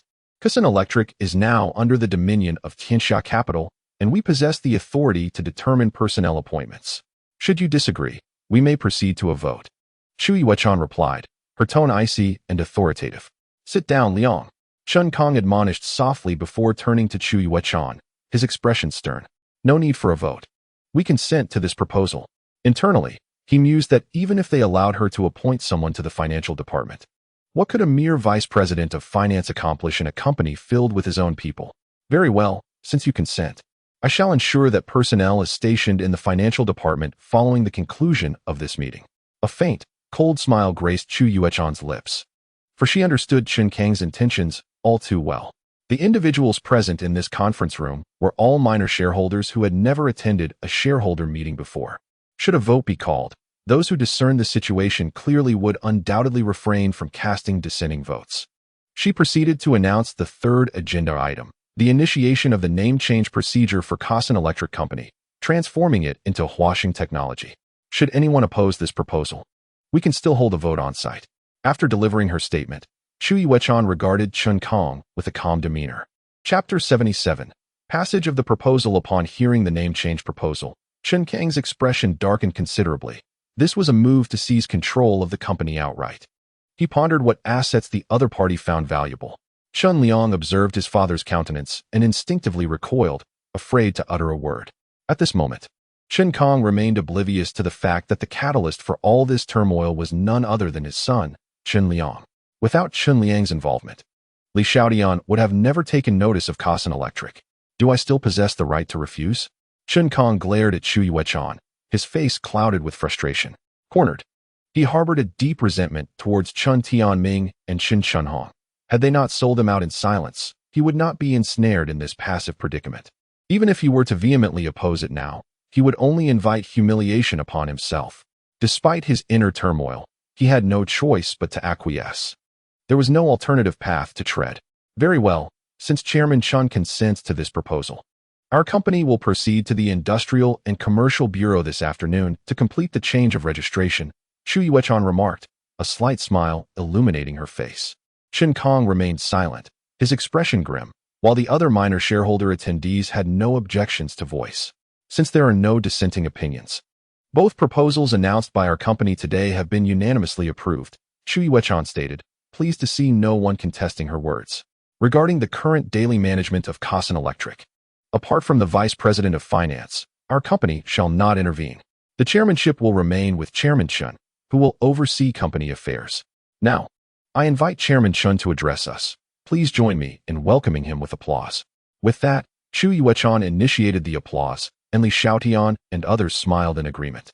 A strategic move to prevent the cunning old fox, Chen Kang, from acting recklessly before they gained full control.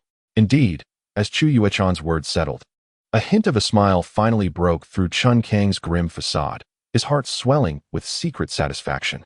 What did it matter that they held the controlling interest? As long as the operational authority of the company was entrusted to him, everything here would ultimately be at his discretion. What influence could a mere vice president of finance wield? With a smile on his face, Chen Kang rose, gesturing for silence as the applause gradually subsided. Firstly, I would like to express my gratitude to all of you for taking the time out of your busy schedules to attend this shareholders meeting. Secondly, I extend my heartfelt thanks to General Chu of Tianxia Capital for their steadfast support. Chen Kang observed the joyful expressions of those present and remarked, I trust everyone is aware of the recent rumors concerning our company's financial difficulties. However, with the entrance of Tianxia Capital, this issue shall be swiftly resolved. Under the support of General Manager Chu, our company is poised for a more comprehensive development. General Manager Chu, would you agree? Indeed. The matter of the financial chain is not a formidable challenge. Chu Yuechan responded with a professional smile, her eloquence leaving no room for doubt. As Chairman Chen has articulated, our company will wholeheartedly support Kasan Electric in overcoming this adversity and in its subsequent development.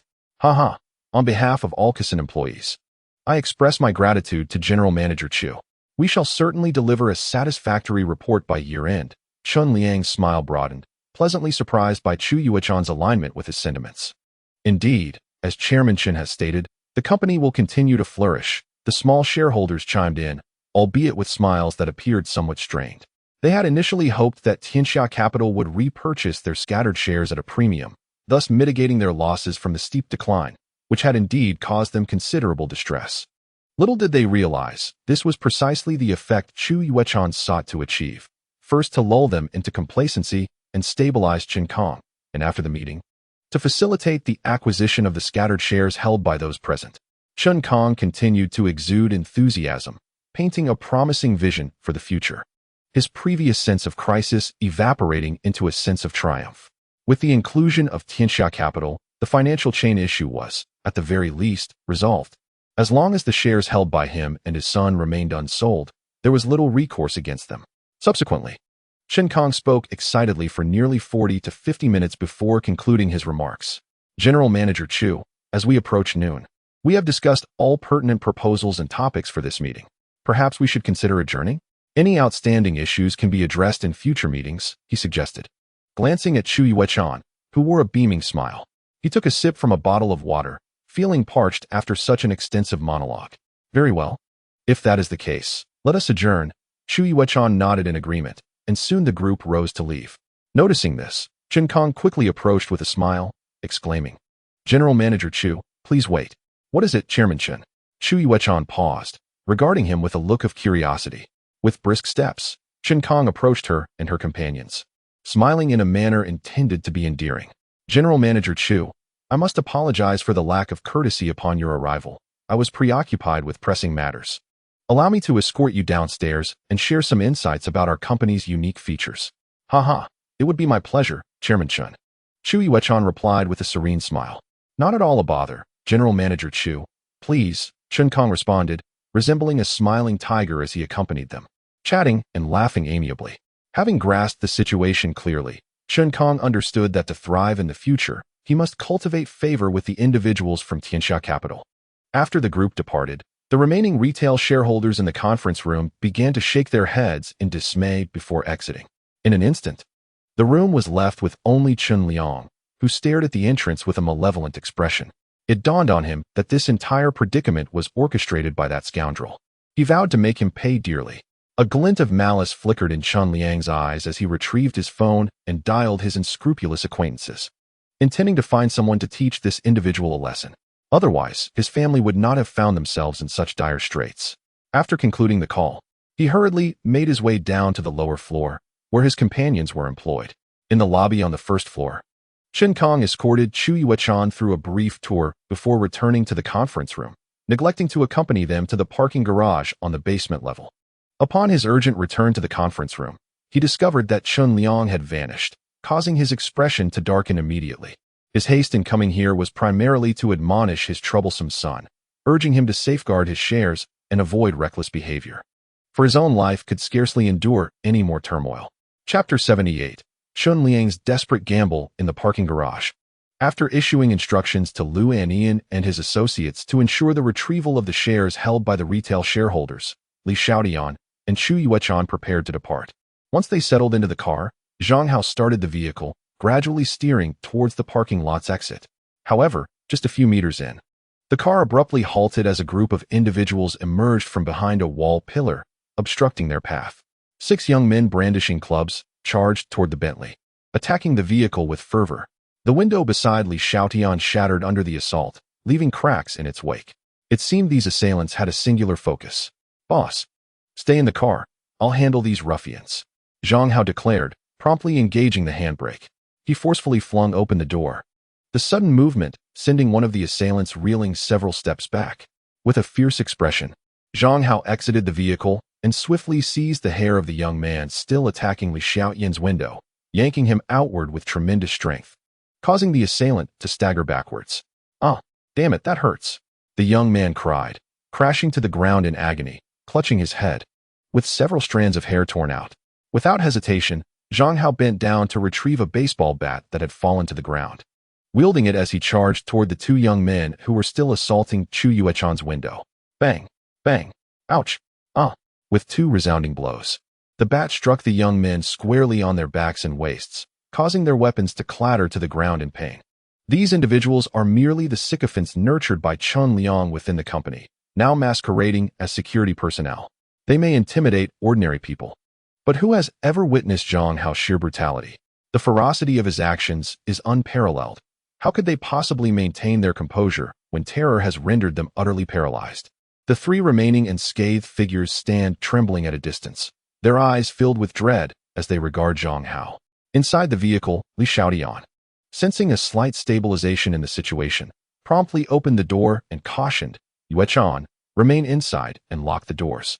After uttering these words, he exited the car, slamming the door with a force that revealed the raging fury within him, and proceeded to the rear, retrieving an iron rod.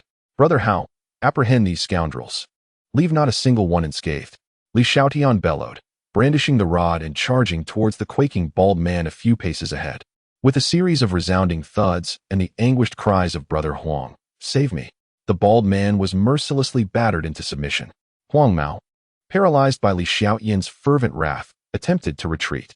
However, just as he took a few steps, a swift kick from Zhang Hao, who had received Li Xiaotian's command, struck him in the abdomen, sending him tumbling to the ground, his face paling instantly. A piercing scream escaped his lips, and he dared not rise again. The other two unscathed crew-cut youths, gritting their teeth, brandished their rods and charged at Zhang Hao, determined to take a desperate gamble. With a cacophony of sounds resembling that of sheep confronting a tiger, both men collapsed to the ground, their expressions twisted in agony, while Huang Mao and the others turned their heads away, unable to bear the sight. In comparison, their own injuries seemed trivial.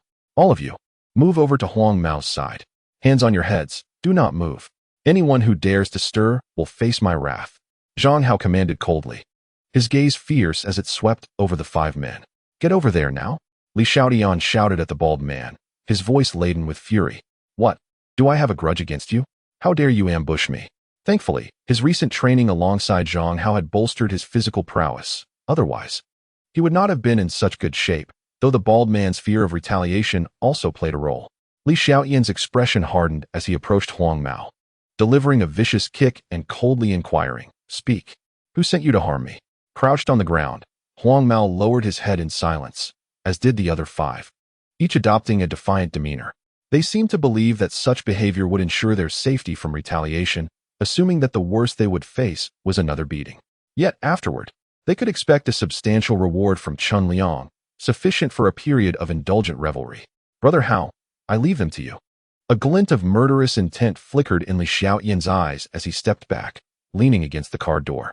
His anger remained unabated. These individuals possessed an audacity that was astonishing. Most importantly, he remained oblivious to the identity of those who had orchestrated this vendetta against him. Today, he was determined to pry the truth from their lips, no matter the cost. Had it not been for encountering a bodyguard of Zhang Hao's caliber, or had he ventured out today devoid of security, he could scarcely fathom the ordeal that awaited him. With a resounding thud, Zhang Hao struck the ground with his baseball bat, producing several dull metallic echoes, before advancing towards the yellow-haired man and delivering a forceful blow to the rear of his shoulder. Ack! The yellow-haired man was instantly knocked to the ground, his face contorted in agony, his body trembling slightly, yet he gritted his teeth in silence. "Speak or remain mute. My patience is limited. Should none of you choose to speak, I shall administer a similar punishment to each of you, ultimately incapacitating your hands and feet. And we shall see how long you can maintain your bravado." Zhang Hao glared at the 6 crouching figures before him, his expression menacing. The bat in his hand slowly rose, as if signaling that the next strike would fall at any moment should they remain silent. This is against the law." The bald man, crouching beside the yellow-haired man, lifted his head, fear and panic etched across his visage as he stammered in response, having never before witnessed such a scene. "Huh, you lot dare to discuss legality with me?" Zhang Hao retorted, his anger morphing into a sardonic smile. He gestured towards the vehicle behind him, his voice icy as he stated, "Do you comprehend the nature of your actions today? Even if I were to incapacitate you, it would merely be self-defense, leaving me unaccountable, while you lot would find yourselves incarcerated for several years, subsisting on free meals. Consider this. Is it truly worth it to languish in prison for no reason?" This display of intimidation effectively unnerved the previously defiant ruffians, who exchanged bewildered glances, rendered speechless. The bald man glanced at the writhing yellow-haired man on the ground, then turned to Zhang Hao, cautiously inquiring, "If I divulge who orchestrated this, will you spare me?" Upon hearing this, Zhang Hao turned to Li Xiaotian. "Certainly, provided you disclose the identity of the mastermind," Li Xiaotian replied with a chilling tone. Chapter 79. A complete defeat, however. These terrified individuals failed to grasp the underlying implication in Li Xiaotian's words. His willingness to spare them did not imply that the authorities would do the same. Even the slightest threat must be eradicated. "Yes, it's Chun Liang," the bald man stammered, his complexion paling as he cast a furtive glance towards the wall nearby. No sooner had he uttered the name than a loud, clattering noise emanated from behind the wall, akin to a collision with a trash bin. "Brother Hao," Li Xiaotian called urgently. Zhang Hao had no time to respond, as he dashed towards the source of the sound.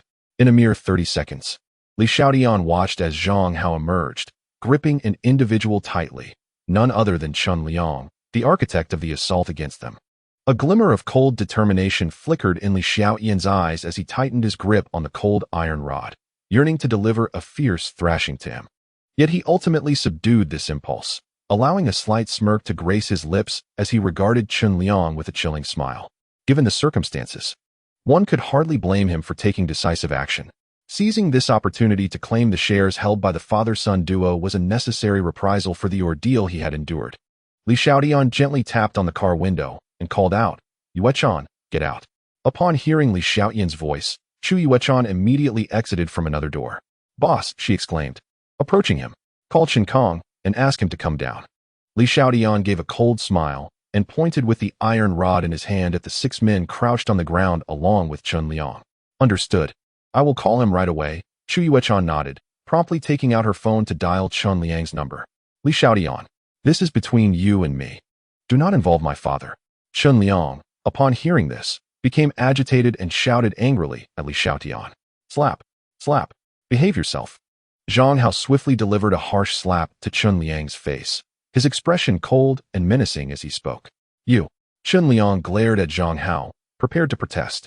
But the ferocity in Zhang Hao's icy gaze made him swallow his words. "Go. Sit with them. If you dare to pull any tricks, I will break your legs." Zhang Hao warned fiercely, shoving Chun Liang toward the group. Chun Liang nearly stumbled to the ground, obediently squatting down with his 6 dubious companions. At that moment, however, his so-called friends dared not face him, turning their heads away in unison. Meanwhile, in the top-floor office, Chen Kong hurried to the underground parking lot after receiving Chu Yuechan's call. He was baffled, uncertain about what had prompted the call. Minutes later, upon arriving at the parking lot and witnessing the scene before him, he was instantly dumbfounded. The sight of Chun Liang crouched on the ground with the company's security guards sent a chill through him, and his expression shifted drastically as a sense of foreboding engulfed him. "Dad, please save me," Chun Liang cried out, overwhelmed with joy and relief upon seeing Chen Kong.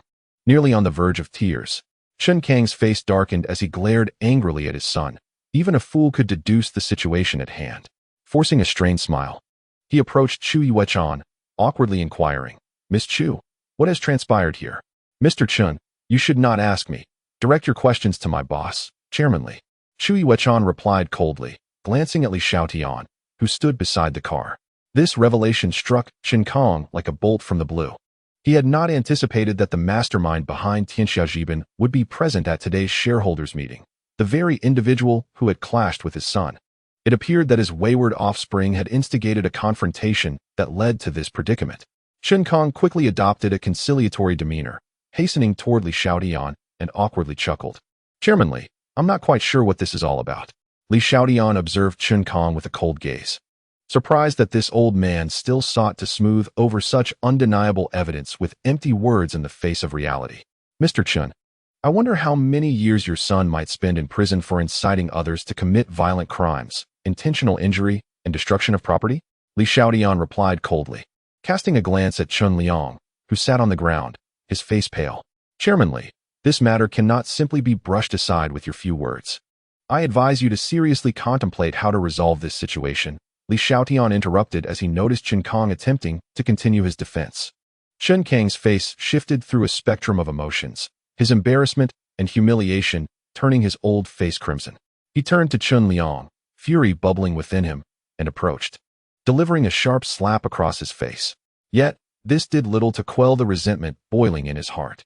Just as he had managed to stabilize the current predicament, this rebellious son had shattered it with a single move.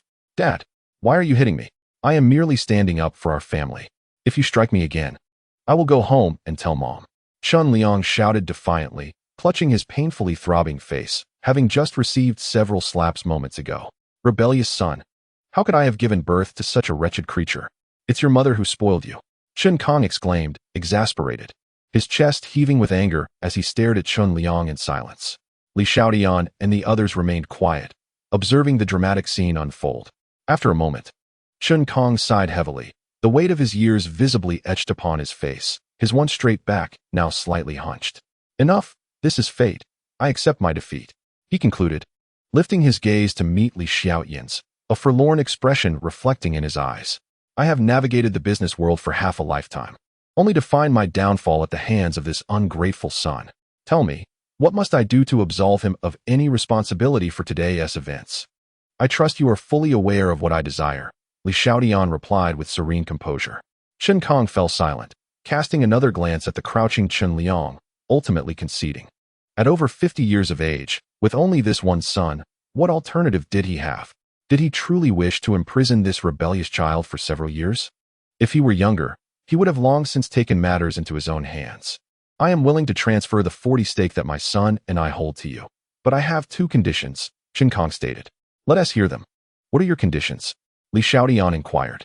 The first condition is that you must not pursue any responsibility for my son Chen Liang regarding this incident, Chen Kong declared straightforwardly. His gaze fixed intently on Li Xiaotian. Very well, I can agree to that. What is your second condition? Li Xiaotian responded without hesitation. The second condition is that the shares I hold must be priced at the current market value, plus a 20 premium, Chen Kong asserted firmly, contemplating that if he was destined to exit, he might as well secure a profitable deal before doing so. Impossible. Don't you find this condition utterly absurd? Li Xiaotian shook his head, a cold smile gracing his lips. Moreover, do you truly believe you still have the standing to negotiate terms with me?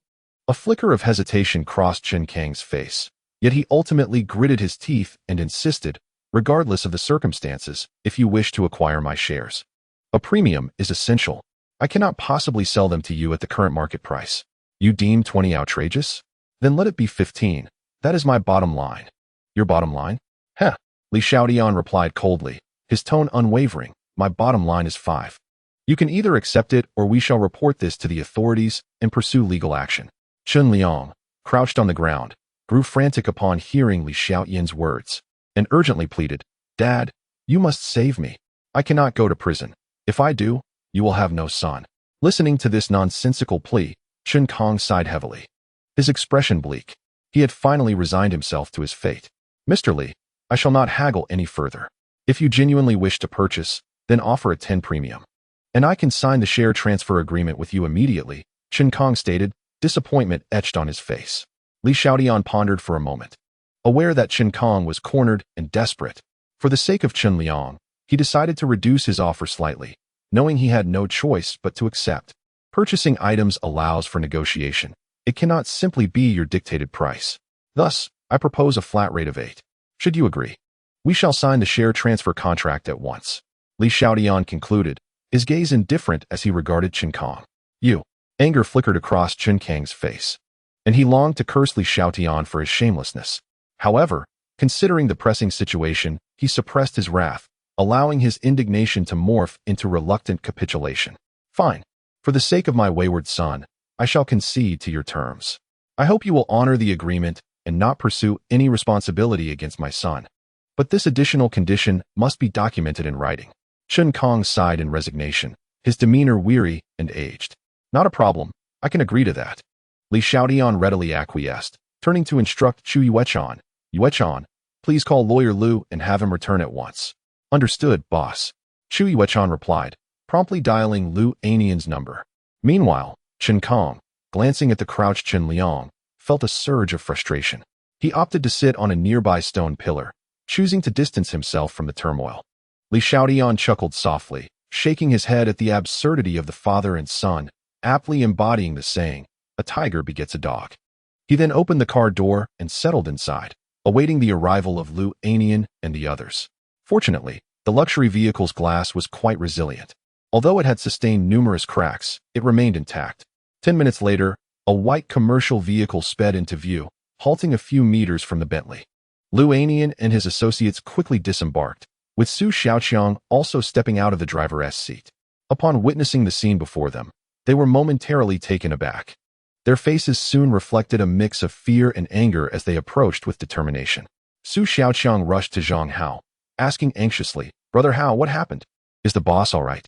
The boss is fine. He is sitting inside the car, Zhang Hao replied in a low voice. That's a relief. Su Xiaotian exhaled, relieved.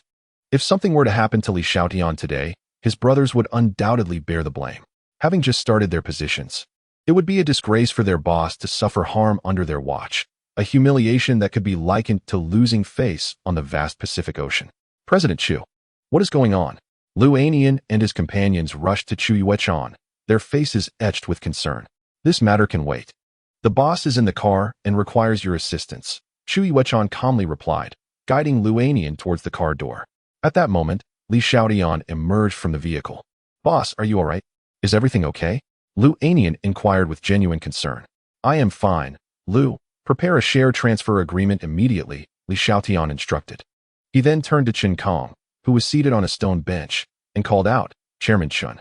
Let us proceed to the conference room to sign the share transfer agreement. Chen Kong stood up in silence, his demeanor sour, and made his way toward the elevator. Li Xiaotian offered a faint smile and addressed Zhang Hao behind him, saying, Old Zhang, dismiss them. Let them leave. Understood, boss, Zhang Hao replied promptly, gesturing to Chen Kong and the others on the ground. All right, you all can go now. Don't linger here. Hearing this, Chun Liang, along with Huang Mao and Baldi, felt a wave of relief. Dad, wait for me. Chun Liang immediately stood up and rushed after Chen Kong, while Huang Mao and Baldi scurried towards the parking lot exit with haste. Li Xiaotian and his team took the elevator to a small conference room on the top floor, equipped with all necessary facilities to revise and print new contract documents. Once inside, Li Xiaotian meticulously reiterated important details to Lu Anian, emphasizing the need for precision in the contract specifics to avoid any errors. He then took a seat, patiently awaiting the completion of the document. After Lu Anian had redrafted the contract, he placed 2 copies on the conference table. Li Xiaotian reviewed the terms, confirmed their accuracy, and with a smile, signed his name and affixed the company seal. Meanwhile, Chen Kong hesitated with his pen, reluctant to proceed. Come now, Chairman Chun, it is time to sign. Although you have lost Kisan Electric, you are simultaneously acquiring a significant sum of money, Li Xiaotian gently encouraged. You must understand that with the current decline in the stock market, it won't be long before your shares become even less valuable. With the worsening liquidity crisis, the company's bankruptcy is inevitable. Selling to me now is, in fact, a considerable advantage.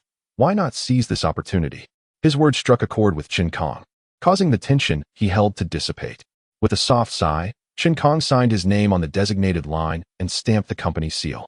Li Xiaotian, maintaining his composure, took the contract, retrieved his phone, and dialed Tian Xiaofei at the bank, instructing him to transfer the funds to Chen Kang's account. Ding! A few moments later, Chen Kong received a text message confirming the receipt of funds. Glancing at the deposited amount, a faint smile of relief finally graced his features. Chapter 81. The time for reckoning has come, Mr. Li.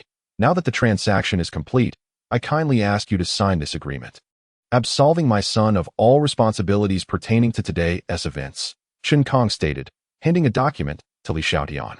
Very well, Li Xiaotian replied with a faint smile, reviewing the contents before decisively signing his name and returning the document to Chen Kong. Mr. Chen, do you have any further concerns? No more issues. Since our transaction has been finalized, please arrange for the handover, Chen Kong said, his expression settling into calmness as he carefully stored the agreement. Li Xiaotian turned to Lu Anian and instructed, Mr. Lu, please coordinate with Xiao Wang and the others to commence the handover process. When General Chu returns, they will send a team for a comprehensive transfer. Rest assured, boss. I know what to do and will ensure that there are no oversights, Lu Anian promptly assured him. That's good to hear. I will return to the company now. Yuechan, let us go, Li Xiaotian nodded, calling out to Chu Yuechan. Take care, boss. Lu Anian and Xiao Wang echoed. In the parking lot below, Zhang Hao inquired, Boss, what shall we do about this car? He gestured to the damaged Bentley before them. We'll take that business vehicle back. Leave this one here and call the Bentley dealership to arrange for repairs, Li Xiaotian instructed, moving towards a nearby white Toyota van. Chu Yuechan promptly followed suit, while Zhang Hao and Su Xiaoqiang took their places in the driver's and passenger's seats, respectively. Boss, are we heading straight back to the company? Su Xiaoqiang asked as he started the car. I want to be returning to the company. Please take me to Rongqing University, Li Xiaotian replied. Understood, boss, Su Xiaoqiang responded. Driving slowly towards the parking lot exit, Li Xiaotian leaned back in his seat, closing his eyes. After a brief moment, he spoke softly, Yuechan, once you return to the company, please have the audit team come to Cousin Electronics this afternoon to review the financial issues. If we lack personnel, hire externally. I understand. Boss, there should be enough staff within the company. No need to seek external help, Chu Yuechan replied. Once that is settled, I want you to personally visit the factory this afternoon to assess the situation and ensure a smooth takeover. Li Xiaotian continued, eyes still shut. All right. I'll take a team over after lunch. Chu Yuechan nodded in agreement. Noticing Li Xiaotian's fatigued expression, a hint of concern flickered in her eyes. Blushing slightly, she suggested in a soft voice, Boss, you seem quite tired.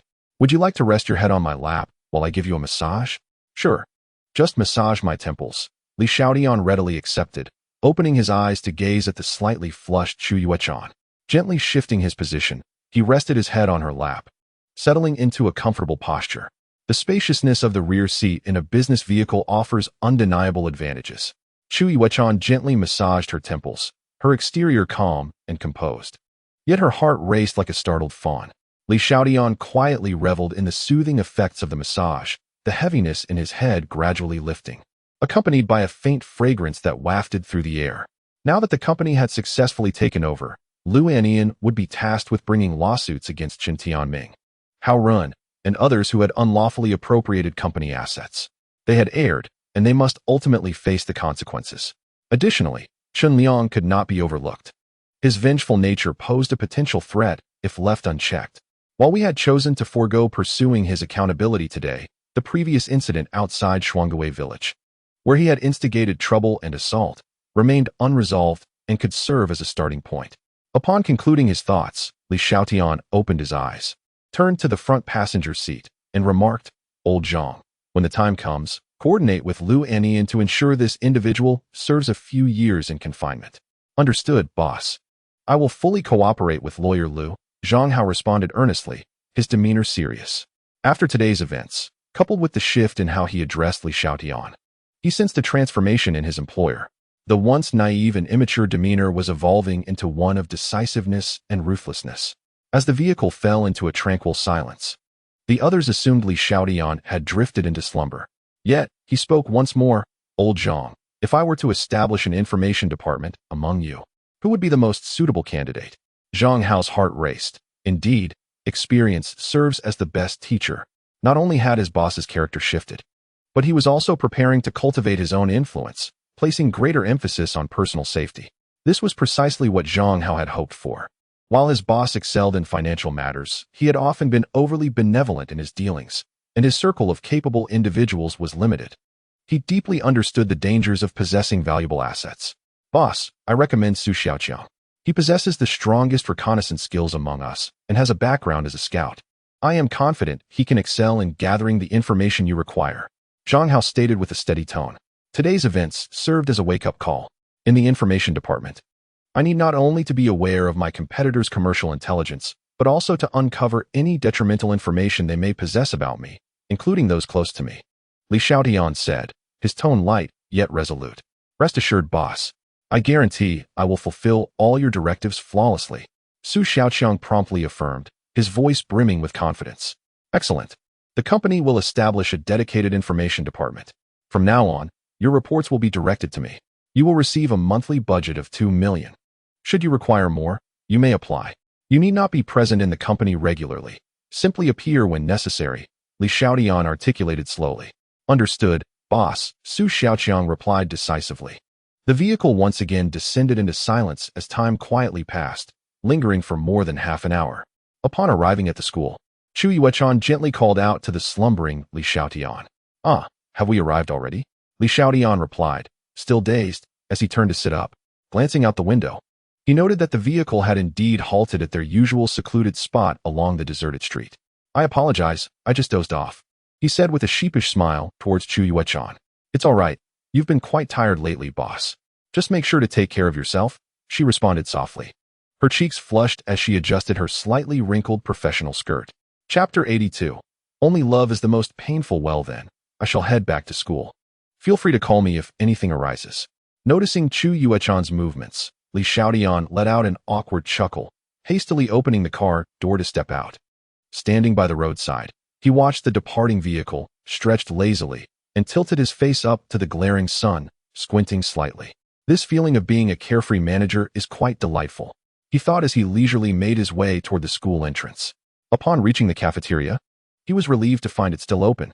After grabbing a quick bite, he exited the cafeteria, realizing it was already past 1 o'clock.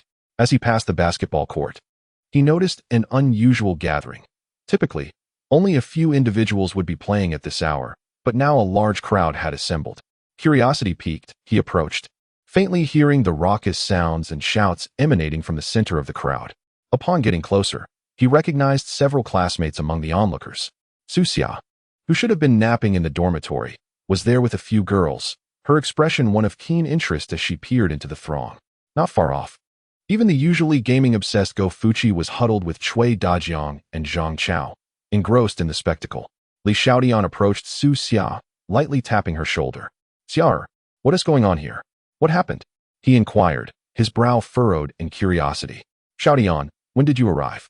Su Xia turned to him, puzzled. "I heard it's about a girl from our school who is allegedly dating multiple boys. I'm not entirely sure of the details. My roommates dragged me here to see the commotion." "I see. I thought it was something serious," Li Xiaotian chuckled lightly. "I just got here myself. I was at the cafeteria for lunch after working this morning. You ought to eat earlier. It's already past 1. And it's not good for your stomach to do this often." Su Xia frowned, her gaze filled with concern for him. Just then, one of the girls beside her teased, "Su Xia, is this your boyfriend? The one who sang so beautifully at the welcome party, Li Xiaotian? He is so handsome and charming. You must feel so lucky. I'm truly envious." "Yes, we're so envious of you, Xia Xia," chimed in another girl, giggling. Chi, you two should hurry and find your own sweethearts instead of envying me," Su Xia playfully scolded. All right, we won't say more." The two girls exchanged smiles, ceasing their banter, and returned their attention to the center of the crowd. Li Xiaotian felt a flush of embarrassment. The vivacious personalities of these girls were rather exuberant. "Xiaer, I shall go over there to seek out Cui Dajiang and the others," Li Xiaotian remarked as he gestured towards the trio of Cui Dajiang nearby. "Very well, do so," Su Xia nodded in assent. Subsequently, Li Xiaotian took a few steps and arrived beside Cui Dajiang and his companions. He patted their shoulders and inquired, "What has transpired here? Why are so many individuals gathered instead of returning to their dormitories? Are the school security guards neglecting their duties?" "Neglecting? Just look over there." "The security guards have been present for quite some time," Zhang Chao replied. Li Xiaotian lifted his gaze and indeed spotted several security personnel at the heart of the crowd, attempting to separate a few men while offering counsel. "What is going on? Are those individuals students from our school?" Li Xiaotian asked, perplexed. "The 5 men being detained are members of our student council, while the other man with dyed hair does not belong to our institution," Go Fugue explained. "Not from our school? What is he doing here then?" Li Xiaotian questioned suspiciously. "It appears that this man's wife is a graduate student here, but she is also involved with another boyfriend within the school, someone from the student council." Those 5 men were called upon by the student council member to confront the individual entangled with his girlfriend, but they were subsequently intercepted by the security guards. Cui Dajiang observed with a sense of schadenfreude as he gazed at the tumultuous scene. "Wow, that's quite impressive. How bold of her to act so recklessly while already married," Li Xiaotian exclaimed, visibly taken aback. "She is certainly audacious. Indeed, this woman is quite the character. In these times, it is not easy to be a decent person." Zhang Chao lamented. "You may not know, but I heard from others that this man is genuinely devoted to her. He works at a factory and hands over his entire salary each month, retaining only a few hundred for living expenses." Upon learning of this situation, he hurriedly rode his motorcycle over from a neighboring city, Cui Dajiang recounted, shaking his head slowly. Initially, the security guards did not allow him entry since he was an outsider, but he was quite determined and climbed over the back wall of the school, leading to the current spectacle. Such devotion is indeed remarkable, Li Xiaotian reflected. However, if what you say is true, those 5 men are hardly virtuous either. In light of this incident, they actually assisted in confronting the woman's husband. The student council members are truly despicable. It seems not only will there be a change in the student council, but our school will gain notoriety from this affair. Cui Dajiang sighed, acknowledging that this was certainly not a commendable reputation. Li Xiaotian nodded in agreement, recognizing that this was undoubtedly a negative legacy. He could only imagine how enraged those involved must feel. Yet, While he admired the man's resolve, he also felt a deep sympathy for him, from a man's perspective. It is indeed challenging to endure such humiliation. Though this commotion may be embarrassing, it has restored the man's dignity. Any man, upon discovering such a betrayal, would find it impossible to remain passive and indifferent. Enough of this, let us not linger. We have classes this afternoon. It would be far better to return and take a nap, Li Xiaotian urged, addressing Cui Dajiang and the others. Indeed, this is quite dull. I would much prefer to return to the dormitory to sleep or play games, Go Fuchi agreed readily. The three then followed Li Xiaotian as they departed the crowd, heading towards Xia. Xia, let us go. No more watching. Let us retreat to the dormitory for a nap, or we will be fatigued for class this afternoon, Li Xiaotian said as he approached Xia. All right, I shall heed your advice, Xia replied obediently, then turned to Xia Qi and Wu Yu. Qi, Yu, shall we return to the dormitory together? This gossip lacks any real substance. Sure, let us go together. However, I must admit I am rather impressed by that woman. Her allure is quite remarkable, Xia Qi remarked with curiosity as she followed Xia and Wu Yu out of the throng. At 2 in the afternoon, after a brief nap in the dormitory, Li Xiaotian chose not to return to the company, but instead accompanied Xia to class. At 5:30, shortly after class had concluded, Li Xiaotian's phone vibrated in his pocket. Given the tense circumstances, he did not dare delay and quickly moved to a secluded corner to answer the call. Yuechan, what is it? Li Xiaotian asked in a low voice. Boss, we have encountered some obstacles at the factory, came the serious voice of Chu Yuechan from the other end. What sort of obstacles? Li Xiaotian inquired. Upon our investigation, we discovered that Chun Kong has failed to pay the wages of over 2,000 workers for 3 months. Chu Yuechan explained. What? 3 months of unpaid wages? Li Xiaotian was taken aback, a surge of anger swelling within him. Despite all his calculations, he had not anticipated being outmaneuvered by that scoundrel Chun Kong. After conducting inquiries in the vicinity, we learned that Chun Kong has been experiencing financial difficulties for over 6 months, culminating in a broken cash flow about a month ago. The workers now demand that we settle all owed wages before allowing us to take over the factory, Chu Yuechan continued. Moreover, the workers are aware that Chun Kong has sold his shares, and the situation at the factory is precarious, with some even leading a strike. Boss, what do you propose we do?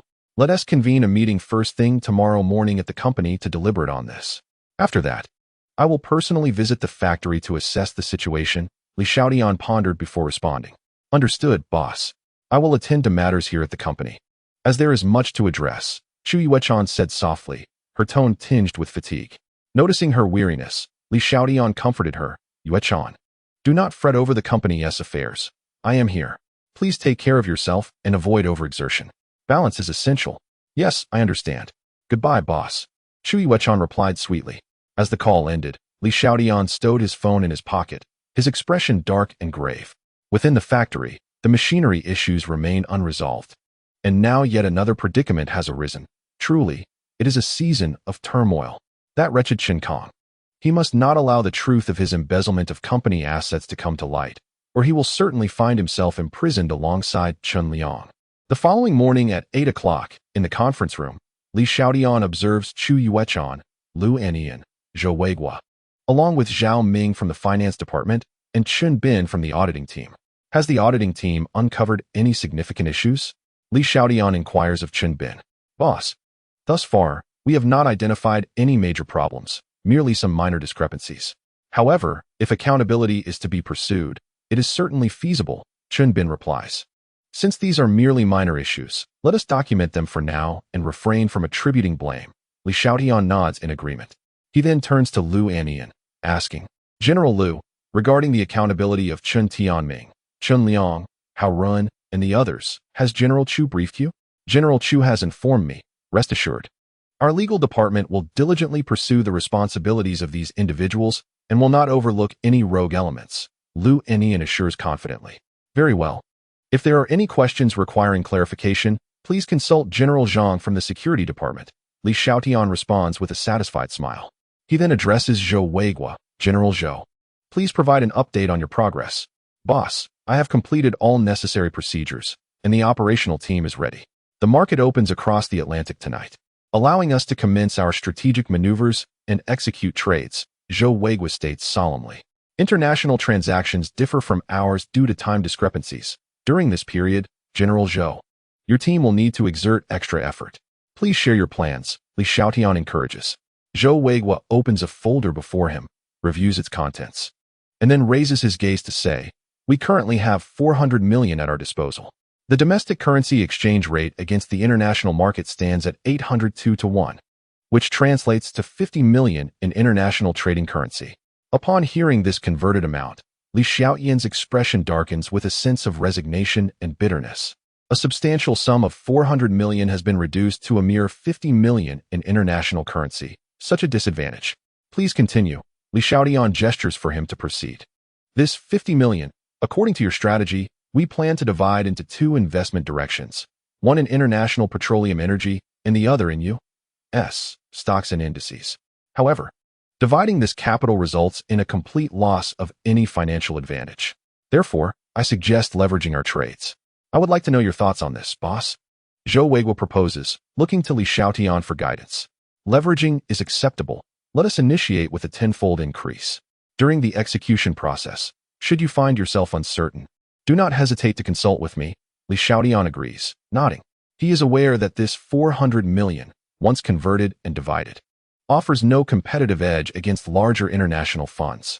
However, he is not to forget the unparalleled advantage he possesses, the foresight that no one else has. He was exceedingly certain about where to invest his funds, anticipating an exponential surge in returns. Aware of the ferocity of international capital transactions, he recognized that leveraging is a common practice among elite individuals. The advantage of such a strategy lies in its potential to amplify profits manifold in an instant. However, the inherent risks are equally apparent. Should one suffer losses, it could swiftly feel akin to a roller coaster ride, leaving one's finances utterly depleted. Tenfold. Boss, isn't that multiplier rather excessive? The risks seem quite daunting. Zhou Weigua was taken aback by Li Xiaotian's words. In his operational plan, he had considered a leverage of 2 to 3 times to be the absolute limit. He never anticipated his superior would possess such audacity and resolve. Not only he, but even Chu Yuechan and others in the conference room wore expressions of astonishment. As a trained professional, she was acutely aware of the considerable dangers involved. It is essential to understand that international trading does not operate under the constraints of domestic regulations, where limits on price fluctuations are imposed. A minor misjudgment could lead to a swift obliteration of the invested capital. Rest assured and proceed boldly. Following my operational strategy and pricing layout, combined with your extensive experience, there will be no issues, Li Xiaotian reassured with a slight smile, his confidence radiating towards the team. Very well, boss. I shall muster all my focus and dedicate myself to this endeavor. Zhou Weigua replied solemnly. Such seriousness was warranted, as the post-financing capital had reached an impressive 500 million in international currency, no trivial amount. This not only escalated the workload, but also significantly heightened the operational risks. Chapter 84. Unable to distinguish between the kings, Li Xiaotian added with a chuckle, let us ease up a bit. Do not feel overly pressured. I have faith in my judgment and your expertise. We shall emerge victorious from this venture. Observing Zhou Weigua's evident tension, he offered a comforting smile and continued. Once this case concludes, I will arrange for a vacation for you to take your daughter on a well-deserved trip, compensating for the time you've lost as a father. Thank you, boss. I will manage my stress. Zhou Weigua expressed his heartfelt gratitude, surprised that Li Xiaotian remembered his daughter. Well then, this meeting is adjourned. I trust you all will diligently attend to the ensuing tasks, Li Xiaotian declared, rising to address everyone. Boss, you're being too modest. This is our duty, Zhou Weigua. Lu Anian and the others responded in unison. Li Xiaotian smiled slightly and turned to Chu Yuechan, instructing, Yuechan, please prepare to accompany me to the factory to assess the situation. Have Zhang Hao gather a few personnel from the security department to join us. Understood, boss. I will arrange it at once. Chu Yuechan nodded in agreement. All right then, everyone, return to your respective duties. Li Xiaotian waved his hand and exited the conference room, with Chu Yuechan closely following in step. 10 minutes later, a Mercedes-Benz and a white commercial vehicle emerged from the parking lot of the financial building. This journey to the factory included not only Zhang Hao and 3 others accompanying Li Xiaotian, but also 5 individuals from the company's finance and legal departments. Inside the vehicle, Chu Yuechan glanced at Li Xiaotian with a hint of concern and remarked, "Boss, you must brace yourself for what lies ahead. The people at the factory are not particularly amicable. Once we disembark, have General Manager Zhang and the others protect you to avoid any misunderstandings that might lead to harm." "Huh, it's not as perilous as you suggest. We are merely there to take possession of our own factory, not to see someone else's," Li Xiaotian chuckled, amused by her words. He added with a smile, "You are the general manager of a major corporation, and yet you cannot maintain your composure. What would the subordinates think if they saw you acting like a child? Boss, this is not about undermining our morale or inflating theirs. Those individuals are genuinely fierce and unreasonable. When I went with a team yesterday afternoon, the so-called factory guards and security personnel blocked us at the entrance and did not allow us to enter," Chu Yuechan said with a look of caution and concern. "What? You were barred from entering the factory? They didn't even let you through the door? Why didn't you mention this when you called yesterday?" Li Xiaotian's brow furrowed as his smile vanished. "I thought it would be better to report it in person today," Chu Yuechan replied softly, a touch of grievance evident on her delicate features. "All right, I'm not blaming you. Let's assess the situation once we arrive," Li Xiaotian reassured her quietly. Letting out a sigh, this predicament was not entirely Chu Yuechan's fault. The company had only recently been established, and for a young woman transitioning from a junior position, it was indeed a considerable challenge. Naturally, she lacked the seasoned acumen of professional managers. Moreover, not everyone possesses the foresight that he does, coming from the future. However, from Chu Yuechan's brief remarks, he discerned that this issue seemed truly complex.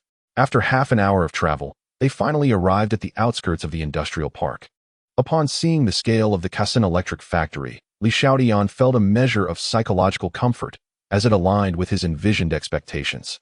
The two vehicles reluctantly came to a halt on the roadside outside the factory, and no matter how many times they honked the horn, the automatic gate remained unresponsive. Observing this scene, the occupants of the car began to speculate. With a darkened expression, Li Xiaotian abruptly opened the car door and stepped out. Behind him, Chu Yuechan, Zhang Hao, and the others followed suit, forming a line beside him. Inside the automatic gate stood a group of men clad in blue factory uniforms, ranging in age from their 20s to their 40s.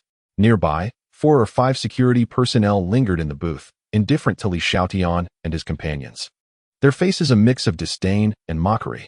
Chu Yuechan turned to a young man beside her and instructed, "Han Yuan, please approach them and negotiate.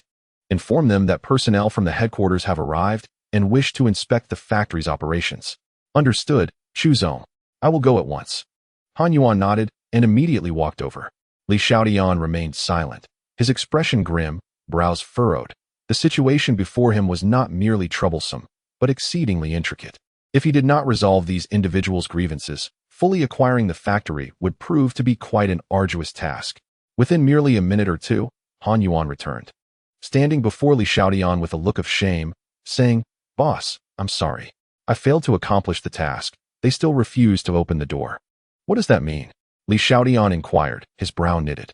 "I explained our identity and purpose, but they showed no interest. They claimed to represent all the employees in the factory, demanding that we settle the 3 months of owed wages in full at once, in addition to various bonuses and benefits. Absurdly, they are even insisting on compensation for emotional distress. It's utterly unreasonable," Han Yuan replied, his countenance somewhat pained. "What? These individuals are completely outrageous. Indeed, boss, we must not acquiesce to this unjust demand. Should we call the police?" exclaimed several employees from the finance and legal departments, their voices filled with indignation. Li Xiaotian's face darkened as he gazed at the factory entrance in silence. Chu Yuechan and Zhang Hao, among others, were at a loss for words. After a moment of silence, Li Xiaotian's expression eased slightly as he strode directly towards the factory entrance, with Zhang Hao and the others promptly following suit. "Where are the security personnel? Who is responsible for guarding the gate? Step forward." Upon reaching the automatic sliding doors, Li Xiaotian coldly shouted towards the security booth. "Who are you shouting at? Hurry and leave," scoffed a young man in his 30s, turning to glare at Li Xiaotian from the entrance of the security room. "And you are?" Li Xiaotian retorted. "I am the supervisor of the security department, Wang Jia," the youth declared with an air of arrogance. "I ask you, why did you not open the door just now? Was it because you did not receive orders from the company headquarters, or do you simply disregard the company's directives? What purpose does it serve to employ you lot?" Li Xiaotian's voice rose in anger as he admonished them. Chapter 85. The troublemaker inside the factory. Hey, of course, we are to follow the company's orders. But shouldn't the company first settle the 3 months of unpaid salaries owed to us? Wang Jie replied with a mocking smile, unfazed and showing no concern for Li Xiaotian's authority. Before Li Xiaotian could respond, Zhang Hao could no longer contain himself and shouted, "You brat! Watch your words. This is our company's big boss. Speak carelessly again, and I'll break your bones." Indeed, as Zhang Hao uttered these words, Wang Jie was immediately intimidated, and the several unruly security guards exchanged uneasy glances, no longer daring to retort. At this critical juncture, they were reluctant to become the scapegoats, especially with the factory's protection team still stationed at the entrance. "Open the door for me," Li Xiaotian barked. One of the younger security guards cautiously looked at Wang Jie and asked, "Brother Wang, should we open it?" "Go ahead." Upon opening the door, Wang Jie's expression darkened, and he stubbornly declared, "Even if it opens, what can they do?" The automatic sliding door gradually parted. Li Xiaotian then turned his gaze towards the so-called factory protection team standing inside and coldly demanded, "What are you all doing here, obstructing our work? We have just conveyed our intentions to that person. If you agree, we will allow you to enter and take over the factory. If you refuse, we shall remain here. And you will have to pass over our bodies to gain entry," a slender-headed youth boldly proclaimed, devoid of fear. It was evident that they believed they had a firm grip on the situation regarding the factory takeover, implying that without some form of sacrifice, smooth acquisition would be impossible. Li Xiaotian narrowed his eyes at the audacious youth and calmly instructed, "Yuechan, call the police and report that someone is unlawfully obstructing our takeover of the factory." "Understood, boss." Chu Yuechan nodded, promptly retrieving her phone to dial the authorities. Thereafter, Li Xiaotian grew weary of engaging in further discourse with these individuals and returned to his vehicle, realizing they could not allow themselves to be beaten by this so-called protection team. Such an outcome would shift the narrative from justified to unjust. The factory protection team, led by the youth, observed coldly, not hindering the call to the police, as if they were assured of their victory. 5 minutes later, a patrol car from the industrial park arrived at the factory entrance, and 2 police officers disembarked. Upon seeing this, Li Xiaotian immediately exited his vehicle and approached. "Who made the call?" inquired one of the middle-aged officers as they surveyed Li Xiaotian and his companions. "Officer, it was us." Li Xiaotian replied with a slight smile before continuing, "Our company has acquired this factory, yet those individuals at the entrance are obstructing our rightful takeover. We kindly ask for your assistance." The middle-aged officer, upon hearing this, appeared somewhat troubled and furrowed his brow. "We have a general understanding of the factory situation. It has been reported that the previous management has failed to pay the workers for several months. Your takeover may encounter complications." Li Xiaotian, upon hearing this, could only manage a bitter smile and sighed, "To be candid, our company only discovered after the acquisition that the former owner had left the employees with 3 months of unpaid wages. That indeed complicates matters. Since you have completed the acquisition, you have also inherited the company's assets and liabilities. It will be up to both parties to negotiate this issue further. We can only mediate to some extent. We cannot detain them, can we?" The middle-aged officer stated matter-of-factly. Li Xiaotian fell silent, his expression darkening. He understood that the officer's words were grounded in reality. He realized he had been severely misled by that scoundrel Qin Kong. Feeling as though he were a mute, consuming bitter gall, unable to voice his grievances. The wages of these thousands of individuals have indeed become a significant burden. Sighing, Li Xiaotian lightly tapped his forehead with his right hand, pacing back and forth in contemplation. The middle-aged police officer and the young officer beside him remained silent, choosing not to disturb him. "Officer, what do you think of this?" Li Xiaotian paused, standing before the middle-aged officer. "I propose that you mediate on our behalf. We are willing to pay all employees their basic monthly salaries, but there will be no additional benefits or bonuses. How does that sound?" "That is acceptable. Since your company is willing to generously assist in addressing the 3 months of unpaid wages for the factory employees, I believe they should have no reason to continue complicating matters for you." The middle-aged officer replied with a smile. "Let us go. You all come with me." "I will speak on your behalf," the officer stated, leading Li Xiaotian and his group towards the factory entrance. The crew-cut youth inside the factory, having overheard their prolonged discussion outside, felt a tinge of confusion yet maintained a calm demeanor, showing no signs of fear. After all, they represented all the employees within the factory. The middle-aged officer and the young officer approached the group of men clad in factory uniforms. Do you understand the nature of your actions? This is unlawful. The middle-aged officer admonished them with a serious expression. The company was acquired through legitimate channels. Yet you are now unlawfully obstructing them. Do you possess no awareness of the law at all, gathering such a large crowd here? It is they who have failed to pay our wages. One voice protested. Yes, debts must be repaid. It is only right that we reclaim our 3 months of wages. We have committed no crime. We demand our salaries. Silence. What is all this noise? The middle-aged officer shouted sternly, his face serious. Once the crowd quieted down, he continued. Regarding your issue of unpaid wages, I have just communicated with the company, and they are willing to pay you the basic wages for these 3 months. But there will be no bonuses or additional benefits. Upon hearing this, a wave of murmurs erupted from the crowd, a cacophony of discontent. Why should we only receive basic wages? What about our piece rate commissions and various bonuses for these 3 months? The crew-cut youth exclaimed indignantly. He added, moreover, they owe us compensation for our mental distress during these months. Instantly, the middle-aged officer's expression darkened as he scolded, How can you speak so? Is this not enough for you? They have already agreed to pay all of you your basic wages for 3 months, and yet you are still dissatisfied? Do you have any idea how much that amounts to? To still be asking for compensation for mental distress is truly audacious. Compensation for mental distress? I ask you, where exactly has your mental state been harmed? Do you think our legal department is merely idling away? Upon receiving a signal, Wang Daji from the Ministry of Justice stepped forward, a mix of fury and mockery on his face. We shall naturally assume the responsibilities that fall upon our company. However, if we are to delineate the matters at hand, none of you will escape accountability. His words caused the faces of the young men with crew cuts to shift in color, deterring them from further confrontation. Observing this, the middle-aged policeman interjected. You lot must realize that while unpaid wages are indeed a concern, your current uproar is ultimately misguided. The company has already shown significant goodwill by agreeing to cover the 3 months of back pay. I urge you to reconsider your stance, lest the situation escalates beyond repair, leaving no party with any advantage. We cannot concern ourselves with such matters, the young men retorted defiantly. They must meet our demands for compensation before we allow them entry. This is the unanimous opinion of everyone in the factory. Taken aback, the crew-cut youth remained obstinate in his refusal. Li Xiaotian and his companions seethed at the audacity of the young man, wishing to confront him physically. The middle-aged policeman, seeing the tension, raised his hand, stating sternly, Enough. Only a few representatives need to remain. The rest of you must disperse. This assembly at the doorway is unacceptable, and if you do not comply, I will have to take you in for unlawful assembly. Understood. We will heed the officer's instructions and disperse, replied Zhao Ping, gesturing for his companions to remain behind.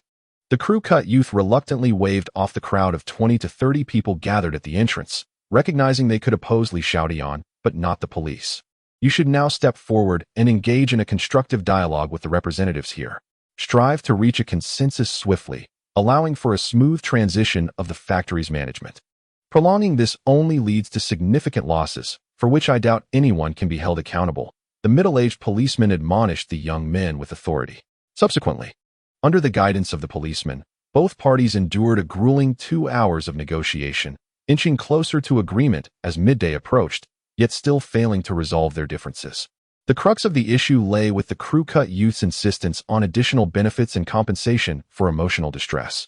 While the benefits could be discussed, the claim for emotional damages was non-negotiable for Li Xiaotian's side, especially with the company's legal representatives present. Fully aware of the unreasonable nature of such demands and the dangers of setting a precedent. Officer, it is now lunchtime. Perhaps we should adjourn for the moment. As we cannot impede your mealtime, we also need further deliberation on our end, Li Xiaotian suggested, glancing at the middle-aged policeman before turning his gaze to the crew-cut youth and his associates. He spoke with gravity. I shall refrain from further elaboration, but I sincerely hope you will reflect seriously upon this matter when you return. Do not let greed cloud your judgment, for it may lead to dire consequences and legal repercussions. Remember, it is our company that holds ownership of this factory, not you. The CEO spoke wisely. I suggested that you all reflect on this matter upon your return and avoid escalating the conflict further. Resolving the issue promptly would be beneficial for both parties. The middle-aged policeman also turned to the young man with a buzz cut and urged him. He then redirected his attention to Li Xiaotian and his companions, stating, "In that case, we shall take our leave for now. Please deliberate on this matter thoroughly. Endeavor to resolve it if possible. Should you encounter any difficulties, do not hesitate to call us, and I will arrive promptly. Thank you, officers, for your time and mediation this morning. I will contact you again this afternoon regarding another matter. Goodbye." Li Xiaotian approached politely, shaking hands with the two officers before waving them off. After the policeman departed, the young man with the buzz cut and his companions offered no courteous gestures towards Li Xiaotian and swiftly turned to enter the factory. The security guard at the entrance then closed the automatic sliding doors. "Boss, where shall we go now?" Chu Yuechan inquired softly. "Boss, these people are utterly unreasonable, practically extorting us with their demands," Chu Yuechan exclaimed indignantly, gesturing towards the slowly closing automatic doors. "Look, the police have barely left, and they have already shut us out. It's as if they have no regard for our company, and this is unquestionably our asset. A group of lowly individuals who cannot maintain decorum. Let them remain arrogant for a while longer. Once I devise a plan to deal with them, I shall reclaim what is rightfully ours with interest." Li Xiaotian huffed, visibly irritated. He then turned and walked away, stating, "Let us find a nearby restaurant to have lunch and gather information about this factory." A few minutes later, Li Xiaotian and his group discovered a quaint little restaurant not far from the factory. It was a family-run establishment, and the couple managing it appeared to be in their 40s or 50s. "Welcome. Please come in. What would you like to eat? We offer stir-fried, braised, and stewed dishes." The proprietress greeted them enthusiastically as they stepped inside. They settled around a large round table meant for 10, adding an extra chair to accommodate their number. "Madam, what would you recommend for our group of 11? Please arrange accordingly." Li Xiaotian smiled as he addressed her. "Very well, I will prepare 6 hot dishes, 3 cold dishes, and a kelp and pig trotter soup, if that is satisfactory?" The proprietress inquired with a smile. "That sounds perfect. If we find that it is insufficient, we can always order more," Li Xiaotian replied with a slight smile, then casually asked, "By the way, madam, are you familiar with the Kusan electrical factory nearby?" "Indeed. My son works there," the proprietress responded. "Do you happen to know the current situation of that factory? We attempted to enter recently, but it seemed the staff were not permitting outsiders." Li Xiaotian continued his inquiry. "The matter you speak of has long been the subject of gossip in this vicinity. It is said that the factory is on the verge of collapse. For the past 2 or 3 months, there has been scarcely any work, and no wages have been disbursed. People now merely stroll around the factory before heading home. I had long advised my son to seek alternative employment, yet he insisted on waiting until the company settled its debts before leaving." The proprietress, seemingly unperturbed, remarked cheerfully, "Is that so? Haven't they organized some sort of protective team to demand wages for the workers?" Li Xiaotian, puzzled, inquired, "Are those not just a bunch of idle individuals attempting to extort money from the factory owner?" The proprietress, realizing her oversight, smiled and asked, "Are you, by any chance, representatives from the headquarters?" "Indeed, we are from the headquarters, seeking to understand the specific circumstances at the factory. However, the crowd outside has barred us from entry." Li Xiaotian replied with a smile, not concealing their purpose. "Oh, thank heavens. At last, your company has sent someone. My son has been utterly idle. I've urged him to seek work elsewhere, but he refuses to go, leaving both his father and me quite anxious." The proprietress spoke with evident relief. "Could you share the situation within the factory?" Li Xiaotian pressed. "Rest assured, your son's wages will certainly be dispensed. My son mentioned that production has virtually ceased, with most of the lines shut down. It seems the headquarters is facing issues and lacks the capacity to manage the factory. As for that protective team, they are merely a collection of idle and unscrupulous individuals who have gathered to seize this opportunity for personal gain. It is unlikely they will advocate for the workers' wages. If this situation continues, it appears that the factory will be entirely ruined," she concluded with a sigh. "Are you suggesting that the factory has not produced anything for the past 2 to 3 months? That most are merely passing time." Li Xiaotian keenly discerned the implications, reflecting on how cunning Chen Kong had been, setting a trap for others. The proprietress's expression shifted, and she hurried to clarify, "Sir, my son and his colleagues are not willfully neglecting their work. Fear not, dear proprietress, this matter is not a reflection of your son's conduct. It is our failure in oversight. We will ensure that the wages owed to your son and others for these past 3 months are compensated. You may rest easy." Li Xiaotian reassured her. "Really? Thank you so much," she replied with gratitude, adding, "I must go and have my husband prepare a meal for you." Very well. Please attend to your duties, Li Xiaotian responded. Once the proprietress departed, Li Xiaotian turned to the others, his demeanor growing serious. Everyone, you have all heard the situation. How shall we proceed? Let us discuss and share our opinions, he urged the group. Boss, I believe we should start with the factory protection team. They have been vociferously claiming to represent all the employees in demanding wages, bonuses, benefits, and compensation for emotional distress.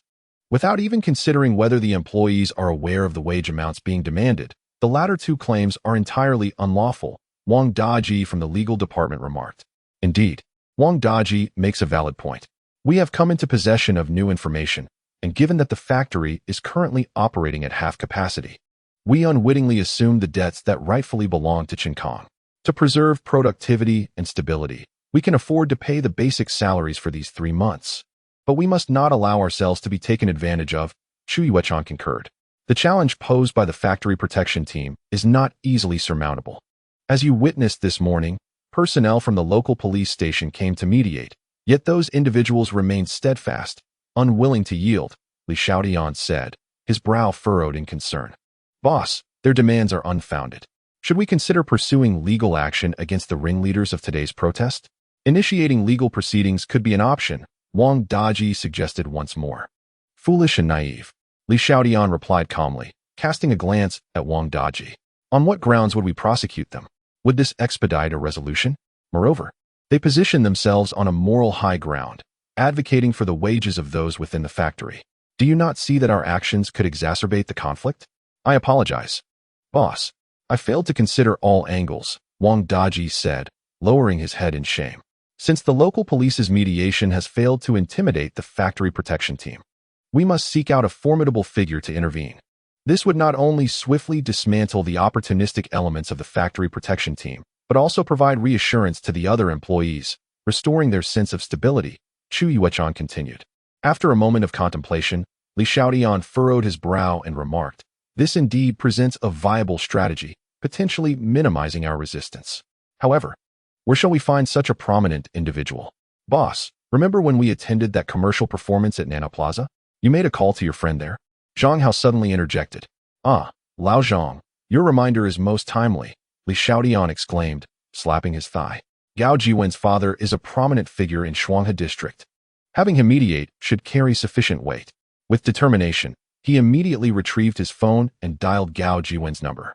Little brother Xiaotian, I was planning to reach out to you after work tonight, but here you are calling me instead.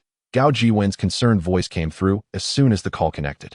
Gao Ge, what is the matter? Why are you looking for me? Li Xiaotian inquired, puzzled. Earlier today, I received a call from Yi Songlin, who informed me that your car was vandalized and sent to their shop for repairs. Are you all right? Is everything okay? Gao Jiwen asked anxiously. Oh, so that's what this is about. Don't worry, I just encountered a few senseless individuals. I'm fine, it's just the car that sustained some damage. Li Xiaotian replied with a smile.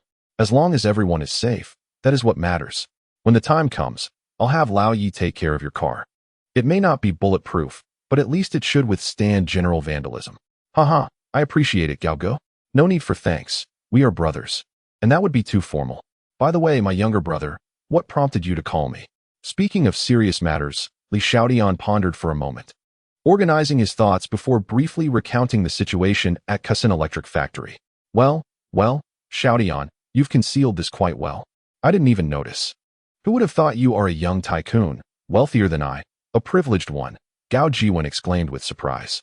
Although his own company's assets and valuation had long surpassed 10 billion, Li Xiaotian was indeed a true cash king, unlike the superficial valuation he possessed. To suddenly produce several hundred million would be quite the challenge for him. Chapter 88, a turning point at last. Haha. Gao Ge, you flatter me. I merely had the luck on my side. I cannot compare myself to you, Li Xiaotian humbly replied with a smile. All right, my brother. Let us not indulge in mutual flattery. I assure you, regarding this matter, my father will definitely take care of it. Setting our friendship aside, it also falls within his scope of work. I'll call him now, and after lunch, he should make time to visit the factory and meet you. Great. I will await your positive news, Li Xiaotian expressed his gratitude. No problem, just wait. I'll make the call right away. With that, Gao Jiwen ended the call. Li Xiaotian placed the phone back into his pocket and noticed the expectant gazes from everyone around him. He smiled and said, It's settled.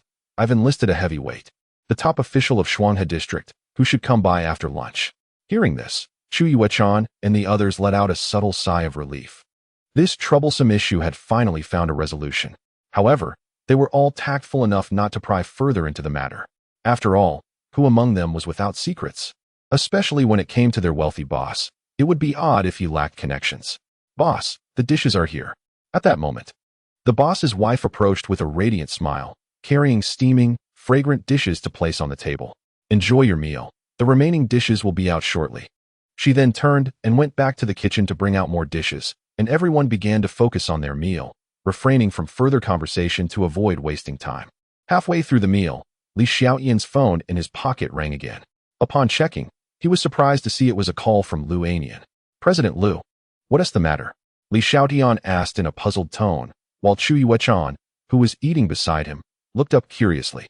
Boss, we have cooperated with the police in a surprise operation and successfully apprehended Chen Tianming, Hao Ren, Chun Liang, and others. After interrogation, Chen Tianming and Hao Ren confessed that the company assets they embezzled and sold were air conditioners and computers sold under various brands within the factory premises. They did not dare to touch the equipment on the production line, stating that they were not foolish enough to confuse the theft of electronic devices with that of production line equipment, Lu Xiaotian remarked. So, you mean to say that they did not touch the production line equipment in the factory, including the equipment on the vacant production lines? Li Xiaotian inquired eagerly, his heart stirring with hope. Yes, boss. From what we understand, those vacant production lines have long been sealed off, and no one is permitted to enter except for maintenance. Lu Xiaotian replied honestly. That's wonderful. A glimmer of excitement crossed Li Xiaotian's face as he exclaimed, Lu, this news comes at the perfect time. It's truly an unexpected delight. You see, based on the information I've gathered recently, during peak operation, only 3 production lines are utilized for small appliance manufacturing, while 2 lines produce minor components for larger appliances. There is also 1 production line dedicated to manufacturing household appliances under private labels, achieving an annual output of up to 1 million units. Chen Kong, that old fool, has truly squandered a good hand. With the complete production lines of Cusin Electronics at their peak, had they invested in research and development, they could have achieved independent production of commonly used appliances and computers long ago. Instead, they ended up primarily as an OEM and distributor. And now they find themselves on the brink of bankruptcy due to a broken capital chain. It is astonishing that they could have benefited from slightly updating those 2 production lines for electronic components and integrated circuits, which would have enabled them to independently produce refrigerators, air conditioners, washing machines, and other household appliances. With adequate funding, they could also develop the transistors, chips, motherboards, laser engraving, thermal pressing materials, and other technologies necessary for manufacturing computers, thereby achieving independent production of desktop computers and future models of laptops. At that point, the production of motherboards, displays, electronic components, and other complete sets could yield an estimated annual output of 1 million units. Currently, the value of these production lines in the factory, whether state-owned or private, starts at no less than 1 billion. However, those with the capability look down on this mess, while those without cannot handle such a burden. Of course, it primarily hinges on Chun Liang. Were it not for him, I would not have been able to take advantage of this situation. Boss, Chen Tianming and Hao Ren also mentioned that the head of the security department, Wang Jie, was complicit in their actions, along with another individual named Fang Liang. Lu Xiaotian added. Upon hearing this, Li Xiaotian felt a stir of realization. Besides Wang Jie, could this other person be the one most vociferously clamoring among the factory guards? He immediately asked, is this Fang Liang a slender man with a buzz cut, around 30 years old? Yes, that's the one. The image described by Chun Tianming and his companions was indeed identical. Lu Xiaotian responded decisively. Haha, this truly reflects the saying, when all seems lost, a glimmer of hope appears. Li Xiaotian chuckled heartily. By the way, boss, there is one more thing, Lu Xiaotian continued. What is it? It's about Chen Kong. He has been clamoring to see you. Saying that Lu Xiaotian paused. What about me? Li Xiaotian retorted. He claimed that you are untrustworthy and have spoken some rather unflattering words about you. Boss, Lu Xiaotian said hesitantly, omitting the exact words Chen Kong had used. Hey, that old rascal has executed a splendid escape act.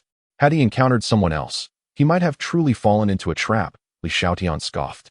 He continued, Lu, tell that old rogue Qin Kong that if he settles the outstanding wages owed to everyone in the factory, we will withdraw our lawsuit and reach a settlement, absolving his son of legal responsibilities. If he refuses, we will pursue his son's liabilities to the fullest extent, and we shall also hold him accountable for any issues identified by the audit team. I refuse to believe that this old scoundrel has no skeletons in his closet. Understood. Boss, you can rest assured, this is my area of expertise. I will ensure that Qin Kong pays all the overdue wages, Lu Enian promised immediately. He recognized this as a chance to prove himself. If he succeeded, his standing beside Li Xiaotian would undoubtedly rise. All right, go ahead and take care of it. If any issues arise, communicate with me promptly, Li Xiaotian said, feeling quite pleased. Having capable subordinates around was indeed advantageous, with just a hint from him. Matters would be handled adeptly. After hanging up, Li Xiaotian placed his phone on the table, a joyful expression gracing his face as he looked at everyone. Chapter 89. A significant turn of events. Everyone. There has been a breakthrough. The security guard who previously challenged us and the buzzcut youth from the factory protection team have both participated in the illegal activities of Chun Tianming, Hao Ren, and others. This obstacle should now be removed, Li Xiaotian announced, smiling at the crowd. Upon hearing this good news, everyone sighed in relief, their faces lighting up with smiles. Only then did they comprehend why their boss had gone to such lengths to acquire the near-bankrupt Kisan Electric in full. It was to secure the electronic production lines and integrated circuit manufacturing equipment. Boss, since these two individuals have engaged in the illegal act of stealing company assets, we should immediately notify the local police station to apprehend them, lest they escape, Chu Yuechan stated with a serious expression. With the removal of these hindrances, the difficulties they faced would soon dissipate. It was at this moment that she could firmly ascertain that Li Xiaotian's primary objective lay here. When she had been gathering information on Kisan Electric prior to the operation, she had inquired about those production lines and had a vague suspicion, but had not dared to confirm it. Let us have our meal first. Afterward, we shall proceed to detain these two and then contact the local police station. Li Xiaotian beckoned everyone to continue their meal. As he glanced at Zhang Hao, a thought suddenly struck him, prompting him to speak. Old Zhang, later, please contact Xiao Chong and have him investigate the factory manager and the general manager from headquarters to see if there are any issues. Understood, boss. I'll reach out to him shortly, Zhang Hao replied with a nod. All right, everyone, let's eat quickly. We have much to tackle this afternoon, Li Xiaotian remarked, extending his chopsticks to place a chicken leg into Chu Yuechan's bowl, grinning as he said, Yuechan, you've worked hard. Treat yourself to this chicken leg. Thank you, boss. Chu Yuechan murmured, her cheeks flushed, a small thrill of joy coursing through her. The others quickly bowed their heads, feigning ignorance and indifference, their movements remarkably synchronized. 20 minutes later, they had all finished their meals. Chu Yuechan's complexion had returned to calm, and she went to settle the bill. When the group reconvened at the factory entrance, they discovered that the crew of buzzcut youths had once again gathered there, seemingly tenacious and undeterred. In contrast, Wang Jie and his associates remained tucked away in the security booth, avoiding the fray. Old Zhang, Niu, apprehend Wang Jie and Fang Liang. We will hand them over to the authorities when they arrive, Li Xiaotian instructed, his expression icy as he regarded Fang Liang, clad in blue work attire. Zhang Hao and Niu nodded in unison, promptly advancing towards their respective targets. Hey, what are you doing? I warn you, this factory is filled with our people. You are breaking the law, Fang Liang exclaimed, panic etching his face as he retreated several steps, startled by Zhang Hao's abrupt approach through the retractable gate. Heh, you've got quite the nerve, kid, daring to extort my boss and conspiring with others to embezzle company assets. Your days of ease are over, Zhang Hao sneered coldly. With that, he seized Fang Liang by the shoulder, lifting him effortlessly. Let me go? What do you think you're doing? Do you want to fight? Fang Liang protested vehemently, struggling against Zhang Hao's grip. Calm down. If you keep flailing, I'll break your hands, Zhang Hao retorted, delivering a sharp slap to Fang Liang's face. The crack of the slap not only stunned Fang Liang but also shocked the nearby workers, who collectively gasped. This was no mere playful slap. Seeing his companions frozen in fear, Fang Liang panicked, shouting, Brothers, help me. They're slandering us. They want us to forfeit our wages from the past few months. Can't you take him on together? Hurry, save me. Humph. I dare anyone to move. The police will be here shortly, and then you'll learn whether we've wronged this man, Zhang Hao declared, his tone frigid as he surveyed the onlookers. Indeed, those who were friendly with Fong Liang, who had been contemplating intervening, immediately deflated upon hearing this, refraining from any rash action. At that moment, the automatic retractable gate began to open slowly once more. It turned out that Ernyo had already dragged Wang Jie out from the security booth. In light of this unfolding scene, the three other security guards, without waiting for any orders, dutifully opened the automatic sliding door. "Boss, what do we do now?" Zhang Hao and Ernyo inquired as they brought Wang Jie and Fong Liang before Li Xiaotian. "Once the personnel from the district police station arrive, we will hand them over to the authorities. There is no need for us to concern ourselves with the subsequent matters," Li Xiaotian replied, his gaze indifferent as he glanced at the two men. Upon hearing this, Wang Jie and Fong Liang could no longer maintain their composure. Terror and panic overtook them, leaving their legs trembling. Had it not been for Zhang Hao and Ernyo holding them, they might have collapsed to the ground. A few minutes later, the patrol car from the morning returned to the factory entrance, this time with the same middle-aged and young police officers disembarking. "What is going on here? Why have you apprehended them?" the middle-aged officer asked, frowning and displaying displeasure. "Officer, upon investigation, these two were involved in the illegal act of selling off our company's assets. Hence, I had them restrained. The municipal bureau has already filed a case, and we are now transferring them to your police station. A special task force will likely be in touch to take over," Li Xiaotian responded, maintaining a calm and respectful demeanor. "Is that so?" the middle-aged officer inquired, furrowing his brow. He had initially thought that the two parties had come to blows after their departure. Realizing the situation was otherwise, he instructed the young officer beside him. "Xiao Zhao, take these two to the car." "Understood, sir," the young officer replied, turning to Wang Jie and Fong Liang with a scolding tone, instead of learning proper ways. "You two opted for petty thievery. Come with me." Wang Jie and Fong Liang complied without protest, too frightened to utter a word, their faces pale and devoid of color. They understood that their fate was sealed, with no glimmer of hope remaining. Once inside, the matters they faced would not withstand scrutiny, and what awaited them was an interminable sentence of imprisonment. "Very well, we shall first take these two back to the station. Should you require anything further, do not hesitate to call us," the middle-aged officer stated, preparing to depart. "No hurry. A significant figure is expected to visit the factory shortly, and I believe it would be prudent for you to remain." "Officer," Li Xiaotian said, his tone unperturbed. "A significant figure?" The middle-aged officer regarded the young man with suspicion, disliking his current demeanor. "Indeed, his name is Gao Ziming," Li Xiaotian replied with a light smile. "What? Secretary Gao is coming?" The middle-aged officer's heart raced, taken aback that this young man had managed to summon the leader of Shuanghe district. With a composed smile still on his face, Li Xiaotian nodded slightly. Upon receiving confirmation, the middle-aged officer chuckled awkwardly and said, "My apologies. I need to make a call to have a few more officers come to maintain order." Li Xiaotian gestured for him to proceed, offering a faint smile without further words. Immediately, the middle-aged police officer turned and briskly walked to the patrol car, urging Xiao Zhao to escort the two individuals back to the station, while also calling for those on duty to maintain order. Half an hour later, a coaster vehicle slowly approached and came to a halt at the factory's main entrance. The door opened, and the first person to alight was a middle-aged man in his 50s, exuding an air of authority and dignity. His features bore a slight resemblance to Gao Jiwen, and Li Xiaotian instantly recognized him as Gao Jiwen's father, Gao Ziming. After Gao Ziming exited the vehicle, 7 or 8 individuals followed, all dressed in white shirts and black trousers, clearly leaders from the office. Li Xiaotian promptly approached with a warm smile. The nearby police officers dispersed to maintain security. "Hello, Uncle Gao," Li Xiaotian greeted politely. "You must be Jiwen's friend, Xiaotian." "Indeed, a talented young man, a dragon among men," Gao Ziming replied with a genial smile, devoid of any bureaucratic airs, creating a refreshing atmosphere. However, Li Xiaotian was uncertain if he treated others with the same warmth. "Thank you for your kind words, Uncle Gao," Li Xiaotian humbly replied. "Jiwen has briefed me on the situation here over the phone. My purpose today is not merely personal. This matter falls within my jurisdiction."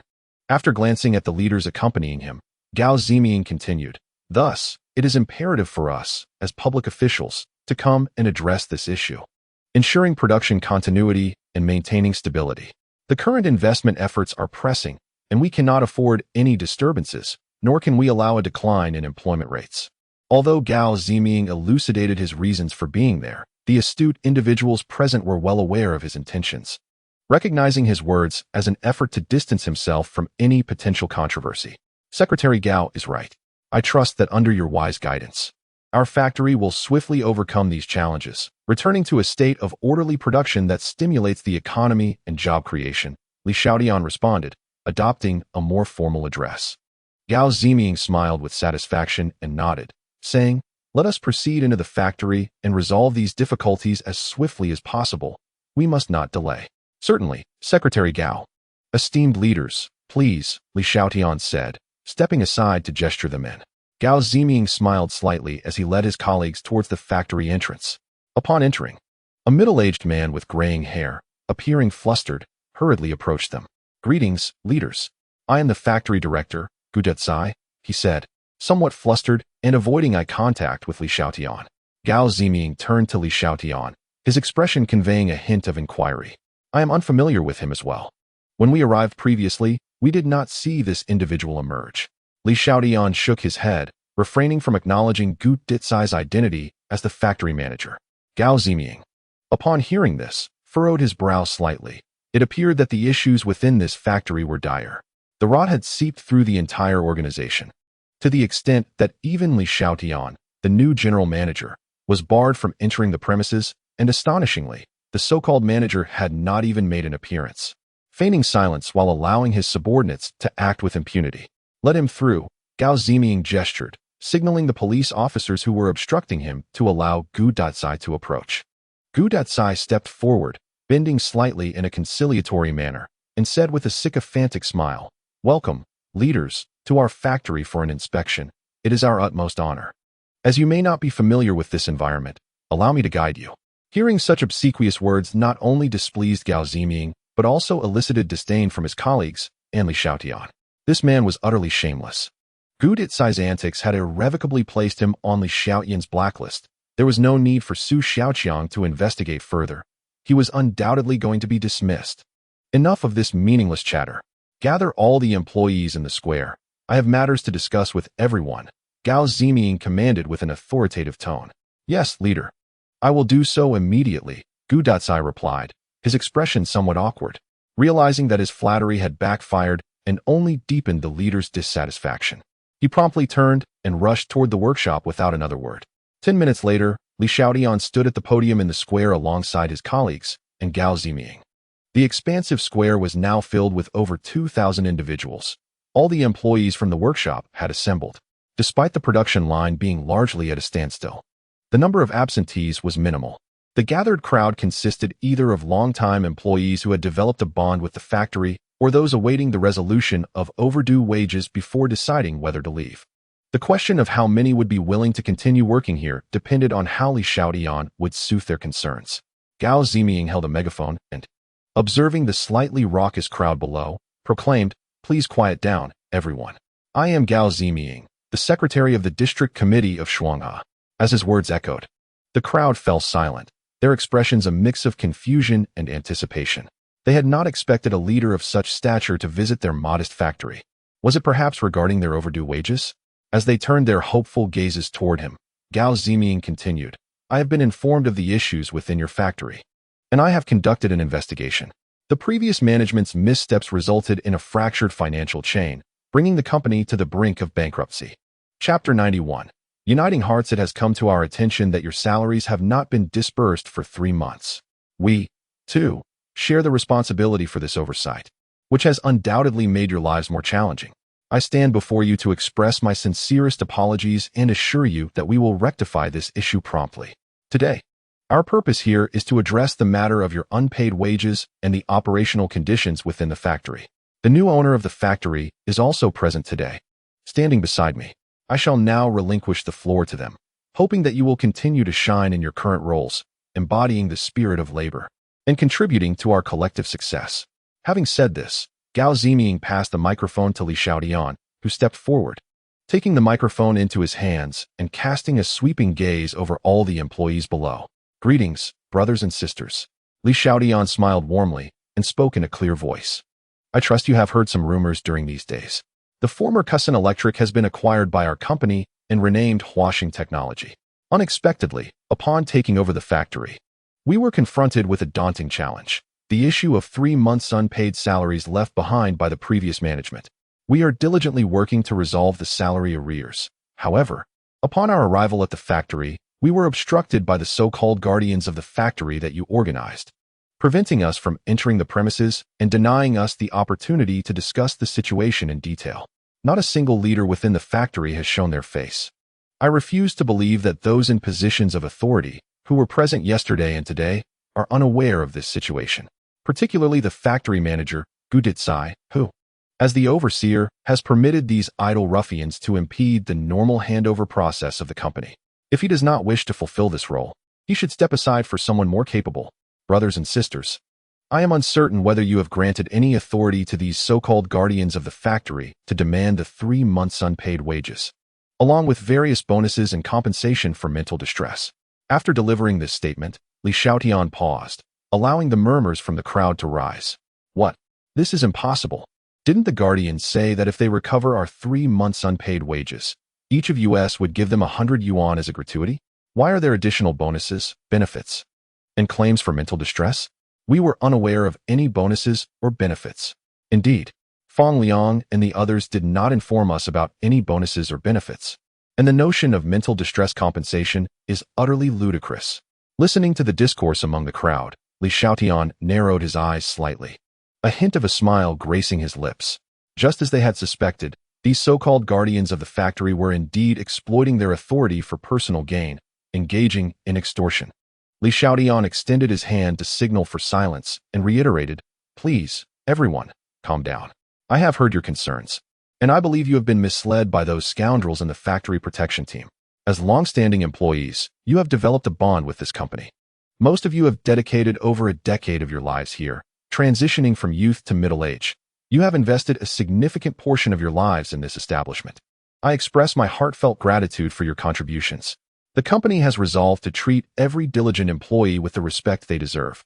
Indeed, upon hearing these words, not only did the faces of the factory protection team darken, but also those who sought to exploit the situation appeared unsettled.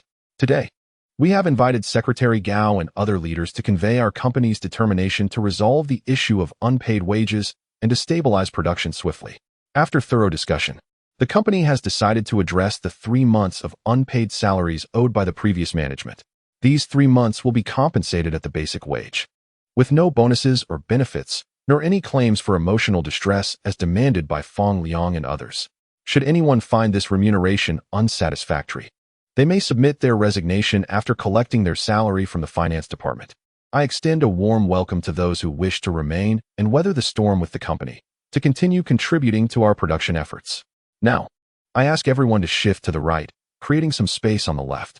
As Li Xiaotian concluded, although the employees were uncertain about the significance of the young new leader on the podium, they complied and moved accordingly, clearing a small area on the left. Thank you all for your cooperation and support. Now, if anyone wishes to leave and no longer desires to work here, please step to the vacant area on the left. Those who wish to stay, remain where you are. The leaders on stage, including Gao Ziming, were impressed by Li Xiaotian's blend of firmness and gentleness, agreeing that a decisive approach was necessary to restore normal operations and resume production swiftly. Furthermore, a significant overhaul of the management team was imperative, otherwise, any financial investment would be futile. The crowd of over 2,000 workers began to murmur among themselves, exchanging glances. Those contemplating a compensation claim quickly abandoned the idea, recognizing the caliber of the individuals on stage. They dared not act as instigators. Gradually, individuals stepped forward to occupy the empty space on the left. Within just 2 to 3 minutes, approximately 200 people had moved to the side. Among them were not only members of the factory protection team and opportunists, but also those who were skeptical about the factory's future and sought alternative employment.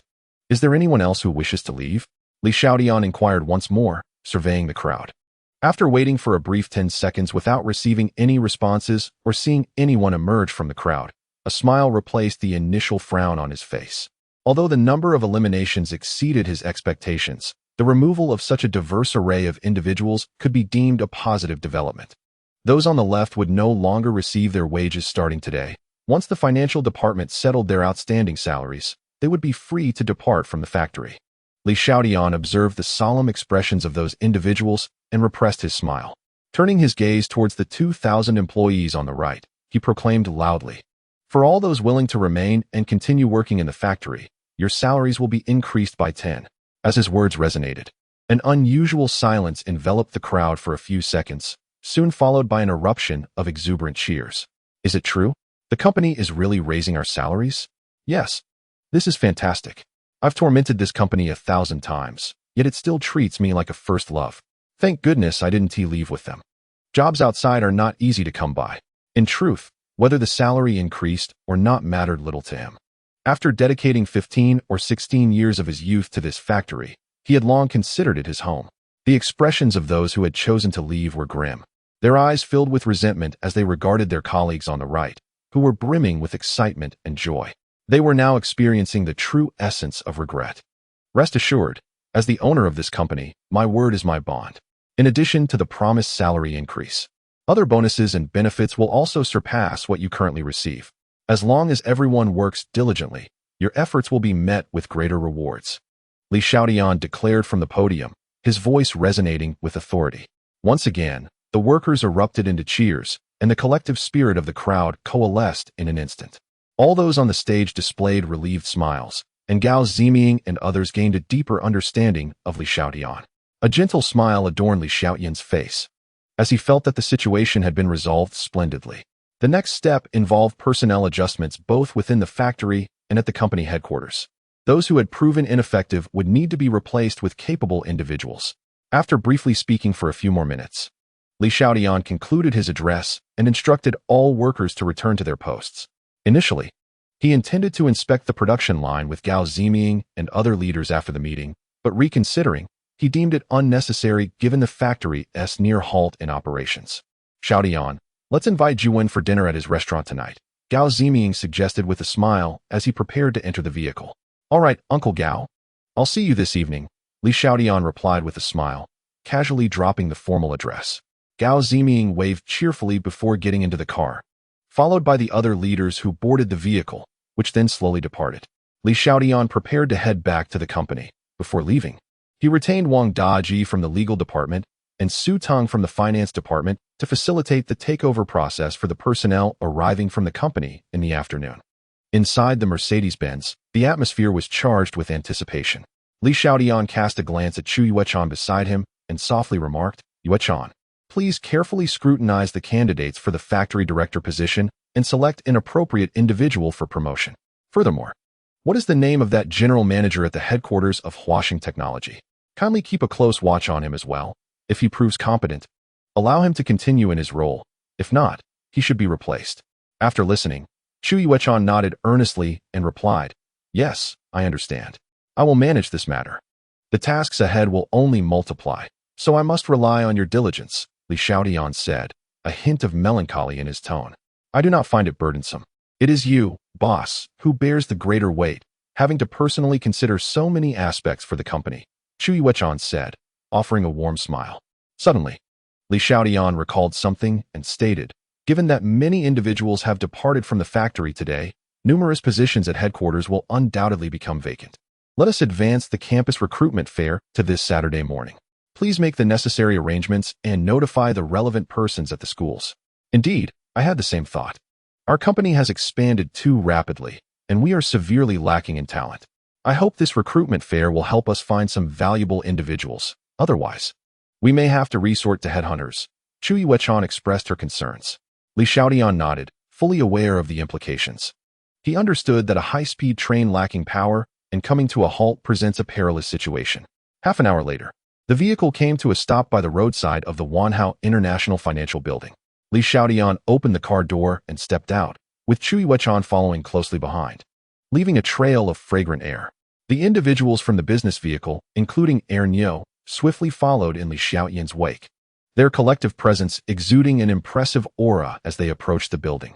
I have been contemplating that, given the scarcity of talent, the general manager of Huaxing Technology could also concurrently serve as the factory director, with daily management delegated to the deputy director. We can adjust this arrangement later. Li Xiaotian mused aloud as they walked. Chu Yuechan's eyes brightened with delight as she exclaimed, "Boss, that is an excellent idea. Once we reach the company, I will begin to investigate this. Yes, endure a bit longer. Once operations stabilize over there, you can focus solely on managing the investment side of the company. Li Xiaotian replied with a slight nod and a smile. I do not find it burdensome. From the moment I decided to follow you, I have never felt regret. Chu Yuechan said with a charming smile, her beauty captivating and subtly suggestive. Let things unfold naturally, Li Xiaotian said with a gentle smile, adopting a serious demeanor. The relationship between him and Chu Yuechan was peculiar, warm and comfortable, existing in a realm beyond friendship, yet not quite reaching the heights of romance. By the way, Xiao Zheng, when the company dispatches personnel this afternoon, please ensure that 2 individuals from the finance department accompany them to review the accounts and resolve any issues promptly. Li Xiaotian suddenly added as they entered the building. Understood, boss. I will relay that to General Zhao, replied a young man from the finance department named Zheng Yuan. As the group conversed, they soon arrived at the entrance to the elevators. Boss, the 2 elevators outside have a considerable weight. Let us use the ones inside. Chu Yuechan suggested. Agreed, he replied. Li Xiaotian nodded, observing the throngs of individuals gathered at the entrances of the elevators. A group of them made their way towards the less crowded lift. However, after taking a few steps, Li Xiaotian abruptly halted, turning his head slightly to discover a familiar silhouette. Could it be Jin Yoshi? A fleeting smile of surprise graced his face as he approached her. Yoshi, what brings you here? He gently tapped her shoulder, his eyes gleaming with delight as he admired Jin Yoshi, who was elegantly attired in a light blue dress that beautifully accentuated her graceful figure. Jin Yoshi turned around, and in an instant, a look of joy illuminated her face as she exclaimed, Xiaotian, what a coincidence to see you here. My company is just above, Li Xiaotian replied, reaching out to tuck a strand of hair behind her ear, his voice soft as he inquired, You still haven't told me what you're doing here. He doubted that Jin Yoshi was seeking him out, considering she was yet unaware of his company's location. Ah, this is my friend Lu Wenjia. We share a dormitory. Jin Yoshi introduced the sweet-looking, tall girl beside her with a cheerful smile. Wenwen has a light course load this semester and isn't returning home for the National Day holiday. So she thought of looking for a part-time job. I came along to keep her company.